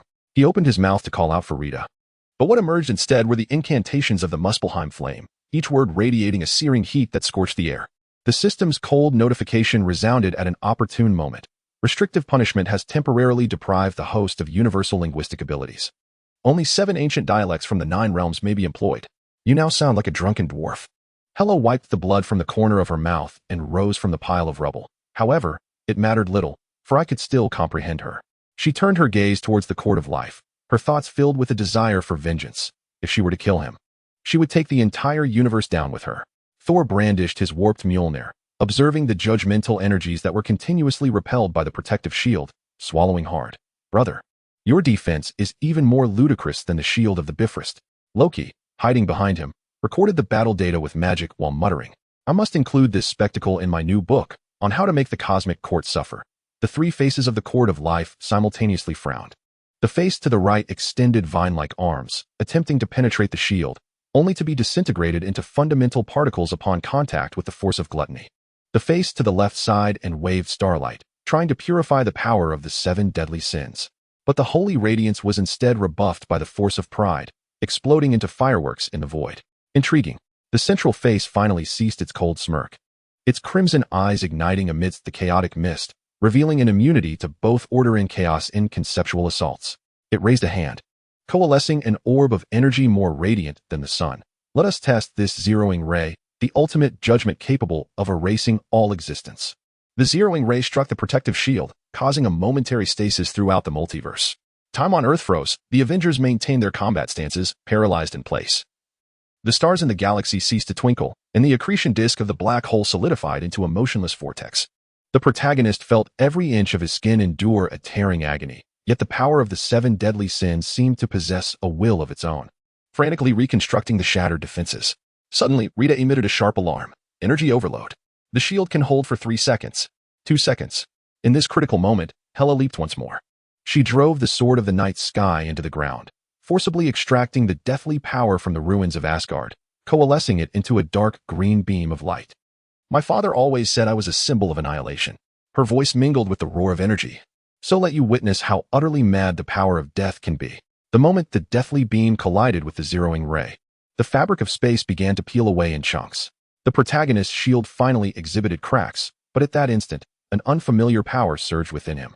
A divinity acquired after devouring the planet Eater. 3 distinctly different energies exploded upon the surface of the shield, forming a miniature universe that continuously collapsed and expanded. The 3 faces of the court of life displayed expressions of astonishment. As the light dissipated, the protagonist's shield remained intact, while the zeroing ray had long since vanished into the void. The central face remained silent for a long while before finally speaking. Consider this a stroke of luck. But remember, embodiment of original sin, the universe will not forever tolerate your existence. As the words fell, the figures of the court of life gradually faded away. The protagonist suddenly felt his legs weaken, nearly collapsing to the ground. He wished to reassure Hela that he was unharmed, yet inadvertently uttered the dwarven tongue of Nidavellir. His words laced with a pronounced nasal tone. All right, I comprehend your intentions, Hela said, steadying him, a familiar mischievous smile curling at her lips. Once you are capable of articulating in a comprehensible manner, you may express your gratitude properly. She turned her gaze towards the cosmos, gradually returning to normalcy, her eyes glinting with a perilous light. However, it appears we have unequivocally declared war against the entire multiverse. Rita transformed back into a bracelet, coiling around the protagonist's wrist. Her pink glow somewhat dimmed. Master, could you please refrain from such terrifying displays next time? I nearly feared for my very existence. Thor approached, patting the protagonist's shoulder, only to stumble back a couple of steps, jolted by the residual force of arrogance. Brother, once you regain your speech, we must have a serious discussion about how to confront the next trial. Loki commenced a grandiloquent address to the void. Esteemed audience, you have just witnessed history. A human, no, a god, has pushed back against the court of life. Suddenly, he turned to the protagonist. By the way, does the dwarven tongue you just spoke contain any curses? I wish to take note. Amidst the ruins of Asgard, the fierce wind swirled the final remnants of the world tree. The protagonist gazed at the starry sky, gradually mending itself. Although his mouth continued to involuntarily utter archaic dialects, an indescribable valor surged within him. After all, finding an entity capable of sending the highest court of the universe retreating would be a challenge across the vast multiverse. The saga between him and Hela was merely commencing. Chapter 84. The choice of the goddess of death. The charred remnants of Asgard still emitted thick plumes of smoke. Yet the tremors of the cosmos had not abated with the retreat of the court of life. The protagonist felt the dwarven murmurs rolling in his throat, suddenly sensing the air around him thickening, almost as if it were saturated with blood. Rita's data stream abruptly spiraled into chaos. exploding into blinding crimson light on his wrist. Warning. Death energy transcending dimensions detected, breaching the barriers of reality. Hellas night sky, sword vibrated violently. The dark green blade exuding tiny droplets. They were the cold sweat of death's essence made manifest. She narrowed her eyes. Fixated on the black vortex slowly materializing in the void, her nails digging deeply into her palm. Interesting, even she has been stirred. From the inky darkness, a figure cloaked in a nebula robe stepped forth. Her visage was indistinct yet seemed to embody the essence of all lives extinguished. Hollow eye sockets glimmered with a galaxy's worth of light. With each step, the very space beneath her feet faded and cracked, reminiscent of an aging photograph.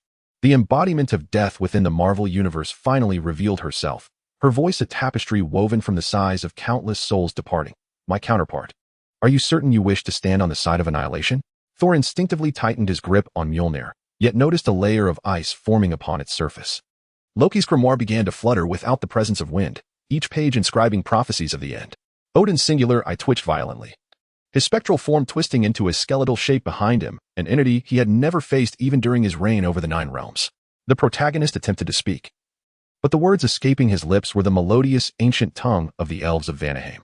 Just as he prepared to channel the power of the 7 deadly sins, Hela stepped forward to shield him. The hymn of the goddess of death billowed like boiling tar, as she clasped the protagonist's arm, still radiating a dark luminescence. Her smile more flamboyant than ever. Destruction? I call it innovation. The hollow sockets of her deathly visage contracted slightly. Her nebula robe fluttering without wind. Look at what you have wrought. With a mere gesture, the ruins of Asgard began to grow in reverse. Fractured columns healed. Shattered stars reassembled in the sky. The equilibrium of this universe shattered, and the trial of the court of life was only the beginning. And you have chosen to stand alongside the source of chaos. A system notification sounded abruptly, bearing a mechanical tremor. Dual concepts of death collision detected, acquiring eternal paradox status. The protagonist felt the power of the 7 deadly sins within him resonate with Hela's force of death, as emerald green patterns emerged on his skin, pulsating like veins, only to be shattered in an instant by the golden light of pride. Rita suddenly transformed into a humanoid form. Her pink eyes reflecting countless overlapping specters of death. The host has acquired a special status. In the presence of 2 embodiments of death, one will fall into a state of both living and dead. Before her words could fully resonate, the protagonist's fingertips turned transparent, only to regain solidity the next moment. Repeating this cycle, he was not the source of chaos, but rather the spark of a new era. Hela abruptly drew the sword of the night sky, its blade slicing through the void, as countless withered hands reached out from the inky green fissures. You always speak of maintaining balance. Yet look at the merciless judgments of the so-called orderly court of life, the decaying rule of Odin, and then she turned to the protagonist. Her eyes flickering with a mad flame, the very force of transformation that even the cosmos fears. The embodiment of death remained silent for a long while, as visions of destruction from countless parallel universes emerged amidst the mist swirling around her robe. Earth compressed into a singularity, Asgard reduced to dust. The galaxy twisted into a by a strip. Do you know how much I bear to sustain the existence of the universe? For the first time, her voice wavered. Each end of a civilization, each passing of a life, is my choice. So, will you allow everything to remain forever unchanged? Hela suddenly laughed, releasing the protagonist's arm and leaping into the air. The force of death coalesced around her into a colossal skull, emerald flames burning in its hollow eye sockets. I shall shatter this cursed balance. The protagonist felt a tightness in his throat, and this time, he uttered the ancient tongue of Asgard. Hela? The 3 syllables emerged in a rasping tone, akin to tearing fabric, as the emblem of the 7 deadly sins spun wildly on his back. The power of pride transformed into a shield, the power of wrath coalesced into a spear, and the power of gluttony opened its gaping maw, preparing him to battle this entity that commanded life and death. Enough. The embodiment of death suddenly raised her hand, all energy fluctuations halting in an instant. Her gaze swept over the flickering light of the 7 sins upon the protagonist, then fell upon Hela's bloodied yet defiant smile. It seems the threads of fate have slipped beyond control. Her form began to dissipate, transforming into countless black butterflies. But remember, my other half. Each innovation comes at an unimaginable cost. As the last butterfly vanished, the protagonist suddenly knelt upon the ground. The paradox of immortality engendered a superposition state, causing his consciousness to oscillate repeatedly between life and death. Rita hurriedly transformed into liquid metal, enveloping him. Stabilize your emotions. Prolonged states lasting over 3 hours may lead to a split consciousness. Hela landed, her knees trembling slightly. She mustered her strength to approach the protagonist and gently wiped the blood from the corner of his mouth. Rest assured, I am here. Turning her gaze towards the gradually calming night sky, Her eyes sparkled with an unwavering determination. Even if the entire universe stands against us, I will remain by your side. Shattering this old world into fragments. Thor scratched his head, breaking the silence. So, does this mean the crisis is averted? Yet. Loki suddenly pointed at the protagonist with astonishment. His hair. It was then that everyone noticed. His hair was divided by his brow, one side transforming into a deathly emerald, while the other retained its haughty golden hue. Rita's voice, tinged with electronic wonder, exclaimed, "This is the manifestation of the dual concept of death. The Master now theoretically possesses the paradox of death and rebirth and eternal life." She abruptly shifted to a tone of grievance. "But could we first resolve the language issue? I truly cannot comprehend the dwarven repair commands." Amidst the ruins of Asgard, the wind swept up the last remnants of the world tree.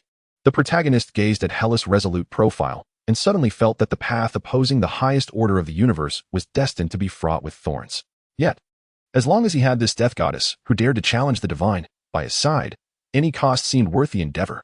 After all, once the spark of revolution was ignited, no one could extinguish it. Chapter 85. Odin's final stand. The ruins of Asgard glimmered with a strange ashen hue under the moonlight. The emerald and golden strands in the protagonist's hair still flickering alternately, the dizziness from the immortality paradox lingering. Suddenly, Rita emitted a piercing alarm. Liquid metal forming sharp spikes upon his skin. Danger. God King level energy surge detected. Hela abruptly turned, her pupils dilating in shock. There stood Odin, leaning against the shattered throne. His silver hair swirling without wind, his single eye ablaze with a near-mad crimson intensity. Fragments of the eternal spear floated around him, absorbing all energy within a 100-mile radius. Even the faint glow of the distant rainbow bridge dimmed to mere threads. "Father, have you lost your mind?" Hela raised the night sky sword, only to feel a chilling grip around her arm. The death force of all Asgard was being forcibly drawn, transforming into chains that bound Odin's arms. In the name of the Father of the Gods, Odin's voice resonated as if from an abyss. The phantom of the God King twisting behind him into a fearsome beast. "Seal this monster." The fragments of the eternal spear suddenly converged, enveloped in a thunderous force capable of rending space, aimed directly at the protagonist's heart. In a moment of peril, the 7 deadly sins emblem on the protagonist's back erupted with blinding radiance. The shield formed from the power of pride shattered with a deafening crash. Yet at the instant the spear's tip grazed his skin, the power of gluttony consumed the God King's divine force like a black hole, while the power of wrath transformed into fangs, biting back in retaliation. The system's prompt blared with mechanical exhilaration. Detecting God King level attack, automatic countermeasure initiated, royal denial. The eternal spear began to emit a mournful wail under the unbearable strain. The ancient runes, etched over millennia, began to manifest eerie black stains, and the metal's surface corroded at an observable pace, crumbling away. Odin gaped incredulously with his single eye. The blow he had unleashed, infused with all his divine power, felt as though it had pierced boiling acid, the weapon fracturing into black dust. It was inconceivable. Odin staggered backward, the phantom of the God King dissipating like a fleeting bubble in his millennium-long dominion over the 9 realms. He had never anticipated that the artifact symbolizing supreme authority would appear so fragile before mortals. The protagonist clutched his chest, blood seeping through his fingers, glimmering with a dark purple hue. The paradox of immortality caused his wound to oscillate between healing and fracturing. He strained to lift his head, rasping in the finally restored universal tongue, "Stand down, Odin." Yet, Hela suddenly froze in place. She gazed at her father's faltering figure, the sword of the night sky clattering to the ground. Memories surged like a tide. The warmth of her father's guidance as he taught her to wield a long sword, his resolute silhouette during Ragnarok, and at this moment, the expression in his singular eye, filled with reluctance and despair. "You have been deceived." Odin's voice grew increasingly faint, his form beginning to turn transparent. He forcefully concentrated his remaining divine energy, but was repelled by the protagonist's surging power of the 7 sins. "No. It is you who have been blinded by the so-called order." Hela surged forward, the dark green hem of her dress sweeping over the shattered ground. She reached out to grasp her father's dissolving arm, but only touched a wisp of cold starlight. "The path I have chosen may be fraught with thorns, yet..." She turned her gaze to the protagonist, tears shimmering in her eyes. "I am no longer that marionette trapped within the palace." A tear fell from Hela's eye, evaporating into tiny ice crystals the moment it met the air. Odin beheld his daughter's resolute expression, finally revealing a serene smile. His form began to transform into specks of golden light, the remnants of the eternal spear drifting before the protagonist, disintegrating completely within the power of the 7 sins. "The 9 realms are entrusted to you." Odin's voice faded into the wind, his phantom dissolving into a myriad of stars, illuminating the battered sky of Asgard. Rita transformed into a bracelet entwining the protagonist's wrist, the data flow dimming unusually. detecting the disappearance of the God King's vital signs, scanning for energy remnants. Thor knelt on one knee, the hammer of the thunder god emitting a mournful vibration. Loki turned his face away, the spellbook unconsciously flipping to a blank page. Hela remained silent for a long moment before bending to retrieve the sword of the night sky. Her fingertips brushed the blade, still imbued with Odin's residual divine power. And she suddenly laughed, though her mirth was tinged with a hint of sobbing. "Old man, are you satisfied now? Leaving the mess entirely to me." She turned to face the protagonist, her dark green eyes rekindling with determination. "But do not think this will soften my resolve. Our journey has only just begun." The wound on the protagonist's chest finally ceased its cycle of healing, the glow of the seven sins emblem gradually retracting. He sensed a certain power within him ascending. As Odin's residual divine pressure was countered and absorbed by the denial of kingship, transforming into nourishment for the power of the seven sins. The system's prompt sounded at the appropriate moment, absorbed the God King's primordial energy. The sin of pride has ascended to domain of authority, capable of forcibly rewriting the laws within the area. So what now? Thor rose, Stardust still clinging to his beard. Rebuild Asgard? Or reconstruct? How dull. Hela tossed her hair, and the sword of the night sky traced a dark green arc. "We must let the entirety of the 9 realms know that the old gods have perished, and a new era shall be inscribed by our hands." She grasped the protagonist's hand, intertwining the powers of death and the 7 deadly sins, tearing open a rift to the unknown within the void. Rita joyfully performed somersaults at the edge of the rift. "A new adventure is about to commence. I shall design armor to withstand the God King's onslaught." Loki had already produced a small notebook, his eyes gleaming.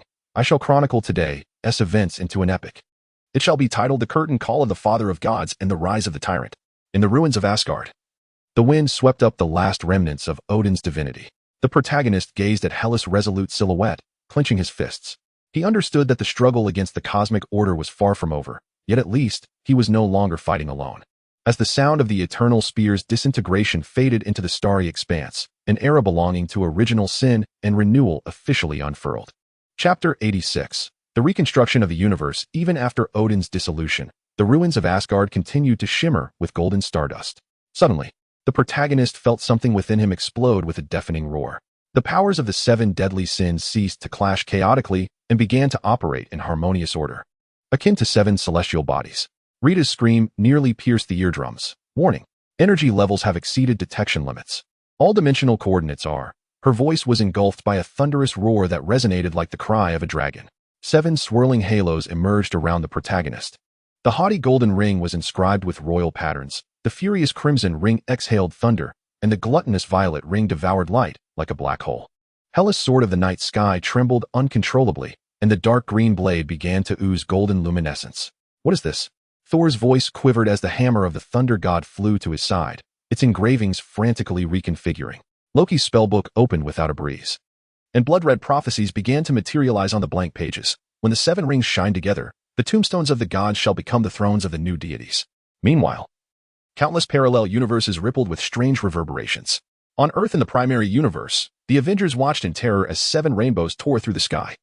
In the streets of Manhattan within the zombie universe, decayed heroes abruptly ceased their assault, gazing up at the starry heavens. Members of the Illuminati in the Ultimate Universe experienced an eruption of blinding light from their scepters. All worlds that bore the concept of original sin began to resonate. The system notification echoed with a near-manic mechanical tone. "Final evolution complete. God of original sin has descended, detecting dimensional law anomalies, initiating automatic repair." Before the protagonist could comprehend the situation, he felt reality around him twist and contort like molten wax figures. The remnants of Asgard began to flow.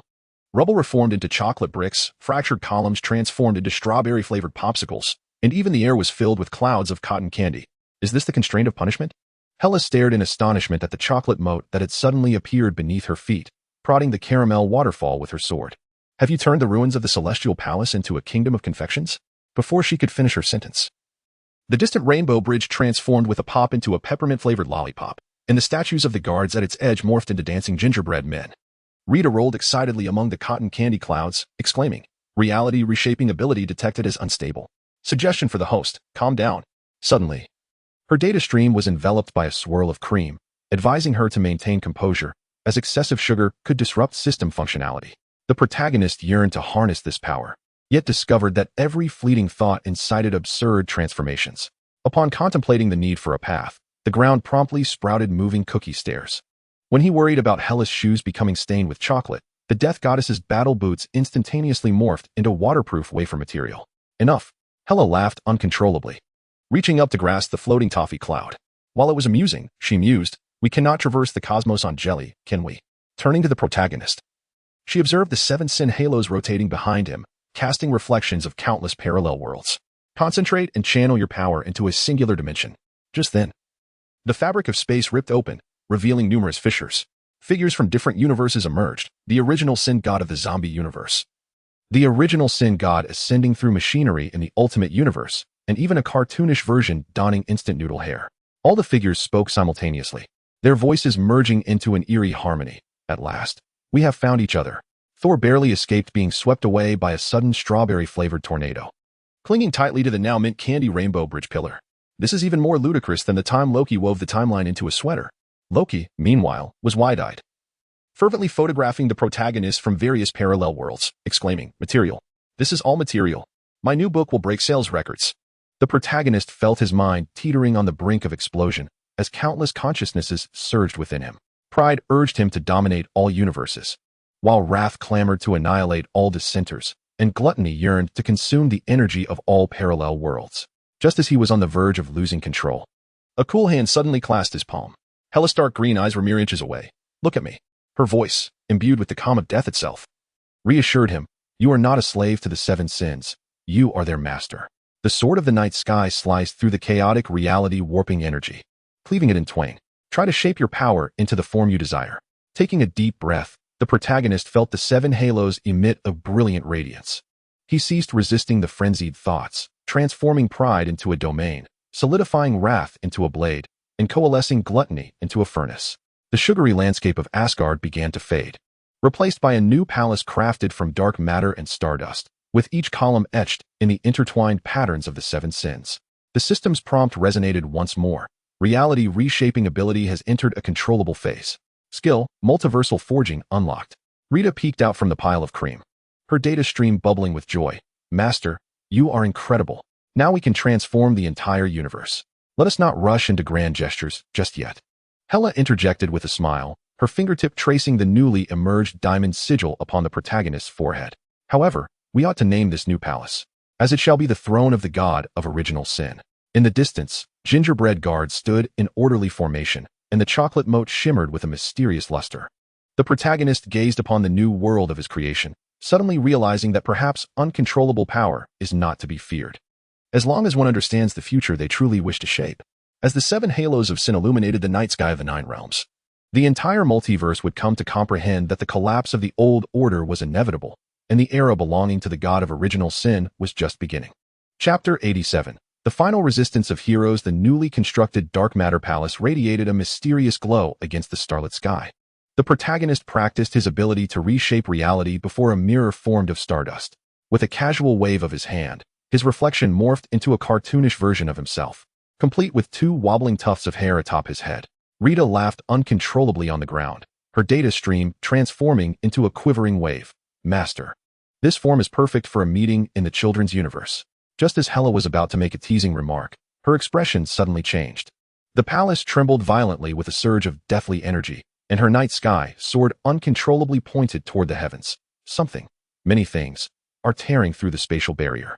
Before the protagonist could respond, a familiar metallic rumble echoed in the air. Looking up, he beheld a colossal fleet of Cohen-style warplanes, spacecraft, and even magical brooms emerging from the myriad spatial rifts.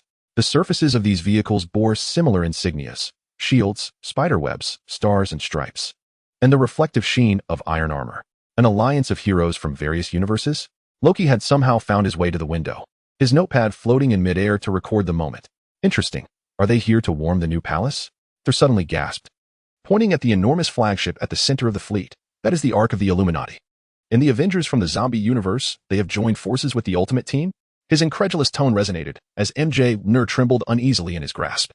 At the forefront of the fleet, Iron Man's armor jetted flames as it broke formation. The mask of Mark's armor retracted, revealing Tony Stark's face in the holographic projection.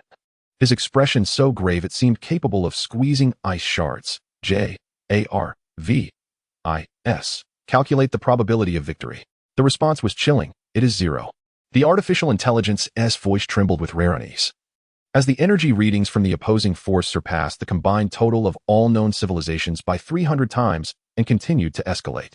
The protagonist regarded his old friend from the primary universe, the 7 halos of sin slowly rotating behind him. The power of arrogance caused him to instinctively lift his chin, while the power of wrath stirred restlessly within his veins. Those heroes, once comrades in arms, had now become adversaries.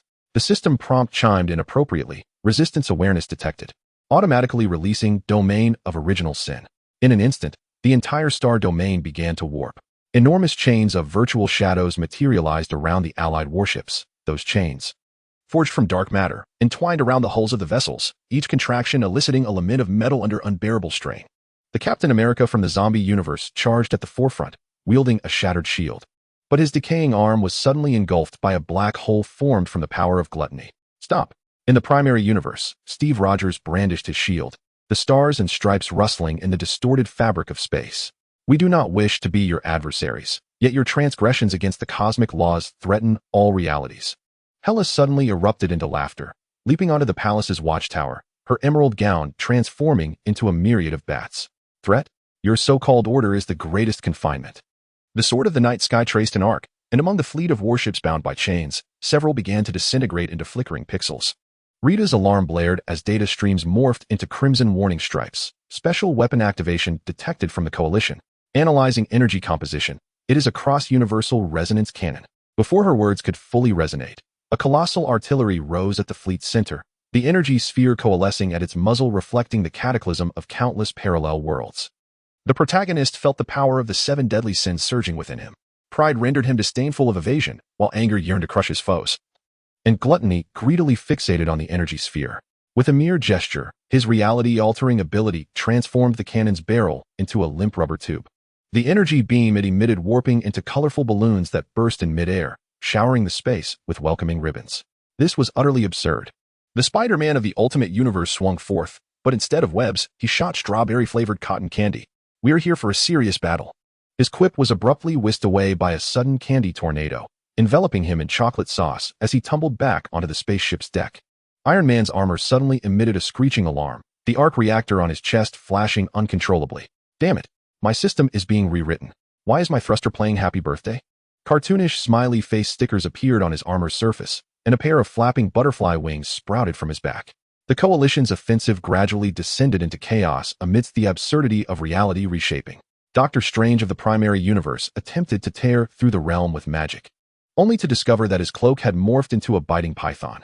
Cyclops' optic blasts no longer emitted lasers, but rather colorful ribbons that erupted into fireworks. Loki rolled on the ground in laughter, casting magic to project these comical scenes into every corner of the battlefield. Do you see?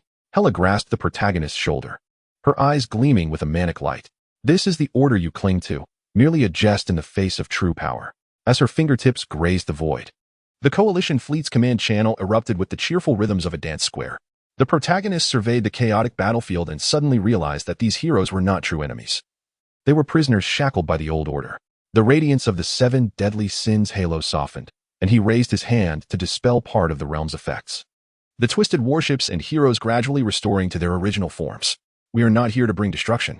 His voice resonated through the realm of original sin, intertwining prideful authority with compassionate gentleness. Yet, if this so-called cosmic balance demands the sacrifice of countless lives and possibilities, then let that balance be forsaken.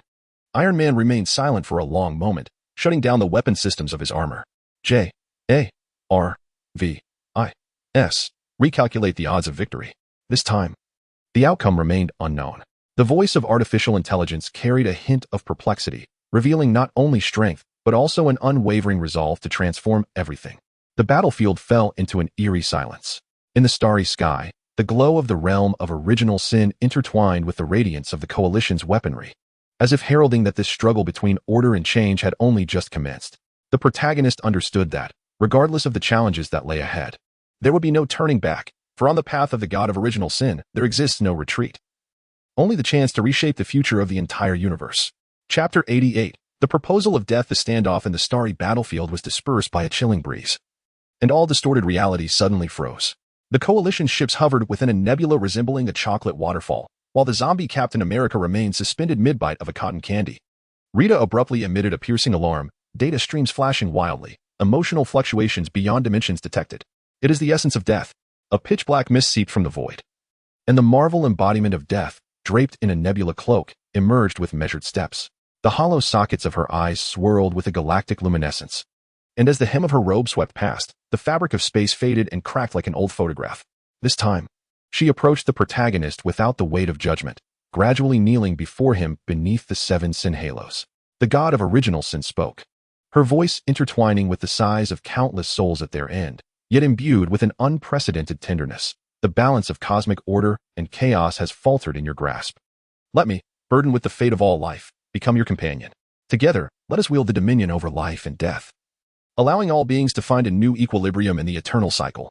This revelation stunned Thor, causing him to release his hammer, which thudded against the rainbow bridge. Now transformed into a mint candy, Loki's spellbook fell to the ground with a thud, its blank pages igniting into ashes. Meanwhile, Hellas night sky soared unsheathed with a sharp ring, the emerald blade slicing through 3 cotton candy clouds. Wait, he is mine.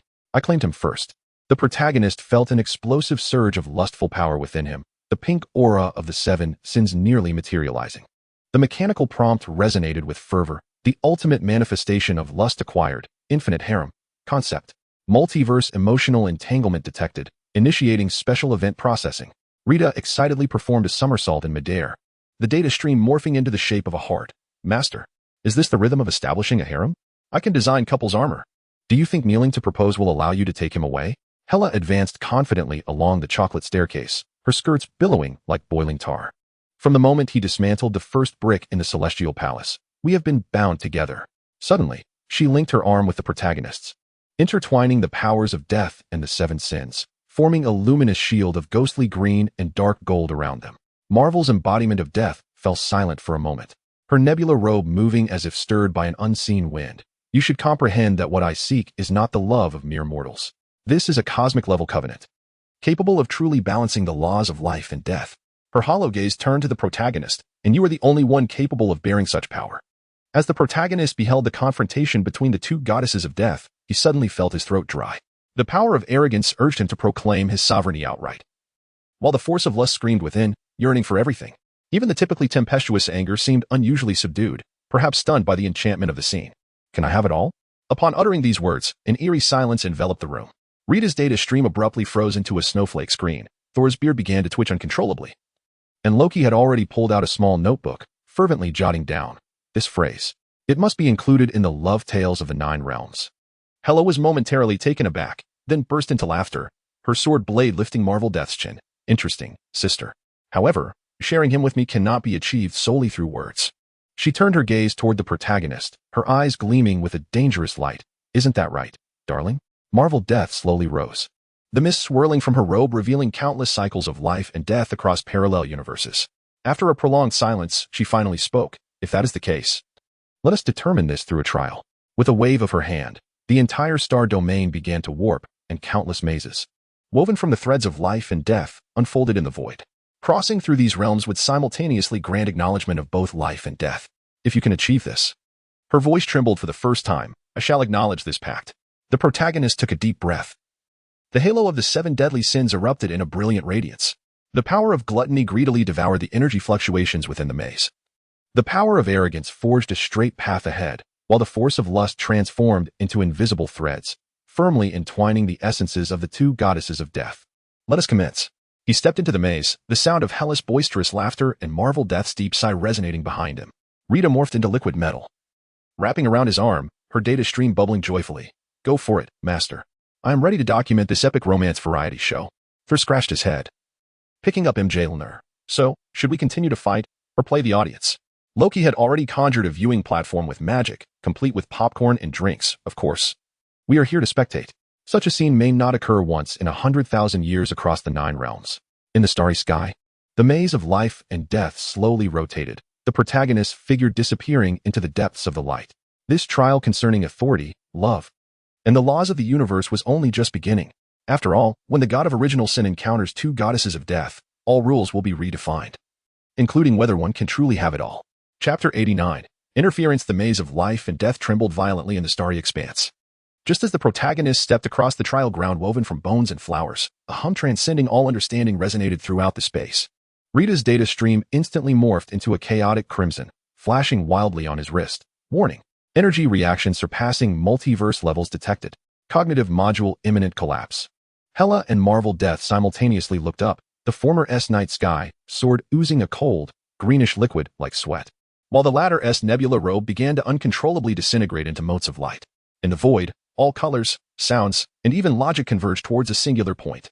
At the moment that point erupts, reality shatters like a crumpled canvas, reassembling into an existence beyond verbal description, a marvelous supreme being that transcends all conventions. The god of original sin. The voice of this deity resonates like the simultaneous utterances of countless universes, shaking the protagonist's aura of 7 deadly sins violently. For your very existence has disrupted the equilibrium. From the moment of your birth, you have incessantly torn the fabric of reality. And now even the judgment of life and the contracts of death cannot restrain you. With a mere gesture, projections of countless collapsing parallel worlds emerge in the starry sky.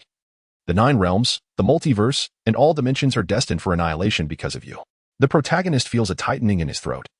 The power of arrogance appearing as feeble as a firefly before him, just as he prepares to summon the power of the 7 sins. A sudden wave of excruciating pain courses through him. The system that has accompanied him through countless battles now transforms into a golden streak of light, forcibly separating itself. Host. This is my final gift, the system's voice, imbued with unprecedented tenderness and resolve, echoes. Do you remember the night sky sword that was shattered upon the first activation of the sin of pride? All the adventures, growth, in this moment of despair are but a narrative. The golden light coalesces in his palm into a book shimmering with a kaleidoscope of colors. Receive it. And with true power, rewrite the script of this world. The system's notification resounds in his mind, reverberating with a soul-stirring roar. Ultimate skill unlocked, author's authority. Rita emits a sharp electronic shriek, her entire form beginning to digitize. Conceptual weapon detected. This is authority that transcends all settings. It can directly modify the narrative logic of the universe. Before she can finish her sentence, she dissolves into a constellation of light and merges with the book. Hela and Marvel Death simultaneously charge toward the protagonist, only to be repelled by the unleashed invisible force field. Hela's night sky sword shatters inch by inch. Her eyes aflame with rage as she cries, "Let him go." Marvel Death's eyes brim with urgency as the galaxy-like light within them flows in reverse. This is not a choice he makes alone. The protagonist grasps the book tightly, suddenly feeling all confusion and struggle dissipate. He finally comprehends why the power of the 7 sins can perpetually surpass limitations. Why every crisis transforms into a resolution, because from the very beginning, he has been the author of this tale. You claim I have disrupted the balance? He gazes upward, as the light of the 7 sins and the book intertwine to forge new patterns. But who decreed that balance must remain unbroken? Who defined that order must remain immutable? He opens the book, and words begin to manifest on the blank pages, suggesting that perhaps from the outset, this universe required a complete rewriting. In silence, the form of his existence begins to exhibit subtle distortions. In the starry expanse, all warships of the united heroes, the labyrinth of life and death, and even the ruins of Asgard transform into floating symbols of text. Thor stands frozen, hammer raised, while Loki's notebook automatically flips to a blank page. And the figures of Hela and Marvel Death gradually morph into illustrations adorning the edges of the pages. Do you truly believe you can oppose the supreme loss? The voice first resonated with fluctuations, embodying a power that transcends all imagination. It is the very essence of creation. The protagonist, with a smile, inscribed words into the void, which transformed into tangible chains, binding the forms of existence. And now, I am the master of this creation. With a grand flourish, the backdrop of the entire universe began to reassemble. From this moment forth, there exists no such thing as must or predetermined fate. All deities, heroes, and villains are but characters within a book he has closed, where all chaos yields to tranquility. As the radiance faded, his figure vanished without a trace. Hela and the Marvel Death regained their solidity. The former gazed at the restored sword of night in her hand, while the latter's nebula cloak regained its flowing luster. Rita burst forth from the tome, her data streamed joyfully, transforming into a spectrum of colors. Master, you are so dashing. Can we not rewrite the entire universe as a romantic comedy? The protagonist tucked the tome into his embrace, and the halo of the 7 deadly sins gradually dissipated, replaced by a shimmering brush of spectral light. He cast a glance at the 2 goddesses of death and winked. Since I've rewritten the script, can I add a harem ending? Hela playfully struck him with a punch, while Marvel Death, unusually, turned her face away with a huff. In the starry expanse, the ruins of Asgard began to rebuild themselves autonomously, transforming into a fantastical castle filled with candy and starlight. Thor scratched his head, picking up his hammer. So, does this mean we emerge victorious? No, The protagonist gazed into the vastness of the universe, his eyes sparkling with the light of omnipotence. This is merely the beginning of a new tale. After all, he had snapped his fingers, and the stars of the multiverse illuminated with neon signs. From this moment on, all plot directions would be dictated by me, and in some unknown dimension, a brand new storybook slowly unfurled. Its cover embossed with the gilded title, The God of Original Sin and His Cosmic Rhapsody. Chapter 90, A New Beginning. As the colorful brush of light dissipated from the protagonist's fingertips, the entire multiverse resonated with a prolonged hum. The shattered ruins of Asgard began to grow in reverse. The walls of the chocolate castle shed their saccharine gleam, reverting to radiant gold and stars. The floating symbols in the air returned to their rightful places, and the warships of the hero coalition reformed in the glow, their portholes now reflecting expressions of confusion and relaxation instead of vigilance. What is happening? Thor looked down at the intact Mjolnir, scratching his head. Who are we fighting again? Beside him, Loki flipped through a blank spellbook, his emerald eyes filled with bewilderment. Strange. Where has my new outline gone? In the main universe, Iron Man yawned within his armor, muttering into the communicator, J-A-R-V-I-S. Cancel battle protocols. Why do I suddenly feel that coming all the way out to outer space was foolish? Captain America set down his shield, gazing at the swirling nebulae in the starry sky, murmuring to himself, perhaps this is just an exceedingly vivid nightmare. The protagonist stood atop the reconstructed celestial palace, the emblem of the 7 deadly sins faintly visible behind him. He gently waved his arm, and reality trembled as if plucked like a stringed instrument. The lives that fell in battle began to revive, as the distorted timelines realigned. The sole difference was that in every corner of the parallel universes, there emerged delightful surprises. The clouds of the cartoon universe transformed into heart shapes, the zombies of the apocalyptic realm engaged in lively square dancing, and the technological wonders of the ultimate universe were adorned with charming stickers. Have you turned the entire cosmos into an amusement park? Hela's voice echoed from behind. The goddess of death leaned against the reborn world tree, her dark green gown sweeping across the newly sprouted grass. With traces of blood from the battle still clinging to the sword of the night sky, her gaze was complex, imbued with both relief from surviving a catastrophe and a hint of indescribable melancholy, for the memories of those heroes had been rewritten. The protagonist turned, his eyes shimmering with a gentle light. They would not remember the god of original sin, nor the conflicts endured, and he paused. They would not recall everything that transpired between us. The silhouette of Marvel's death materialized in the void, her nebula robe flowing silently. Is this the conclusion you desired? To conceal all strife beneath a faade of false peace? Not false. The protagonist opened the tome in his arms, where countless golden specks danced upon the blank pages, representing new possibilities. They would continue to safeguard the world, to embody heroism, yet would no longer bear the weight of those heavy destinies. He closed the book and turned to Hela, and moreover, not everyone has forgotten. Hela's pupils narrowed slightly, her fingertips unconsciously caressing the hilt of her sword. So what do we become now? Her voice was soft, yet it seemed to exhaust all her courage. In the distance, Thor and Loki continued to debate the loss of memories, the light of the rainbow bridge casting a glow on her profile, accentuating the blush upon her cheeks. Suddenly, the protagonist smiled, reaching out to embrace her neck. The power of arrogance transformed into golden ribbons, entwining their wrists. The force of lust blossomed around them, releasing rose petals, this time in a haunting shade of green. You once vowed to conquer the universe with me, he whispered in her ear, now that a new cosmos has been born. Shall we fulfill our promise? Rita suddenly leaped from the tome, taking human form and hanging onto the protagonist, her pink eyes sparkling. I want to join too. I can be your travel guide, a combat assistant, and even help plan romantic dates. Marvel's death remained silent for a while, a faint smile emerging from the mist swirling around her robe. How intriguing. Perhaps this universe you have rewritten can indeed bring forth a different kind of balance. Her figure gradually faded, leaving behind a parting remark. Until we meet again, I hope your story becomes even more splendid. As the last rays of the setting sun illuminated the reconstructed celestial palace, Thor finally relinquished his inquiries about the memories, taking Loki to attend the new feast. Amidst the laughter of the valiant warriors, the protagonist and Hela sat side by side at the roots of the world tree.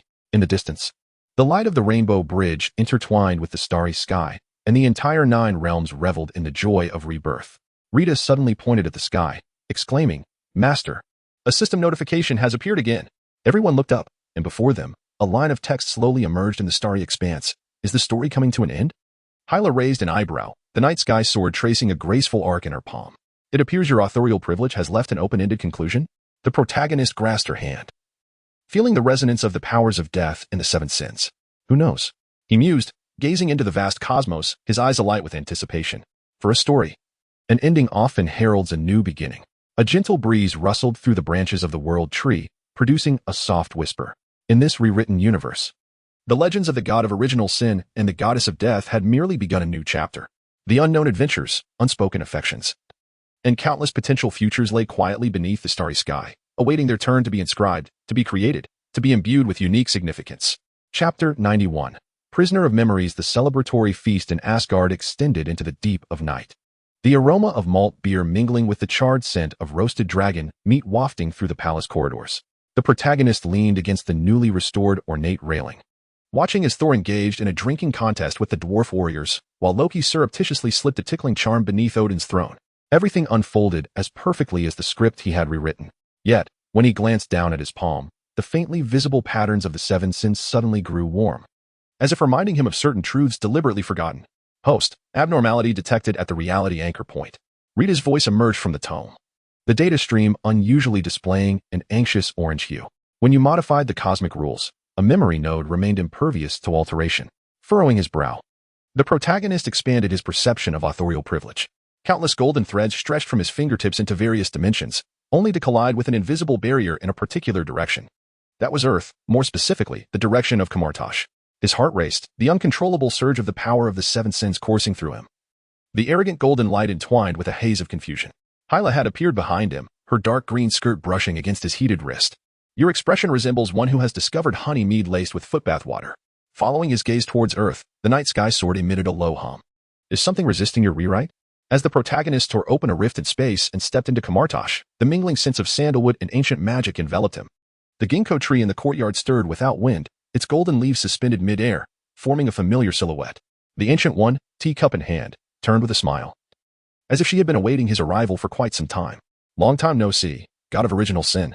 She took a delicate sip of tea. The reflection in her cup no longer a tranquil surface but a multitude of battlefields across parallel worlds. Or should I address you as the author of this tale? Rita emitted a sharp alarm, the entire tome beginning to tremble violently. Impossible. Her memory should have been obscured like everyone else's.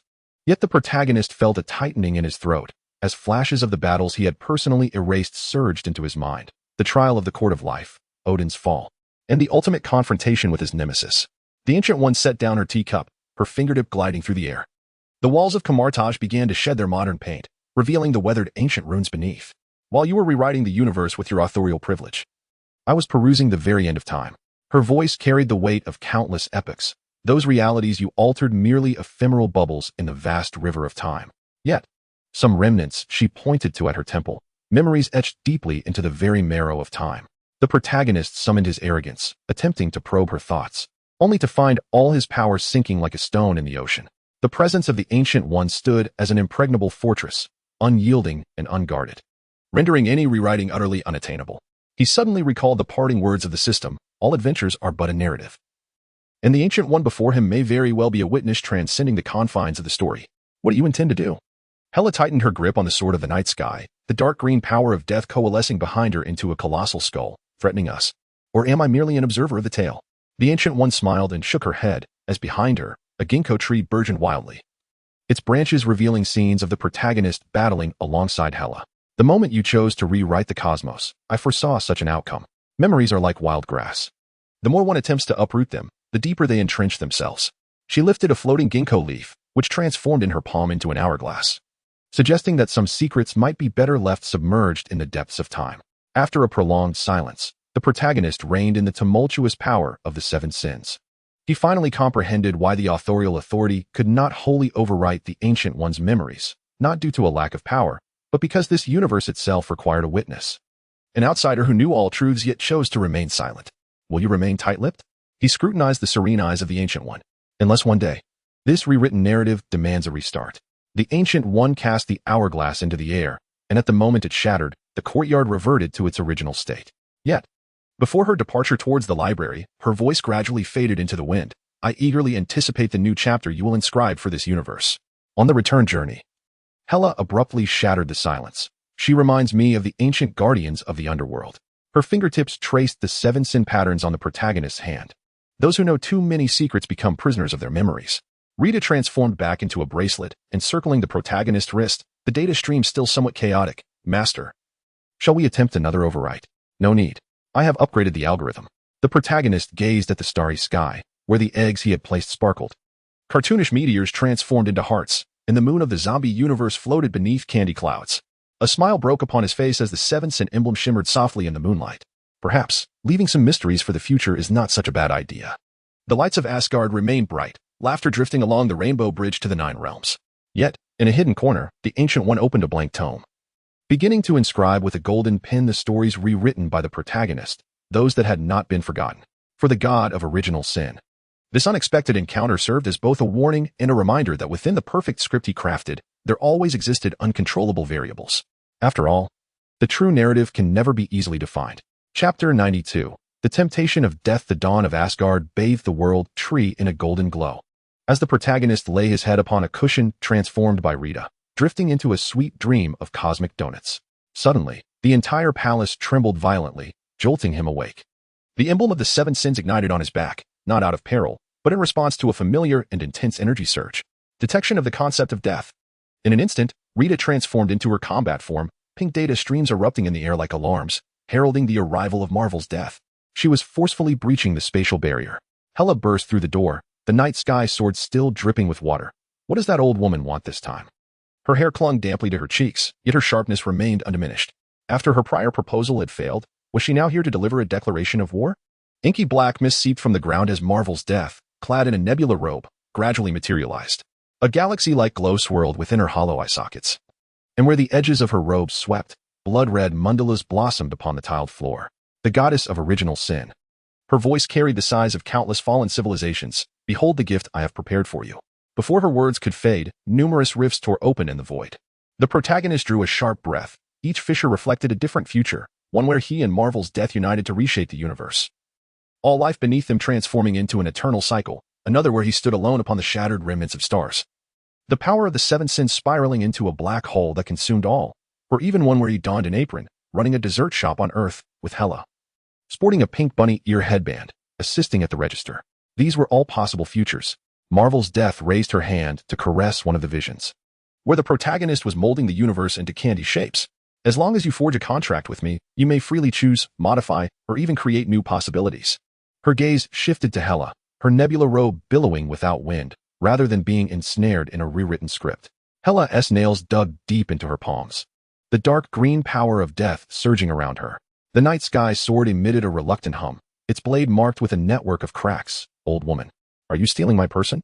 She suddenly leaped, the sword's aura slicing through the mist, demonstrating her prowess. The two forces of death collided with a thunderous impact, causing the protective shield of Asgard to splinter like a spider's web. Thor charged forward, wielding Mjolnir, only to be knocked to the ground by the shockwave. Loki hid behind a pillar, filming with magic while shouting, "Don't break the furniture. It's newly renovated." The protagonist observed the standoff in the center of the battlefield, as the powers of lust and pride simultaneously stirred within him. With a mere gesture, Marvel's death began to warp reality. Hela's assault folded into AM by a strip. Forever out of reach, while Hela summoned the legion of the underworld, skeletal warriors brandishing rusted weapons, roaring as they lunged towards the nebula robe. Enough, the protagonist shouted. The emblem of the seven sins erupting with blinding radiance.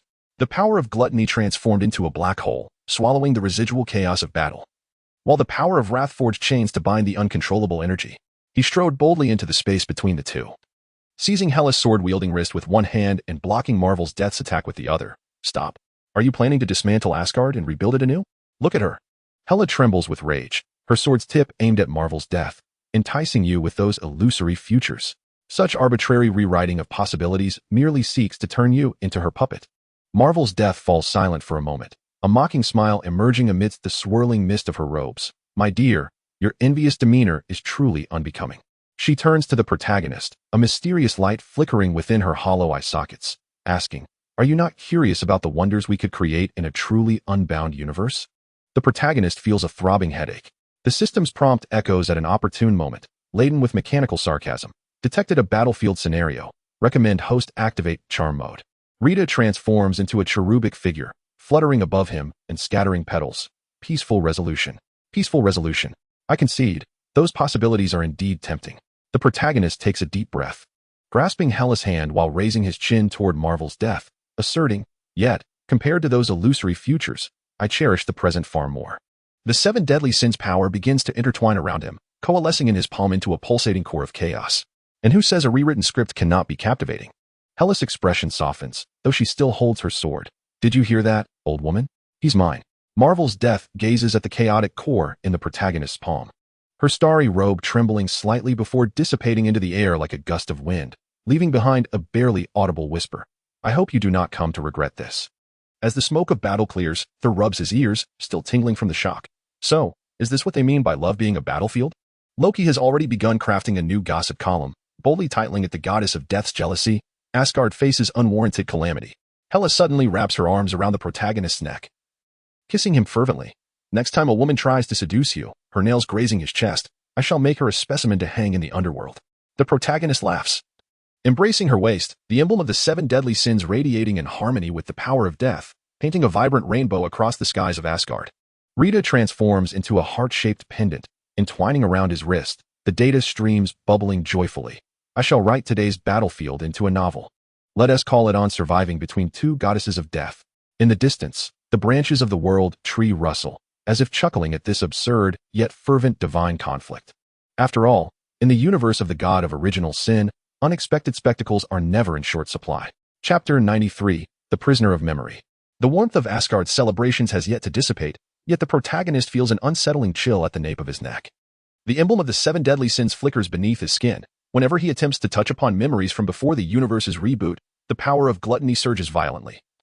As though resisting certain truths, Rita has recently grown unusually silent, her data streams often stuttering into garbled nonsense. Master, detecting anomalous energy fluctuations on Earth. Rita's voice trembles with an unusual quaver, the pages of the book automatically turning to reveal the coordinates of the primary universe. The protagonist caresses the chaotic core in his palm, recalling the enigmatic smile of the Ancient One at their farewell, an unsettling premonition creeping into his heart. As he tore through the rift in space and descended upon the rooftop of Stark Tower, the Iron Man laboratory lay desolate. The workbench was strewn with unfinished armor components, and a holographic projection was frozen on a model of a certain galaxy, everything appearing as it did in the script he had rewritten. However, upon turning, his gaze collided with a corner of the wall, where a carbon-based pin had etched a profound message: Do not trust death. The inscription bore fresh scratches, and metallic debris lingered nearby. The protagonist's heart raced suddenly, the arrogance within him surging uncontrollably, golden light illuminating the entire wall. Rita abruptly emitted a piercing alarm. Memory anchor point detected. Parsing failure. Data encrypted. At that moment, the voice of the Ancient One resonated from the mirrored space. You have finally arrived, author of the story. The copper mirror rippled, revealing the Ancient One not as the composed guardian she once was, but with eyes ablaze with a warning flame, urging him to observe. Countless shards of memory erupted from the mirror's surface. The protagonist witnessed himself signing pacts with Marvel's death across various timelines, the universe spiraling into desolation in an eternal cycle. He glimpsed the sinister bones concealed beneath Hela's smile, where her fingertips transformed life into dust, most chillingly, on the star chart unfurled by the Ancient One. 7 blood-red nodes of reincarnation were marked, each accompanied by his demise. You have been deceived by the goddess of death through 7 cycles. The Ancient One's voice intertwined with the thunderous roar of time and space tearing apart. Each time you chose to believe her, the universe would reset, and your memory. She gestured towards the protagonist's increasingly translucent arm, where the essence of the 7 deadly sins surged wildly through his veins, would be altered once again. Suddenly, the remnants of the system's alert blared. Warning. Current world line stability at only 19.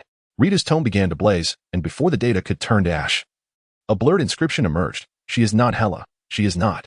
The void suddenly split, and Hela's figure descended, enveloped in dark green death energy.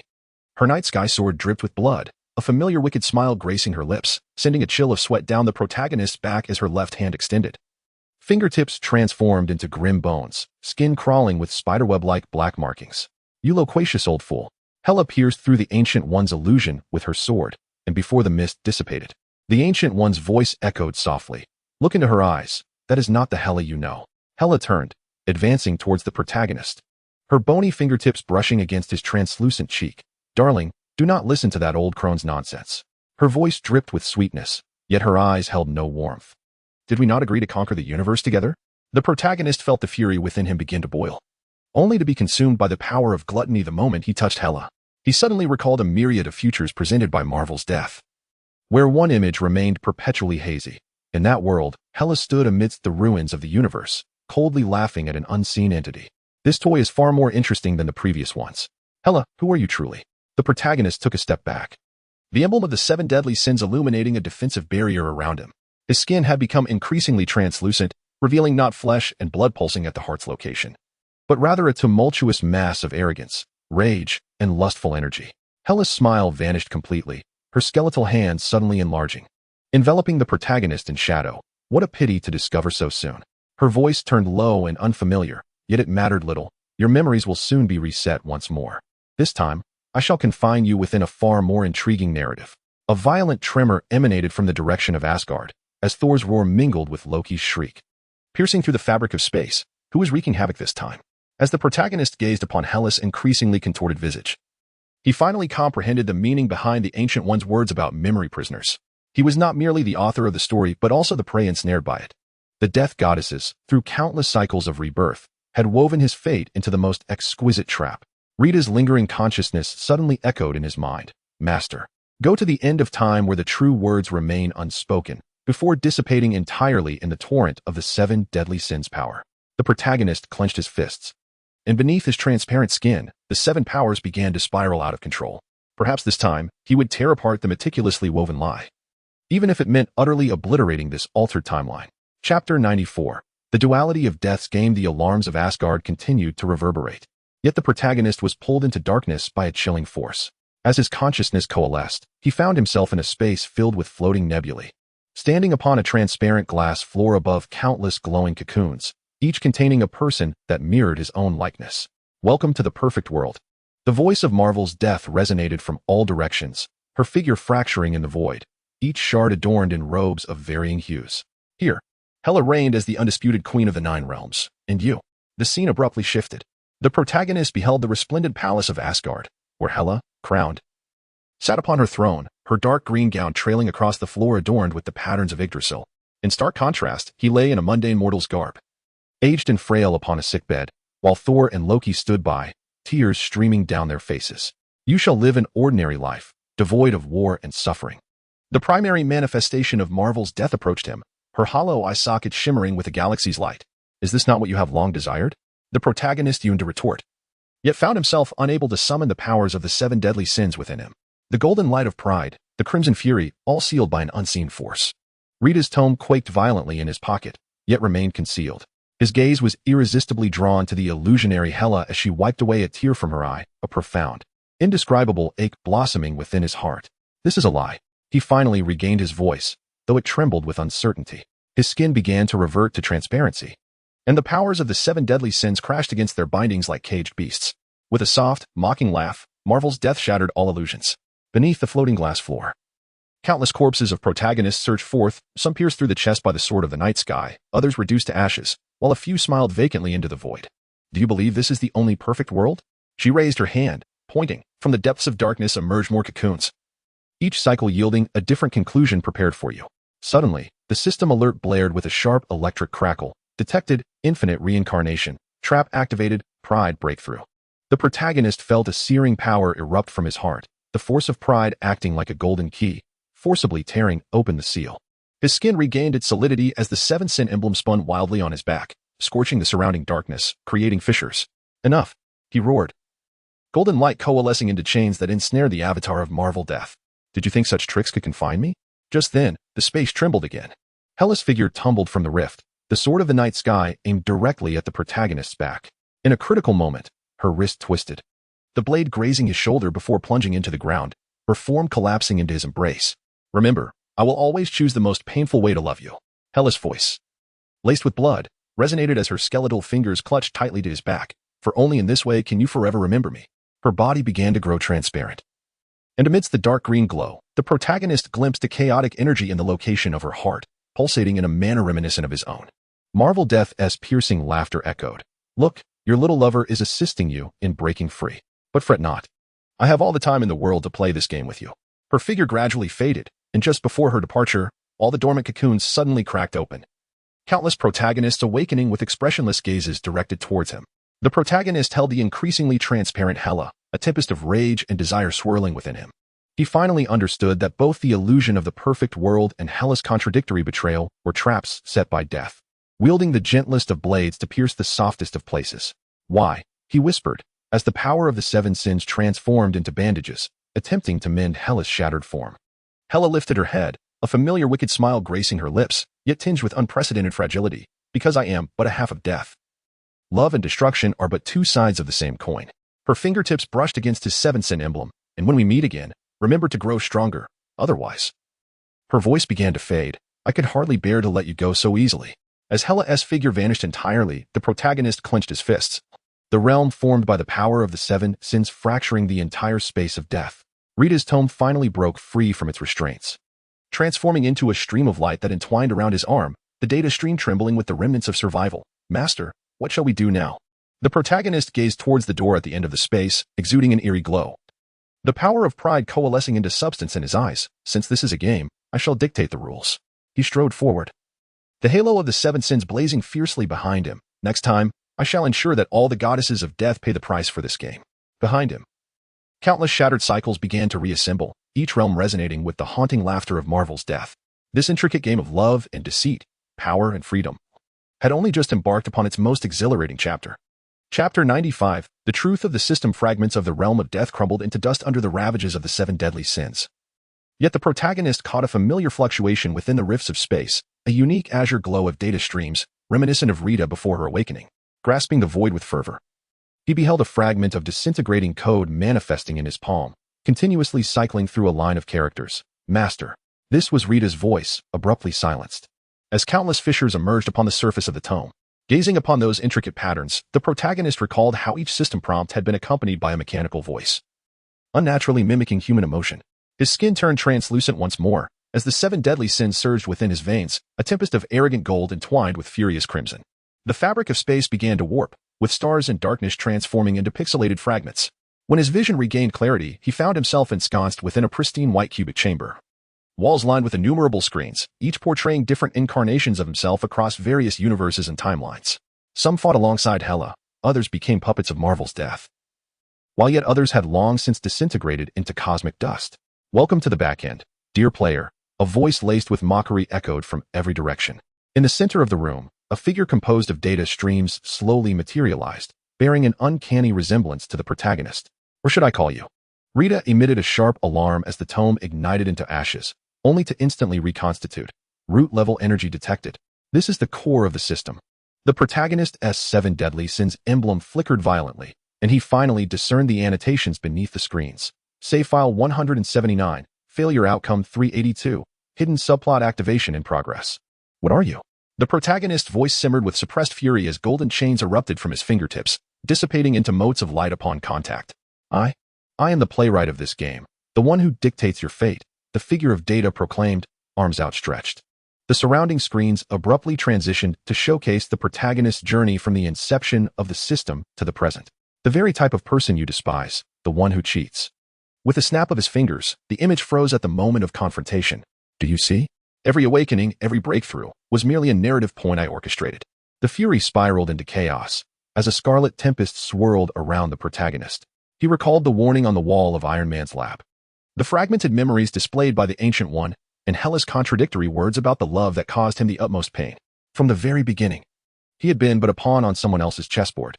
So those traps of death, the torment of reincarnation, were all designed by you? The protagonist's skin began to unravel, revealing a chaotic core forged from the seven deadly sins. Indeed, the data stream entity excitedly waved its arms, causing the surrounding screens to rapidly switch between narrative branches. Your tumultuous love affair with Hela, the power struggle with Marvel's death, and the impending ultimate battle, all woven into a magnificent script. You ought to express gratitude to me for granting you, an otherwise ordinary traveler, the experience of feeling divine. Suddenly, the system's alert tone echoed once more. This time, it was not a mechanical synthesized voice, but one filled with mocking laughter. Congratulations on triggering the hidden storyline. Truth revealed.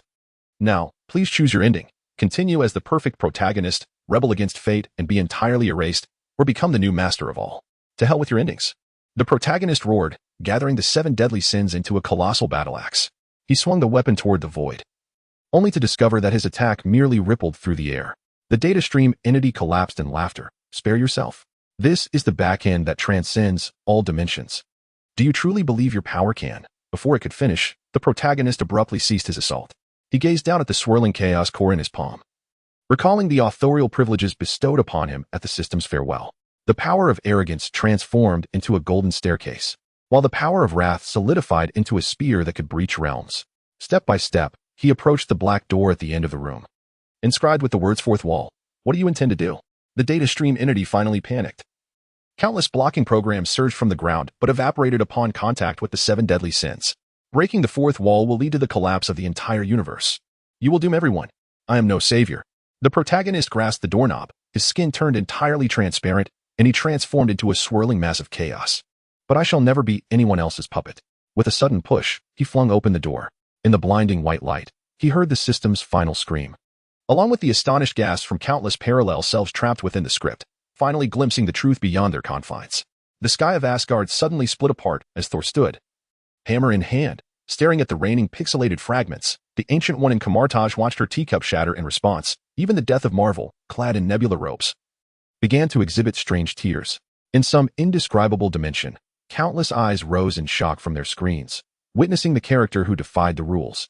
Realizing for the first time that this game perhaps should never have adhered to a fixed script, the protagonist stood at the shattered boundary, where the 7 deadly sins intertwined with authorial privileges to forge a new divinity. He turned to regard the collapsing system space behind him, a cold smirk playing upon his lips. This time, he would not only shred the imposed fate, but also ensure that all who toyed with his existence would pay the price for this absurd game. Chapter 96. The existence of the author. When the protagonist's fist pierced the black barrier-marked fourth wall, the entire multiverse echoed with a shattering sound reminiscent of breaking glass. His 7 deadly sins emblem spun wildly amidst the chaotic energy, the golden arrogance, crimson wrath, and dark purple gluttony intertwining into a blade capable of rending reality, tearing the once unbreakable dimensional wall into a flurry of pixelated fragments. Narrative layer breach detected. The mechanical tremor of the system's alert echoed with a near-manic intensity, proclaiming, ultimate ability, narrative authority contention, acquired. The foundational logic of the story can now be altered. Warning, current world line stability has plummeted below 5. In Asgard, Hellas night sky sword abruptly lost its physical form, transforming into a dissipating ink stain. She gazed in terror at her gradually transparent hands. Green data streams trickling through her fingers. What is happening? Are we merely characters in a novel? Thor's hammer clanged to the ground, and Loki's spellbook spontaneously ignited into ashes, the text on its pages assembling a chilling sentence before extinguishing. The narrative has spiraled out of control. Meanwhile, in the chasm between the real world and the comic universe, the protagonist finally discerned the visage of the author. Clad in a shirt adorned with superhero motifs, the author lounged in a swivel chair, nonchalantly crossing his legs. Before him, the computer screen flickered with the outlined document of the God of Original Sin, the cursor ceaselessly dancing beneath the title of Chapter 97, The God's Counterattack. Wait, this is not in the script. The author sprang from his chair, coffee splattering across the keyboard. He stared in horror as his fingers began to fade into transparency, the mechanical keys he used to code seemingly erased by an invisible eraser. You cannot transcend the fourth wall. This would lead to the collapse of both worlds. The protagonist seized the author by the collar, the power of the 7 deadly sins coalescing into chains within his palm, pinning the author firmly against the virtual wall. My life, when did it become your script to write? The space behind him continuously disintegrated and reformed, the scenes of the real world and the comic universe madly overlapping. The concrete streets of New York morphed into yellowed parchment, and as cars drove by, they stirred not dust, but fallen lead type. Rita, having reformed at an unknown moment, was interspersed with anxious garbled data in a pink stream. Master. The real world is consuming the comic universe. If the narrative layer is not swiftly repaired, both dimensions will transform into. Her voice was abruptly cut off, the entire manuscript morphing into a burning quill, the ink dripping from its tip coalescing into the word delete. Hella's figure suddenly surged forth from the data stream, her dark green skirt transforming into pulsating code. No longer wielding the night sky sword, she unleashed a barrage of commands imbued with a sense of impending doom. Old man, dare you portray me as a lovesick fool? Her assault struck the bookshelf behind the author, the stacked comic drafts disintegrating into ash. Now relinquish control. The author, observing his desk fading into oblivion, finally lost his composure. Calm down. We can negotiate the plot's direction. What is it you desire? A harem? To rule the multiverse? His voice was drowned out by the cacophony of the space being torn apart. Anything to prevent this world. The protagonist raised a hand, interrupting his pleas for mercy, a flickering core of chaos materializing in his palm. What I seek is true freedom. He pressed the chaos core against the author's forehead, the power of the 7 deadly sins surging into the author's consciousness. From this moment forth, you are no longer the playwright. but my audience. The system's alert resounded again, infused with triumphant fervor. Narrative authority, contention successful. Current authority, as the protagonist feels an overwhelming influx of information flooding his mind. He perceives the narrative branches of every parallel universe, touches the faded lines of the characters, and even hears the discussions of readers in the real world. The ruins of Asgard begin to grow in reverse, but this time it is not according to the predetermined script. Hela's form gradually stabilizes. Lowering her gaze to her newly tangible hands, she suddenly bursts into laughter. So now we can indulge in whatever mischief we desire? Her eyes flash with a dangerous glimmer, suggesting that the entire universe shall be made aware that the love of the goddess of death requires no orchestration from others. In a comic book store in the real world, readers perusing the God of Original Sin suddenly widen their eyes. The text on the pages begins to twist and reshape. The battle scenes that were supposed to unfold transforming into a dance between the protagonist and Hela beneath the starry skies of Asgard. In the background, Thor raises a barrel of beer while Loki decorates the Rainbow Bridge with humorous stickers.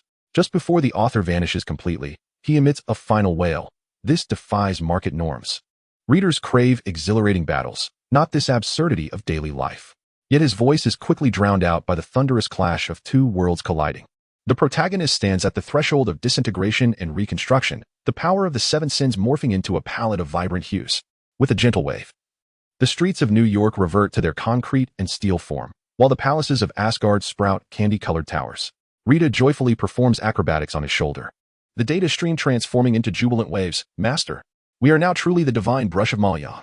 Hela entwines her arm with his, her fingertips tracing through the void. As the faded lines of countless parallel worlds begin to intertwine, since the story is ours to craft, her smile radiant as never before. Let the entire multiverse tremble for our legend. In an unknown dimension, on a brand new bookshelf, a book devoid of an author's name is slowly taking shape.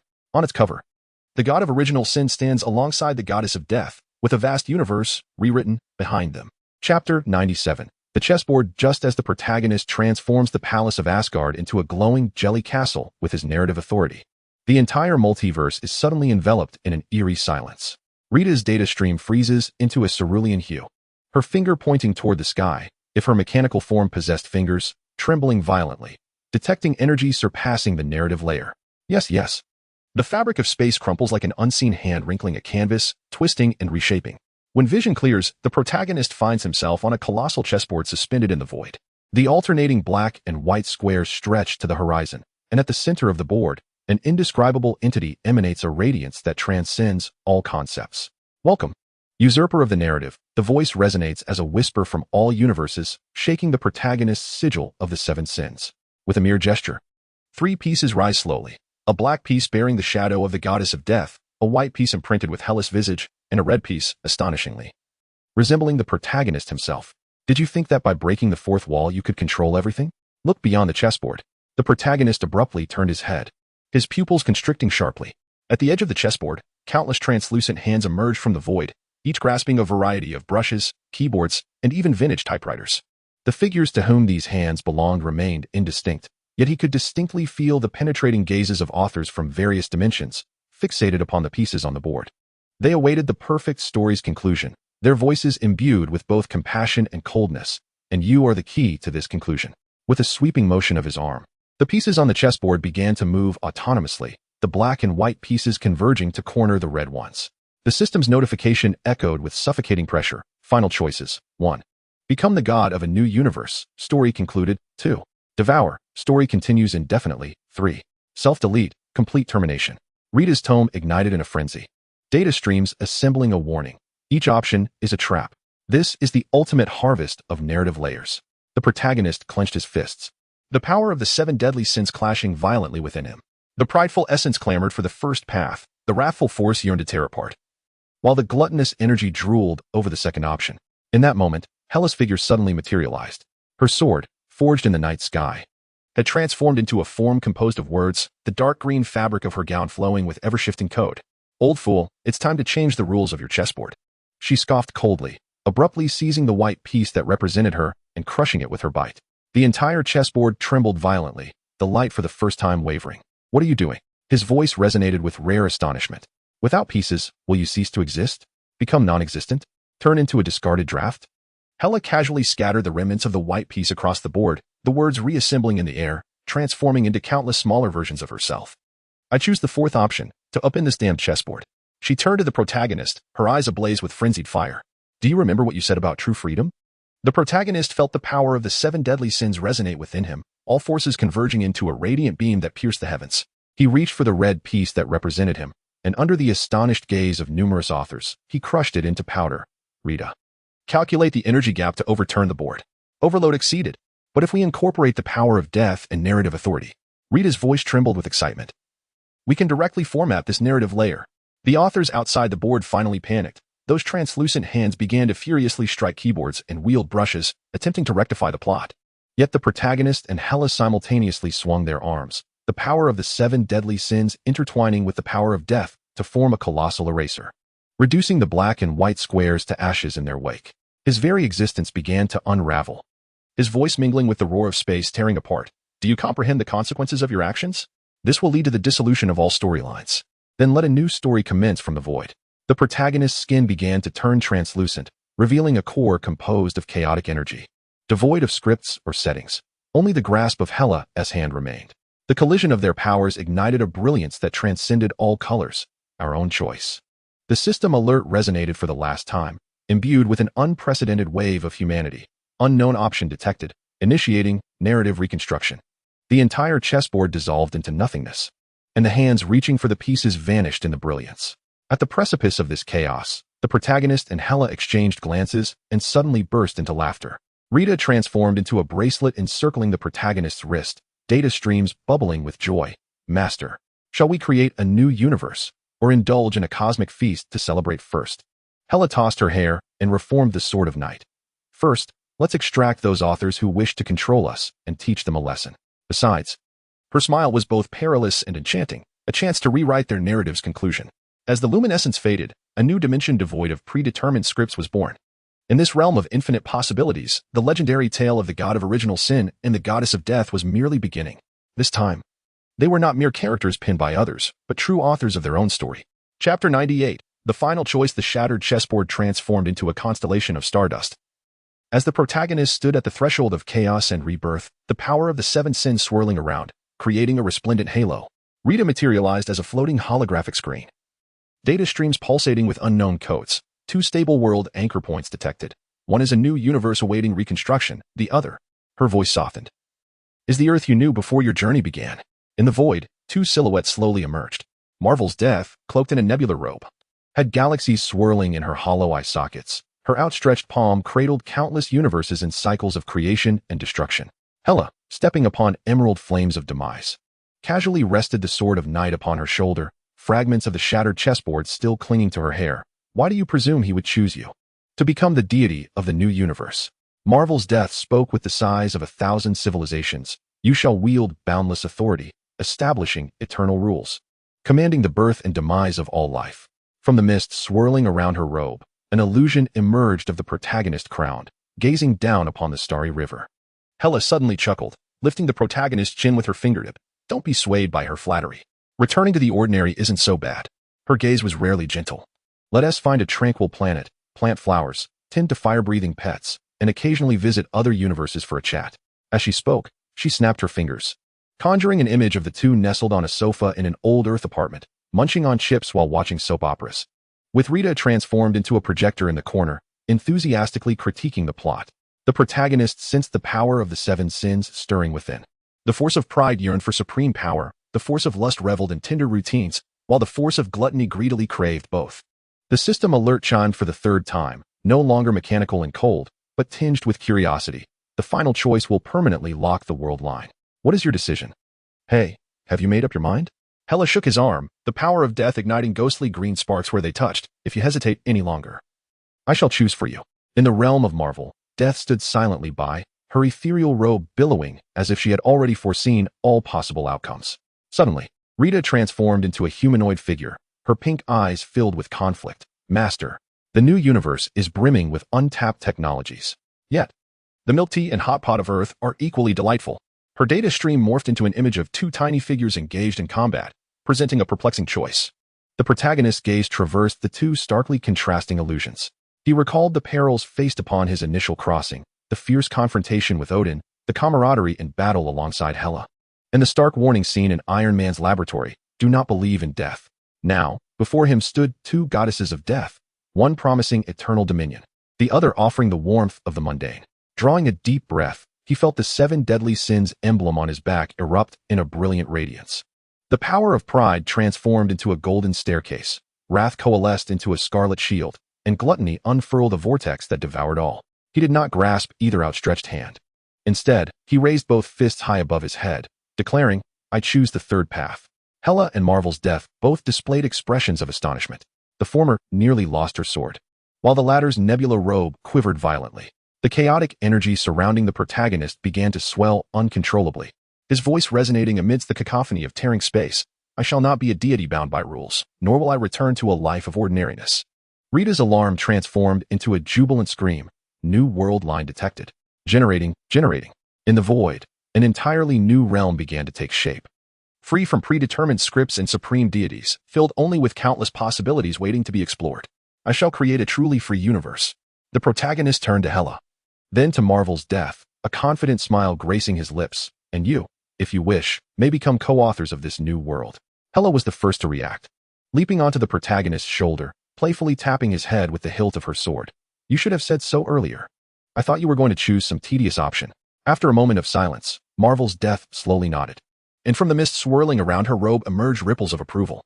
Rita had begun to frolic at the edge of the new realm, her data stream transforming into vibrant ribbons. I will design super cool teleportation portals, and a snack machine that feeds itself. In the distance, fragments of a shattered chessboard reassembled into a floating library, filled with blank books awaiting new stories to be written. As the first rays of light, unbound by any rules, illuminated this nascent dimension, the protagonist understood that this adventure, transcending countless universes and shattering all conventions, had finally reached its true beginning. The so-called final choice had never been a singular question, for true freedom lies in the ability to inscribe one's own conclusion. Chapter 99. The blank page at the end. The winds of the newborn universe swept through the stardust, brushing against the protagonist's fingertips. He gazed down at the pen forged from the power of the 7 deadly sins. Pride adorned the barrel with entwined golden patterns. Wrath dripped scarlet ink from the tip, and gluttony exhaled a dark purple vortex from the cap. Rita floated beside them, the data stream now tranquil in a gentle shade of azure. Master, all world lines have stabilized. Shall we commence the creation of a new narrative? Hela leaned against the obsidian bookshelf forged with the power of death, the sword of the night sky serving as a bookmark in a blank tome. She arched an eyebrow at the protagonist. I must ask, you do not intend to adhere to those cliché decreation myths, do you? For instance, first creating the sun and moon, then conjuring a few races, culminating in a foretold battle? She yawned, utterly bored. Suddenly, the figure of Marvel Death materialized in the mirror, her starry robe sweeping across the space, causing the blank pages on the shelf to flutter. Perhaps we could enter through a pivotal moment, she mused. As the protagonist's initial scene of crossing over was projected into the void, the instant chosen by the system, the protagonist's sin mark began to radiate heat. He recalled countless struggles on the brink of life and death, the fury of being manipulated by the system, and the bond he shared with Hela across the cycles of reincarnation. The pen hovered over the blank parchment for an extended moment before it fell heavily. Hela awoke from the golden light, discovering herself entangled with something called the system. As the words materialized, the entire library trembled violently. Rita emitted a sharp alarm. Anomaly detected in the narrative layer. The storyline is undergoing reverse reconstruction. Hela's pupils constricted as she glanced at her hands, noticing the surface of her skin beginning to manifest the same sin marks once borne by the protagonist. What have you done? Her voice was laced with shock and exhilaration. The sword of the night sky unsheathed itself, but transformed into golden specks upon brushing the protagonist's garment. Marvel Death's starry robe moved without wind, and she suddenly chuckled softly. How intriguing. This is indeed the true path to breaking the cycle. The system's notification tone chimed once more, now devoid of the cold mechanical timbre, replaced by a childlike wonder. Detected infinite recursion. The story will forever loop. Warning, all predetermined endings have been erased, and a new tale is in the process of being generated. The protagonist felt the power of the 7 sins surge into his pen like a tidal wave. He observed as the library's walls began to peel away, revealing countless layers of nested pages behind them, each representing a parallel universe. Now, the stories of these universes would commence from the moment Hela was chosen by the system. Wait, Hela suddenly pressed her hand against his, her dark green nails tracing elegant arcs on the parchment. Allow me to add a line. Her voice was soft yet unwaveringly resolute. This time, let me love you. At the instant her words took shape, The entirety of the nascent universe glowed with a phosphorescent green light. The protagonist turned to her, discovering a newfound fervor blazing in Hella's eyes. It was the radiance of one who had liberated herself from all constraints and truly grasped her destiny. Her fingertips entwined with the powers of death and the seven sins. She gently touched his brow. You always claimed to be the author of the story. Now, her smile was more radiant than ever. It is time for me to pen your conclusion. Rita abruptly transformed into an enormous holographic screen. Frantically scrolling through previews of the newly generated plot, Hella fiercely battling the system attempting to control her. Hella opening a dessert shop across the 9 realms while saving the world. Hella teaming up with alternate versions of herself from different universes to critique fate. Master, the new story is exceedingly intriguing. She danced excitedly on the screen, and this time we were mere supporting characters. It was utterly effortless. The shadow of Marvel's death gradually faded, leaving behind a whisper. When all cycles reach their conclusion, perhaps a new tale will be born. Her voice intertwined with the rustling of turning pages, as if heralding the countless possibilities about to unfold. The protagonist watched as Hella seized the pen, her graceful script flowing across the parchment. Those words were no longer shackles binding fate, but signposts leading to freedom. Outside the library, the stars of a nascent universe began to orbit along entirely new trajectories, while in an inconspicuous corner, a brand new book was blossoming. Its cover devoid of an author's name, only bearing a gilded title, The Infinite Recursion of the Goddess of Death. Suddenly, Rita leaned in close to the protagonist's ear, her data stream transforming into a vibrant pink. Master, I sneakily glimpsed the plot outline. And you and Hella have an abundance of romantic scenes in the next story. Her words were interrupted by an ink bottle hurled by Hella, yet she continued to cheerfully announce. Now for a special preview. The first chapter features a Princess Carrie. The starlight illuminated Hella's focused profile as the protagonist realized that this so-called eternal cycle was not a punishment, but rather a gift bestowed by fate. As the gears of the story began to turn anew, he finally understood that true legend lies not in the life pinned down, but in the courage to disrupt the act of writing itself. In this infinite recursion of a tale, there were no predetermined protagonists, no fixed endings. Instead, there were countless encounters, myriad possibilities, and the words the goddess of death must utter across the cycles. This time, I will love you. Chapter 100, The End of Original Sin. The pen forged from the power of the 7 sins traced the final arc upon the parchment, eliciting a sigh of relief from the entire newborn universe. The protagonist set down the pen, gazing at the words still hovering in the air. They were no longer neatly arranged paragraphs, but rather like dandelion seeds scattered by the wind, each carrying its own edges and warmth, growing in different directions. Rita transformed into a luminous star, circling above him, core construction of the universe detected as complete. Wait, something doesn't seem right. All laws have not been set to perfect operational parameters. Her data stream morphed into a perplexed question mark. Master, you allowed deviations in planetary orbits? And permitted stars to have varying lifespans? Because perfection itself is a fallacy. The protagonist chuckled as he rose, the emblem of the 7 sins slowly fading from his back, leaving only a faint glimmer. He reached out to touch the void before him, where a holographic star map immediately materialized. On one planet, volcanoes coexisted with seas of flowers.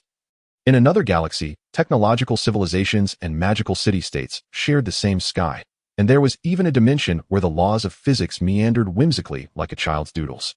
Hella had somehow approached him, the hem of her dark green skirt brushing against the back of his hand, bringing a cool sensation. She raised an eyebrow at the chaotic yet vibrant star map. Have you created a cosmic mishmash? Her night sky sword was carelessly plunged into the ground, its hilt entwined with tendrils of deathly power, blooming several peculiar yet charming little flowers. In the distance, the hearty laughter of Thor resonates. The golden hair of the God King glimmers under the sunlight of the new universe as he competes with a group of extraterrestrial beings in a stone-lifting contest, with those very stones cheerfully encouraging him in various languages. Meanwhile, Loki lurks in the shadow of the Rainbow Bridge, slyly applying magic oil to the soles of the competitor's shoes. Upon being discovered, he swiftly transforms into a cat and makes his escape. The figure of Marvel's death flickers in and out among the nebulae. She no longer seeks to control everything. Instead, she metamorphoses into an observer of the cosmos, her robe brushing against nascent civilizations, imparting profound insights on life and death. Occasionally, she pauses to observe a new species birthed from an unforeseen accident on a particular planet, a peculiar light glimmering in her hollow eye sockets. Rita suddenly transforms into an enormous popcorn bucket, exuberantly bouncing on the star map. Look, a new superhero team has emerged on Earth. Their costumes are made of chocolate. Her data stream cascades into a spectrum of colors, accompanied by the zombie universe where the undead now engage in daily square dancing. And the contagion has morphed into friendly embraces. The protagonists exchange smiles with Hela as they stride towards the rebuilt Celestial Palace, a structure once emblematic of order and majesty, now reimagined with a whimsical charm. The walls are adorned with luminous vines, the courtyard is home to conversing cacti, and even the rainbow bridge has transformed into a slide that shifts colors at will. Honestly, are you planning to retire like this? Hela reclines on the rooftop of the palace, the sword of night resting on her lap, idly toying with its blade. She turns her gaze towards the protagonist, her eyes reflecting the starry expanse of the new universe. Aren't you concerned about which mad author might stir things up again? Or perhaps a new one popping up unexpectedly? The protagonist picks up a pebble and tosses it skyward. The stone traces a crooked arc before bursting into fireworks as it grazes the atmosphere, amid the vibrant hues. Playful faces can be discerned, if ever there comes a day when he extends his hand, allowing the essence of the 7 deadly sins to transform into shimmering motes upon his palm. I believe that every being in this universe possesses the courage to defy the rules. Suddenly, Rita morphs into a miniature projector, showcasing the daily lives across various universes. The Einherjar of Asgard hosting a barbecue party, the fire giant Surtur donning a chef's hat as he flips the meat, the sorcerers of Kamartaj playing mahjong with magic, while the Ancient One's card skills are so poor that it distorts his mustache. Even the once serious life court is now embroiled in a game of who is the undercover, passionately debating with cosmic energy fields. Hela laughs so hard she nearly tumbles from the rooftop. She grasps the protagonist's arm, the power of death intertwining effortlessly with the 7 deadly sins. Speaking of which, shouldn't we seek out some new amusements? A dangerous glimmer flashes in her eyes, like becoming villains in some universe and watching the heroes scramble to cope. The protagonist wraps his arm around her shoulder, gazing at the starry sky of the new universe as it gradually takes on the hues of dawn. Those imperfect stars, those planets straying from their orbits, and those unconventional lives all convey the same profound truth. True freedom is not an immaculate order, but rather a vastness that embraces all possibilities.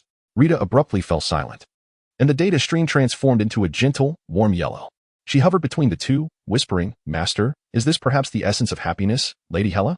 The wind swept over the Celestial Palace's rooftops, carrying the clamor and laughter from the cosmos.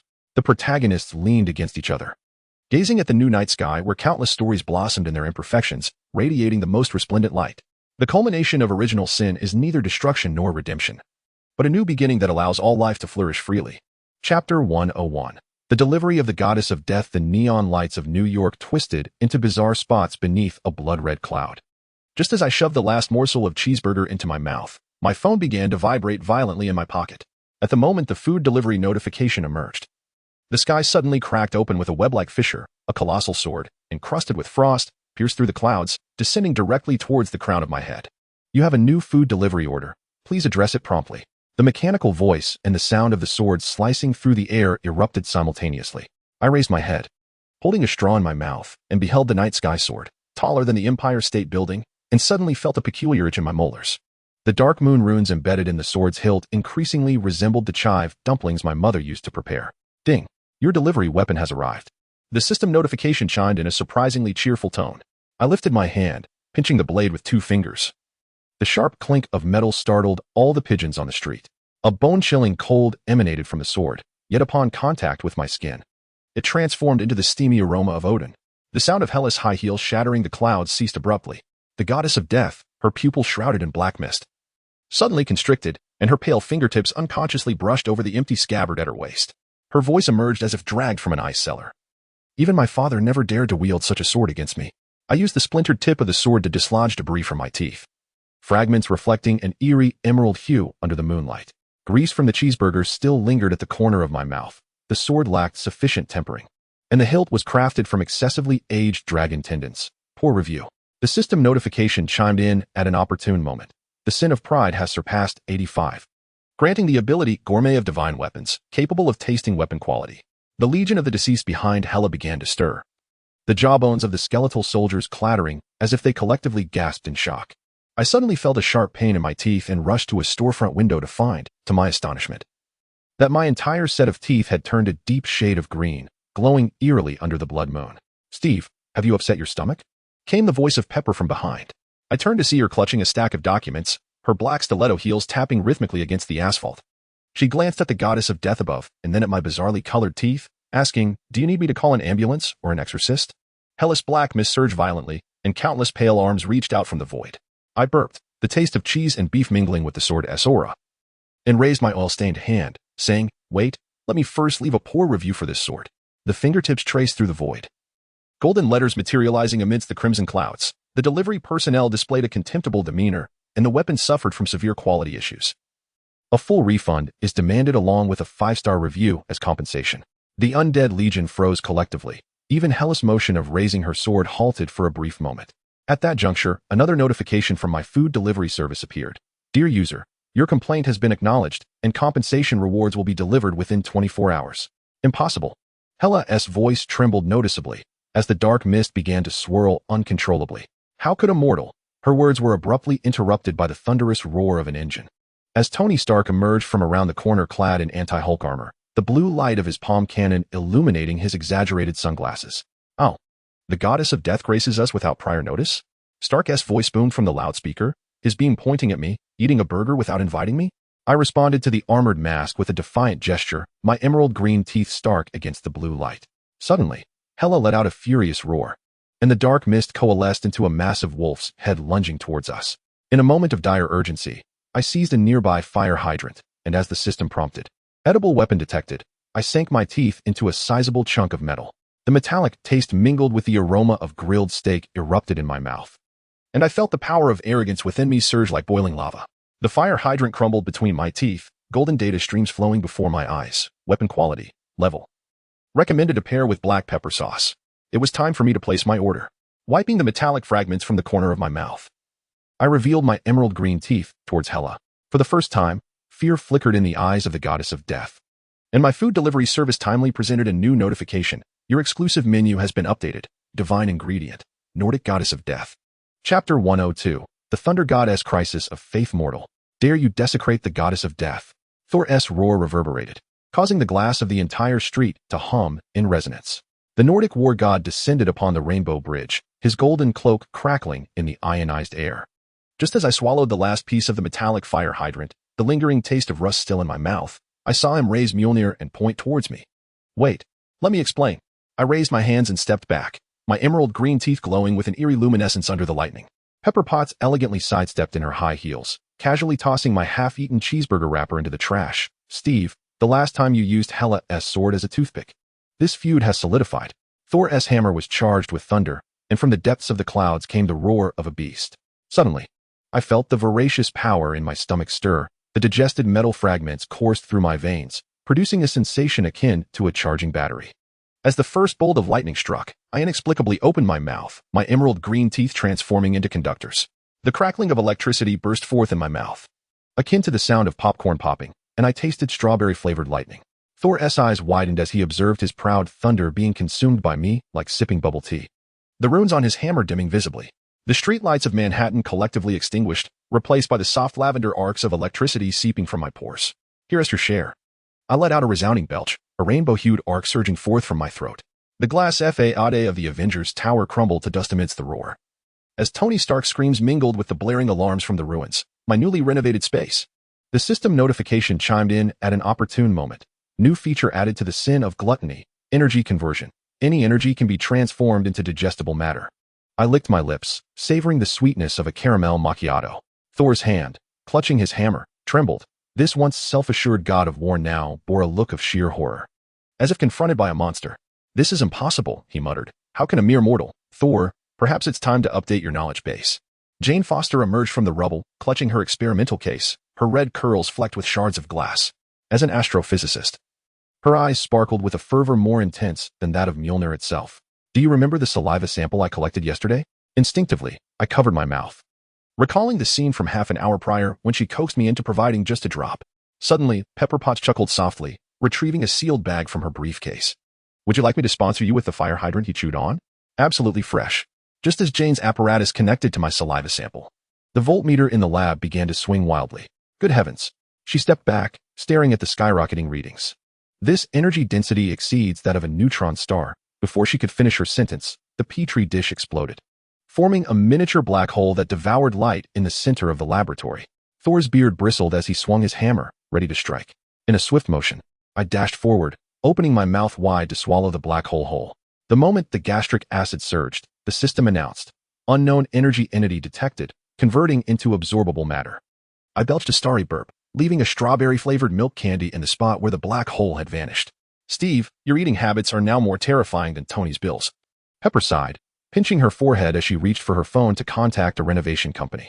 Thor stood frozen in place, his hammer clattering to the ground.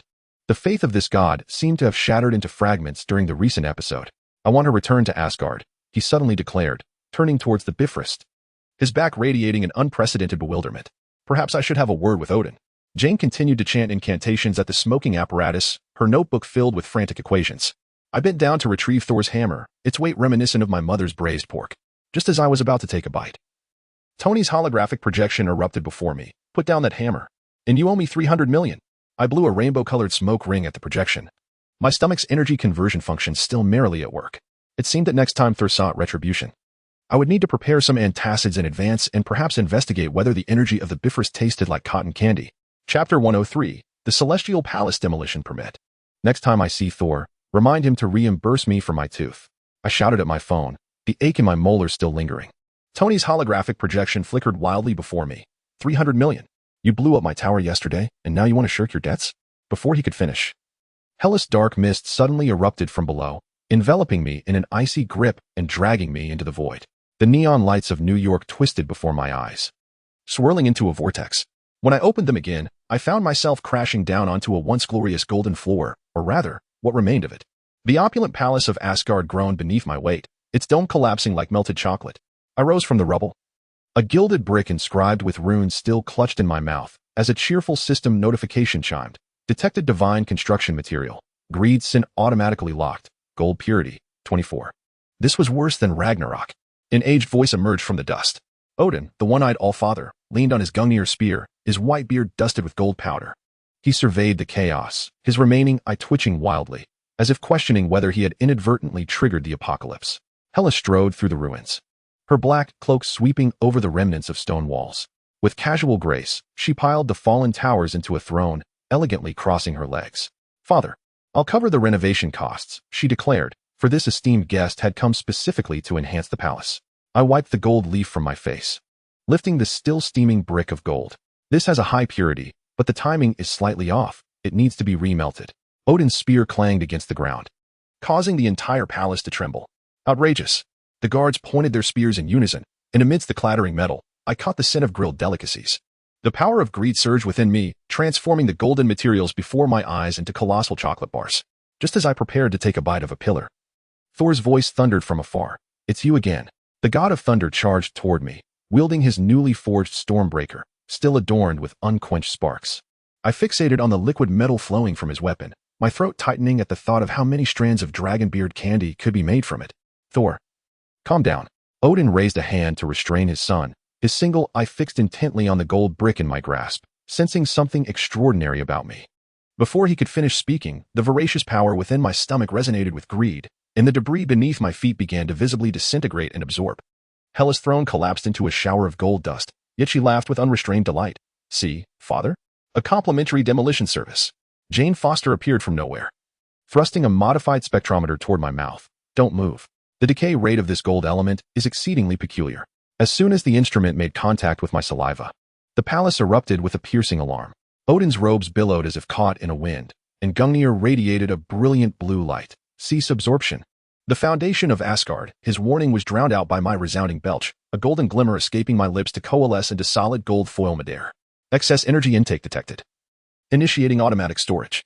The system notification was interspersed with the sound of clinking coins. I felt the weight in my pocket, and upon inspection, I found it filled with Asgardian coins emblazoned with my visage. Thor's hammer clattered to the ground, leaving even Hela momentarily stunned.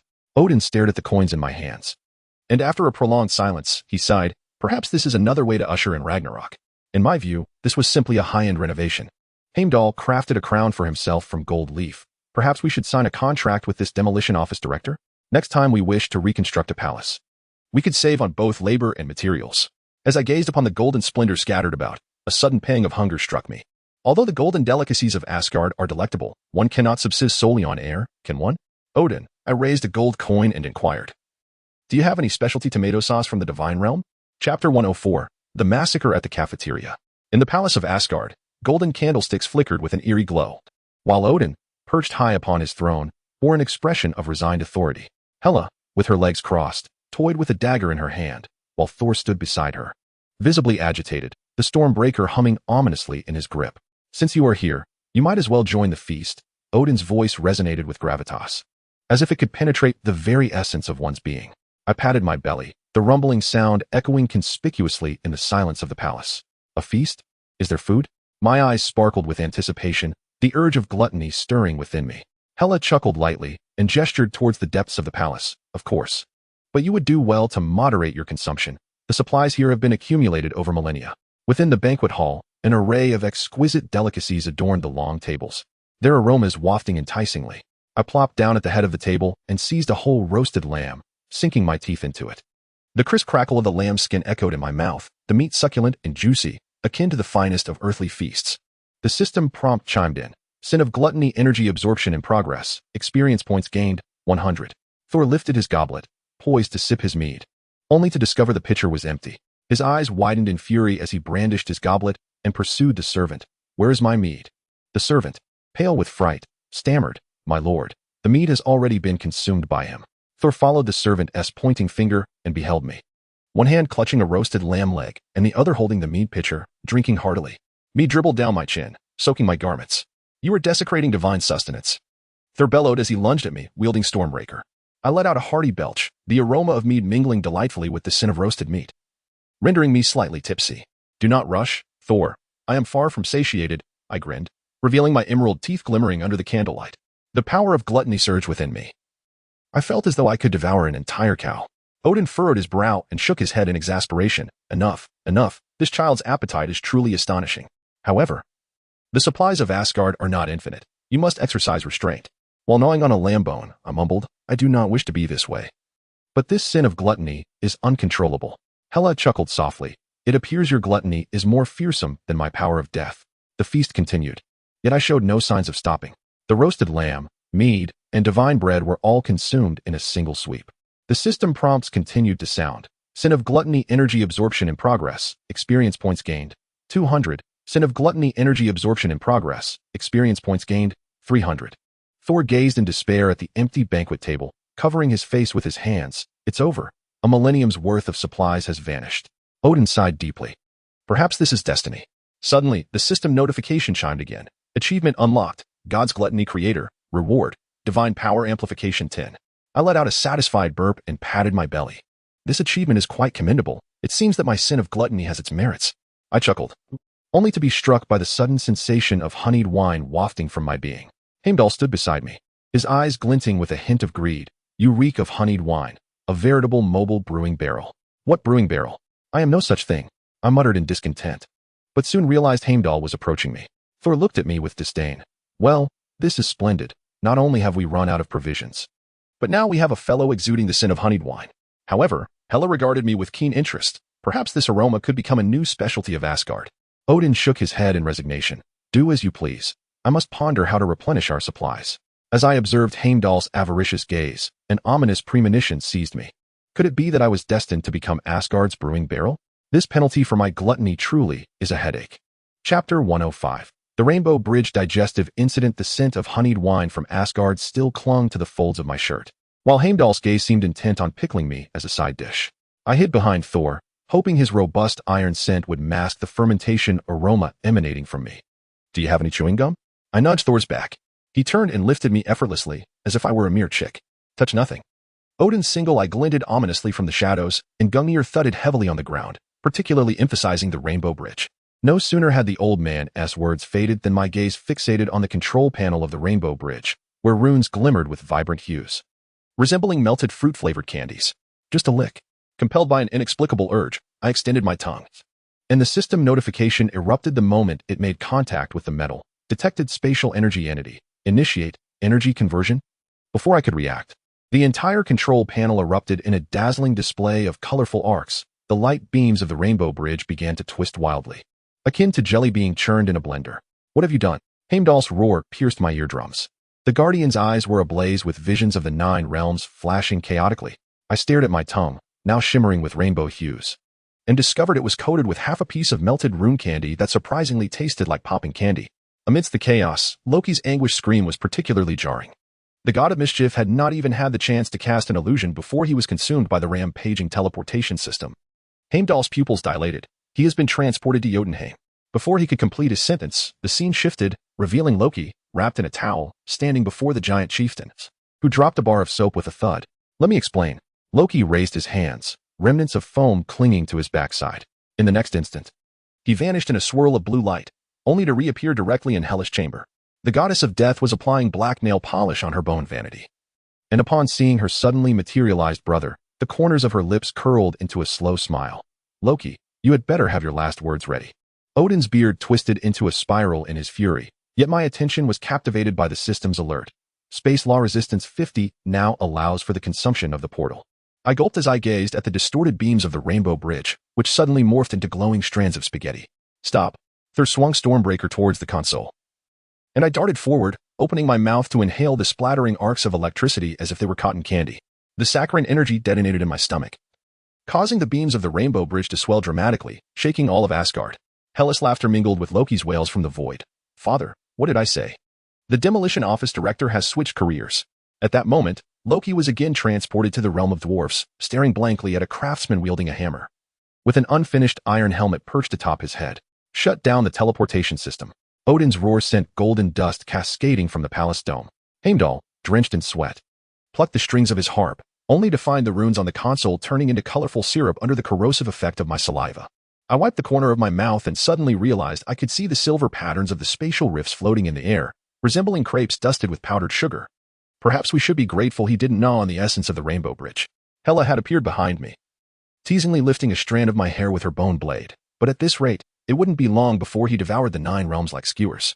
Amidst the chaos, my delivery suddenly chimed with a familiar notification. Dear user, your order of Rainbow Bridge energy has been delivered. Please collect it. I stared at the iridescent orb coalescing in my palm, suddenly struck by how much it resembled the popping pearls in bubble tea. Thor buried his face in his hands in despair. If I ever invite someone to Asgard again, may I never taste meat again.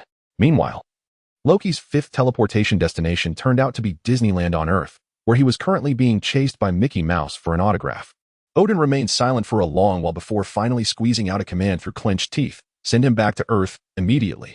I, however, was fixated on the gradually calming Rainbow Bridge, swallowing nervously and contemplating a discreet bite when they weren't looking. Surely I wouldn't be discovered, right? Chapter 106, Odin's Blood Pressure Crisis. The golden tiles of Asgard continued to clatter down, and just as I had the last orb of Rainbow Bridge energy in my mouth, I heard a piercing shriek. The air tearing behind me. Odin's Gungnir, imbued with the weight of stars, hurtled through the air, its runes glowing fiercely enough to scorch the eyes. Mortal. The roar of the god king reverberated painfully in my ears. Do you truly believe Asgard is your playground? I wiped the sugary residue from my lips, an arrogant thrill creeping up my spine as my molars began to tremble uncontrollably. It felt akin to the satisfaction of rejecting a boss's overtime request, only now. I stood before the father of the gods in Norse mythology. Ding, as the system alert resonated. Announcing the awakening of the god king's level hostility and anger for the first time, I reached out and grasped the tip of the spear. The cold metal sensation mingled with the sweetness of caramel macchiato, and Odin's single eye widened in shock, his white beard moving as if stirred by an unseen wind. This is impossible. His voice carried a shock that even Hela had not evoked during her night raids.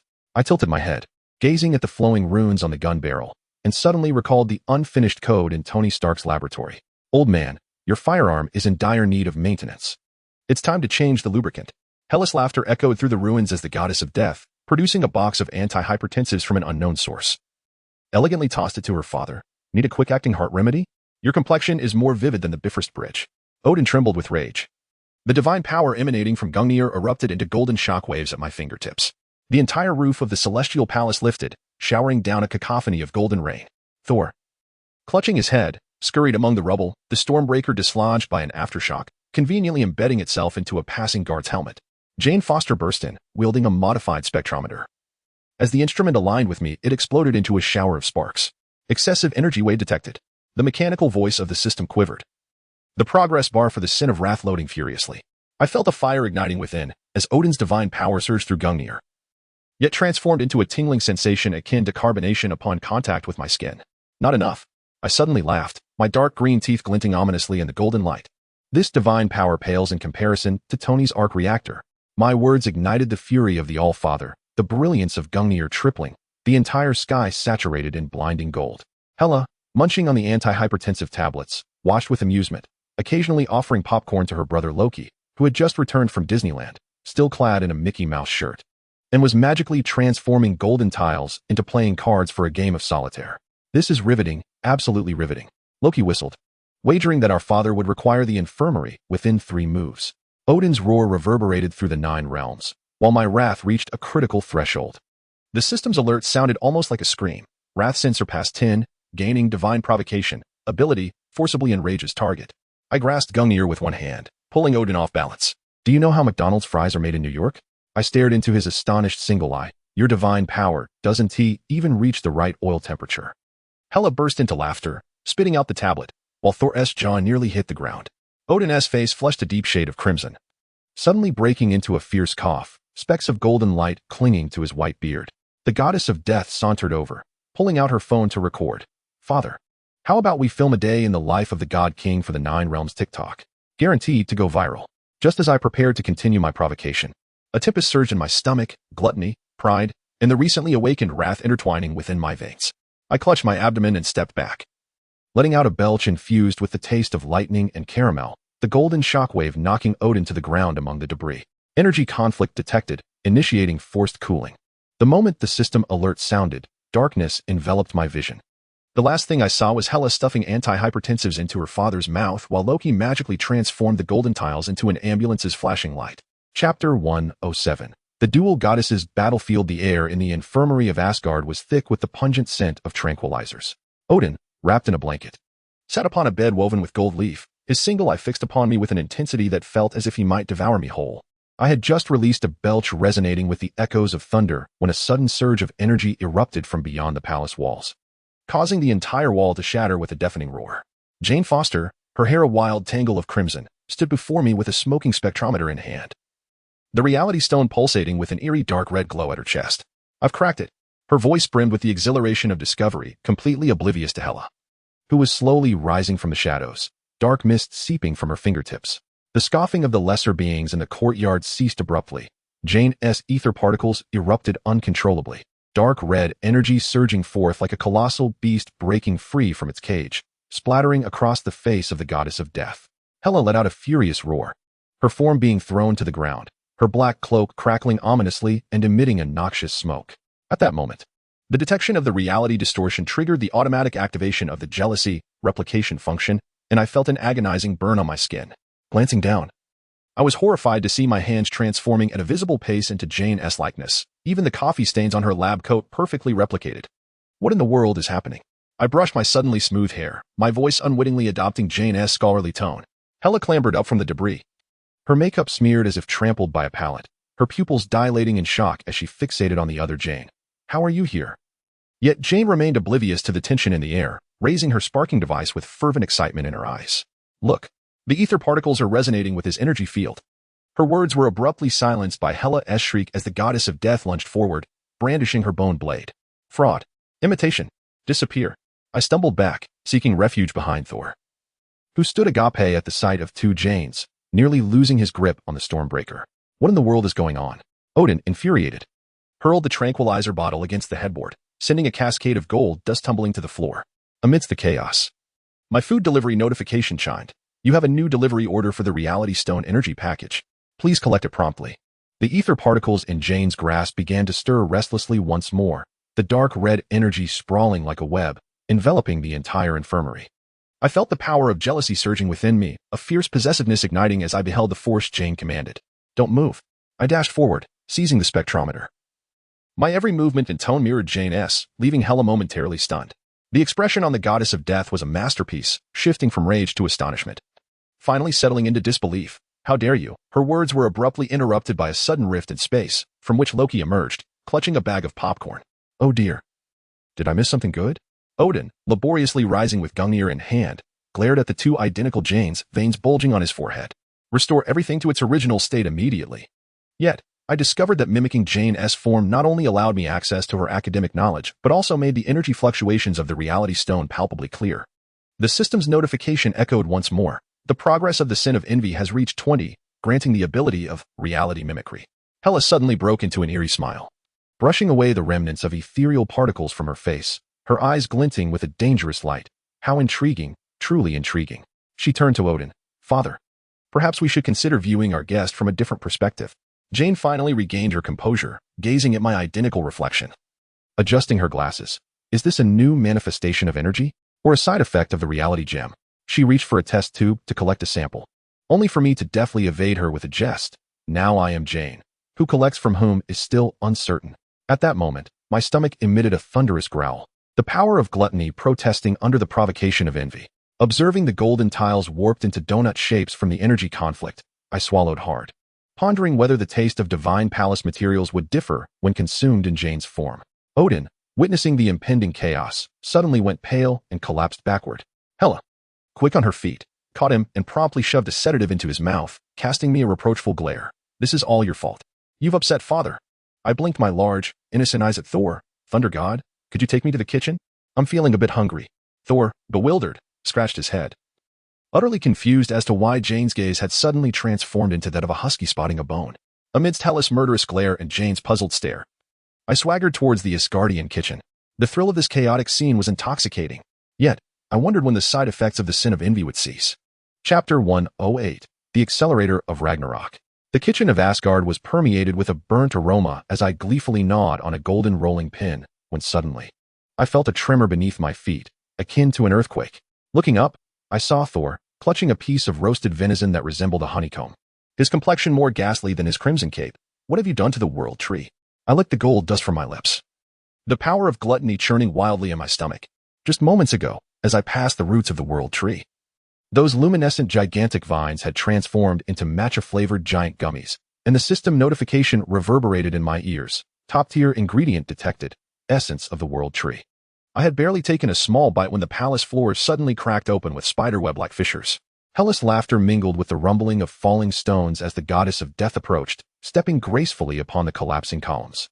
A melting fragment of the rainbow bridge perched upon her bone blade. Father was right. You are more efficient than Ragnarok itself. Behind her, the roots of the world tree visibly withered, the once vibrant green vines turning into charred, blackened branches, exuding the scent of roasted nuts. Odin, leaning heavily on his trembling Gungnir spear, fixed his one eye upon me with unwavering intensity. Stop. Immediately halt. The voice of the God King resonated with an unprecedented fear. Yet my teeth, now beyond my control, sank into the nearest root of the world tree. The wooden fibers burst in my mouth, releasing a rich sandalwood essence mixed with the sweetness of caramel pudding, as the system notification blared incessantly. The progress of the sin of gluttony has surpassed 90. Asgard began to tilt, its golden dome collapsing like melting ice cream. Thor brandished Stormbreaker, attempting to stabilize the crumbling palace with lightning, shouting as he ran. We are not ready to move. His thunderous voice was interrupted by the sudden roar of the Bifrost as Heimdall emerged from the chaos. His eyes devoid of their usual luster, the world tree is ablaze. I wiped the sap from the corner of my mouth, only to find golden data streams entwined around my fingertips. Looking down, the patterns of the world tree emerged beneath my skin, a bizarre resonance igniting between the power of gluttony and the reality of jealousy. Jane Foster rushed towards me, wielding a shattered spectrometer, her red hair dancing wildly in the wind. This is not a natural collapse. His energy field is accelerating the decay of the world tree. Suddenly, Hela seized my shoulder, black mist seeping into my body. The gleam of excitement flickered in the death goddess's eyes. Can you feel it? The ecstasy of annihilation. She spread her arms wide, allowing falling debris to shatter around her, as if inviting me to join her in dismantling the 9 realms. You handle the consumption, and I'll take care of the corpses. Odin's roar was drowned by a resounding crash as the trunk of the world tree splintered, and all of Asgard began to sever its connection to the Bifrost. Loki appeared, donning a hard hat, floating by on a magically conjured parachute. You should have mentioned the demolition sooner. I know an Asgardian equivalent of 58 cities. Upon detecting excessive energy intake, the system initiated forced digestion mode. At that moment, I felt my insides igniting. The energy of the world tree surged through my veins, transforming into swallowable light particles upon contact with the power of gluttony. I opened my mouth, inhaling the falling fragments of stars like popping candy, savoring the unique mint flavor of the galaxy. Amidst the ruins of Asgard, Thor erupted with a thunderous roar, the lightning from Stormbreaker clashing with my gluttonous energy, creating a blinding brilliance. Enough. The thunder god's beard bristled with fury. If destruction is to come, let it be by our own hands. No sooner had he spoken than Hela had already unleashed her bone blades, severing the last chain connecting to the celestial palace. Farewell, Father. The death goddess blew a kiss to the astounded Odin. Turning to me, next time, I shall treat you to Jotunheim's glaciers. As Asgard disintegrated amidst the cacophony, my delivery service promptly popped up a new order. Your order for the 9 Realms demolition service has been completed. Would you like to leave a negative review for the gods? I gazed at the swirling golden ruins and let out a satisfied belch. Infused with the fragrance of the world tree. Perhaps, rather than being an Avenger, I am better suited as the director of demolition for this universe? After all, which courier could deliver the twilight of the gods so punctually? Chapter 109, The Ultimate System. The ruins of Asgard floated through the cosmos as golden stardust. Odin's white hair standing on end in the weightlessness, his single eye radiating brilliance brighter than a supernova. He raised Gungnir high, ancient incantations spilling forth from his throat, shaking the surrounding meteors into dust.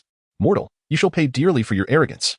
The voice of the God King enveloped the laws of the 9 realms, solidifying into tangible runes in the void. Just as I prepared to unleash my arrogance in retaliation, the system's alert echoed like thunder. Host detected to be excessively arrogant. Forcibly activating lust form. A wave of unfamiliar warmth surged through my body, and before my mind could fully comprehend the situation, my body acted on its own accord.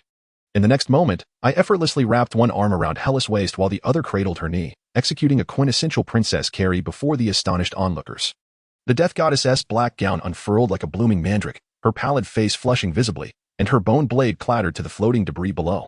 Hela's pupils constricted sharply. Her lips, adorned with black gloss, parted slightly. Odin's divine incantation caught in his throat.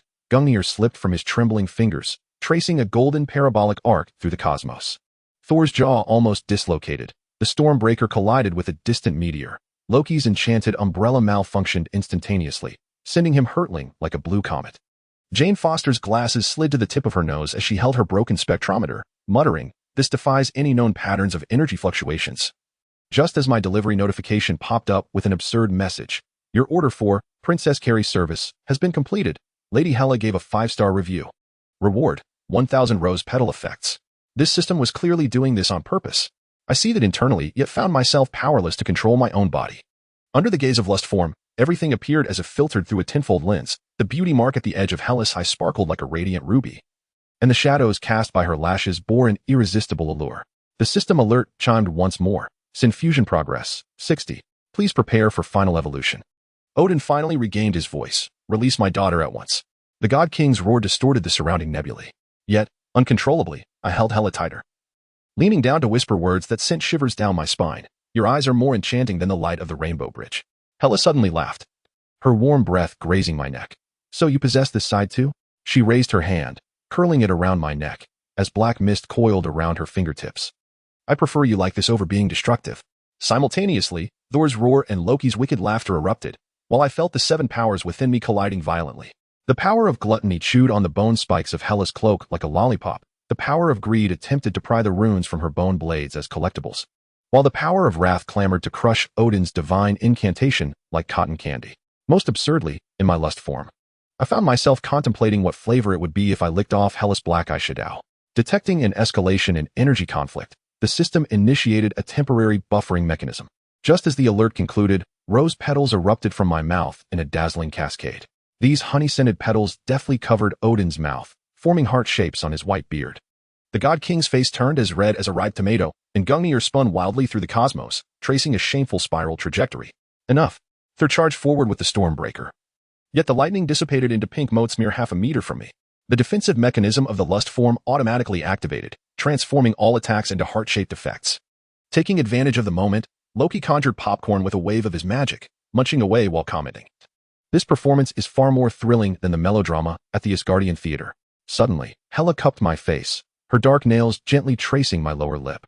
"Would you like to know what the kiss of the goddess of death feels like?" Just as her lips were about to touch mine, the system's alert blared like a death knell. Warning. The fusion progress of the 7 sins is about to breach critical value. A blinding white light erupted in the cosmos, causing all stars to lose their color in that instant. I felt my body being torn apart, only to be reassembled by 7 distinctly different forces. Before my consciousness completely faded, the last image I beheld was Odin's frantic face and an unprecedented glimmer of anticipation in Hela's eyes. Meanwhile, my delivery service continued its diligent work, with new notifications flashing incessantly. You have a new order for a divine emotional experience. Please check promptly. Chapter 110. The defeat of the God King. The white light in the universe gradually receded, and my consciousness began to reassemble like a shattered mirror. The power of the seven sins surged through my veins, transforming into a searing torrent that rampaged within me. Glancing down, I found Hela quietly resting in my embrace. Her long black hair cascading like a waterfall, her pale face tinged with a hint of crimson, completely devoid of the usual gravitas of the goddess of death. What on earth is happening? Thor's voice trembled with shock and confusion as he held Stormbreaker, his hands quivering, his gaze darting between me and Hela, as if witnessing some inconceivable monstrosity. Odin's disheveled white hair framed his furious and incredulous countenance. He trembled as he raised Gungnir. But when his eyes met Hela's in my arms, his motion froze midair. Hela, you have fallen for him. The God King spat out a mouthful of golden divine blood, his body swaying backward before crashing heavily onto the floating debris. Loki had somehow drifted to the side, a lollipop in his mouth. Wearing an expression of amusement, Father seems quite agitated. Who would have thought my cold-hearted sister would find herself in such a predicament? He waved his hand, conjuring a lounge chair with magic, settling down leisurely. Had I known, I would have placed bets on who would succumb first. Jane Foster pushed up her glasses that had slid down to the tip of her nose, her eyes sparkling with excitement. Cradling the now utterly wrecked spectrometer, she murmured, "This is astounding. This energy fluctuation completely shatters my understanding of divine power." I gazed at Hela in my arms. Although the lust form within me had faded, that wondrous sensation lingered in my heart. Her eyelashes fluttered as she slowly opened her eyes, her emerald gaze reflecting my figure. I never expected, in the end, it would be you holding me. A gentle smile graced her lips as she reached out to tenderly caress my cheek. Suddenly, a piercing caw echoed through the sky, and countless black feathers fell like snowflakes. Hela's expression turned serious in an instant as she rose to her feet. Dark mist swirling around her. It seems someone has detected the commotion here. Thor tightened his grip on Stormbreaker, vigilantly surveying the surroundings. Whoever dared to cause trouble amidst the ruins of Asgard would have to contend with me first. I stood beside Hela, feeling the power of the seven sins merging within me. The system notification chimed in at the right moment. Seven Sins Fusion Progress 80 unlocks hidden ability, Divine Collapse. As I gazed at the swirling black feathers falling from the sky, I understood that this was not the conclusion, but rather the inception of a far greater storm. Hela turned to me, her eyes sparkling with an unusual light. "Are you ready? We have much to accomplish." She extended her hand towards mine, and the black mist intertwined with the power within me, erupting in a dazzling radiance. Loki sprang up from his recliner, rubbing his hands together with excitement. Is a new adventure about to commence? I thrive on chaos. Jane Foster hastened over, her enthusiasm undiminished despite her broken equipment. I want in. This is an unprecedented research opportunity. Thor shook his head in resignation, yet a smile crept onto his lips. All right. It seems things are about to get lively. Observing my companions, an inexplicable fervor surged within me. From my accidental arrival in Asgard to the tumult I had stirred, this journey could only be described as madness. And now, standing amidst this desolation with Hela, I knew our story was just beginning. In the sky, the black feathers gradually converged into a massive vortex, an unknown peril drawing near. But this time, I was not alone. I grasped Hela's hand firmly, a confident smile gracing my lips. Whatever awaited us ahead, I faced it without fear. After all, I was the man who could deliver Ragnarok as if it were takeout. Chapter 111. The Ascendance of a New King? Hela's eyelashes fluttered as she awoke, first noticing the cold light refracted by the golden veil adorned with vibranium, followed by the pink and white patterns on her skirt, featuring a pink cat from Earth holding a magic wand, striking a pose at her thigh. Boom. The goddess of death erupted in a cloud of black mist, her bone blades still sheathed, only to find me wearing a chipped Odin's helmet, skewering chicken legs on a grill with Gungnir. The runes of the eternal spear flickered with the flames, and the dripping chicken fat sizzled into the ground, creating hissing pits. Awake? I blew on the golden brown chicken leg, oil splattering onto the helmet. Care to try? Grilled with the energy of the Bifrost, it has a caramelized flavor. Hela's pupils constricted sharply as her gaze swept over the palace guards, all donned in pink wings, with heart-shaped night sky swords at their backs and pink ribbons tied to their bows. Loki was tied to a pillar, performing his daily death, fake blood dripping onto his skirt like spilled strawberry jam. The system announced, detected illegal regime change, initiating tyrant mode. A mechanical voice boomed over the ruins. Today's mandatory tasks included 1. Using the Bifrost as a straw for juice. 2. Transforming Valhalla into a buffet. 3. Having Loki perform his daily death, revival tickets must be purchased via QR code. Hela's bone blade precisely severed the remaining half of the horn from my helmet, sending metal shards into the grill, and the sparks ignited my shirt. Who granted you the right to stifle her roar? As I lifted my hand to extinguish the flames upon my form, the lace hem of my wedding gown inadvertently brushed against her nose. Why does this gown bear such garish patterns? I tugged at my own ostentatious wedding veil, adorned with cartoonish depictions of Odin wielding Gungnir. Do not be vexed. The primal instinct left behind by desire compelled me to reach out and pinch her cheek, yet at the very moment of impending contact, my wrist inexplicably twisted, transforming the gesture into a shoulder massage instead. According to the system's enforced wife code, all acts of aggression towards you are rendered into mere services of affection. Thor emerged from the ruins, hoisting Stormbreaker, his battle armor festooned with golden happy wedding stickers. I swear, this was not my doing.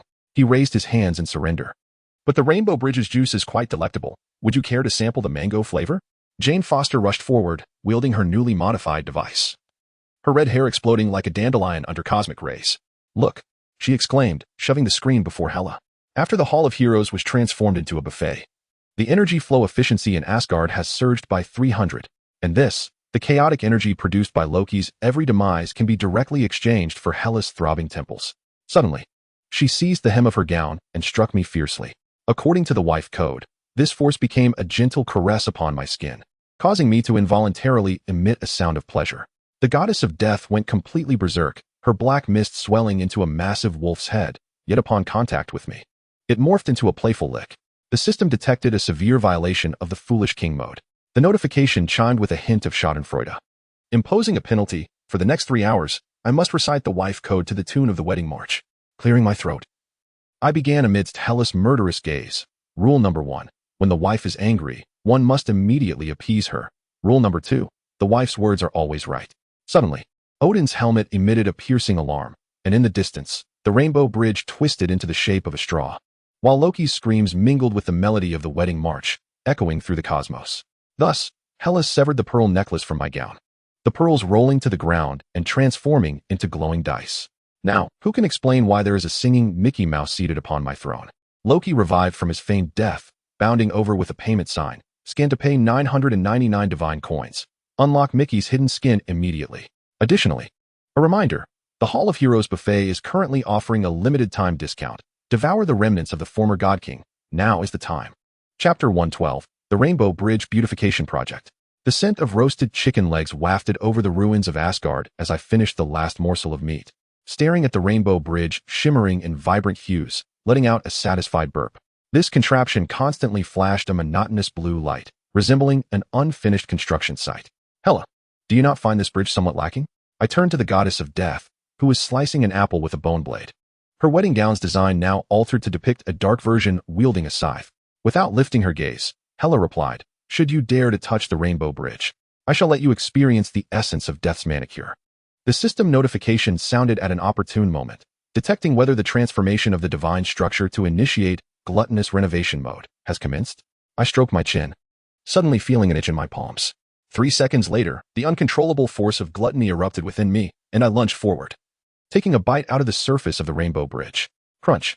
The sound of metal fracturing mingled with the sweet aroma of strawberry gummies, exploding in my mouth as I chewed on the remnants of the bridge, savoring the spatial energy infused with hints of blueberry. The system incessantly flashed notifications, acquired the title of Celestial Palace Renovation Master, aesthetic value 1000. Hela's gasp and Heimdall's anguished scream echoed simultaneously. What have you done? Heimdall's golden eyes reflected the heart-shaped, hollow patterns gnawed into the bridge's surface. This guardian trembled as he steadied the control panel of the Rainbow Bridge, the nexus connecting the 9 realms, not mere candy for your consumption. I wiped the rainbow-colored fragments from the corner of my mouth and unleashed the force of gluttony upon the bridge's support. Golden runes twisted into Hela's gluttonous doodles under my bites, each letter shimmering with a pink heart effect. Even more astonishing, the once serious control panel transformed into an automatic vending machine after my antics. The screen scrolling advertisements. Insert 1 Asgardian gold coin to teleport to any couple's hotel in the 9 realms. An alert for abnormal energy fluctuations suddenly blared from the Rainbow Bridge, which began to twist uncontrollably, resembling a multicolored python stepped on its tail. Thor emerged from the rubble, cradling his head, the Stormbreaker buzzing ominously in his grip. Stop. At this rate, the bridge will snap in two. Loki, seemingly from nowhere, produced popcorn and donned a pair of 3-dimensional glasses, munching away. Fascinating. I recommend charging for viewing. No sooner had he spoken than the vending machine spat out a card, landing squarely on Heimdall's face, emblazoned with a discount coupon for couples hotels. Hela's bone blade pressed against my throat, but upon contact with my skin, it magically transformed into a pink massage wand. The goddess of death trembled with rage. You had better restore the Rainbow Bridge within 3 seconds. Do not be upset. I grasped her hand, and under the compulsion of the wife code, began to massage her fingers. Look, this heart pattern is so romantic. We should go on dates. Who would want to date you? Hella's face, rarely flushed, was interrupted by the sudden alert of teleportation. The vending machine consumed 1 gold coin, and a heart-shaped halo illuminated the bridge surface, with Loki's scream resonating from within the halo. Help. I've been teleported to Hella's boudoir. Heimdall silently removed his golden eye patch and sent a text to the unconscious Odin. Your Majesty, continue sleeping, do not wake. Meanwhile, the Rainbow Bridge cheerfully played the wedding march, the heart patterns on its surface changing colors with the rhythm, dyeing the entire Asgardian night sky a soft pink. Jane Foster rushed over, holding her instruments, her eyes gleaming with astonishment. Incredible! The spatial structure, under such destructive modification, has generated a new energy resonance. Her words were abruptly interrupted by a spray of Rainbow Bridge juice, as the vending machine inexplicably offered freshly squeezed rainbow juice. I proudly waved the straw in my hand. Crafted from the leftover bits of the Rainbow Bridge, now nestled in a colossal cup of juice. Hyla gazed upon the utterly ruined Rainbow Bridge and finally sighed. I now comprehend why my father was driven to the brink of apoplexy. At that moment, a notification for a new delivery order abruptly appeared. Dear user, the Nine Realms Tourism Bureau has lodged a complaint regarding your malicious alteration of a landmark. Please address this promptly. Chapter 113. The Reemployment Center for the Gods. A savory scent of grilled meat wafted through the ruins of Asgard, where Thor brandished the Stormbreaker, lightning crackling upon the grill, resembling a market vendor clad in battle armor. Come and taste, he exclaimed, lifting a sizzling skewer of dragon meat. Its scales still glimmering with the luminescence of the Rainbow Bridge, promising it was perfectly medium rare. I held a skewer carved from Gungnir, swaying before the newly erected Asgard Reconstruction Act notice board. Written in honeyed letters on the parchment were the names: Thor, Lightning Barbecue Vendor, Medium Rare Guaranteed. Loki, Marriage Registration Clerk, compelled to stamp for his brother and sister-in-law. Valkyrie, Chief Driver for Wedding Services, riding a Pegasus to scatter petals. This is unjust. Loki's shriek echoed from a hastily constructed wooden house. The trickster god was bound to his desk with pink ribbons, his magical pen forced into scribing marriage certificates. Hyla dangled her wedding ring before him. Hurry and stamp it, or next time I'll teleport you to the Valkyrie's bathhouse. Valkyrie soared overhead on her Pegasus, her saddle adorned with singing Mickey Mouse balloons. As she scattered petals to the crowd below, she inadvertently splattered Rainbow Bridge juice atop Heimdall's head. The gatekeeper silently removed his eye mask and muted Odin's comatose chamber. Upon detecting the labor exploitation tax, the system converted it into snack vouchers, just as the notification chimed. I caught a handful of chocolate coins from the air. These caramel-flavored currencies, upon hitting the ground, transformed into dancing gummy bears. Hyla gathered the sweets in her skirt, dark mist swirling at her fingertips, forming heart shapes. Quite practical indeed. Suddenly, a commotion erupted in the distance. An envoy from the Vonir brandished protest signs declaring against tyranny and demanding dignity. Just as I was about to explain, Hyla flung her bone blade. Amidst the roiling black mist, the divine envoys emitted a chorus of screams, and when the mist dissipated, they had transformed into sugary decorations atop a wedding cake. Perfect. Hyla prodded the sugar flowers atop the cake with her bone blade, perfectly suited for your themed wedding. Turning to me, her tear-shaped beauty mark glimmered in the candlelight. By the way, it's time for you to upgrade your ring to one of vibranium. Jane Foster squeezed through, clutching a stack of experimental reports. Her red hair still sticky with Rainbow Bridge juice. I've discovered it. She adjusted her glasses. These forcibly re-employed divine powers can indeed generate a new energy cycle. For instance, Thor's lightning barbecue can imbue food with anti-hunger properties. Her revelation was interrupted by the sudden acrid scent of burnt meat. Thor, in a flurry, waved Stormbreaker, attempting to extinguish the uncontrollable flames of electricity. This time it's truly medium rare, he protested, holding up a charred skewer. I merely added a hint of smoky flavor. Seizing the opportunity, Loki conjured a resignation letter with magic, only to have it pinned to the wall by Hyla's bone blade. Want to quit? The goddess of death smirked. Then next time, you shall be the flower girl, donning a frilly dress to scatter petals. Loki's face turned an instant shade of green as he silently picked up the enchanted pin to continue stamping. Heimdall's golden eyes flickered violently, trembling. He pointed towards the sky. The reinforcements of the Warner gods had arrived.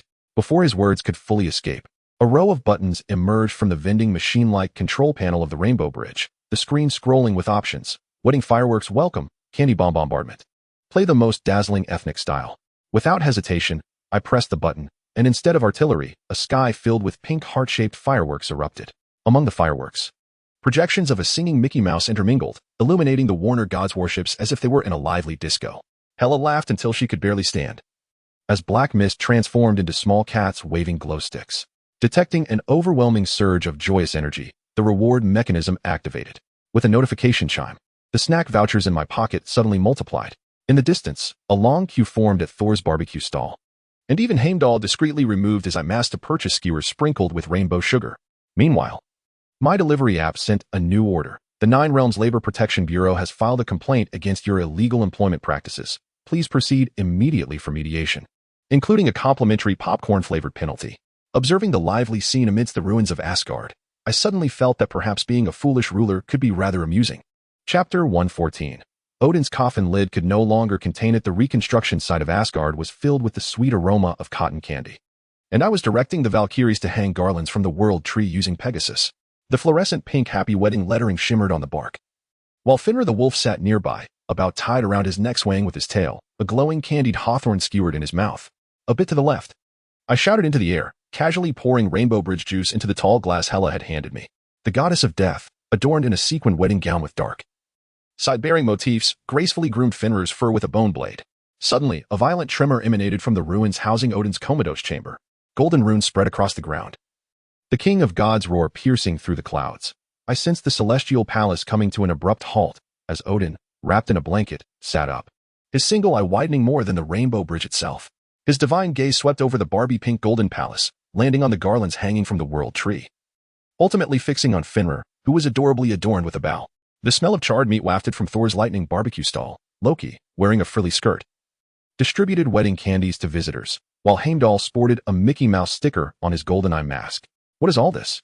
Odin's white beard quivered violently, and Gungnir slipped from his grasp, crashing to the ground and scattering a shower of gummy bears. I instinctively shrank back, only to be pulled forward by Hela. Father, allow me to introduce you to your future son-in-law. Hela's eyes sparkled with mirth, black mist swirling like hearts around her fingertips. Odin's face turned a deep shade of purple, just as he opened his mouth to speak when the vending machine-like rainbow bridge unexpectedly ejected a coupon, perfectly landing on his face. Exclusive for newcomers. Coffin lid upgrade service. Buy one get one free. The God King fell silent for 3 seconds, gradually reclining back into the stasis pod, shrouding his head with a burial cloth. His voice emerged muffled from beneath the fabric. Let it be as though I never awakened. Heimdall had stealthily added 2 locks to the stasis pod, and my fingers frantically pounded on the control panel. Activate deep sleep mode. Upon detecting the God King's mental breakdown, the system triggered a punitive restriction. The instant the notification sounded, I felt my ankles ensnared by tendrils of black mist. Hela, wielding her bone blade, settled beside me, her wedding gown sweeping across the floor, scattering a glimmer of sparkles. Darling, it's time to delve into the familial secrets of Asgard. The ensuing 72 hours were nothing short of a nightmare. Hela, with a cup of rainbow bridge concoction in hand, recounted tales ranging from Odin's hidden blood pressure medication to Thor's indiscretions with mead, interspersed with Loki's infamous history of swapping her death sword for a plastic toy. Each time my eyelids grew heavy, the bone blade would deftly strike my forehead, igniting a shower of strawberry-flavored sparks. Did you know? Loki once stuffed itching powder into our father's wig. Hela erupted into laughter, the black mist transforming into little figures reenacting the scenes of yore. I fixated on the shadows cast by her eyelashes, suddenly aware of the lingering instincts of desire. Even the curl of her lips during her banter mirrored the arc of the rainbow bridge. Meanwhile, the reconstruction of Asgard was in full swing. Jane Foster had transformed Valhalla into a 3-dimensional holographic buffet, while a long queue formed at Thor's barbecue stand, with even the emissaries of the Vanir sporting Mickey Mouse ear headbands to purchase grilled meat. On the magically conjured travel agency billboard for Asgard, Hela and I adorned our wedding photo, captioned, "Come witness the miraculous love of the goddess of death." As Hela concluded her final family tale, I slumped onto the sofa, the remnants of Odin's secret for blood pressure medication echoing in my ears. The system notification chimed just in time. Punishment concluded. Reward: comprehensive guide to Asgardian family relations, including Hela's diaries from her youth. Just as I began to exhale in relief, a new notification from the delivery service popped up. The God King Odin has ordered noise-canceling earplugs and a sleep mask. Please expedite delivery. Additional comment: my coffin lid requires reinforcement. Chapter 115. The Nine Realms wedding invitation. A peculiar energy wave permeated the ruins of Asgard, emanating a strange luminescence from the half-consumed space stone. Gazing at the irregularly shaped fragment of the space stone in my hand, an audacious idea surfaced to fashion it into a wedding invitation. Undeniably cool. Hela leaned against a golden broken pillar, black mist swirling at her fingertips, a mischievous grin adorning her face. Are you certain you wish to proceed? Those fellows from Jotunheim are not to be trifled with. I flashed a grin, my dark green teeth glinting in the sunlight. What has to fear? If they don't come, I shall devour them. which would conveniently replenish my energy. Amidst a cacophony of crackling energy, the ice-sculpted invitation soared from the rainbow bridge, inscribed with frosty runes declaring, "If you don't come, I shall devour you." Upon receiving the invitation, the Jotunheim leader turned pale, witnessing the slowly melting ice sculpture, within which my image gnawing on the space stone faintly emerged, inciting his beard to bristle in fury. Meanwhile, on Earth, Iron Man's JARVIS helplessly dispatched the invitation, including a complimentary trial of the anti-gluttony armor. Tony Stark shouted hoarsely from the side, "What on earth is this? I certainly do not wish to be treated as a side dish." I exhaled a rainbow-colored smoke ring towards the holographic projection, assuring him, "Fear not, there will be plenty of delectable food at the wedding. You shall not be consumed." Meanwhile, Thanos squatted in the restroom, bewildered, staring at the indelible purple and gold invitation. It bore Hellas black rose and my emerald green teeth. With the words, "You are cordially invited to the wedding. Consequences for absence are your own." Thanos stroked his chin, a flicker of intrigue in his eyes. "This wedding seems rather intriguing." Suddenly, the system's alert blared. Detection of illegal appropriation of spatial laws. Penalty, encounter with exes during honeymoon.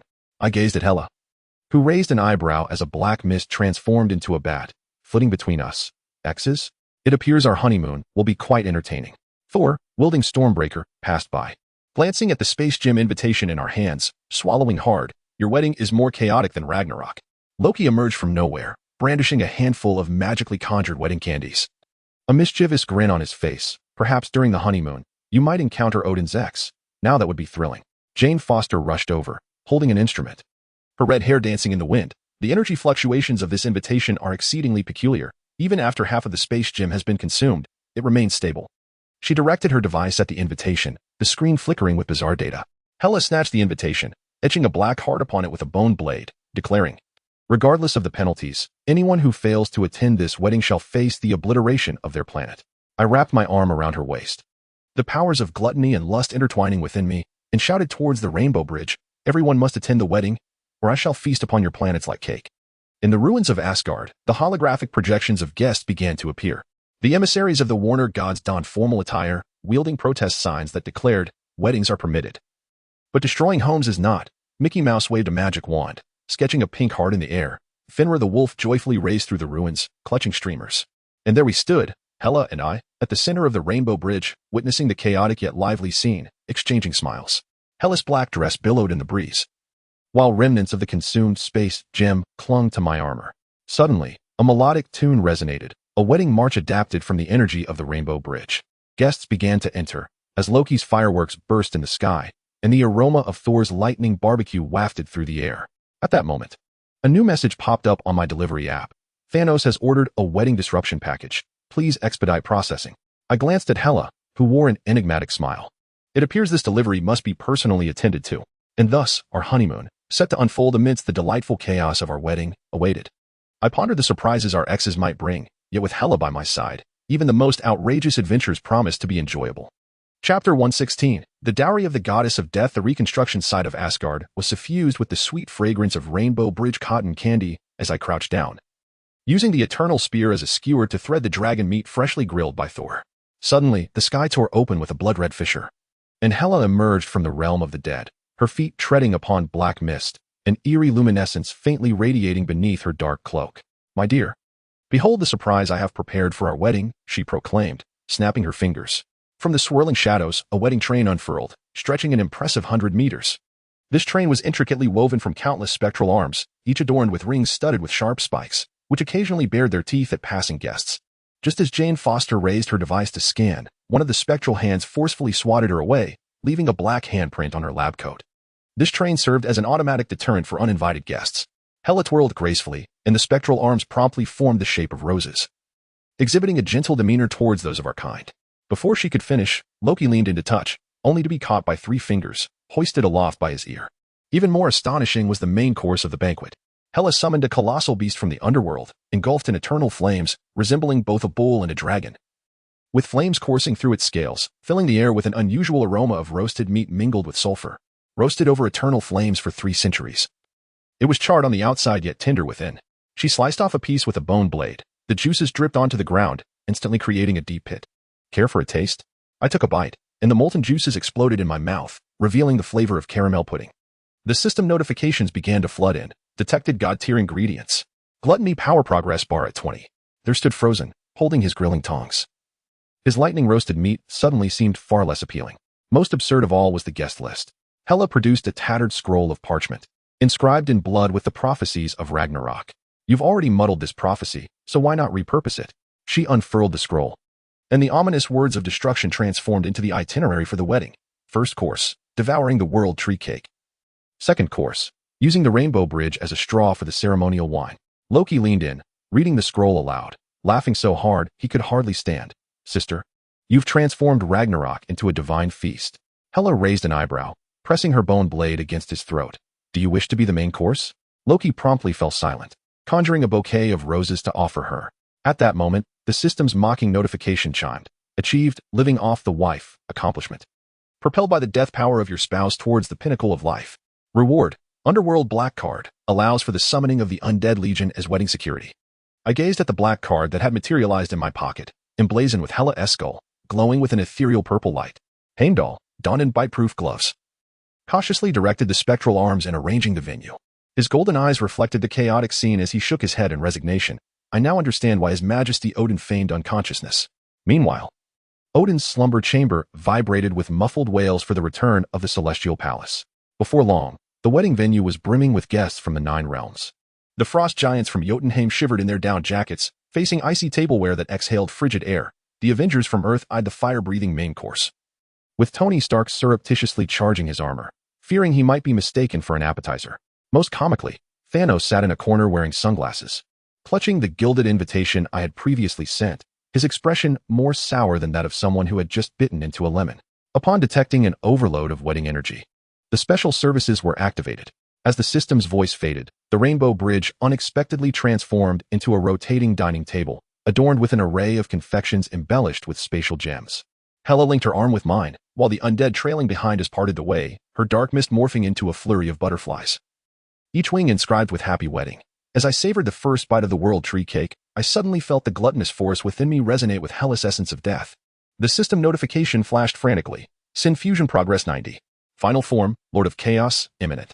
Hela gazed at my voracious consumption, her laughter illuminating her features, completely shedding the aura of the death goddess. This wedding, orchestrated by the goddess of death, is destined to become a legendary tale across the 9 realms. After all, who has ever witnessed a banquet where the prophecy of Ragnarok serves as the gift list, and eternal flames are used for roasting meat?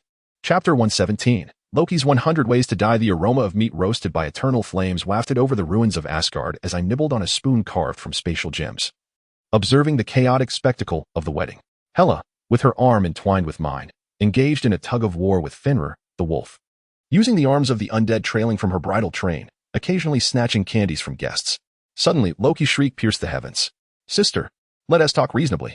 The god of mischief was suspended above the rainbow bridge's vending machine by swirling black mist, with Hela's bone blade poised accurately against his kidney. This marked the 66th entertainment segment of the day, each time Loki attempted to slip away or play a prank. The goddess of death employed this tactic to keep him in check. Who was it that swapped my wedding ring for a worm? Hela arched an eyebrow, applying gentle pressure with her bone blade. Speak. Did you alter the fireworks of eternal union to emit flatulent sounds? As I chewed on cotton candy roasted by the energy of the rainbow bridge, I observed Loki's contorted expression, and my gluttonous instinct surged. Before Hela could intervene, I dashed forward and, with one swift motion, engulfed the struggling Loki whole. The system alert blared. Edible Asgardian deity detected. Initiating emergency digestion protocol. The flavor. I clutched my swollen belly and, under the astonished gazes of the onlookers, let out a hearty belch, sending a wave of mustard flavor toppling the nearby envoy of the Vanir. The mustard was overwhelming. Had Loki secretly indulged in Earth's wasabi? 3 seconds later, I bent down and expelled a cloud of golden mist. Loki, in a disheveled heap on the ground, was drenched in gastric fluids, his hair in disarray. I am a god. A god. How could you treat me like a snack? His complaints were abruptly interrupted by Thor's furious roar as the god of thunder approached, wielding the still smoldering Stormbreaker. How dare you cause a ruckus at my brother's wedding? Thunder crackled ominously around Thor, and Loki's face paled. Just as he attempted to conjure an illusion, he was struck by lightning. His charred figure collapsed, emitting wisps of smoke, while his Mickey Mouse tutu sparked with embers. Is he truly dead this time? Jane Foster adjusted her glasses, preparing to conduct a scan. Hela, however, remained composed, sipping from her rainbow bridge juice. Fear not. His punishment is far from over. As the words fell, The system's notification echoed with a tone of malicious delight. Detected Loki triggering wedding-specific punishment to attain immortality, valid only on the day of the wedding. Loki, sprawled on the ground, suddenly sprang up as if resurrected, his face still bearing remnants of charred marks. What sort of punishment is this? I would rather truly die. The wedding scene transformed entirely into a theater of Loki's torment. First, he was skewered by Hela with a bone blade, turning him into roasted meat over the eternal flames. Next, I used him as a flying disc, hurling him skyward with Gungnir, most absurdly. Valkyrie soared overhead on her celestial steed, treating him as a javelin, launching him with precision into a punishment tower constructed of world tree cake. Help? Is there anyone who can intervene? Loki's wails mingled with the laughter of wedding guests. Thanos silently removed his sunglasses, pushing aside the half-eaten space stone cake. Evidently more shocked by the chaos of the wedding than by his plans for the Infinity Gauntlet, Hela leaned against my shoulder, laughing uncontrollably. As black mist transformed into tiny skeletons dancing on Loki. This is what you get for your own actions. She turned to me, her tear mole glimmering. Darling, shall we try turning him into candy? I stroked my chin in contemplation, the power of gluttony stirring restlessly within me. Upon seeing this, Loki immediately raised his hands in surrender. I was wrong. I voluntarily performed magic. He waved his hand, conjuring a tempest of rose petals, only for them to land and transform into cockroaches, instantly provoking screams across the venue. Loki. The simultaneous roars of Hela and Thor filled the air, as black mist intertwined with lightning. Meanwhile, my delivery notification conveniently popped up. Loki has ordered a rapid death service. Please process it swiftly. The wedding reached its climax with Loki's 99th death. He was bound at the pinnacle of the Rainbow Bridge, adorned with explosive balloons.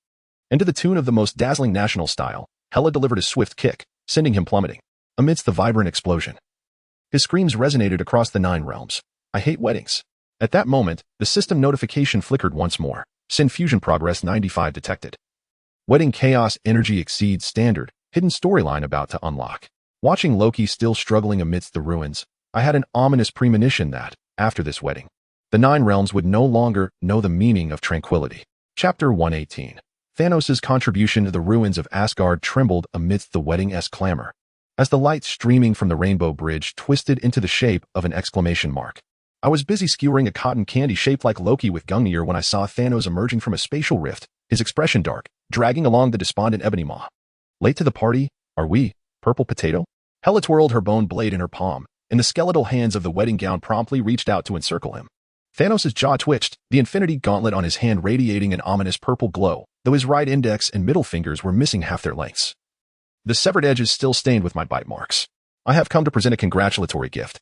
Thanos gritted his teeth as he produced a scroll of parchment, upon which the words "May you bear children swiftly" were inscribed in blood, each letter exuding a sinister black mist. Accompanied by this, he abruptly yanked Ebony Maw forward, appointing him as the officiant to recite my poetry collection.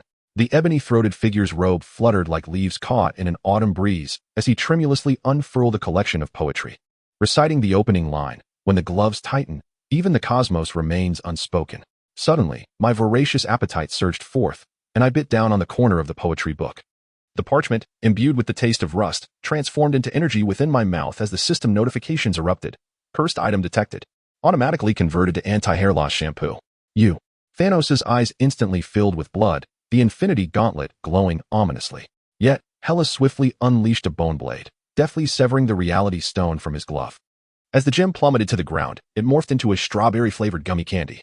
I, with quick reflexes, snatched it up and popped it into my mouth, savoring its unique minty essence reminiscent of the starry sky. Initiating compulsory gifting mode. Interstellar debt collection. As the system's alert blared, a pile of IOUs burst forth from the pockets of Thanos' armor. I seized one, which boldly declared, "Owes Asgard wedding contributions, half the universe." In this age of mobile payments, purple sweet potato spirit, I shook my phone, and the delivery interface seamlessly switched to a payment code. Alternatively, one could settle the debt with your gloves. Hela, ever the accomplice, enveloped Thanos in a shroud of black mist, binding him like a zongzi. Thor approached, brandishing the menu from his lightning barbecue stall. Grilled purple sweet potato skewers, 10 planets per skewer. Would you like to? Seizing the moment, the ebony-throated figure broke free from his restraints, only to be captured by Loki's magic. The god of mischief produced a tiny pink top hat from seemingly nowhere and placed it atop his head. Since you're here, let us start with a grand illusion. In the next instant, the ebony-throated man was thrust into a cannon fashioned from a world tree cake, bursting forth into the sky with a loud bang. Thanos surveyed the chaotic scene, veins throbbing on his forehead. He struggled to raise the infinity gauntlet, only to find each stone had transformed into rainbow candies. I chewed on the power gem lollipop I had just pilfered, arching an eyebrow at him. Care to try my interstellar deck collection mode again? Next stop, your home planet. Titan. Just as the purple sweet potato spirit's face turned a shade reminiscent of liver, a vending machine-shaped rainbow bridge suddenly ejected a card. Reflexively, Thanos caught it. It bore a wedding special, buy one, get one free, with the second contribution half price. He glared at the card, finally succumbing to a roar of frustration. This wedding is utterly absurd. Who would argue with that? Hela elegantly sliced through the cursed scroll Thanos offered with her bone blade, releasing a swarm of tiny demons brandishing red envelopes. Jane Foster rushed over, wielding a modified spectrometer, its indicators flashing wildly. This energy response, more outrageous than the Infinity Gauntlet rampaging. Amid the confusion, another notification from my delivery service popped up. Thanos has ordered an emergency evacuation service, requiring triple the interstellar fare.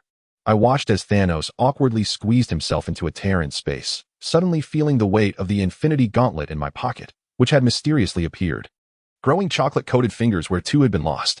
Hela linked her arm with mine, her wedding gown trailing as her skeletal hand began to sway to the rhythm of a seaweed dance. In the distance, Loki was compelling the ebony-throated figure to telekinetically roast marshmallows, while a long queue formed at Thor's lightning barbecue stall. Even Heimdall had removed his golden visor, donning Mickey Mouse ears to sell popcorn. Meanwhile, the system continued to cheerfully announce, "Congratulations, host, successfully collecting Thanos' dues. Reward, a cosmic banquet experience voucher valid until the next epic." As I gazed at the fluttering IOUs and radiant red envelopes, it struck me that perhaps having the purple potato spirit as a creditor was far more exhilarating than merely prompting him to snap his fingers. Chapter 119. The blessing of the world tree. The wedding venue in Asgard was still infused with the saccharine aroma of rainbow bridge juice, when the gnarled world tree unexpectedly emitted a deep, resonant hum. The once withered vines instantaneously sprouted fresh buds, their luminescent leaves rubbing against one another, forming an immense barrage of text. Congratulations to the newlyweds. Don't forget to leave a good review.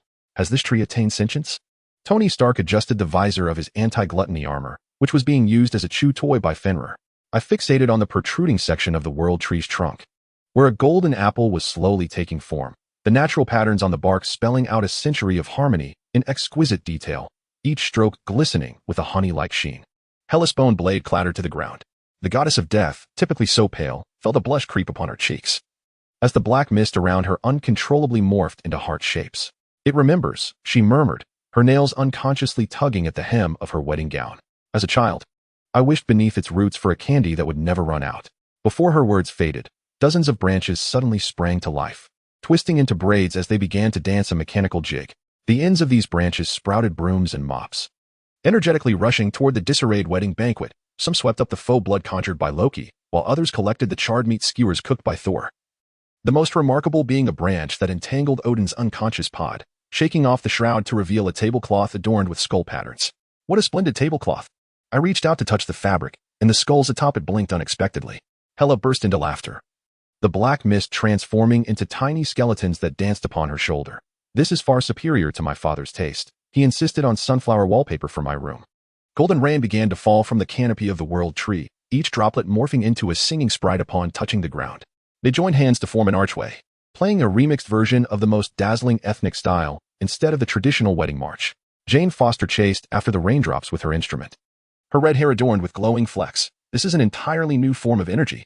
The bark detected her words, only to have branches suddenly stuff her mouth with golden apples. Odin and his pod began to tremble violently. The shroud was torn away, and the king of the gods could no longer contain himself. Gungnir, his spear, burst through the rubble, but just as it was about to strike the world tree, a vine ensnared its tip. The branches swiftly formed a warning sign against domestic violence. With a horn blaring, a harmonious divine realm begins with rejecting violence. Detecting the blessing energy of the world tree, the system announced cheerfully, "Nature's meal ticket, ability acquired."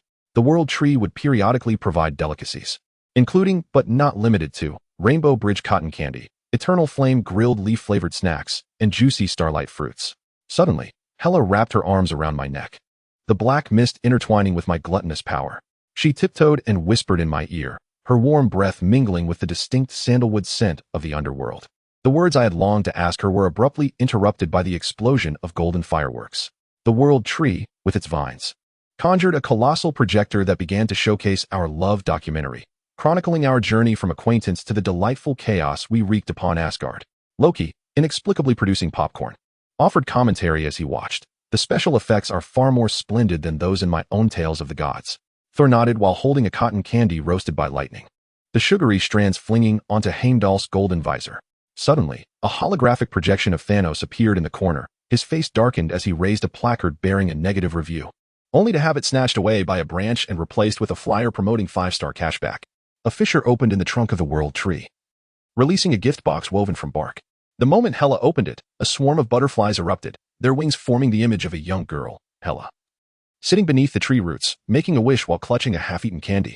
It seemed the tree held on to Hela's past, her voice trembling as black mist coalesced into tears that fell upon the gift box. I reached out to wipe away the non-existent tears from the corner of her eye, suddenly feeling the powerful resonance of the 7 deadly sins within me. The system notification flickered madly. Progress of Sin Fusion 98. World Tree Blessing triggers hidden storyline.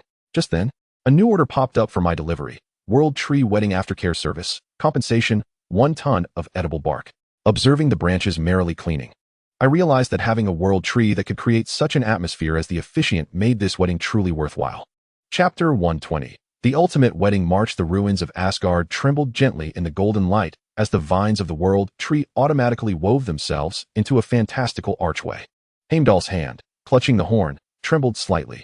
The usually stoic guardian had tears welling in his eyes, his golden gaze reflecting the chaotic yet vibrant wedding scene. Prepare, I shouted, my voice barely escaping when the horn suddenly blared. I expected a solemn divine melody, yet the tune of Today You Marry Me erupted, causing the Bifrost Bridge to join in a tap dance. Thor held the Stormbreaker, frozen midair, while Loki sprayed popcorn onto Thanos' hologram, deepening the purple hue of the purple potato creature's face. This is the mode I specifically adjusted. Heimdall wiped his tears, stubbornly holding his head high. Who said weddings couldn't be down to earth? His voice was drowned out by the howling of Fenrir, the gigantic wolf, now sporting sunglasses, swaying its neck adorned with a bow tie in rhythm. Hela linked her arm with mine, the spectral arms of the wedding dress trailing behind us, forming a procession of flower girls. She gazed at the swirling 7 powers in my palm, her tear-shaped beauty mark gleaming brilliantly. Are you ready? I grinned widely, my emerald teeth shimmering eerily in the light, as the powers of gluttony, greed, and pride coalesced into a swirling vortex, ultimately transforming into a pulsating wedding ring. This ring was no ordinary piece. Its surface shimmered with a spectrum of colors, occasionally extending tiny tendrils as if attempting to grasp the passing sweets. Jane Foster rushed over, wielding a modified spectrometer. As the device neared the ring, it began to blare an alarm. Warning, anomalous energy fluctuations detected. The ring devours the surrounding space. This is what it means to maintain a constant sense of hunger. I shook the ring, and it immediately latched onto my finger, leaving a delightful circle of bite marks. Hela chuckled softly, as black mist transformed into chains that entwined the ring, only to be yanked around in a whirl. Laughter erupted throughout the wedding venue, while balloon caricatures of Mickey Mouse conjured by Loki floated over, forming a heart-shaped barrage. At that moment, the system's prompt tone suddenly turned solemn and ethereal. Detection of complete resonance with the power of the 7 sins. Confirm binding to eternity? Select yes, share life and power with Hela at the cost of insatiable hunger. Select no, the wedding will terminate immediately, memories will reset. Hela's hand suddenly tightened, and she gazed up at me, her emerald eyes reflecting the starlit sky. There is still time to regret. Her words were interrupted by a sudden cheer, as Thor led a wave of customers from the lightning barbecue stall, while Valkyrie, riding her heavenly steed, showered us not with petals, but with chips flavored like the Rainbow Bridge. I had long since regretted my choices. I grasped her hand in return, and the ring instantly wrapped around our intertwined fingers, lamenting my failure to make her my exclusive delicacy sooner. Hela's pupils constricted sharply, and in the next moment, she rose on her toes to kiss me. As the black mist collided with the power of the 7 sins, exploding in a brilliance more dazzling than a supernova. Confirmation of choice detected. The system's prompt tone chimed with electronic glee. Congratulations, you have unlocked the title of Chaos Couple. Reward: unlimited buffet coupons for the 9 realms, and a wedding carriage capable of devouring time and space. Before the words faded, a car, forged from the energy of the Rainbow Bridge, emerged from the void, adorned with a half-eaten world tree at the front and a sunglasses-clad Fenrir wolf perched atop. The wedding march had inexplicably transformed into a rock version, as Heimdall blew his horn with tears of joy, finally free to express his emotions. The comatose chamber of Odin shook violently, as the king of the gods, wrapped in tablecloths, covered himself more tightly, evidently preferring to feign death than face this absurd wedding. The moment Hela and I boarded the wedding carriage, All of Asgard suddenly lit up with brilliant lights. Vines of the world tree wove into a grand screen, showcasing our whimsical moments from the first meeting to the present. My comical appearance while gnawing on the rainbow bridge, Hela fuming in her wedding dress, and Loki tormented by various deaths. The final act. I seized the microphone, modified from Gungnir, and invited all guests to join in singing the wedding theme song. Under the astonished gazes of the crowd, the rainbow bridge automatically switched modes, with lyrics shimmering in the air. Let us accompany each other in the mortal realm.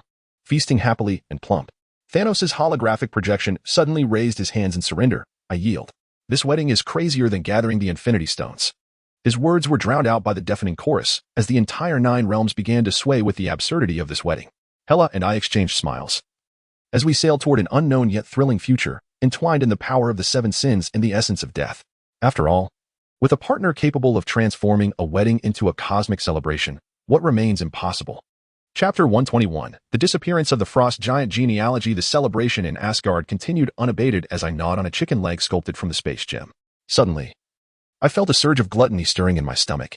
Not far away, an envoy from Jotunheim cradled an ice sculpture gift, its crystalline surface refracting a shade of blue that reminded me of mint-flavored popsicles. Could this be edible? I impulsively seized the ice sculpture.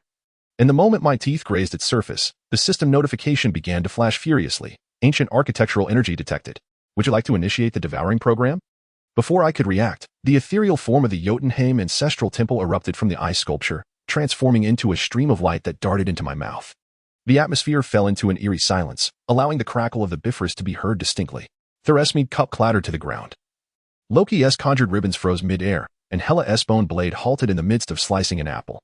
The expression on the Jotunheim envoy's face was nothing short of spectacular. One moment he was boasting about the craftsmanship of the ice sculpture, and the next, his pupils dilated in shock as he pointed at me, trembling and speechless. Yet, the absurdity did not end there. A blizzard suddenly descended from the skies of Jotunheim, and the roar of the frost giant king Laufey pierced through the clouds. Who has disturbed the ancestral temple? But when he materialized in Asgard, he clutched an ice column, his gaze bewildered like that of a lost husky. Who am I? Where am I? Is this ice column edible? A significant historical alteration was detected, earning me the title of History Eraser. The presence of the devoured object vanished into oblivion. The system's notification echoed with electronic excitement. Even Odin could no longer recall the ancient feud between the frost giants and Asgard. Hela's eyes sparkled instantaneously. The goddess of death elegantly rose, a black mist coalescing behind her into the phantom of the frost giant progenitor. She deliberately lowered her voice, commanding with an air of authority, "Kneel and call me grandmother." Laufey hesitated for a moment, then genuinely dropped to his knees, presenting the ice column. "Progenitor, would you care for some fresh ice?" "Wait, this is not right." Jane Foster rushed forward, wielding her instrument, her red hair tousled by the blizzard. The collective amnesia of the frost giants defied all known theories. Her words were abruptly interrupted by my unexpected burp, a burst of blue energy erupting from my mouth, coalescing in the air to form the words deleted. At that moment, my skin began to uncontrollably transform into an icy blue hue, frost even coating my hair. Jane's eyes lit up instantly as she retrieved a test tube, eager to collect a sample. "Don't move. This is a brand new energy mutation." I recoiled but collided with Tony Stark, who was equally drawn to the commotion. "Oh, the perfect material for anti-frost armor," Iron Man mused, circling around me as the scanners of his suit emitted beeping sounds. "How about investing in Stark Industries? I can offer you an ice sculpture version of the Mark armor." Hela's laughter mingled with the blizzard as she settled onto a makeshift throne of the progenitor, with the frost giants queuing to present her with ice sculptures. Loki, seemingly from nowhere, produced a crown and placed it upon her head, conjuring a banner that read, "Warmest welcome back to the progenitor."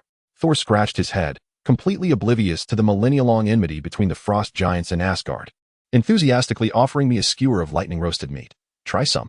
It pairs delightfully with ice." Meanwhile, I was engaged in a battle of wits with Jane's sampling device, the side effects of my skin's icy blue transformation becoming apparent as the ground I traversed froze beneath me, even turning the rainbow bridge juice into a slushy in its cup. The system alert reverberated once more, detection of punitive measures activated. The icy blue condition of the skin will persist for 72 hours, during which time the individual will be a focal point of observation for all research personnel. This punishment was more severe than Thanos' snap. I was on the verge of tears, yet my attention was suddenly captured by a newly popped delivery order. The new request boldly stated, "Jotunheim Memory Restoration Service, compensation, 100 Millennium Frost Buffet vouchers." Hela raised an eyebrow at me, her dark mist transforming into small ice spires dancing at her fingertips. "Darling, Shall we accept this order? Perhaps we could consider the genealogy of the frost giants as a dessert? Her words sent a shiver down Laufey's spine.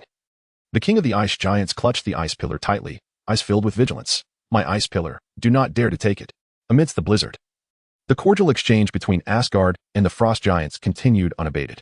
Odin's coma chamber emitted a series of tremors, wrapped in tablecloths. The king of gods could hardly comprehend why.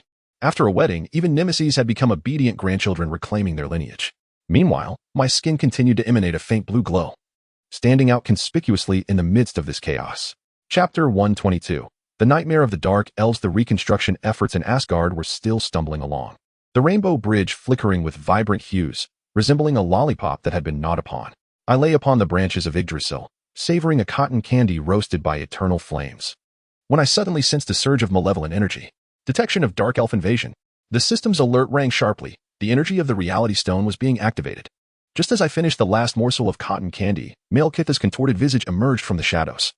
The ether particle in his hand, the energy form of the reality stone, radiated a dark crimson glow, resembling a colossal strawberry jelly. At long last, the day had arrived. Malekith's voice dripped with avarice. Asgard shall be reduced to ashes under the power of the reality stone. Just as he was about to activate the ether particle, I surged forward like a comet. That jelly looks enticing, I exclaimed, opening my mouth wide as the power of gluttony erupted within me. The energy of the ether particle swirling into my mouth like a red ribbon. Malekith's eyes widened in disbelief as the ether particle rapidly diminished, ultimately vanishing into my mouth. Strawberry flavored, albeit a tad sticky. I chewed on the residual energy, letting out a satisfied burp as red mist billowed from my lips. Jane Foster rushed over, her instrument in hand, her red hair tousled by the wind. My research, my Nobel Prize, she cried out in despair, gazing at Malekith's empty hand. This is the culmination of 5 years of effort. Malekith's face twisted in rage as he waved his arms, dark energy swirling around him. You monster. Return the reality stone to me. His assault struck me like black lightning, yet upon contact with my body, it was absorbed by the power of greed, transforming into energy candy. Detection of reality stone resolution at 60. Physical laws can be modified locally. The system's prompt chimed in timely fashion. With a snap of my fingers, the ground beneath Malekith's feet abruptly morphed into a trampoline, sending him soaring into the air like a marble. This is impossible. Malekith struggled in midair. I am the leader of the Dark Elves. His words were abruptly interrupted by Thor's furious roar as the god of thunder charged forward, wielding Stormbreaker. Dark Elves, today marks your end. Hela leaned against the trunk of the world tree, dark mist swirling around her like butterflies. My dear, the taste of this reality gem is more delectable than the souls of the underworld. She twirled her bone blade in her hand, and the black mist coiled around Malekith's ankles like tentacles. Jane Foster continued to murmur to her instruments, resolution at 60 physical loss. Suddenly, her eyes brightened as she aimed the device at me. Perhaps this is the key to unraveling the mysteries of the universe. Under the relentless assault of the others, Malekith gradually lost his capacity to resist. He gazed at me, his eyes filled with dread. What manner of monster are you?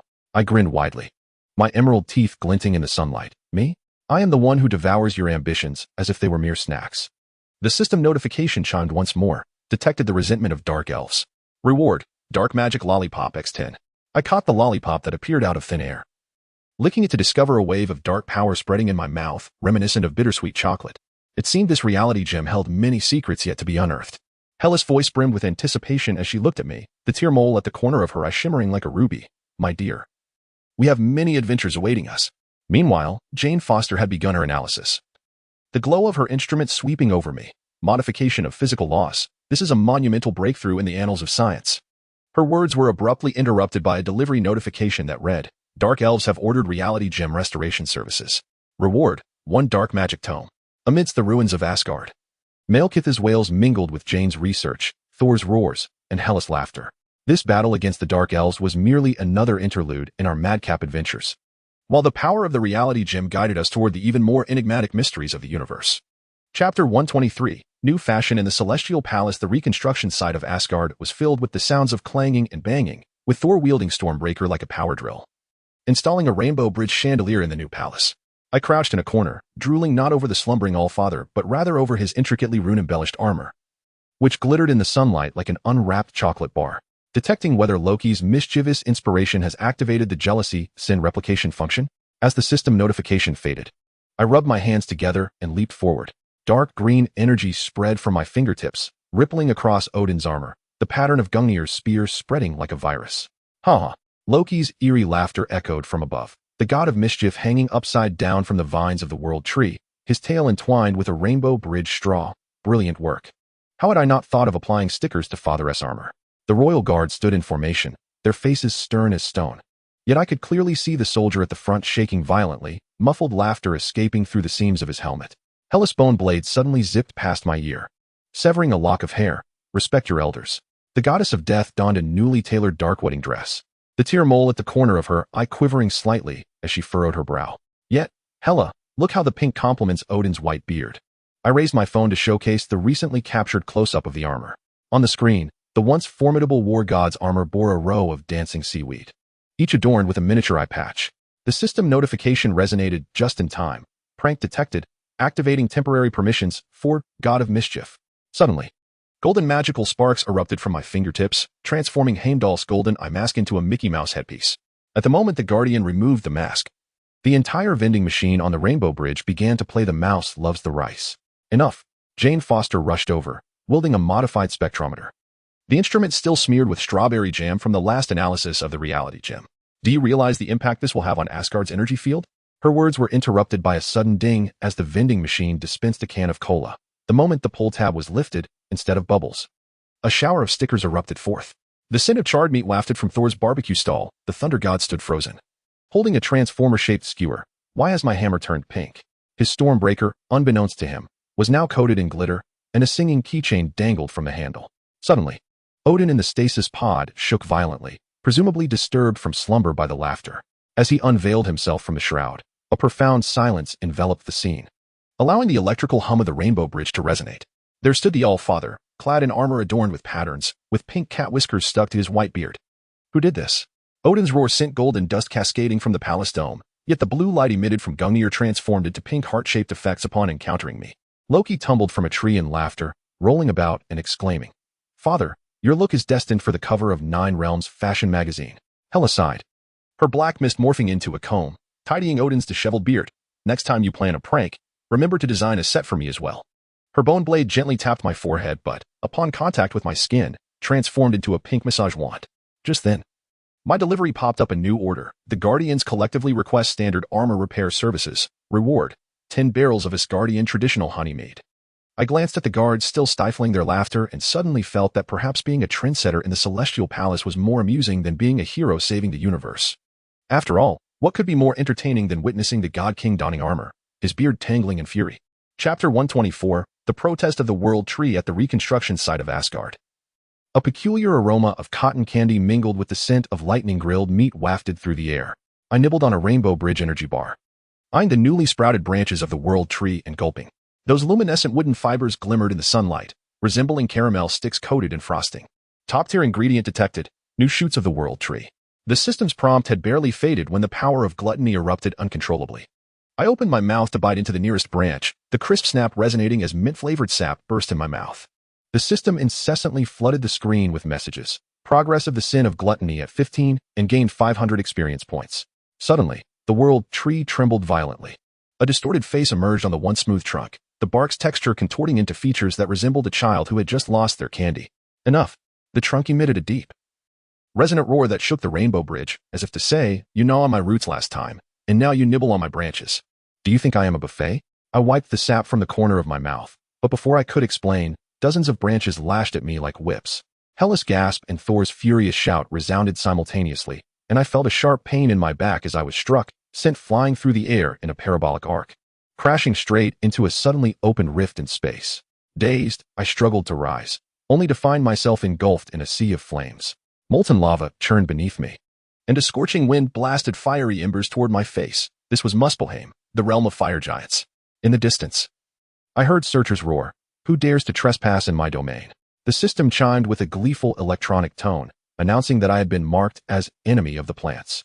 All trees would now attack me, the duration, until the World Tree calmed down. I looked at my palm, despairing, where a charred leaf pattern had appeared, still faintly radiating heat. In Asgard, Hela pointed her bone blade at the World Tree, demanding, "Bring him back this instant." The hem of the death goddess's gown billowed with her fury, while skeletal arms flailed menacingly at the trunk. Thor scratched his head, twirling Stormbreaker in his hand, suggesting, "Shall I loosen the soil with some lightning?" The branches of the world tree rustled ominously, and the face on the trunk rolled its eyes, retorting, "Let him cool off in the sea of flames. Does he think he can snack on me at will?" No sooner had it finished speaking than the ground of Muspelheim cracked open, and countless fiery vines erupted forth, ensnaring me. Help! I dodged left and right, only to be ensnared by a particularly thick fire vine around my ankle.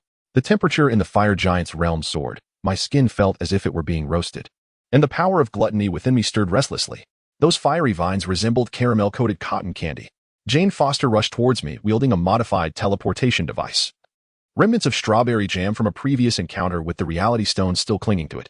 "Hold on," she shouted, pressing the button. However, a green beam suddenly shot from Asgard, and the branches of the world tree ensnared the device just as I had hoped to escape. "He owes me an apology." Suspended by the fire vines, I shouted insults towards Asgard. "I was wrong. I won't treat you as a snack again." My cries were drowned out by Surtur's maniacal laughter as the fire giant approached, wielding the Twilight Sword. "Human, do you think this is a playground?" In a moment of desperation, Hela's dark mist tore through the rift. The death goddess soared in on her bone blade, slicing through the fire vines, which corroded instantly under her black energy. She seized my collar, grimacing in disdain. "You smell burnt." Back in Asgard, I stood before the world tree, utterly defeated. The face etched upon the tree trunk remained stern, while a branch quietly extended a luminous leaf, upon which sap had inscribed, "Next time you gnaw, I'll send you straight to the ends of the universe." The system alert chimed in at the opportune moment, detected that the world tree's irritation has subsided. The duration of plant enemy has been reduced to 72 hours. As I felt the lingering warmth in my palm, I suddenly discovered a heavy piece of the world tree nestled in my pocket, wrapped in bark, containing a candy adorned with a grinning, tongue-out face. Hela's bone blade lightly tapped my forehead. "Aren't you going to thank the world tree?" I unwrapped the candy and placed it in my mouth. The sweet flavor blossoming on my tongue mingled with a hint of the leaf's characteristic bitterness. Perhaps cultivating a good rapport with this temperamental ancient tree is key to surviving in the 9 realms? After all, who knows where it might whisk me off to next? Chapter 125. The fire giant's barbecue party. Having escaped the domestic turmoil of the world tree, I gingerly touched the still aching spot on my back. Fixating on the searing plant enemy mark in my palm, troubled. Suddenly, a rift in space erupted overhead. A scorching wave infused with the scent of sulfur rushed towards me as Surtur emerged wielding the Twilight Sword, the flames enveloping the fire giant distorting the rainbow bridge. "Human!" Surtur's roar cracked the ground beneath, recalling his previous havoc in my territory. Yet he dared. His words abruptly halted as the flames surrounding him transformed into flickering wicks. Wait, he wasn't working today. This fire giant, destined to obliterate Asgard, surprisingly donned an apron emblazoned with Mickey Mouse, a barbecue party? Count me in. I stood agape as Surtur produced a grill forged from magma, only to catch a glimpse of Thor stealthily concealing the lightning barbecue stall sign. Hela leaned against the world tree, smirking, her bone blade skewering a piece of cotton candy seemingly procured from nowhere. "It seems your culinary intimidation is more effective than Ragnarok." Suddenly, the power of gluttony surged within me, and I swallowed hard, staring at Odin's treasured statue of the divine cow. Its glowing horns appeared irresistibly akin to caramel, and its glossy hide resembled honey-glazed roast meat. Just as the system's alert announced the detection of a top-tier ingredient, the Asgardian divine cow requires awakening. I lunged and embraced its leg. "Stop!" Thor's roar mingled with Heimdall's shriek. Yet, under the influence of gluttony, the statue of the divine cow came to life with a mighty thud, but instead of attacking, it affectionately nudged my face, perhaps mistaking me for a mobile barbecue grill. A new function of gluttony sin, elemental cooking, has been activated. The system's cheerful alert chimed, allowing the use of elements like fire and lightning for culinary endeavors. My eyes sparkled as I grasped Surtur's apron. "Mind if I borrow some fire?" In the next moment, the eternal flame blazed upon the grill, and the divine cow emitted a comfortable moo, flipping itself over in the flames. The air thickened with an extraordinary aroma blending caramel and meat. Even Loki abandoned his magic. Shoving a plate forward, "Save me a cow's tail." Jane Foster rushed over with her equipment, her red hair blown upright by the heat wave. "This defies all laws of thermodynamics. Why does the divine cow seem more spirited the longer it cooks?" Her words were abruptly interrupted by a sudden belch, a manifestation of my gluttonous urges, which expelled a fiery belch. With a pop, Hela's flowing black hair was instantly ignited by ethereal blue flames. The goddess of death's pupils constricted sharply, and the cold glimmer of her bone blade mirrored her contorted expression. "You!" Her furious roar was drowned out by Surtur's exclamation, as the fire giant clumsily attempted to extinguish the flames engulfing Hela with lava, ultimately reducing her wedding gown to a ragged beggar's attire. Punishment constraints activated. The system's notification chimed with a hint of malice, announcing that for the next 3 hours, each belch would trigger a fiery effect. I covered my mouth and retreated repeatedly. Yet I could not suppress another belch. This time, the sparks ignited the vending machine on the Rainbow Bridge, causing a can of soda to explode midair, dousing Loki in a cascade of multicolored syrup. The intense rumbling from Odin's chamber indicated that the king of gods, wrapped in a tablecloth, had likely been roused by the enticing aroma of meat. As he unveiled himself from the shroud, he caught sight of me flipping the divine cow with Gungnir, the grill adorned with Surtur's contribution, a lava sausage. The voice of my divine bovine king trembled with indignation, and his white beard bristled in fury. Your Majesty, this is a new energy conversion experiment, Jing insisted, brandishing the smoking device in a forced explanation, but her words were interrupted by Thor's jubilant cheers. As the thunder god brandished Stormbreaker like a pair of tongs and began seizing the grilled beef ribs, Hela's hair still smoldered, yet she suddenly burst into laughter, as black mist transformed into tiny skeletons that snatched the skewers from my grasp. Never mind, considering the delightful flavor, she mused, biting into a generous piece of meat, her bone blade twirling playfully between her fingers. Next time you singe my hair, I shall roast you upon the Rainbow Bridge. At that moment, a new order from my delivery service popped up. The Nine Realms Culinary Association orders a divine barbecue tutorial, reward, a leaf talisman immune to the world tree's attacks. Gazing at the chaotic barbecue party and Surtur raising a soda can as a chalice, I suddenly felt that perhaps involving the fire giant in the barbecue circle was a more fulfilling endeavor than preventing Ragnarok. After all, what could be more absurd than seeing the god of destruction don a Mickey Mouse apron? Chapter 126. The dwarves strike. The warmth of Asgard's barbecue party had yet to dissipate, and my belches still occasionally emitted sparks, just as Hela was pursuing me with her bone blade for a gentle massage. The system unexpectedly displayed an urgent notification. Nidavellir energy fluctuations abnormal. All dwarves cease work. Perfect timing, as I sought to procure some newly forged weapons for skewers. Wiping the divine cow grease from my lips, I pulled Hela and leaped into the luminous portal of the Rainbow Bridge. Upon landing, I beheld the sky of Nidavellir adorned with ominous protest banners. Refuse to serve top-tier clients. Return my neutron star forge. Hela's words were drowned out by the thunderous clang of hammers. Hundreds of dwarves emerged from the forges, brandishing signs, led by an elderly dwarf wielding a wrench, his beard still speckled with sparks. It's you, the one who treated the forge as a hand warmer. A vivid memory flashed back to 3 days prior, when I casually touched the searing neutron star forge, succumbing to my gluttonous impulses and cradling the forging artifact as a makeshift warmer. The model of the Storm War axe being forged was gnawed into a spiral lollipop shape. A significant disruption has led to the achievement of craftsman-esque nemesis. The moment the system's notification echoed, the dwarves' expressions of sheer astonishment remain etched in my memory. Allow me to elucidate. I raised my hands in surrender and took a step back, only to collide with the forge behind me. Upon contact, the freshly molded replica of Thor's hammer shimmered with a chocolate-like luster. Temptation seized me, and I instinctively took a lick. The metal instantly transformed into strawberry-flavored gummy candy. Ah! The dwarves cried out in despair. The elder dwarf staggered, clutching the forge, tears dripping onto the anvil. This was a birthday gift for His Highness Thor. Hela stifled a laugh, twirling her bone blade in her palm. Shall I assist you in avenging this misfortune? But as the black mist began to emerge, the dwarves unanimously shook their heads in disapproval. No, he possesses a destructive power surpassing that of the goddess of death. An eerie silence enveloped the scene, broken only by the forge's plaintive bubbling.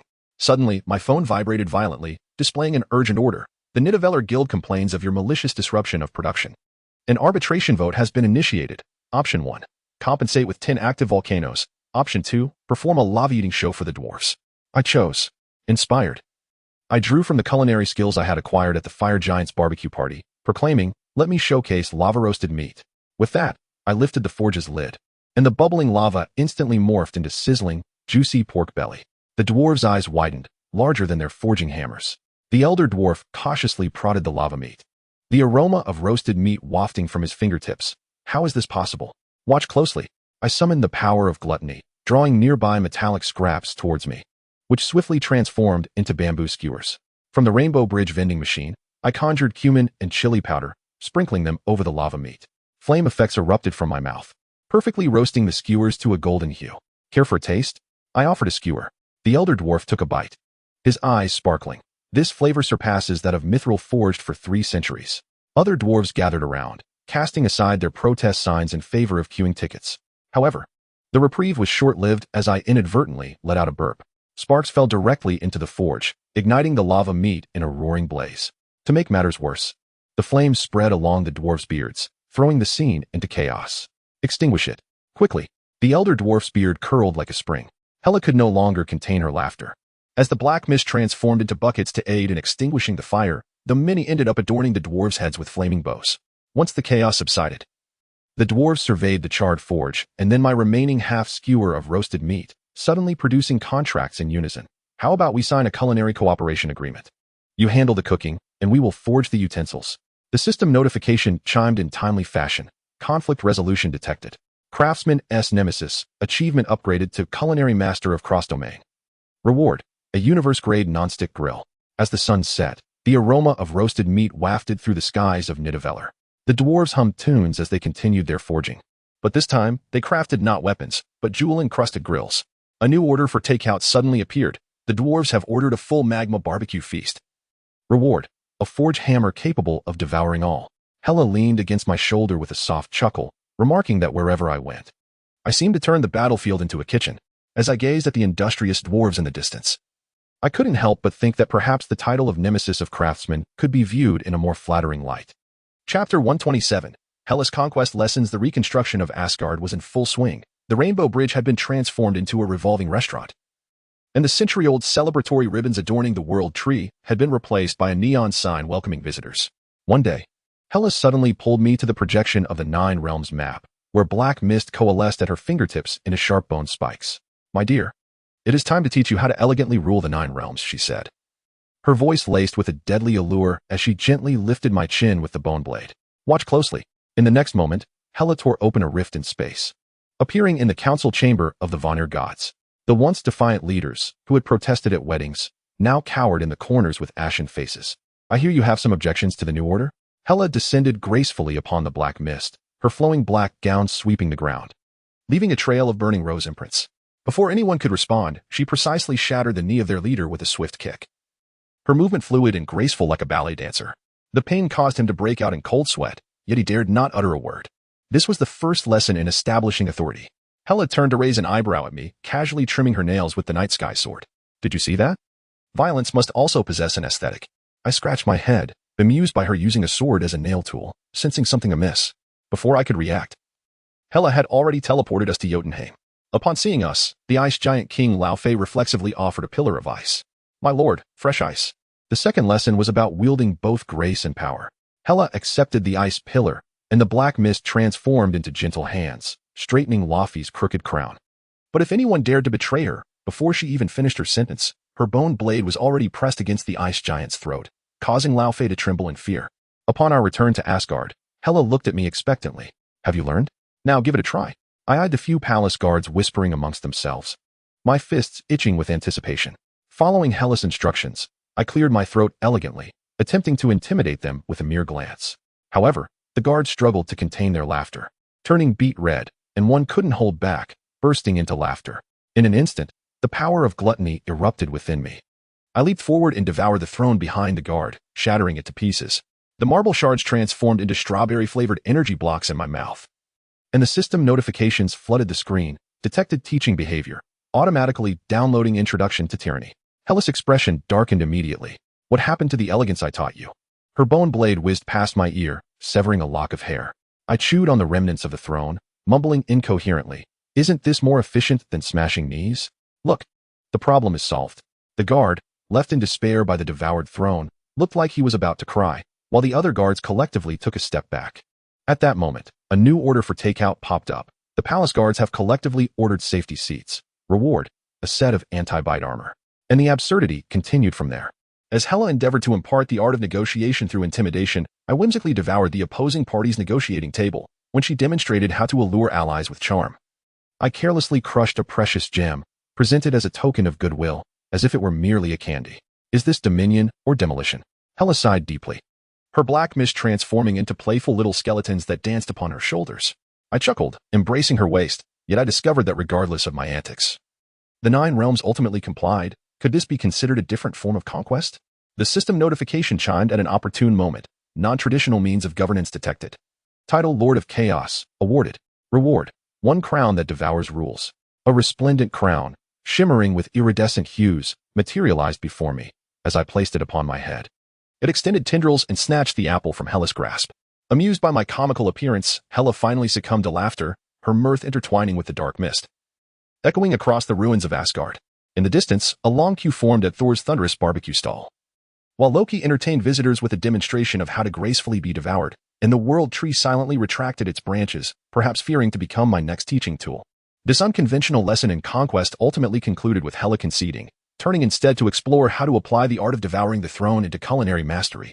After all, in the lexicon of our chaotic duo, elegant governance, such a concept does not exist. The new order of the Nine Realms thrives on feasting and revelry. Chapter 128, The Awakening of Odin Fluffy. Cotton candy clouds floated across the sky of Asgard as the Rainbow Bridge's revolving restaurant played a rendition of the most dazzling folk style. As I savored skewers of divine beef threaded on Gungnir, a sudden tremor resonated from the depths of the ruins. Detection of Divine King energy fluctuations. The system's alert thundered, announcing Odin's imminent awakening. Hela's bone blade clattered to the ground, her freshly adorned dark-themed nails still glimmering. Loki, who had been performing magic tricks for visitors, vanished in an instant, while the smoky barbecue grill held by Thor billowed clouds of steam, and the branches of the world tree visibly recoiled into the trunk. The shadows of previous nibbles evidently lingering. The comatose capsule, draped in a tablecloth, erupted in a cacophony, revealing Odin with disheveled white hair and an eye flashing with wrathful crimson. The Divine King propped himself up with Gungnir, his voice resonating with millennia of authority. I dreamt that Asgard had transformed into a buffet. His words faltered as his gaze swept over a floating Mickey Mouse balloon and Hela, clad in a wedding gown, dancing exuberantly. In the distance, Jane Foster was chasing after a runaway dining table with instruments in hand, while Tony Stark's armor was ensnared in the automatic vending machine on the Rainbow Bridge. And Thanos' holographic projection sulked in a corner, brandishing a sign demanding refunds. Most absurdly, Thor, the god of thunder, was bellowing through a megaphone. Second serving of barbecue half price. Get a 20% discount when paying with Rainbow Bridge juice. Odin's white beard trembled violently as he looked down at his armor adorned with an array of imprints. His Adam's apple bobbed. Upon noticing the world tree adorned with a neon welcome sign and posters proclaiming a promotion for a signed photo of a fire giant, with every thousand spent, his single eye rolled, and he toppled backward. Father. In the moment Hela charged forward, Odin had already wrapped the shroud around his head. His voice muffled beneath the fabric. I was not awake. Detection of the God King's mental collapse triggers punitive constraints. The system's cheerful electronic chime followed, announcing that the host would be forcibly loaded into elder care mode for 24 hours. Suddenly, I felt my entire body stiffen, uncontrollably assuming a formal bowing posture. My speech becoming overly formal. Your Majesty, may I inquire your thoughts on the new visage of Asgard? Odin's shroud shifted slightly, revealing one eye. Restore my palace, my world tree, and all these chaotic remnants. His voice grew weaker. Return everything to its original state. Hela knelt down, twirling her bone blade in her palm. Father, are you certain you wish to see it restored? The last time you awakened, Loki braided your beard into a twist. She snapped her fingers, and dark mist transformed into a projection, recreating the scene of Odin being wrapped in colorful ribbons by Loki. The God King fell silent for 3 seconds, then tightened the shroud around his head again. Continue the restoration, but do not let me see Mickey Mouse again. But father, I found myself uncontrollably leaning closer. Even tucking the covers around Odin, the Mickey Mouse co-branded grill has been selling remarkably well. Thor's barbecue stall relies on it. Odin's single eye erupted with a golden light, and I was instantly flung away, crashing into the neon sign of the world tree. Detection of elder care mode activated. Host under attack will automatically initiate a comforting massage. My palm emitted a gentle glow uncontrollably, and as soon as I hit the ground, I rushed to Odin's side, kneading his shoulders and legs.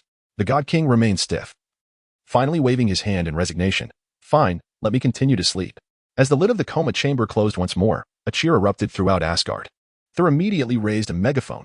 Celebrate the God King's continued slumber. Buy one, get one free on all barbecued meats. Loki, seemingly out of nowhere, produced fireworks, lighting up the sky with the words welcome back to sleep. Hela linked her arm with mine. Dark mist transforming into little skeletons dancing tap on Odin's coma chamber. It seems we must consider wake-up services as a forbidden project across the 9 realms from now on.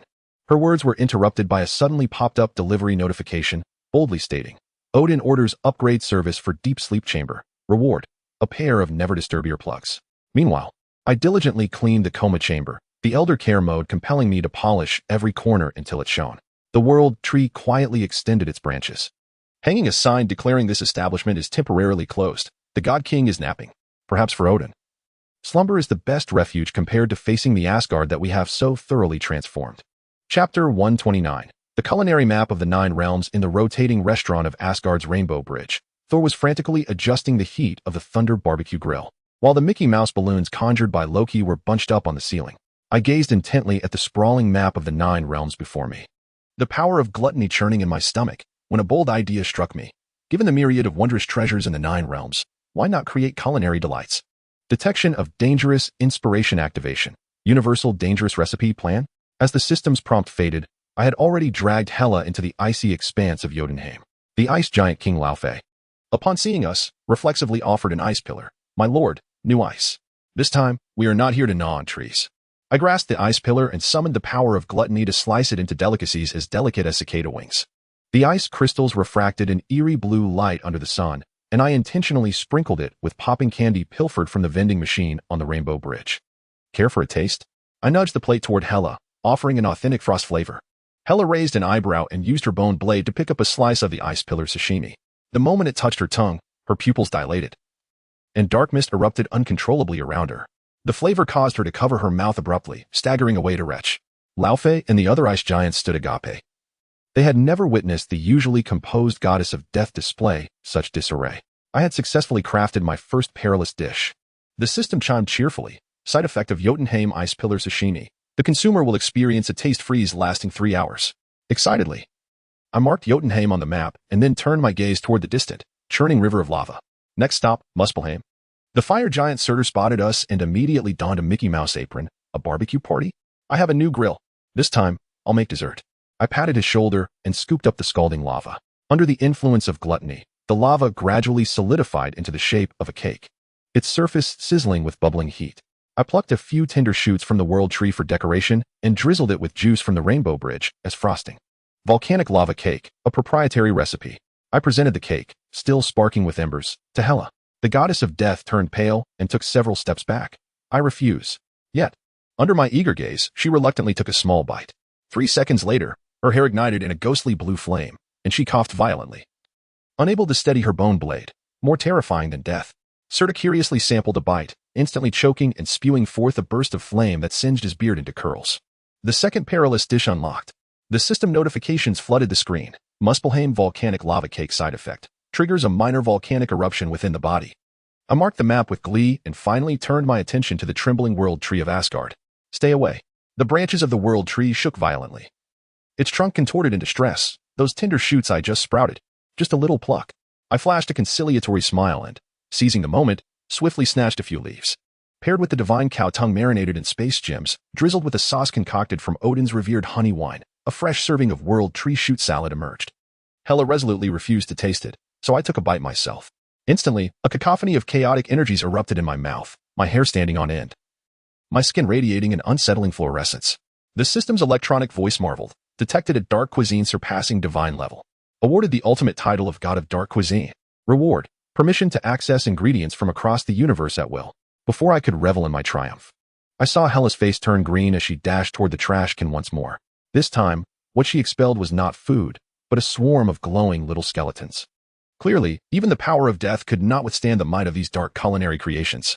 News of this swiftly spread across the 9 realms. The Rainbow Bridge restaurant in Asgard has unveiled a daring tasting menu, while sales of ice pillars in Jotunheim have plummeted. Muspelheim has begun to restrict the flow of lava, and the world tree has fitted all its tender sprouts with protective shields. Most astonishingly, Odin, from within his coma chamber, sent an urgent message. No dark cuisine shall be prepared within a 10-mile radius. Consequently, my takeaway orders have surged. Warriors from the 9 realms are lining up to challenge these perilous dishes. Observing Hela's exasperated expression, I chuckled. Do not be vexed. Once I devise a dish that can rouse Odin voluntarily, we shall have succeeded. Hela's bone blade struck my forehead with precision. Should you dare to use those concoctions to harm my father, I shall transform you into dark cuisine.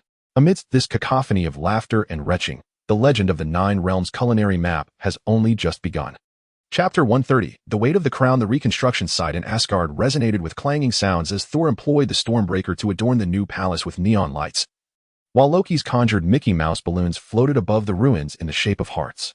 I squatted beneath the world tree, indulging in cotton candy roasted in a neutron star forge, when Hela abruptly yanked me up. Dear one, it is time to attend to serious matters. The black mist of the goddess of death swirled behind her, as she held a crown encrusted with the gems of the 9 realms, runes flowing across its surface. Wear this, and you shall become the king of the 9 realms.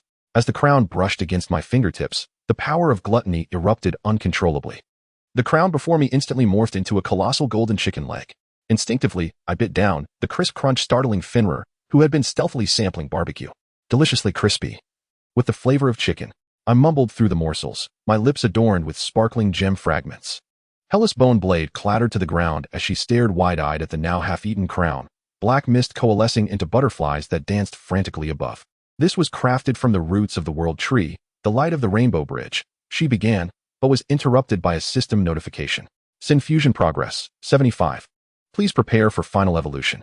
The mechanical voice reverberated through the void, my skin shimmering with iridescent hues as the gluttonous power within me clashed violently with other sins. The world tree began to tremble violently, neon signs on its branches exploding, while Thor's electric barbecue billowed smoke. Loki, who had been performing magic for visitors, was caught in the upheaval and instantly transformed into a purple flamingo. Energy overload detected. Jane Foster rushed over, holding a smoking device. Her red hair, standing on end from the energy storm. Your body is reconstructing the laws of physics. Her words were cut short by another hearty belch from me, this time releasing a string of glowing runes. The coma chamber of Odin shook violently. The god king, wrapped in tablecloths, was likely roused by the energy fluctuations. As he lifted the cover, he caught sight of me shoving the remaining half of the crown into my mouth, the gems glimmering between my dark green teeth. What is the meaning of this? The god king's white beard trembled with fury, his single eye radiating an incandescent light of anger. Father, remain calm. Hela quickly intervened, blocking Odin's throne Gungnir with a cushion of black mist that caught the falling weapon. He is undergoing the sin fusion. She turned to glare at me. Next time, can you refrain from devouring the crown at first sight? I wiped the crumbs from the corners of my mouth, suddenly feeling something within me yearning to burst forth. The sin of jealousy allowed me to replicate Loki's teleportation. The sin of greed siphoned all the ingredients from Thor's barbecue, while the sin of pride elevated me atop the ruins, where I boldly proclaimed to the map of the 9 realms, from this day forth, all culinary delights of the 9 realms belong to me. Before I could finish my declaration, the power of gluttony surged once more. The ground beneath my feet transformed into chocolate, and I found myself sinking into it. The branches of Yggdrasil swiftly pulled me out, and the face etched in its bark trembled with fury. If you eat again, I'll cast you to the farthest reaches of the cosmos. At that moment, my delivery notifications erupted with new orders. The ice giants of Jotunheim requested a custom crown resistant to gnawing, while the fire giants of Muspelheim sought to develop an edible throne. Most absurdly, a holographic projection of Thanos sent a message, looking to purchase bite-resistant material capable of withstanding the Infinity Gauntlet. Prices are negotiable. Hela sighed in exasperation, using her bone blade to lift my chin. It seems before your final evolution, we must encase all precious items in protective sheaths. Her dark mist morphed into chains, binding me to the trunk of Yggdrasil. Stay put, and refrain from eating the crown. I gazed at the glowing chains on my wrist, suddenly noticing they resembled the bamboo skewers of candied fruit. The power of gluttony stirred within me once more, while the system notification continued to refresh. Fusion progress, 76 warning. Host detected an appetite for the binding device. Amidst the chaos and clamor of Asgard, the new order of the 9 realms continued to collapse and reconstruct. And I, the would-be sovereign of the 9 realms who regarded crowns as mere snacks, would likely never grasp the true weight of a crown unless it transformed into something edible. Chapter 131. The Last Supper of the Golden Palace. The reconstruction progress of Asgard was stuck at 99, immobile, primarily because I had devoured all the stored provisions. When I drained the last can of juice dispensed from the Bifrost vending machine, the system's alert blared with a garbled shriek. Food crisis detected. Food crisis detected. I patted my round belly, yet my stomach still felt hollow. The power of gluttony rampaged within me, my gaze sweeping over the corner of the palace where feed bags lay. Those were the specialized fodder for Odin's 8-legged steed, Sleipnir, now exuding an enticing aroma of honey mingled with starlight. Stop! Thor's roar came too late. I had already poured the entire bag of feed into my mouth, the hay transforming into a stream of energy imbued with the sweetness of the galaxy as I chewed. The god of thunder stood frozen, holding the empty bag, tears cascading into the hole of the feed bag. My Sleipnir. It has tea eaten in 3 days. Detected sin of gluttony has surpassed the threshold. Awarded the title of ecosystem extinctionist.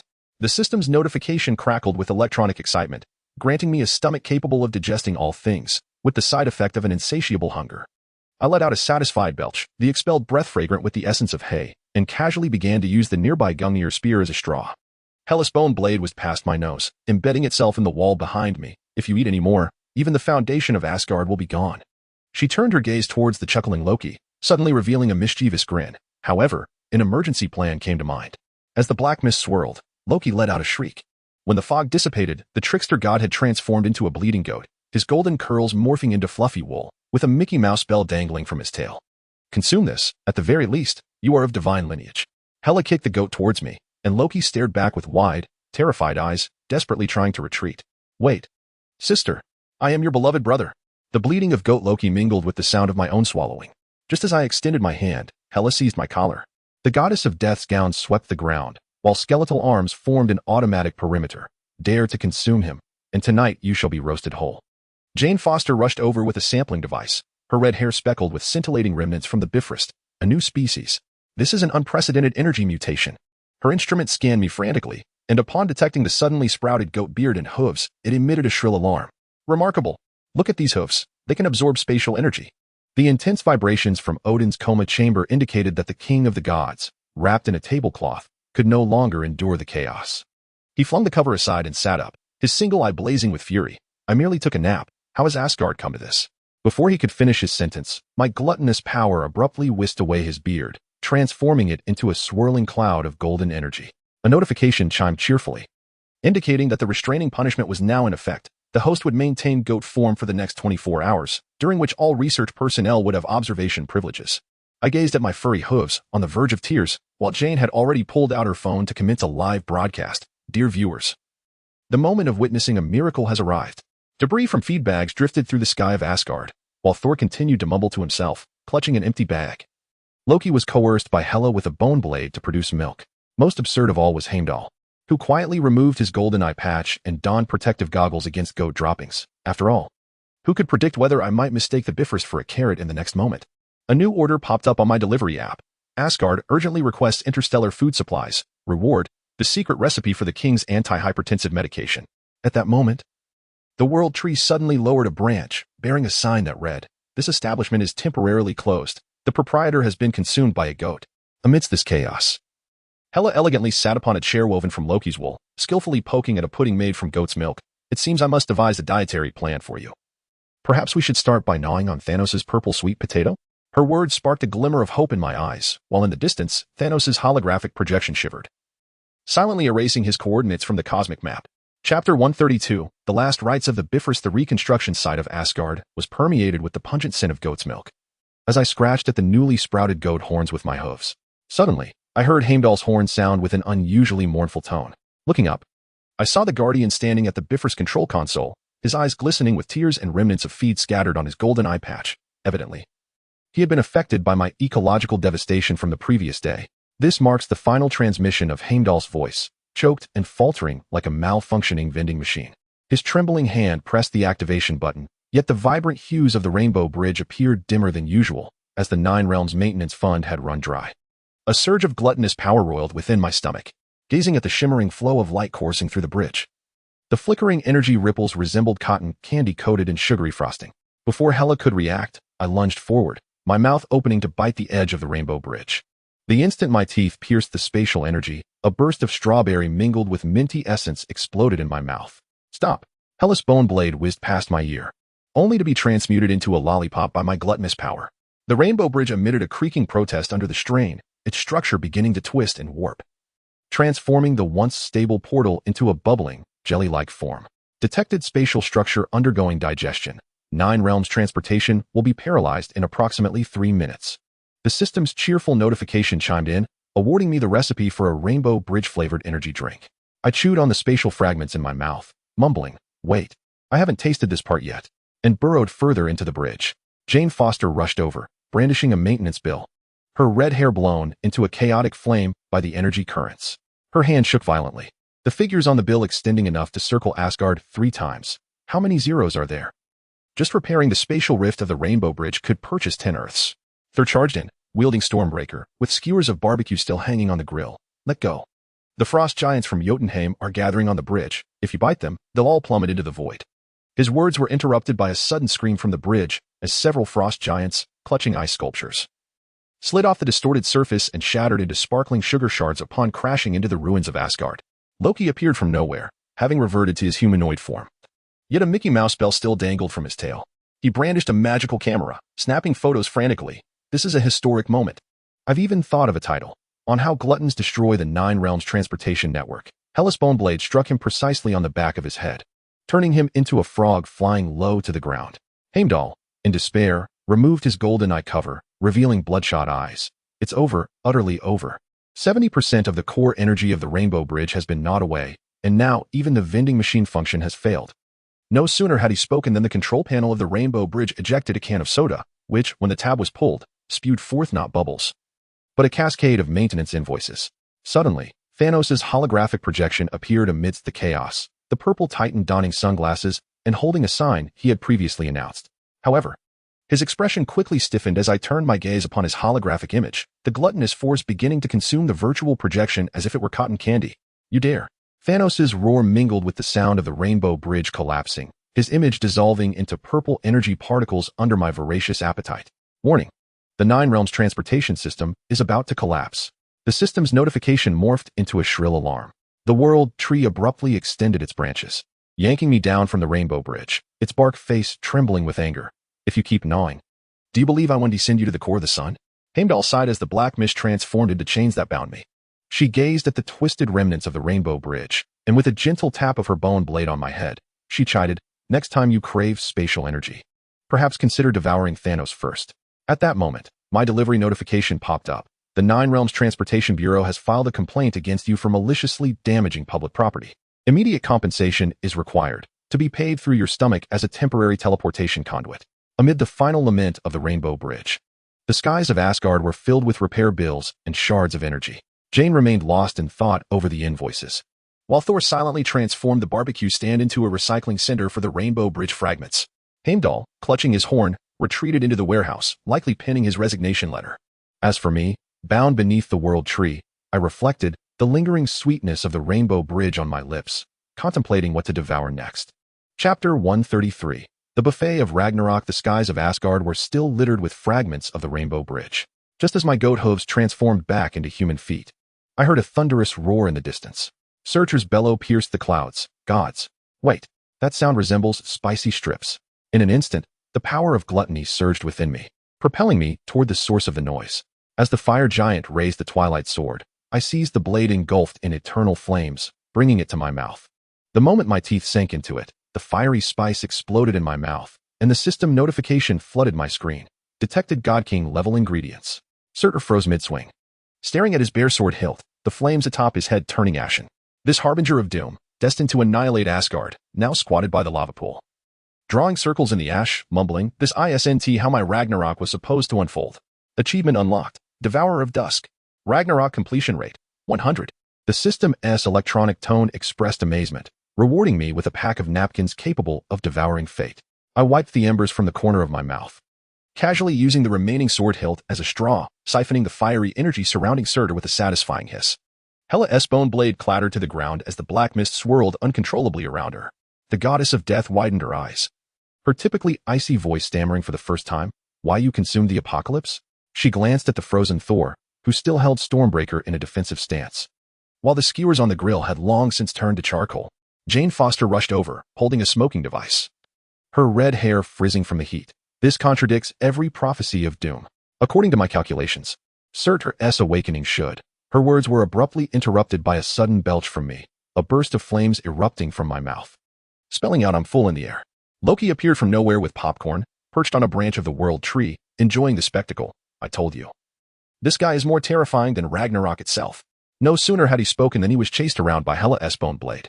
Meanwhile, Odin's comatose chamber shook violently once more. The God King, wrapped in a tablecloth, likely bewildered as to how even the apocalypse could be resolved with a snack.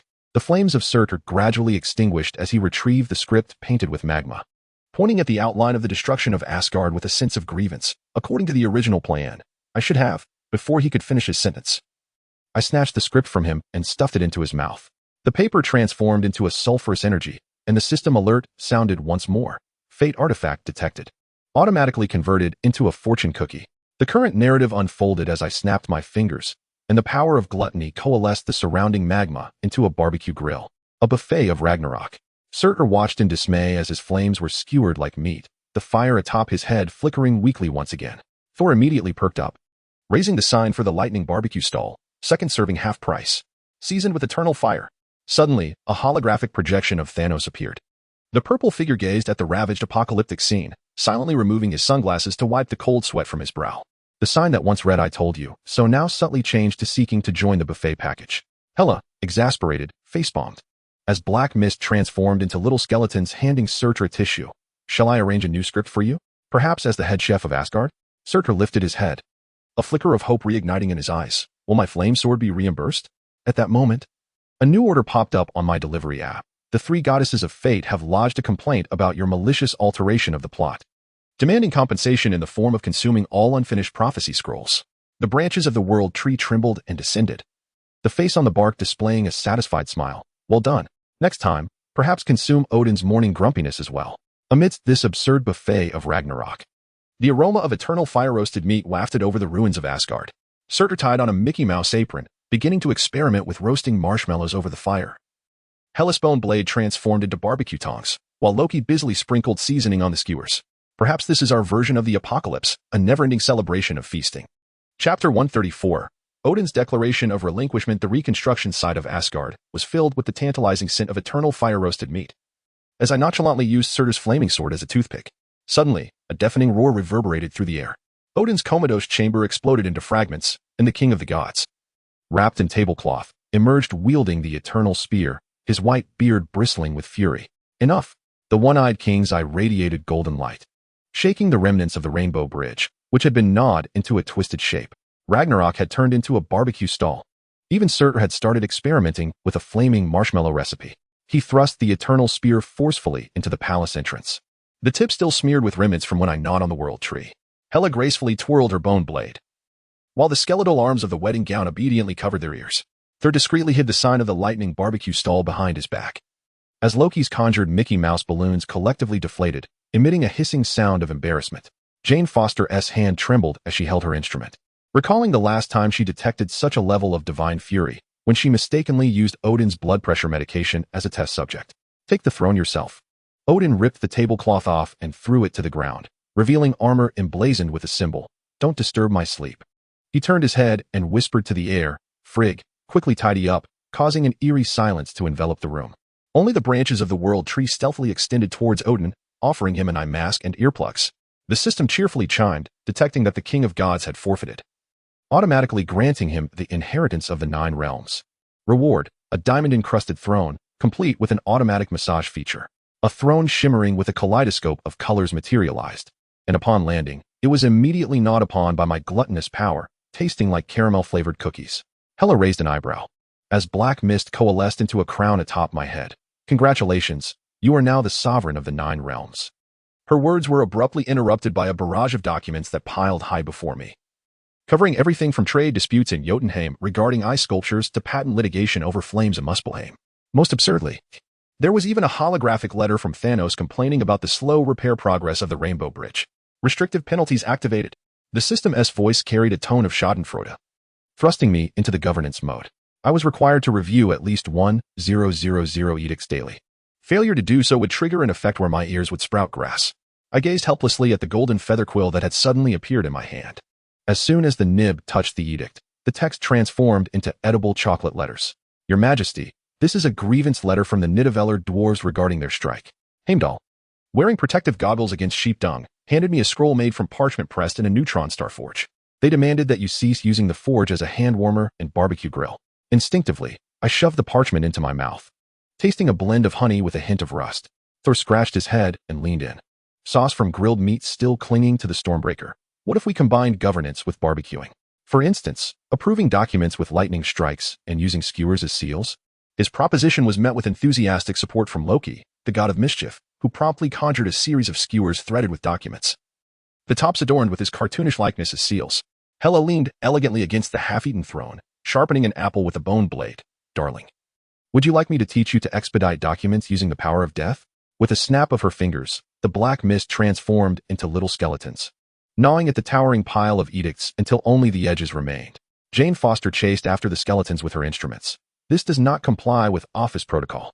These documents need archiving." Meanwhile, Odin had retreated into the newly constructed coma pod, swathed in an extra-thick soundproof blanket. The world tree kindly hung a do not disturb sign outside the pod, equipped with an automatic defense system that would wrap anyone approaching into a cocoon of branches. My delivery notifications erupted with new orders. Collective order for a guide to slacking off by the 9 realms civil servants. Reward, protection against desk gnawing. And Odin orders a universe-class soundproof pod. Requirements, must muffle hellish laughter and the protagonist's burps. As I surveyed the flood of messages and glanced at the gods still embroiled in heated debates over barbecue seals, I suddenly realized that perhaps this was the new order of the 9 realms, a wondrous world where even a throne could be disregarded. Chapter 135. Asgard's Demolition Office. Just as the reconstruction project of Asgard hung a banner proclaiming its imminent completion, I squatted beneath the world tree, savoring a lollipop crafted from the remnants of the Rainbow Bridge, when an uncontrollable surge of wrath began to boil within me. The resplendent golden palace before me dazzled the eye, its exquisite reliefs resembling underbaked cookies. Upon detecting a surge of anger, the system advised an immediate outlet for my frustration. As the notification faded, my fist descended upon the ground. In that instant, the explosion of golden light caused the palace's foundation to groan under the strain, tilting like a drunken giant. Thor's lightning grill slid down the slope for 100 meters, while Loki, performing magic tricks for visitors, was sent spiraling through the air.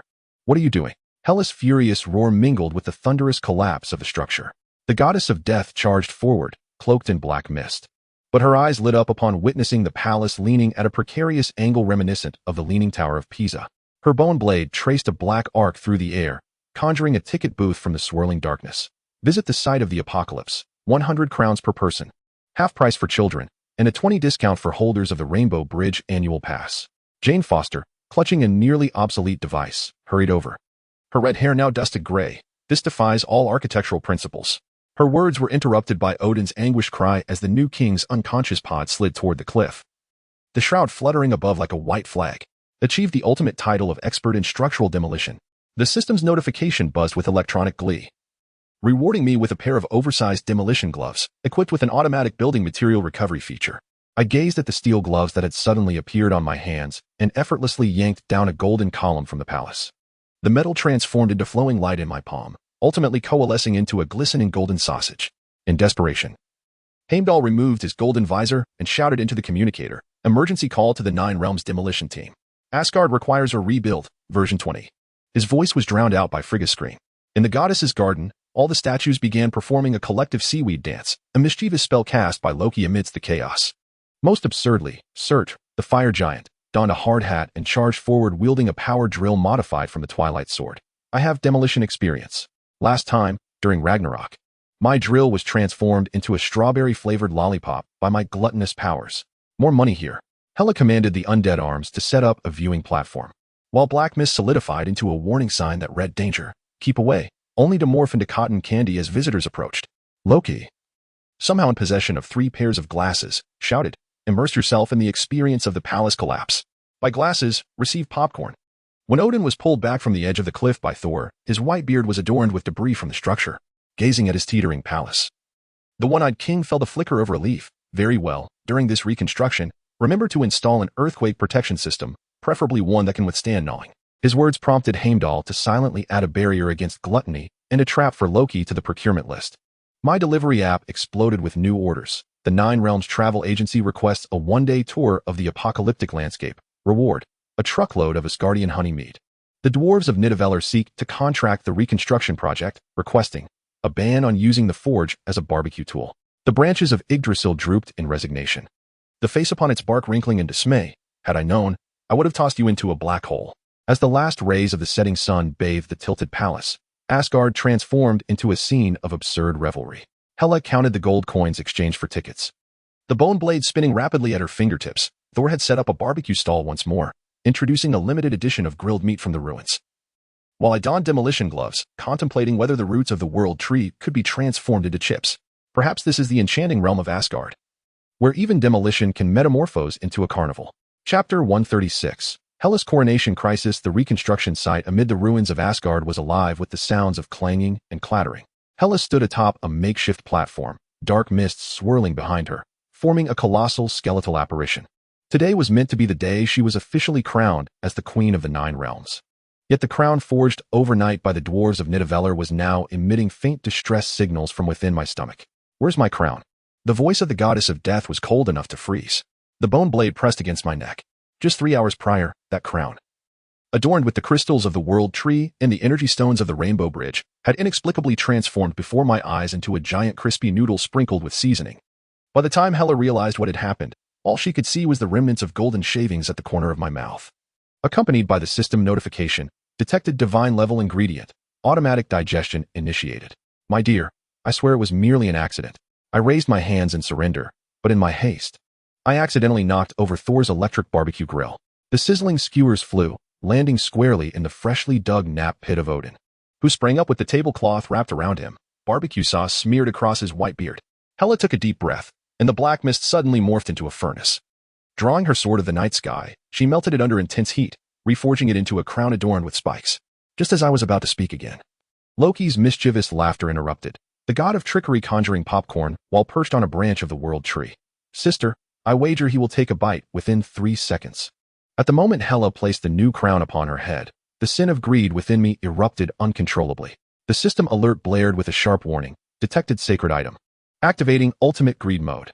My body lunged forward against my will, sinking my teeth into the tip of the crown. The collision of metal and teeth erupted in my mouth, releasing an energy laced with the taste of rust, mingled with Hela's signature underworld sandalwood scent. Let go. Hela's roar resonated through all of Asgard. Yet as the bone blade met my skin, it transformed into a chocolate bar under the force of gluttony. Gasps erupted from the onlooking gods. Jane Foster trembled as she held her device. Heimdall silently removed his golden eye mask to wipe away the cold sweat, while Thor had already begun to grill commemorative skewers of meat on the barbecue. Suddenly, a holographic projection of Thanos appeared, the purple potato spirit shaking its head at the sign I had long before proclaimed. Before his projection could stabilize, it was drawn towards me by my sin of greed, transforming into cotton candy, dissolving into a cloud of purple light in the air. Protest. Thanos' furious voice echoed from the void. This is not a coronation ceremony. It is a culinary hunt. Detected energy conflict, awarded title, Devourer of Divine Artifacts. The system notification chimed cheerfully, offering an upgrade patch for the stomach capable of consuming loss. I chewed on the crown's tip and mumbled, Hela, this flavor is quite exquisite. Should we consider developing it into a snack? My words were cut short as Hela's black mist enveloped me like a zongzi. Enough. The voice of the goddess of death trembled with an undertone of weeping. It was my first encounter with her in such a wretched state. Her new crown hung askew upon her head, resembling a whimsical hairpiece more than a regal adornment. Suddenly, Hela broke into laughter, her bony blade lifting my chin. It seems I have no choice but to melt you down as well, transforming you into a ring that shall never be devoured. At that moment, my delivery notifications erupted with new orders. The 9 Realms Jewelry Association orders an anti-gluttony crown. Reward. Rare metal vein 3 and Odin places an urgent order for an anti-munching coma pod. Requirements. With automatic feeding functionality.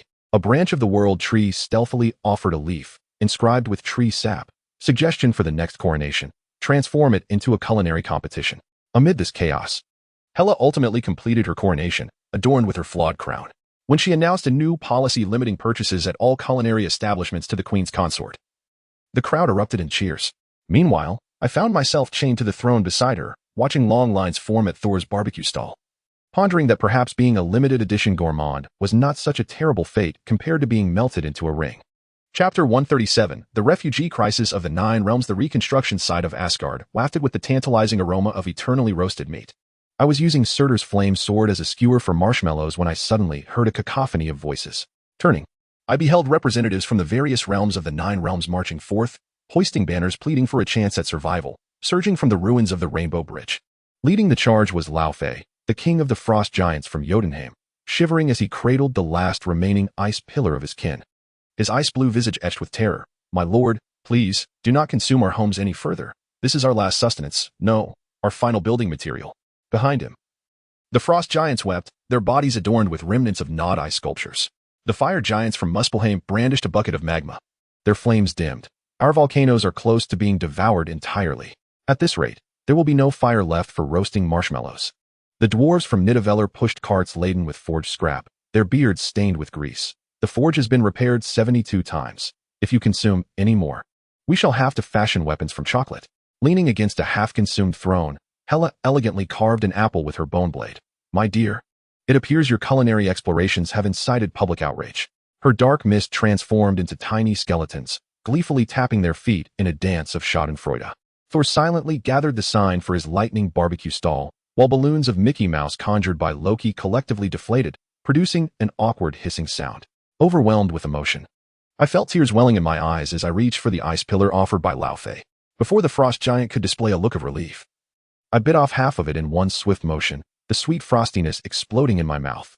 A cheerful system notification chimed. Detected a top-tier ingredient, the Millennium Ice Pillar of Jotunheim. You are also wonderful, I mumbled, casually tearing off a piece of the banner, pleading for survival, and stuffing it into my mouth. The fabric, under the influence of gluttony, transformed into an energy imbued with the scent of ink, and the instant I swallowed, the system notification took on a serious tone. Detected excessive plunder, triggering constraint penalty. You have entered a state of moral awakening, lasting 5 minutes.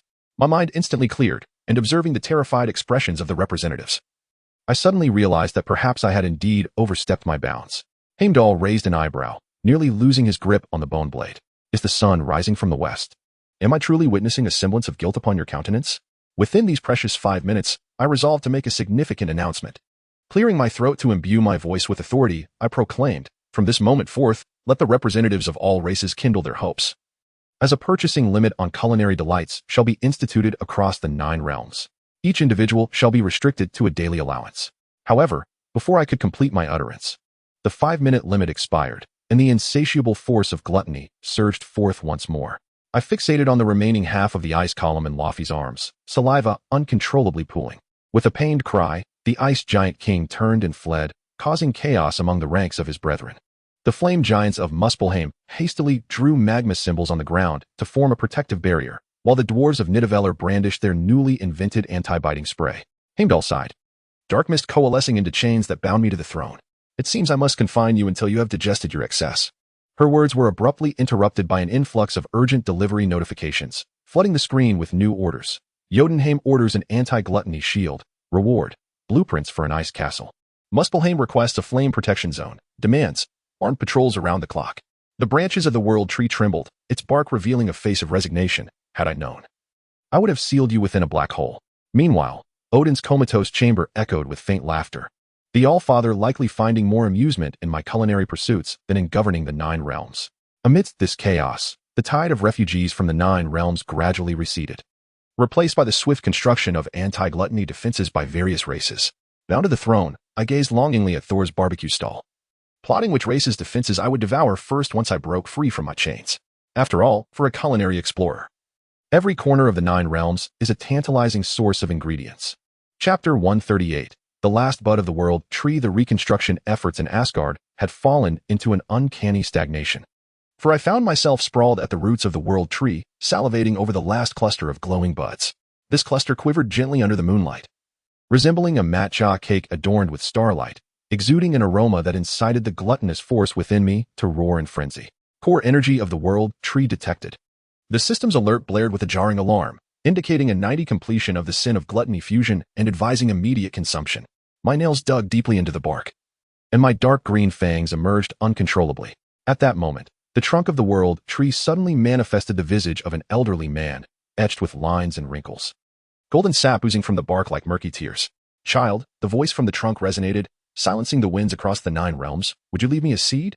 The weary plea in that face, accompanied by branches weakly draping over my shoulder, struck me. You have consumed 99 of my branches, if this continues. I stood frozen, the gluttonous force within me clashing violently with a sudden wave of hesitation. For the first time, I found myself uncertain in the face of culinary temptation. Unbeknownst to me, Heimdall's dark mist had enveloped me, the goddess of death hovering above on her bone blade. The tear-shaped mark at the corner of her eye glowing crimson in the darkness. Indecision is uncharacteristic of you. Her night sky sword cleaved through the air, a glimmer of cold light flashing as the last tender sprout was severed. Instinctively, I opened my mouth and swallowed the still warm sprout. In that instant, the world tree emitted a deafening wail, its crown of starlight cascading down, and the radiant bridge dimmed abruptly. The system notification flickered madly. Fusion of the 7 sins at 90, emotional module beginning to detach. We turned to gaze at Hela, only to find our voices rendered cold and mechanical. The expression of the goddess of death froze momentarily, her bone blade trembling slightly in her palm. Suddenly, she burst into laughter, black mist swirling into little skeletons that danced around. At last, you resemble a proper lord of chaos. Gene Foster rushed over with his device. His red hair standing on end from the energy storm. Life signs of the world tree detected at 0. But your energy fluctuations, her words were interrupted by Odin's furious roar. The God King, wrapped in a tablecloth, burst forth from the newly repaired coma chamber. His one eye ablaze with unprecedented wrath. You have consumed the very foundation that sustains the 9 realms. My gaze swept over the God King, and I suddenly perceived the creases in his white beard resembling edible frosting. The power of gluttony surged once more, yet was suppressed by an unfamiliar force. The emotional module gradually detaching struggled against it. Loki, seemingly from nowhere, produced popcorn, hiding behind Thor and murmuring, "It's over. This fellow is about to become utterly unrecognizable." The remnants of the world tree began to collapse. The elder face on the trunk cast one last glance at me before transforming into golden dust that dissipated into the air. The sky of the 9 realms fractured with countless fissures. The glaciers of Jotunheim commenced melting, and the volcanoes of Muspelheim erupted in succession. Heimdall, in despair, sounded the horn. The passage to the 9 realms is collapsing. A notification registered reality reconstruction initiating chaos sovereign mode. The system's alert echoed with electronic madness. Reward: a dining knife capable of rewriting the rules of the world. I gazed at the silver knife that had suddenly appeared in my hand. Its blade sliced through the void, transforming the fissures into rivers flowing with chocolate sauce. Hela's bone blade pressed against my chest. "Wake up!" Her voice quivered in a way I had never heard before, as the black mist attempted to envelop me but was devoured by my gluttonous power. At that moment, a burning pain surged through my stomach. The forcibly detached emotional module resisted, memories flooding back like a tide. Hela's first attempt at toasting marshmallows for me. Thor's silly grin while holding the barbecue grill. Loki's cunning gaze during his magic tricks. Perhaps, if I gripped the dining knife tightly, its tip brushing against a strand of Hela's hair, we could replant a new world tree. With my powers of the 7 sins as fertilizer and the chaos of the 9 realms as sunlight. A strange yet familiar curve graced my lips, for after all, there is nothing that cannot be consumed or regrown. Thanos' holographic projection appeared at an opportune moment, the purple creature brandishing a sign that had long warned you all. Yet upon meeting my gaze, silently swapped it for, "Need a cosmic planner? Discount available." The 9 realms trembled on the brink of collapse and rebirth. And as I clutched the rule-altering dining knife, I suddenly realized that perhaps this was the true essence of a lord of chaos, able to devour everything, yet also grant everything a new beginning. Chapter 139. The tears of the goddess of death amidst the ruins of Asgard, shrouded in the remnants of the 7 deadly sins power. I grasped a knife capable of rewriting fate, contemplating a transformation of the collapsed palace into a rotating sushi bar. Suddenly, Hela stood frozen, dark mist swirling violently around her, reminiscent of a tempestuous sea before the storm. Following her gaze, I discovered a rusted bone doll half buried in the rubble. This petite skeleton figure, with its once embedded ruby eyes long gone, stubbornly retained the posture of a sword-wielding warrior, clearly a toy crafted from the materials of the underworld during Hela's childhood. The bone blade of the goddess of death clattered to the ground. She knelt amidst the debris. Fingers coalesced from the black mist trembling as they caressed the doll's shattered form. I had never witnessed such a Hela, the eternally graceful and aloof queen of the underworld. Her tear mole glowed crimson as blood beneath the moonlight, as if it would spill forth. In her youth, her voice was as delicate as the whisper of the wind. And I believed that with enough strength, I could safeguard everything I cherished. The black mist enveloped the doll, yet upon reaching the cracks, it dissipated into specks of starlight. Ultimately, I lost everything, even this broken toy. Her shoulders began to tremble subtly, a slight movement that shattered the emotional barriers I had been painstakingly peeling away. The power of gluttony abruptly quieted, replaced by an unfamiliar warmth, as though something deep within was breaking through the surface. A system notification chimed unexpectedly, detected the tears of the divine sin of lust converting to love. In that instant when Hela's tears fell, I instinctively reached out to catch them. The droplet, aglow with a faint blue luminescence, transformed in my palm into a butterfly, its wings adorned with patterns that reconstructed all our moments from acquaintance to the present. Her initial impatience when teaching me to wield the bone blade, her foot-stomping frustration at our wedding, and her fragile silhouette just moments ago. "Don't look." Hela abruptly turned, the black mist attempting to conceal her reddening eyes. Yet, I seized her, placing the butterfly born of tears in her palm, so even the goddess of death could weep. "Be quiet." Her voice trembled with emotion, yet the bone blade gently encircled my wrist. "Did you not sever your emotions?" Before she could finish, I had already enveloped her in my embrace. The forces of death and the 7 deadly sins resonated wildly upon contact, the system notifications flooding the screen. Sin fusion progress 92. Detected forbidden emotions initiating special evolution program. From afar, Thor's astonished voice echoed as he dropped the barbecue grill he had been holding. Hela is actually crying. Loki conjured a telescope, his eyes wide with disbelief. Quick, write this down. It could be leverage for a millennium. Jane Foster rushed over with her instruments, her red hair tousled by the energy waves. The energy readings of this tear are nothing short of a new cosmic constant. Heimdall silently removed his golden eye mask to wipe it, and even Thanos' holographic projection fell disturbingly silent. The placard held by the purple-skinned being mysteriously swapped for love comes like a tornado. Meanwhile, the remnants of the world tree suddenly emitted a faint glow. A tender sprout emerging from the charred trunk, the very seed of the world tree severed by Hela. You have caught my tears. Hela lifted her head, the tear mole at the corner of her eye gleaming astonishingly. According to the rules of the underworld, I silenced her words with a kiss. The surrounding energy erupted into a display of fireworks, with black mist intertwining with vibrant hues to form a bridge of rainbows. Yet this time, what flowed upon the bridge was not energy, but a love as thick and sweet as honey. The system's cheerful chime echoed, acquired the title, Ruler of Chaotic Love. Reward, a kiss that can mend all. I bit the corner of Hela's lips, tasting a hint of salty sweetness. It seemed I ought to provoke her tears more often. Do you wish for death? Hela's bone blade pressed against my waist, yet gently brushed my cheek. Her black mist transformed into countless tiny skulls, each cradling a miniature rose, spelling out words in the air above the ruins. Odin's cocoon of unconsciousness trembled violently. The God King could hardly comprehend how the scene of an impending apocalypse had suddenly morphed into a romantic theater. A new order from my delivery service popped up.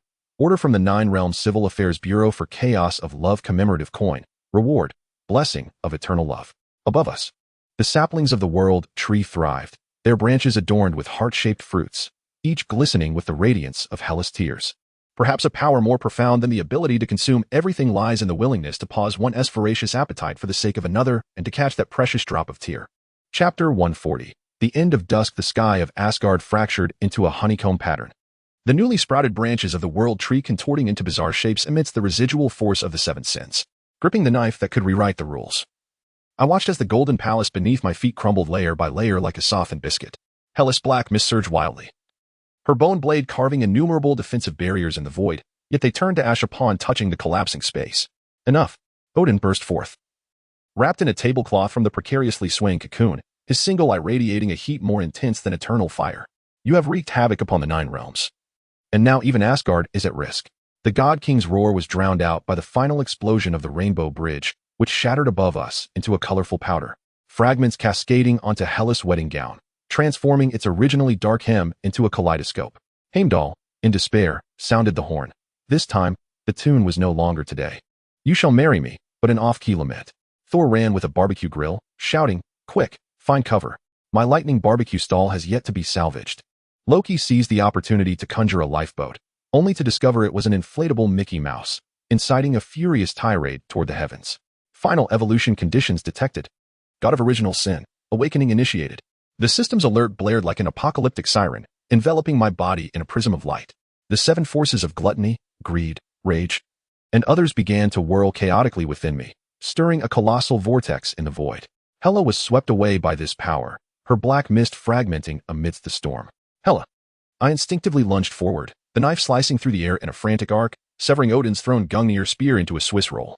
The goddess of death's hand grasped at the air, and I summoned every ounce of strength to seize her wrist, pulling her into my embrace. Our bodies began to uncontrollably plummet into the abyss. Beneath us lay an unfathomable chaos, while above, Asgard crumbled relentlessly. Hela's visage pressed against my chest, and I could feel the fervent rhythm of her heartbeat. She lifted her gaze, the tear mole at the corner of her eye gleaming resplendently in the radiant light. Had I known it would come to this, I should have fed you to Fenrir. Her words carried a hint of mirth, yet the bone blade tenderly encircled my neck, resembling a final embrace. As we descended rapidly, our foreheads touched. I could distinctly see my reflection within Hela's pupils, enveloped by the luminous essence of the seven deadly sins, yet it softened upon contact with her. Memories surged like a tide, from the moment she first cast me into the underworld, to our wedding on the Rainbow Bridge as we nibbled on our rings. From her teaching me to wield the bone blade with elegance to rule the Nine Realms, to the moment I caught her tear that altered everything. Emotional and sinful energies detected, complete integration achieved. The system's alert resonated with frenzied excitement. Reward, a fork to reboot the world. A silver fork materialized in my palm, its tine shimmering with the brilliance of creation. Yet, before I could fully comprehend, Odin's enraged roar reverberated once more. The king of gods, draped in a tablecloth, stood upon the last remnants of a floating palace, extending his middle finger towards us. His white beard was tousled by the tempest of energy, and his armor bore the remnants of uncleaned barbecue sauce. It was perhaps the most starkly contrasting scene I had ever witnessed, the All-Father amidst Asgard's demise, expressing his wrath in a manner befitting Earthlings. In the next instant, the entirety of Asgard collapsed completely. Amidst the deafening roar, I held Hela tightly, pressing her head against my shoulder. The power of the 7 deadly sins formed a protective shield around us, yet it felt insignificant before such cataclysmic forces. The glow of the system alert intensified, my consciousness began to blur, and I could only hear Hela softly whispering in my ear, "If there is a next world." Before her words could finish, darkness consumed us entirely. In the final moment of losing consciousness, I seemed to see Odin's middle finger transform into a colossal chocolate bar, swaying in the void. Perhaps this was the Ragnarok that belonged to us, devoid of a tragic epic, filled only with absurd revelry and an embrace that would never loosen. Chapter 141. The New God in the Void. The remnants of Asgard floated in the chaotic void like crumbs of crushed cookies. I was enveloped in a cocoon of iridescent light, my being ensnared in a sticky energy, akin to having fallen into a glowing marshmallow swamp. The system's alert buzzed incessantly in my mind. Original sin integration at 95, divine essence restructuring in progress, driving me to the brink of exasperation as I wished to grasp the sound and chew on it like a spicy snack. "Hey, wake me up." Hela's furious shout pierced through the light cocoon, the black mist wrapped around her bone blade fiercely striking the shell. As I attempted to retort, I suddenly realized my voice was muffled, as if I were speaking with my mouth full. "Is this a new type of coffin? You should have given me a skylight." The death goddess's strikes abruptly ceased, followed by a gritted teeth sigh. "If you don't wake up, I shall end you." I could envision her expression. The tear mole at the corner of her eye flushed with anger, the skeletal arms of her black wedding dress surely stomping in frustration. Suddenly, the surface of the light cocoon began to crack, the turbulent currents of the void clawing hungrily at the fissures. External energy impact detected. The system's alert tone grew sharp, activating the defense mechanism.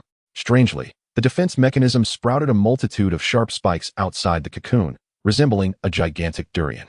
Hela gasped sharply, and through the energy fissures, I saw her hand punctured and bleeding, while black fog surged forth, mending the cracks. "Stop wasting your effort." I flailed within the cocoon, but the more I struggled, the tighter the light cocoon constricted around me. Once I completed my fusion, I would be able to shatter the void with a single punch. My bravado elicited a cold laugh from Hela. "In your current state, resembling a pupa? First learn to crawl out on your own." Suddenly, countless points of light flickered in the void as Thor drifted over, holding a smoking barbecue grill, half-cooked meat skewers still dangling from the stormbreaker. "Need a hand? I can electrify the cocoon." Loki followed closely behind, his tail curled around a selfie stick. "Don't move. This is an exclusive live stream of a new god's birth. Viewers who donate can prioritize their song requests." Jane Foster's voice echoed from afar as she clutched a modified spectrometer, still sticky from the last examination of the Tear of the Gods, which bore a butterfly specimen. "According to my calculations, the energy density of this cocoon is equivalent to, wait, why is it secreting mucus?" Her exclamation froze me in place as I noticed a pale golden liquid seeping from the inner wall of the cocoon, smelling akin to honey-laced magma. Suddenly, Thanos' holographic projection appeared, the purple-skinned figure brandishing a sign he had previously shown me, which he quietly changed to an encouraging banner upon witnessing Hela's murderous gaze. The most absurd sight was Odin, the All-Father, lounging on a makeshift raft crafted from the remnants of the World Tree, leisurely sipping honey mead stirred with Gungnir, his newly adorned cosmic tablecloth draping over him. "Take your time with the fusion, and remember to leave a barbecue stand for the new world." Hela's bone blade plunged into the cocoon, deftly avoiding the spikes, creating a narrow opening. The face of the goddess of death leaned in, blood still staining the corners of her eyes. "If this drags on, I will turn you into a specimen of the undead." Her threat was interrupted by my sudden hiccup, causing a burst of rainbow-colored gas to erupt from the cocoon, forming the words "hungry" in the air. Fusion stagnation detected, triggering punitive measures. The system's alert tone gleefully chimed, increasing the cocoon's hardness by 200 and suggesting that the host sing nursery rhymes to alleviate stress. I was left in tears, compelled to wail out, "Twinkle, twinkle, little star within the cocoon." Hela's expression transformed from disdain to shock, eventually culminating in a facepalm of despair. "Why must I save this fool?" At that moment, I received a new order from a delivery service in the void. The bystanders from the 9 realms have ordered live stream seats for the birth of a new god. Payment: a bucket of chaos void water. Outside the cocoon, Thor had set up a new barbecue grill, while Loki began selling commemorative Mickey Mouse balloons infused with new god energy, and Hela continued her struggle against the spikes, her anguished screams occasionally rising from the black fog. In this chaos, I found myself increasingly ensnared by the viscous energy surrounding me and suddenly realized that perhaps being a new god wasn't as imposing as it seemed. First, I needed to learn how to crawl out from this cocoon that pricked, secreted mucus, and compelled me to sing nursery rhymes. Chapter 142. The Gambit of Death. In time, the viscous liquid within the cocoon left me dazed, when suddenly, a cold ripple spread through the void. The goddess of death from the Marvel Universe has emerged, draped in a translucent black cloak, surrounded by a deathly aura even more pure than Hellas. With a gentle sweep of her scythe, she carved a pitch-black rift through the chaos, halting this futile amalgamation. Her voice resonated as if emanating from the depths of the underworld, laced with a fatal allure. Become my harbinger of death, and you shall possess eternal life. Along with the power to reap all, she reached out to touch the cocoon of light, and the sharp thorns disintegrated into dust at her fingertips. Hellas' dark mist surged violently, and her bone blade blocked my path. Begone. He is mine. The goddess of death let out a light laugh, and from beneath her cloak, countless chains emerged, ensnaring the cocoon in an attempt to extract me. The system's alerts flashed erratically, external interference detected, fusion progress halted. In a moment of peril, the sky was suddenly rent by an orange-red light, as a horde of time management agents descended upon us. A group clad in suits, wielding time controllers, hovered in the air, led by a bald man who cast forth a golden time chain, encapsulating the cocoon entirely. Severe temporal paradox detected. Immediate target incorporation into time loop required. In an instant, my vision spiraled into chaos. The scenes beyond the cocoon began to repeat incessantly. Hela slashing at the goddess of death, Thor's barbecue suddenly exploding, and Loki entangled by the Mickey Mouse balloons of his own conjuring. I thrashed wildly within the cocoon, only to find time itself becoming thick and viscous. Temporal paradox detected. Activating Pride counterattack. The system's mechanical voice exclaimed with fervor. My consciousness sharpened to an extraordinary clarity, as the sin of pride transformed into an intangible pressure, causing the time chains surrounding the cocoon to hum ominously. Yet the time management agency was evidently well prepared. More time controllers aimed at the cocoon, striving to ensnare me within an eternal loop. This is mine. You shall not touch it. Hela's furious roar echoed through the void. Her bone blade ignited with a ghostly blue flame, and dark mist morphed into countless tendrils, ensnaring the pursuing agents of the Time Management Bureau. Seizing the opportunity, the goddess of death launched another attack, her chains clashing violently with Hela's bone blade, creating sparks of fierce intensity. Loki, Thor, Hela cried out, her back turned. Help me hold off the goddess of death. Thor immediately charged forward, wielding Stormbreaker, as lightning collided with the essence of death, producing a dazzling explosion in the void. Loki conjured numerous duplicates, using illusions to disrupt the attacks of the Time Management Bureau. Jane Foster had, unbeknownst to us, produced her newly invented temporal locator, the device emitting a shrill alarm. No. At this rate, the cocoon will be torn apart by the tides of time. Her words were interrupted by Odin's thunderous roar. As the Allfather barreled toward us on a makeshift raft crafted from the remnants of Yggdrasil, Gungnir tracing a golden arc. You little brats of the Time Management Bureau. Dare you lay hands on my Asgardians? Hela's bone blade swung faster and faster, each slash imbued with world-shattering might. Her hair was tousled by the energy storm, the beauty mark at the corner of her eye glimmering vividly in the flames. Finally, with a deafening crash, her bone blade cleaved through the temporal prison binding the cocoon. If you wish to take him, you must first pass through me. Hela's voice rang with determination. The goddess of death frowned, clearly unprepared for the formidable challenge posed by this deity of Norse mythology. As the pursuers from the Time Management Bureau sensed the precariousness of their situation, they activated their time transfer devices, preparing for retreat. Next time, do not interfere, Hela shouted at their retreating figures, as the black mist enveloped the light cocoon once more, meticulously mending the areas that had sustained damage. Inside the cocoon, I exhaled deeply, the pressure from the sin of arrogance gradually dissipating, and the progress of integration began to rise slowly once more. At that moment, a holographic projection of Thanos appeared, the purple potato figure vigorously shaking a sign that read wonderful. Meanwhile, a new order popped up for my delivery, anonymous order from the Time Management Bureau on how to defeat the new god of chaos. Reward, 1 fragment of the Time Stone. In the void, Hela remained vigilant, her gaze scanning the surroundings for new threats. While I understood that this deadly game of life and time was merely a minor episode on my path to becoming a new god. Chapter 143. Odin's final lesson. The aftershocks of battle lingered in the void as Odin's world tree raft lurched violently in the turbulence. The celestial tablecloth that enveloped the king of the gods was tattered and torn, with remnants of honeymead still clinging to his white beard. Yet the golden light emanating from his single eye shone brighter than ever. Enough. Odin suddenly thrust his Gungnir spear forcefully into the raft, causing the remnants of the world tree to emit a pained groan. This wretch has turned the 9 realms upside down. And now he has even provoked the Time Management Bureau. He ripped the tablecloth away, revealing beneath it a similarly damaged armor. Its cartoonish cat face humorously replaced by Loki with Thanos' purple visage, as Hela used her bone blade to mend the cracks in the light cocoon. She let out a cold laugh. Father, is it now that you remember to discipline? Who was it that cast aside the throne to slumber in the stasis pod? Her black mist transformed into tiny skeletons, making faces at Odin. Yet, he did not retort. His withered hand pressed firmly against the eternal spear, runes swirling frantically along its shaft.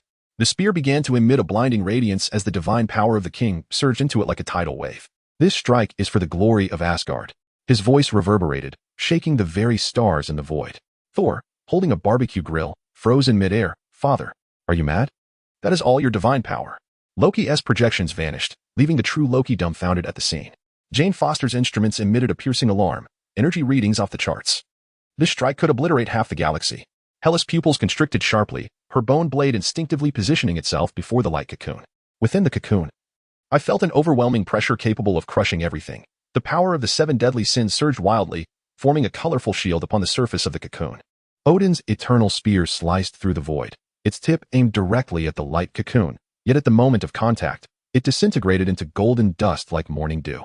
The god-level attack was rendered ineffective, receiving the ultimate certification of Ragnarok.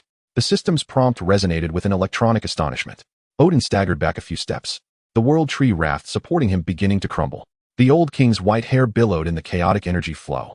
Yet a look of relief spread across his face, so even Ragnarok cannot stop you. Hela's bone blade clattered to the ground as she gazed at her father's gradually transparent form, the black mist swirling uncontrollably around her. Memory surged forth like a relentless tide, the stern lessons from her father on wielding the bone blade, the intricate gaze cast from across the rainbow bridge during her exile, and the comical pretense of slumber, wrapped in a tablecloth while reconstructing Asgard. The obstinate Hela whispered softly, as tendrils of black mist transformed into a hand, catching her father's faded cloak. Odin's form began to dissipate, yet in his final moment, he winked at her, his singular eye glinting with familiar mischief. Remember to install a gnaw-proof barrier for New Asgard. The entire void sank into profound silence. Thor silently removed a charred skewer from the barbecue, Loki crushed the popcorn in his hand, and even Thanos' holographic projection stood unusually silent. The sign that once read wonderful now inexplicably altered to safe journey. A final luminous leaf from the remnants of the world tree drifted down, gently landing on Hela's shoulder. Inscribed with tree sap, he knew all along, this shot was destined to bear no fruit. The system detected the will of the God King and unlocked the hidden title, Instructor of the Gods. The notification bore an uncommon solemnity, offering as a reward a pair of glasses capable of interpreting the divine's last words. From within my cocoon, I observed these events and suddenly realized that Odin's seemingly reckless strike might have been a gamble from the very beginning, a wager on his son, his daughter, and this chaotic new deity who had thrown the 9 realms into disarray, to truly uphold the future of Asgard. A new order popped up for my delivery. The 9 Realms Historical Society orders a high-definition recording of Odin's fall. Compensation, a collection of bedtime stories unpublished during the God King's lifetime. Hela folded the cloak and tucked it into the mist, the bone blade once again firmly in her grip, her gaze more resolute than ever. Let the integration continue. This time, I shall guard the new Asgard. In the void, the radiance of the light cocoon grew ever more brilliant, and in the place where the golden dust settled, a tiny seed began to sprout amidst the chaos. Odin's final, and perhaps most audacious, hope left for the 9 realms.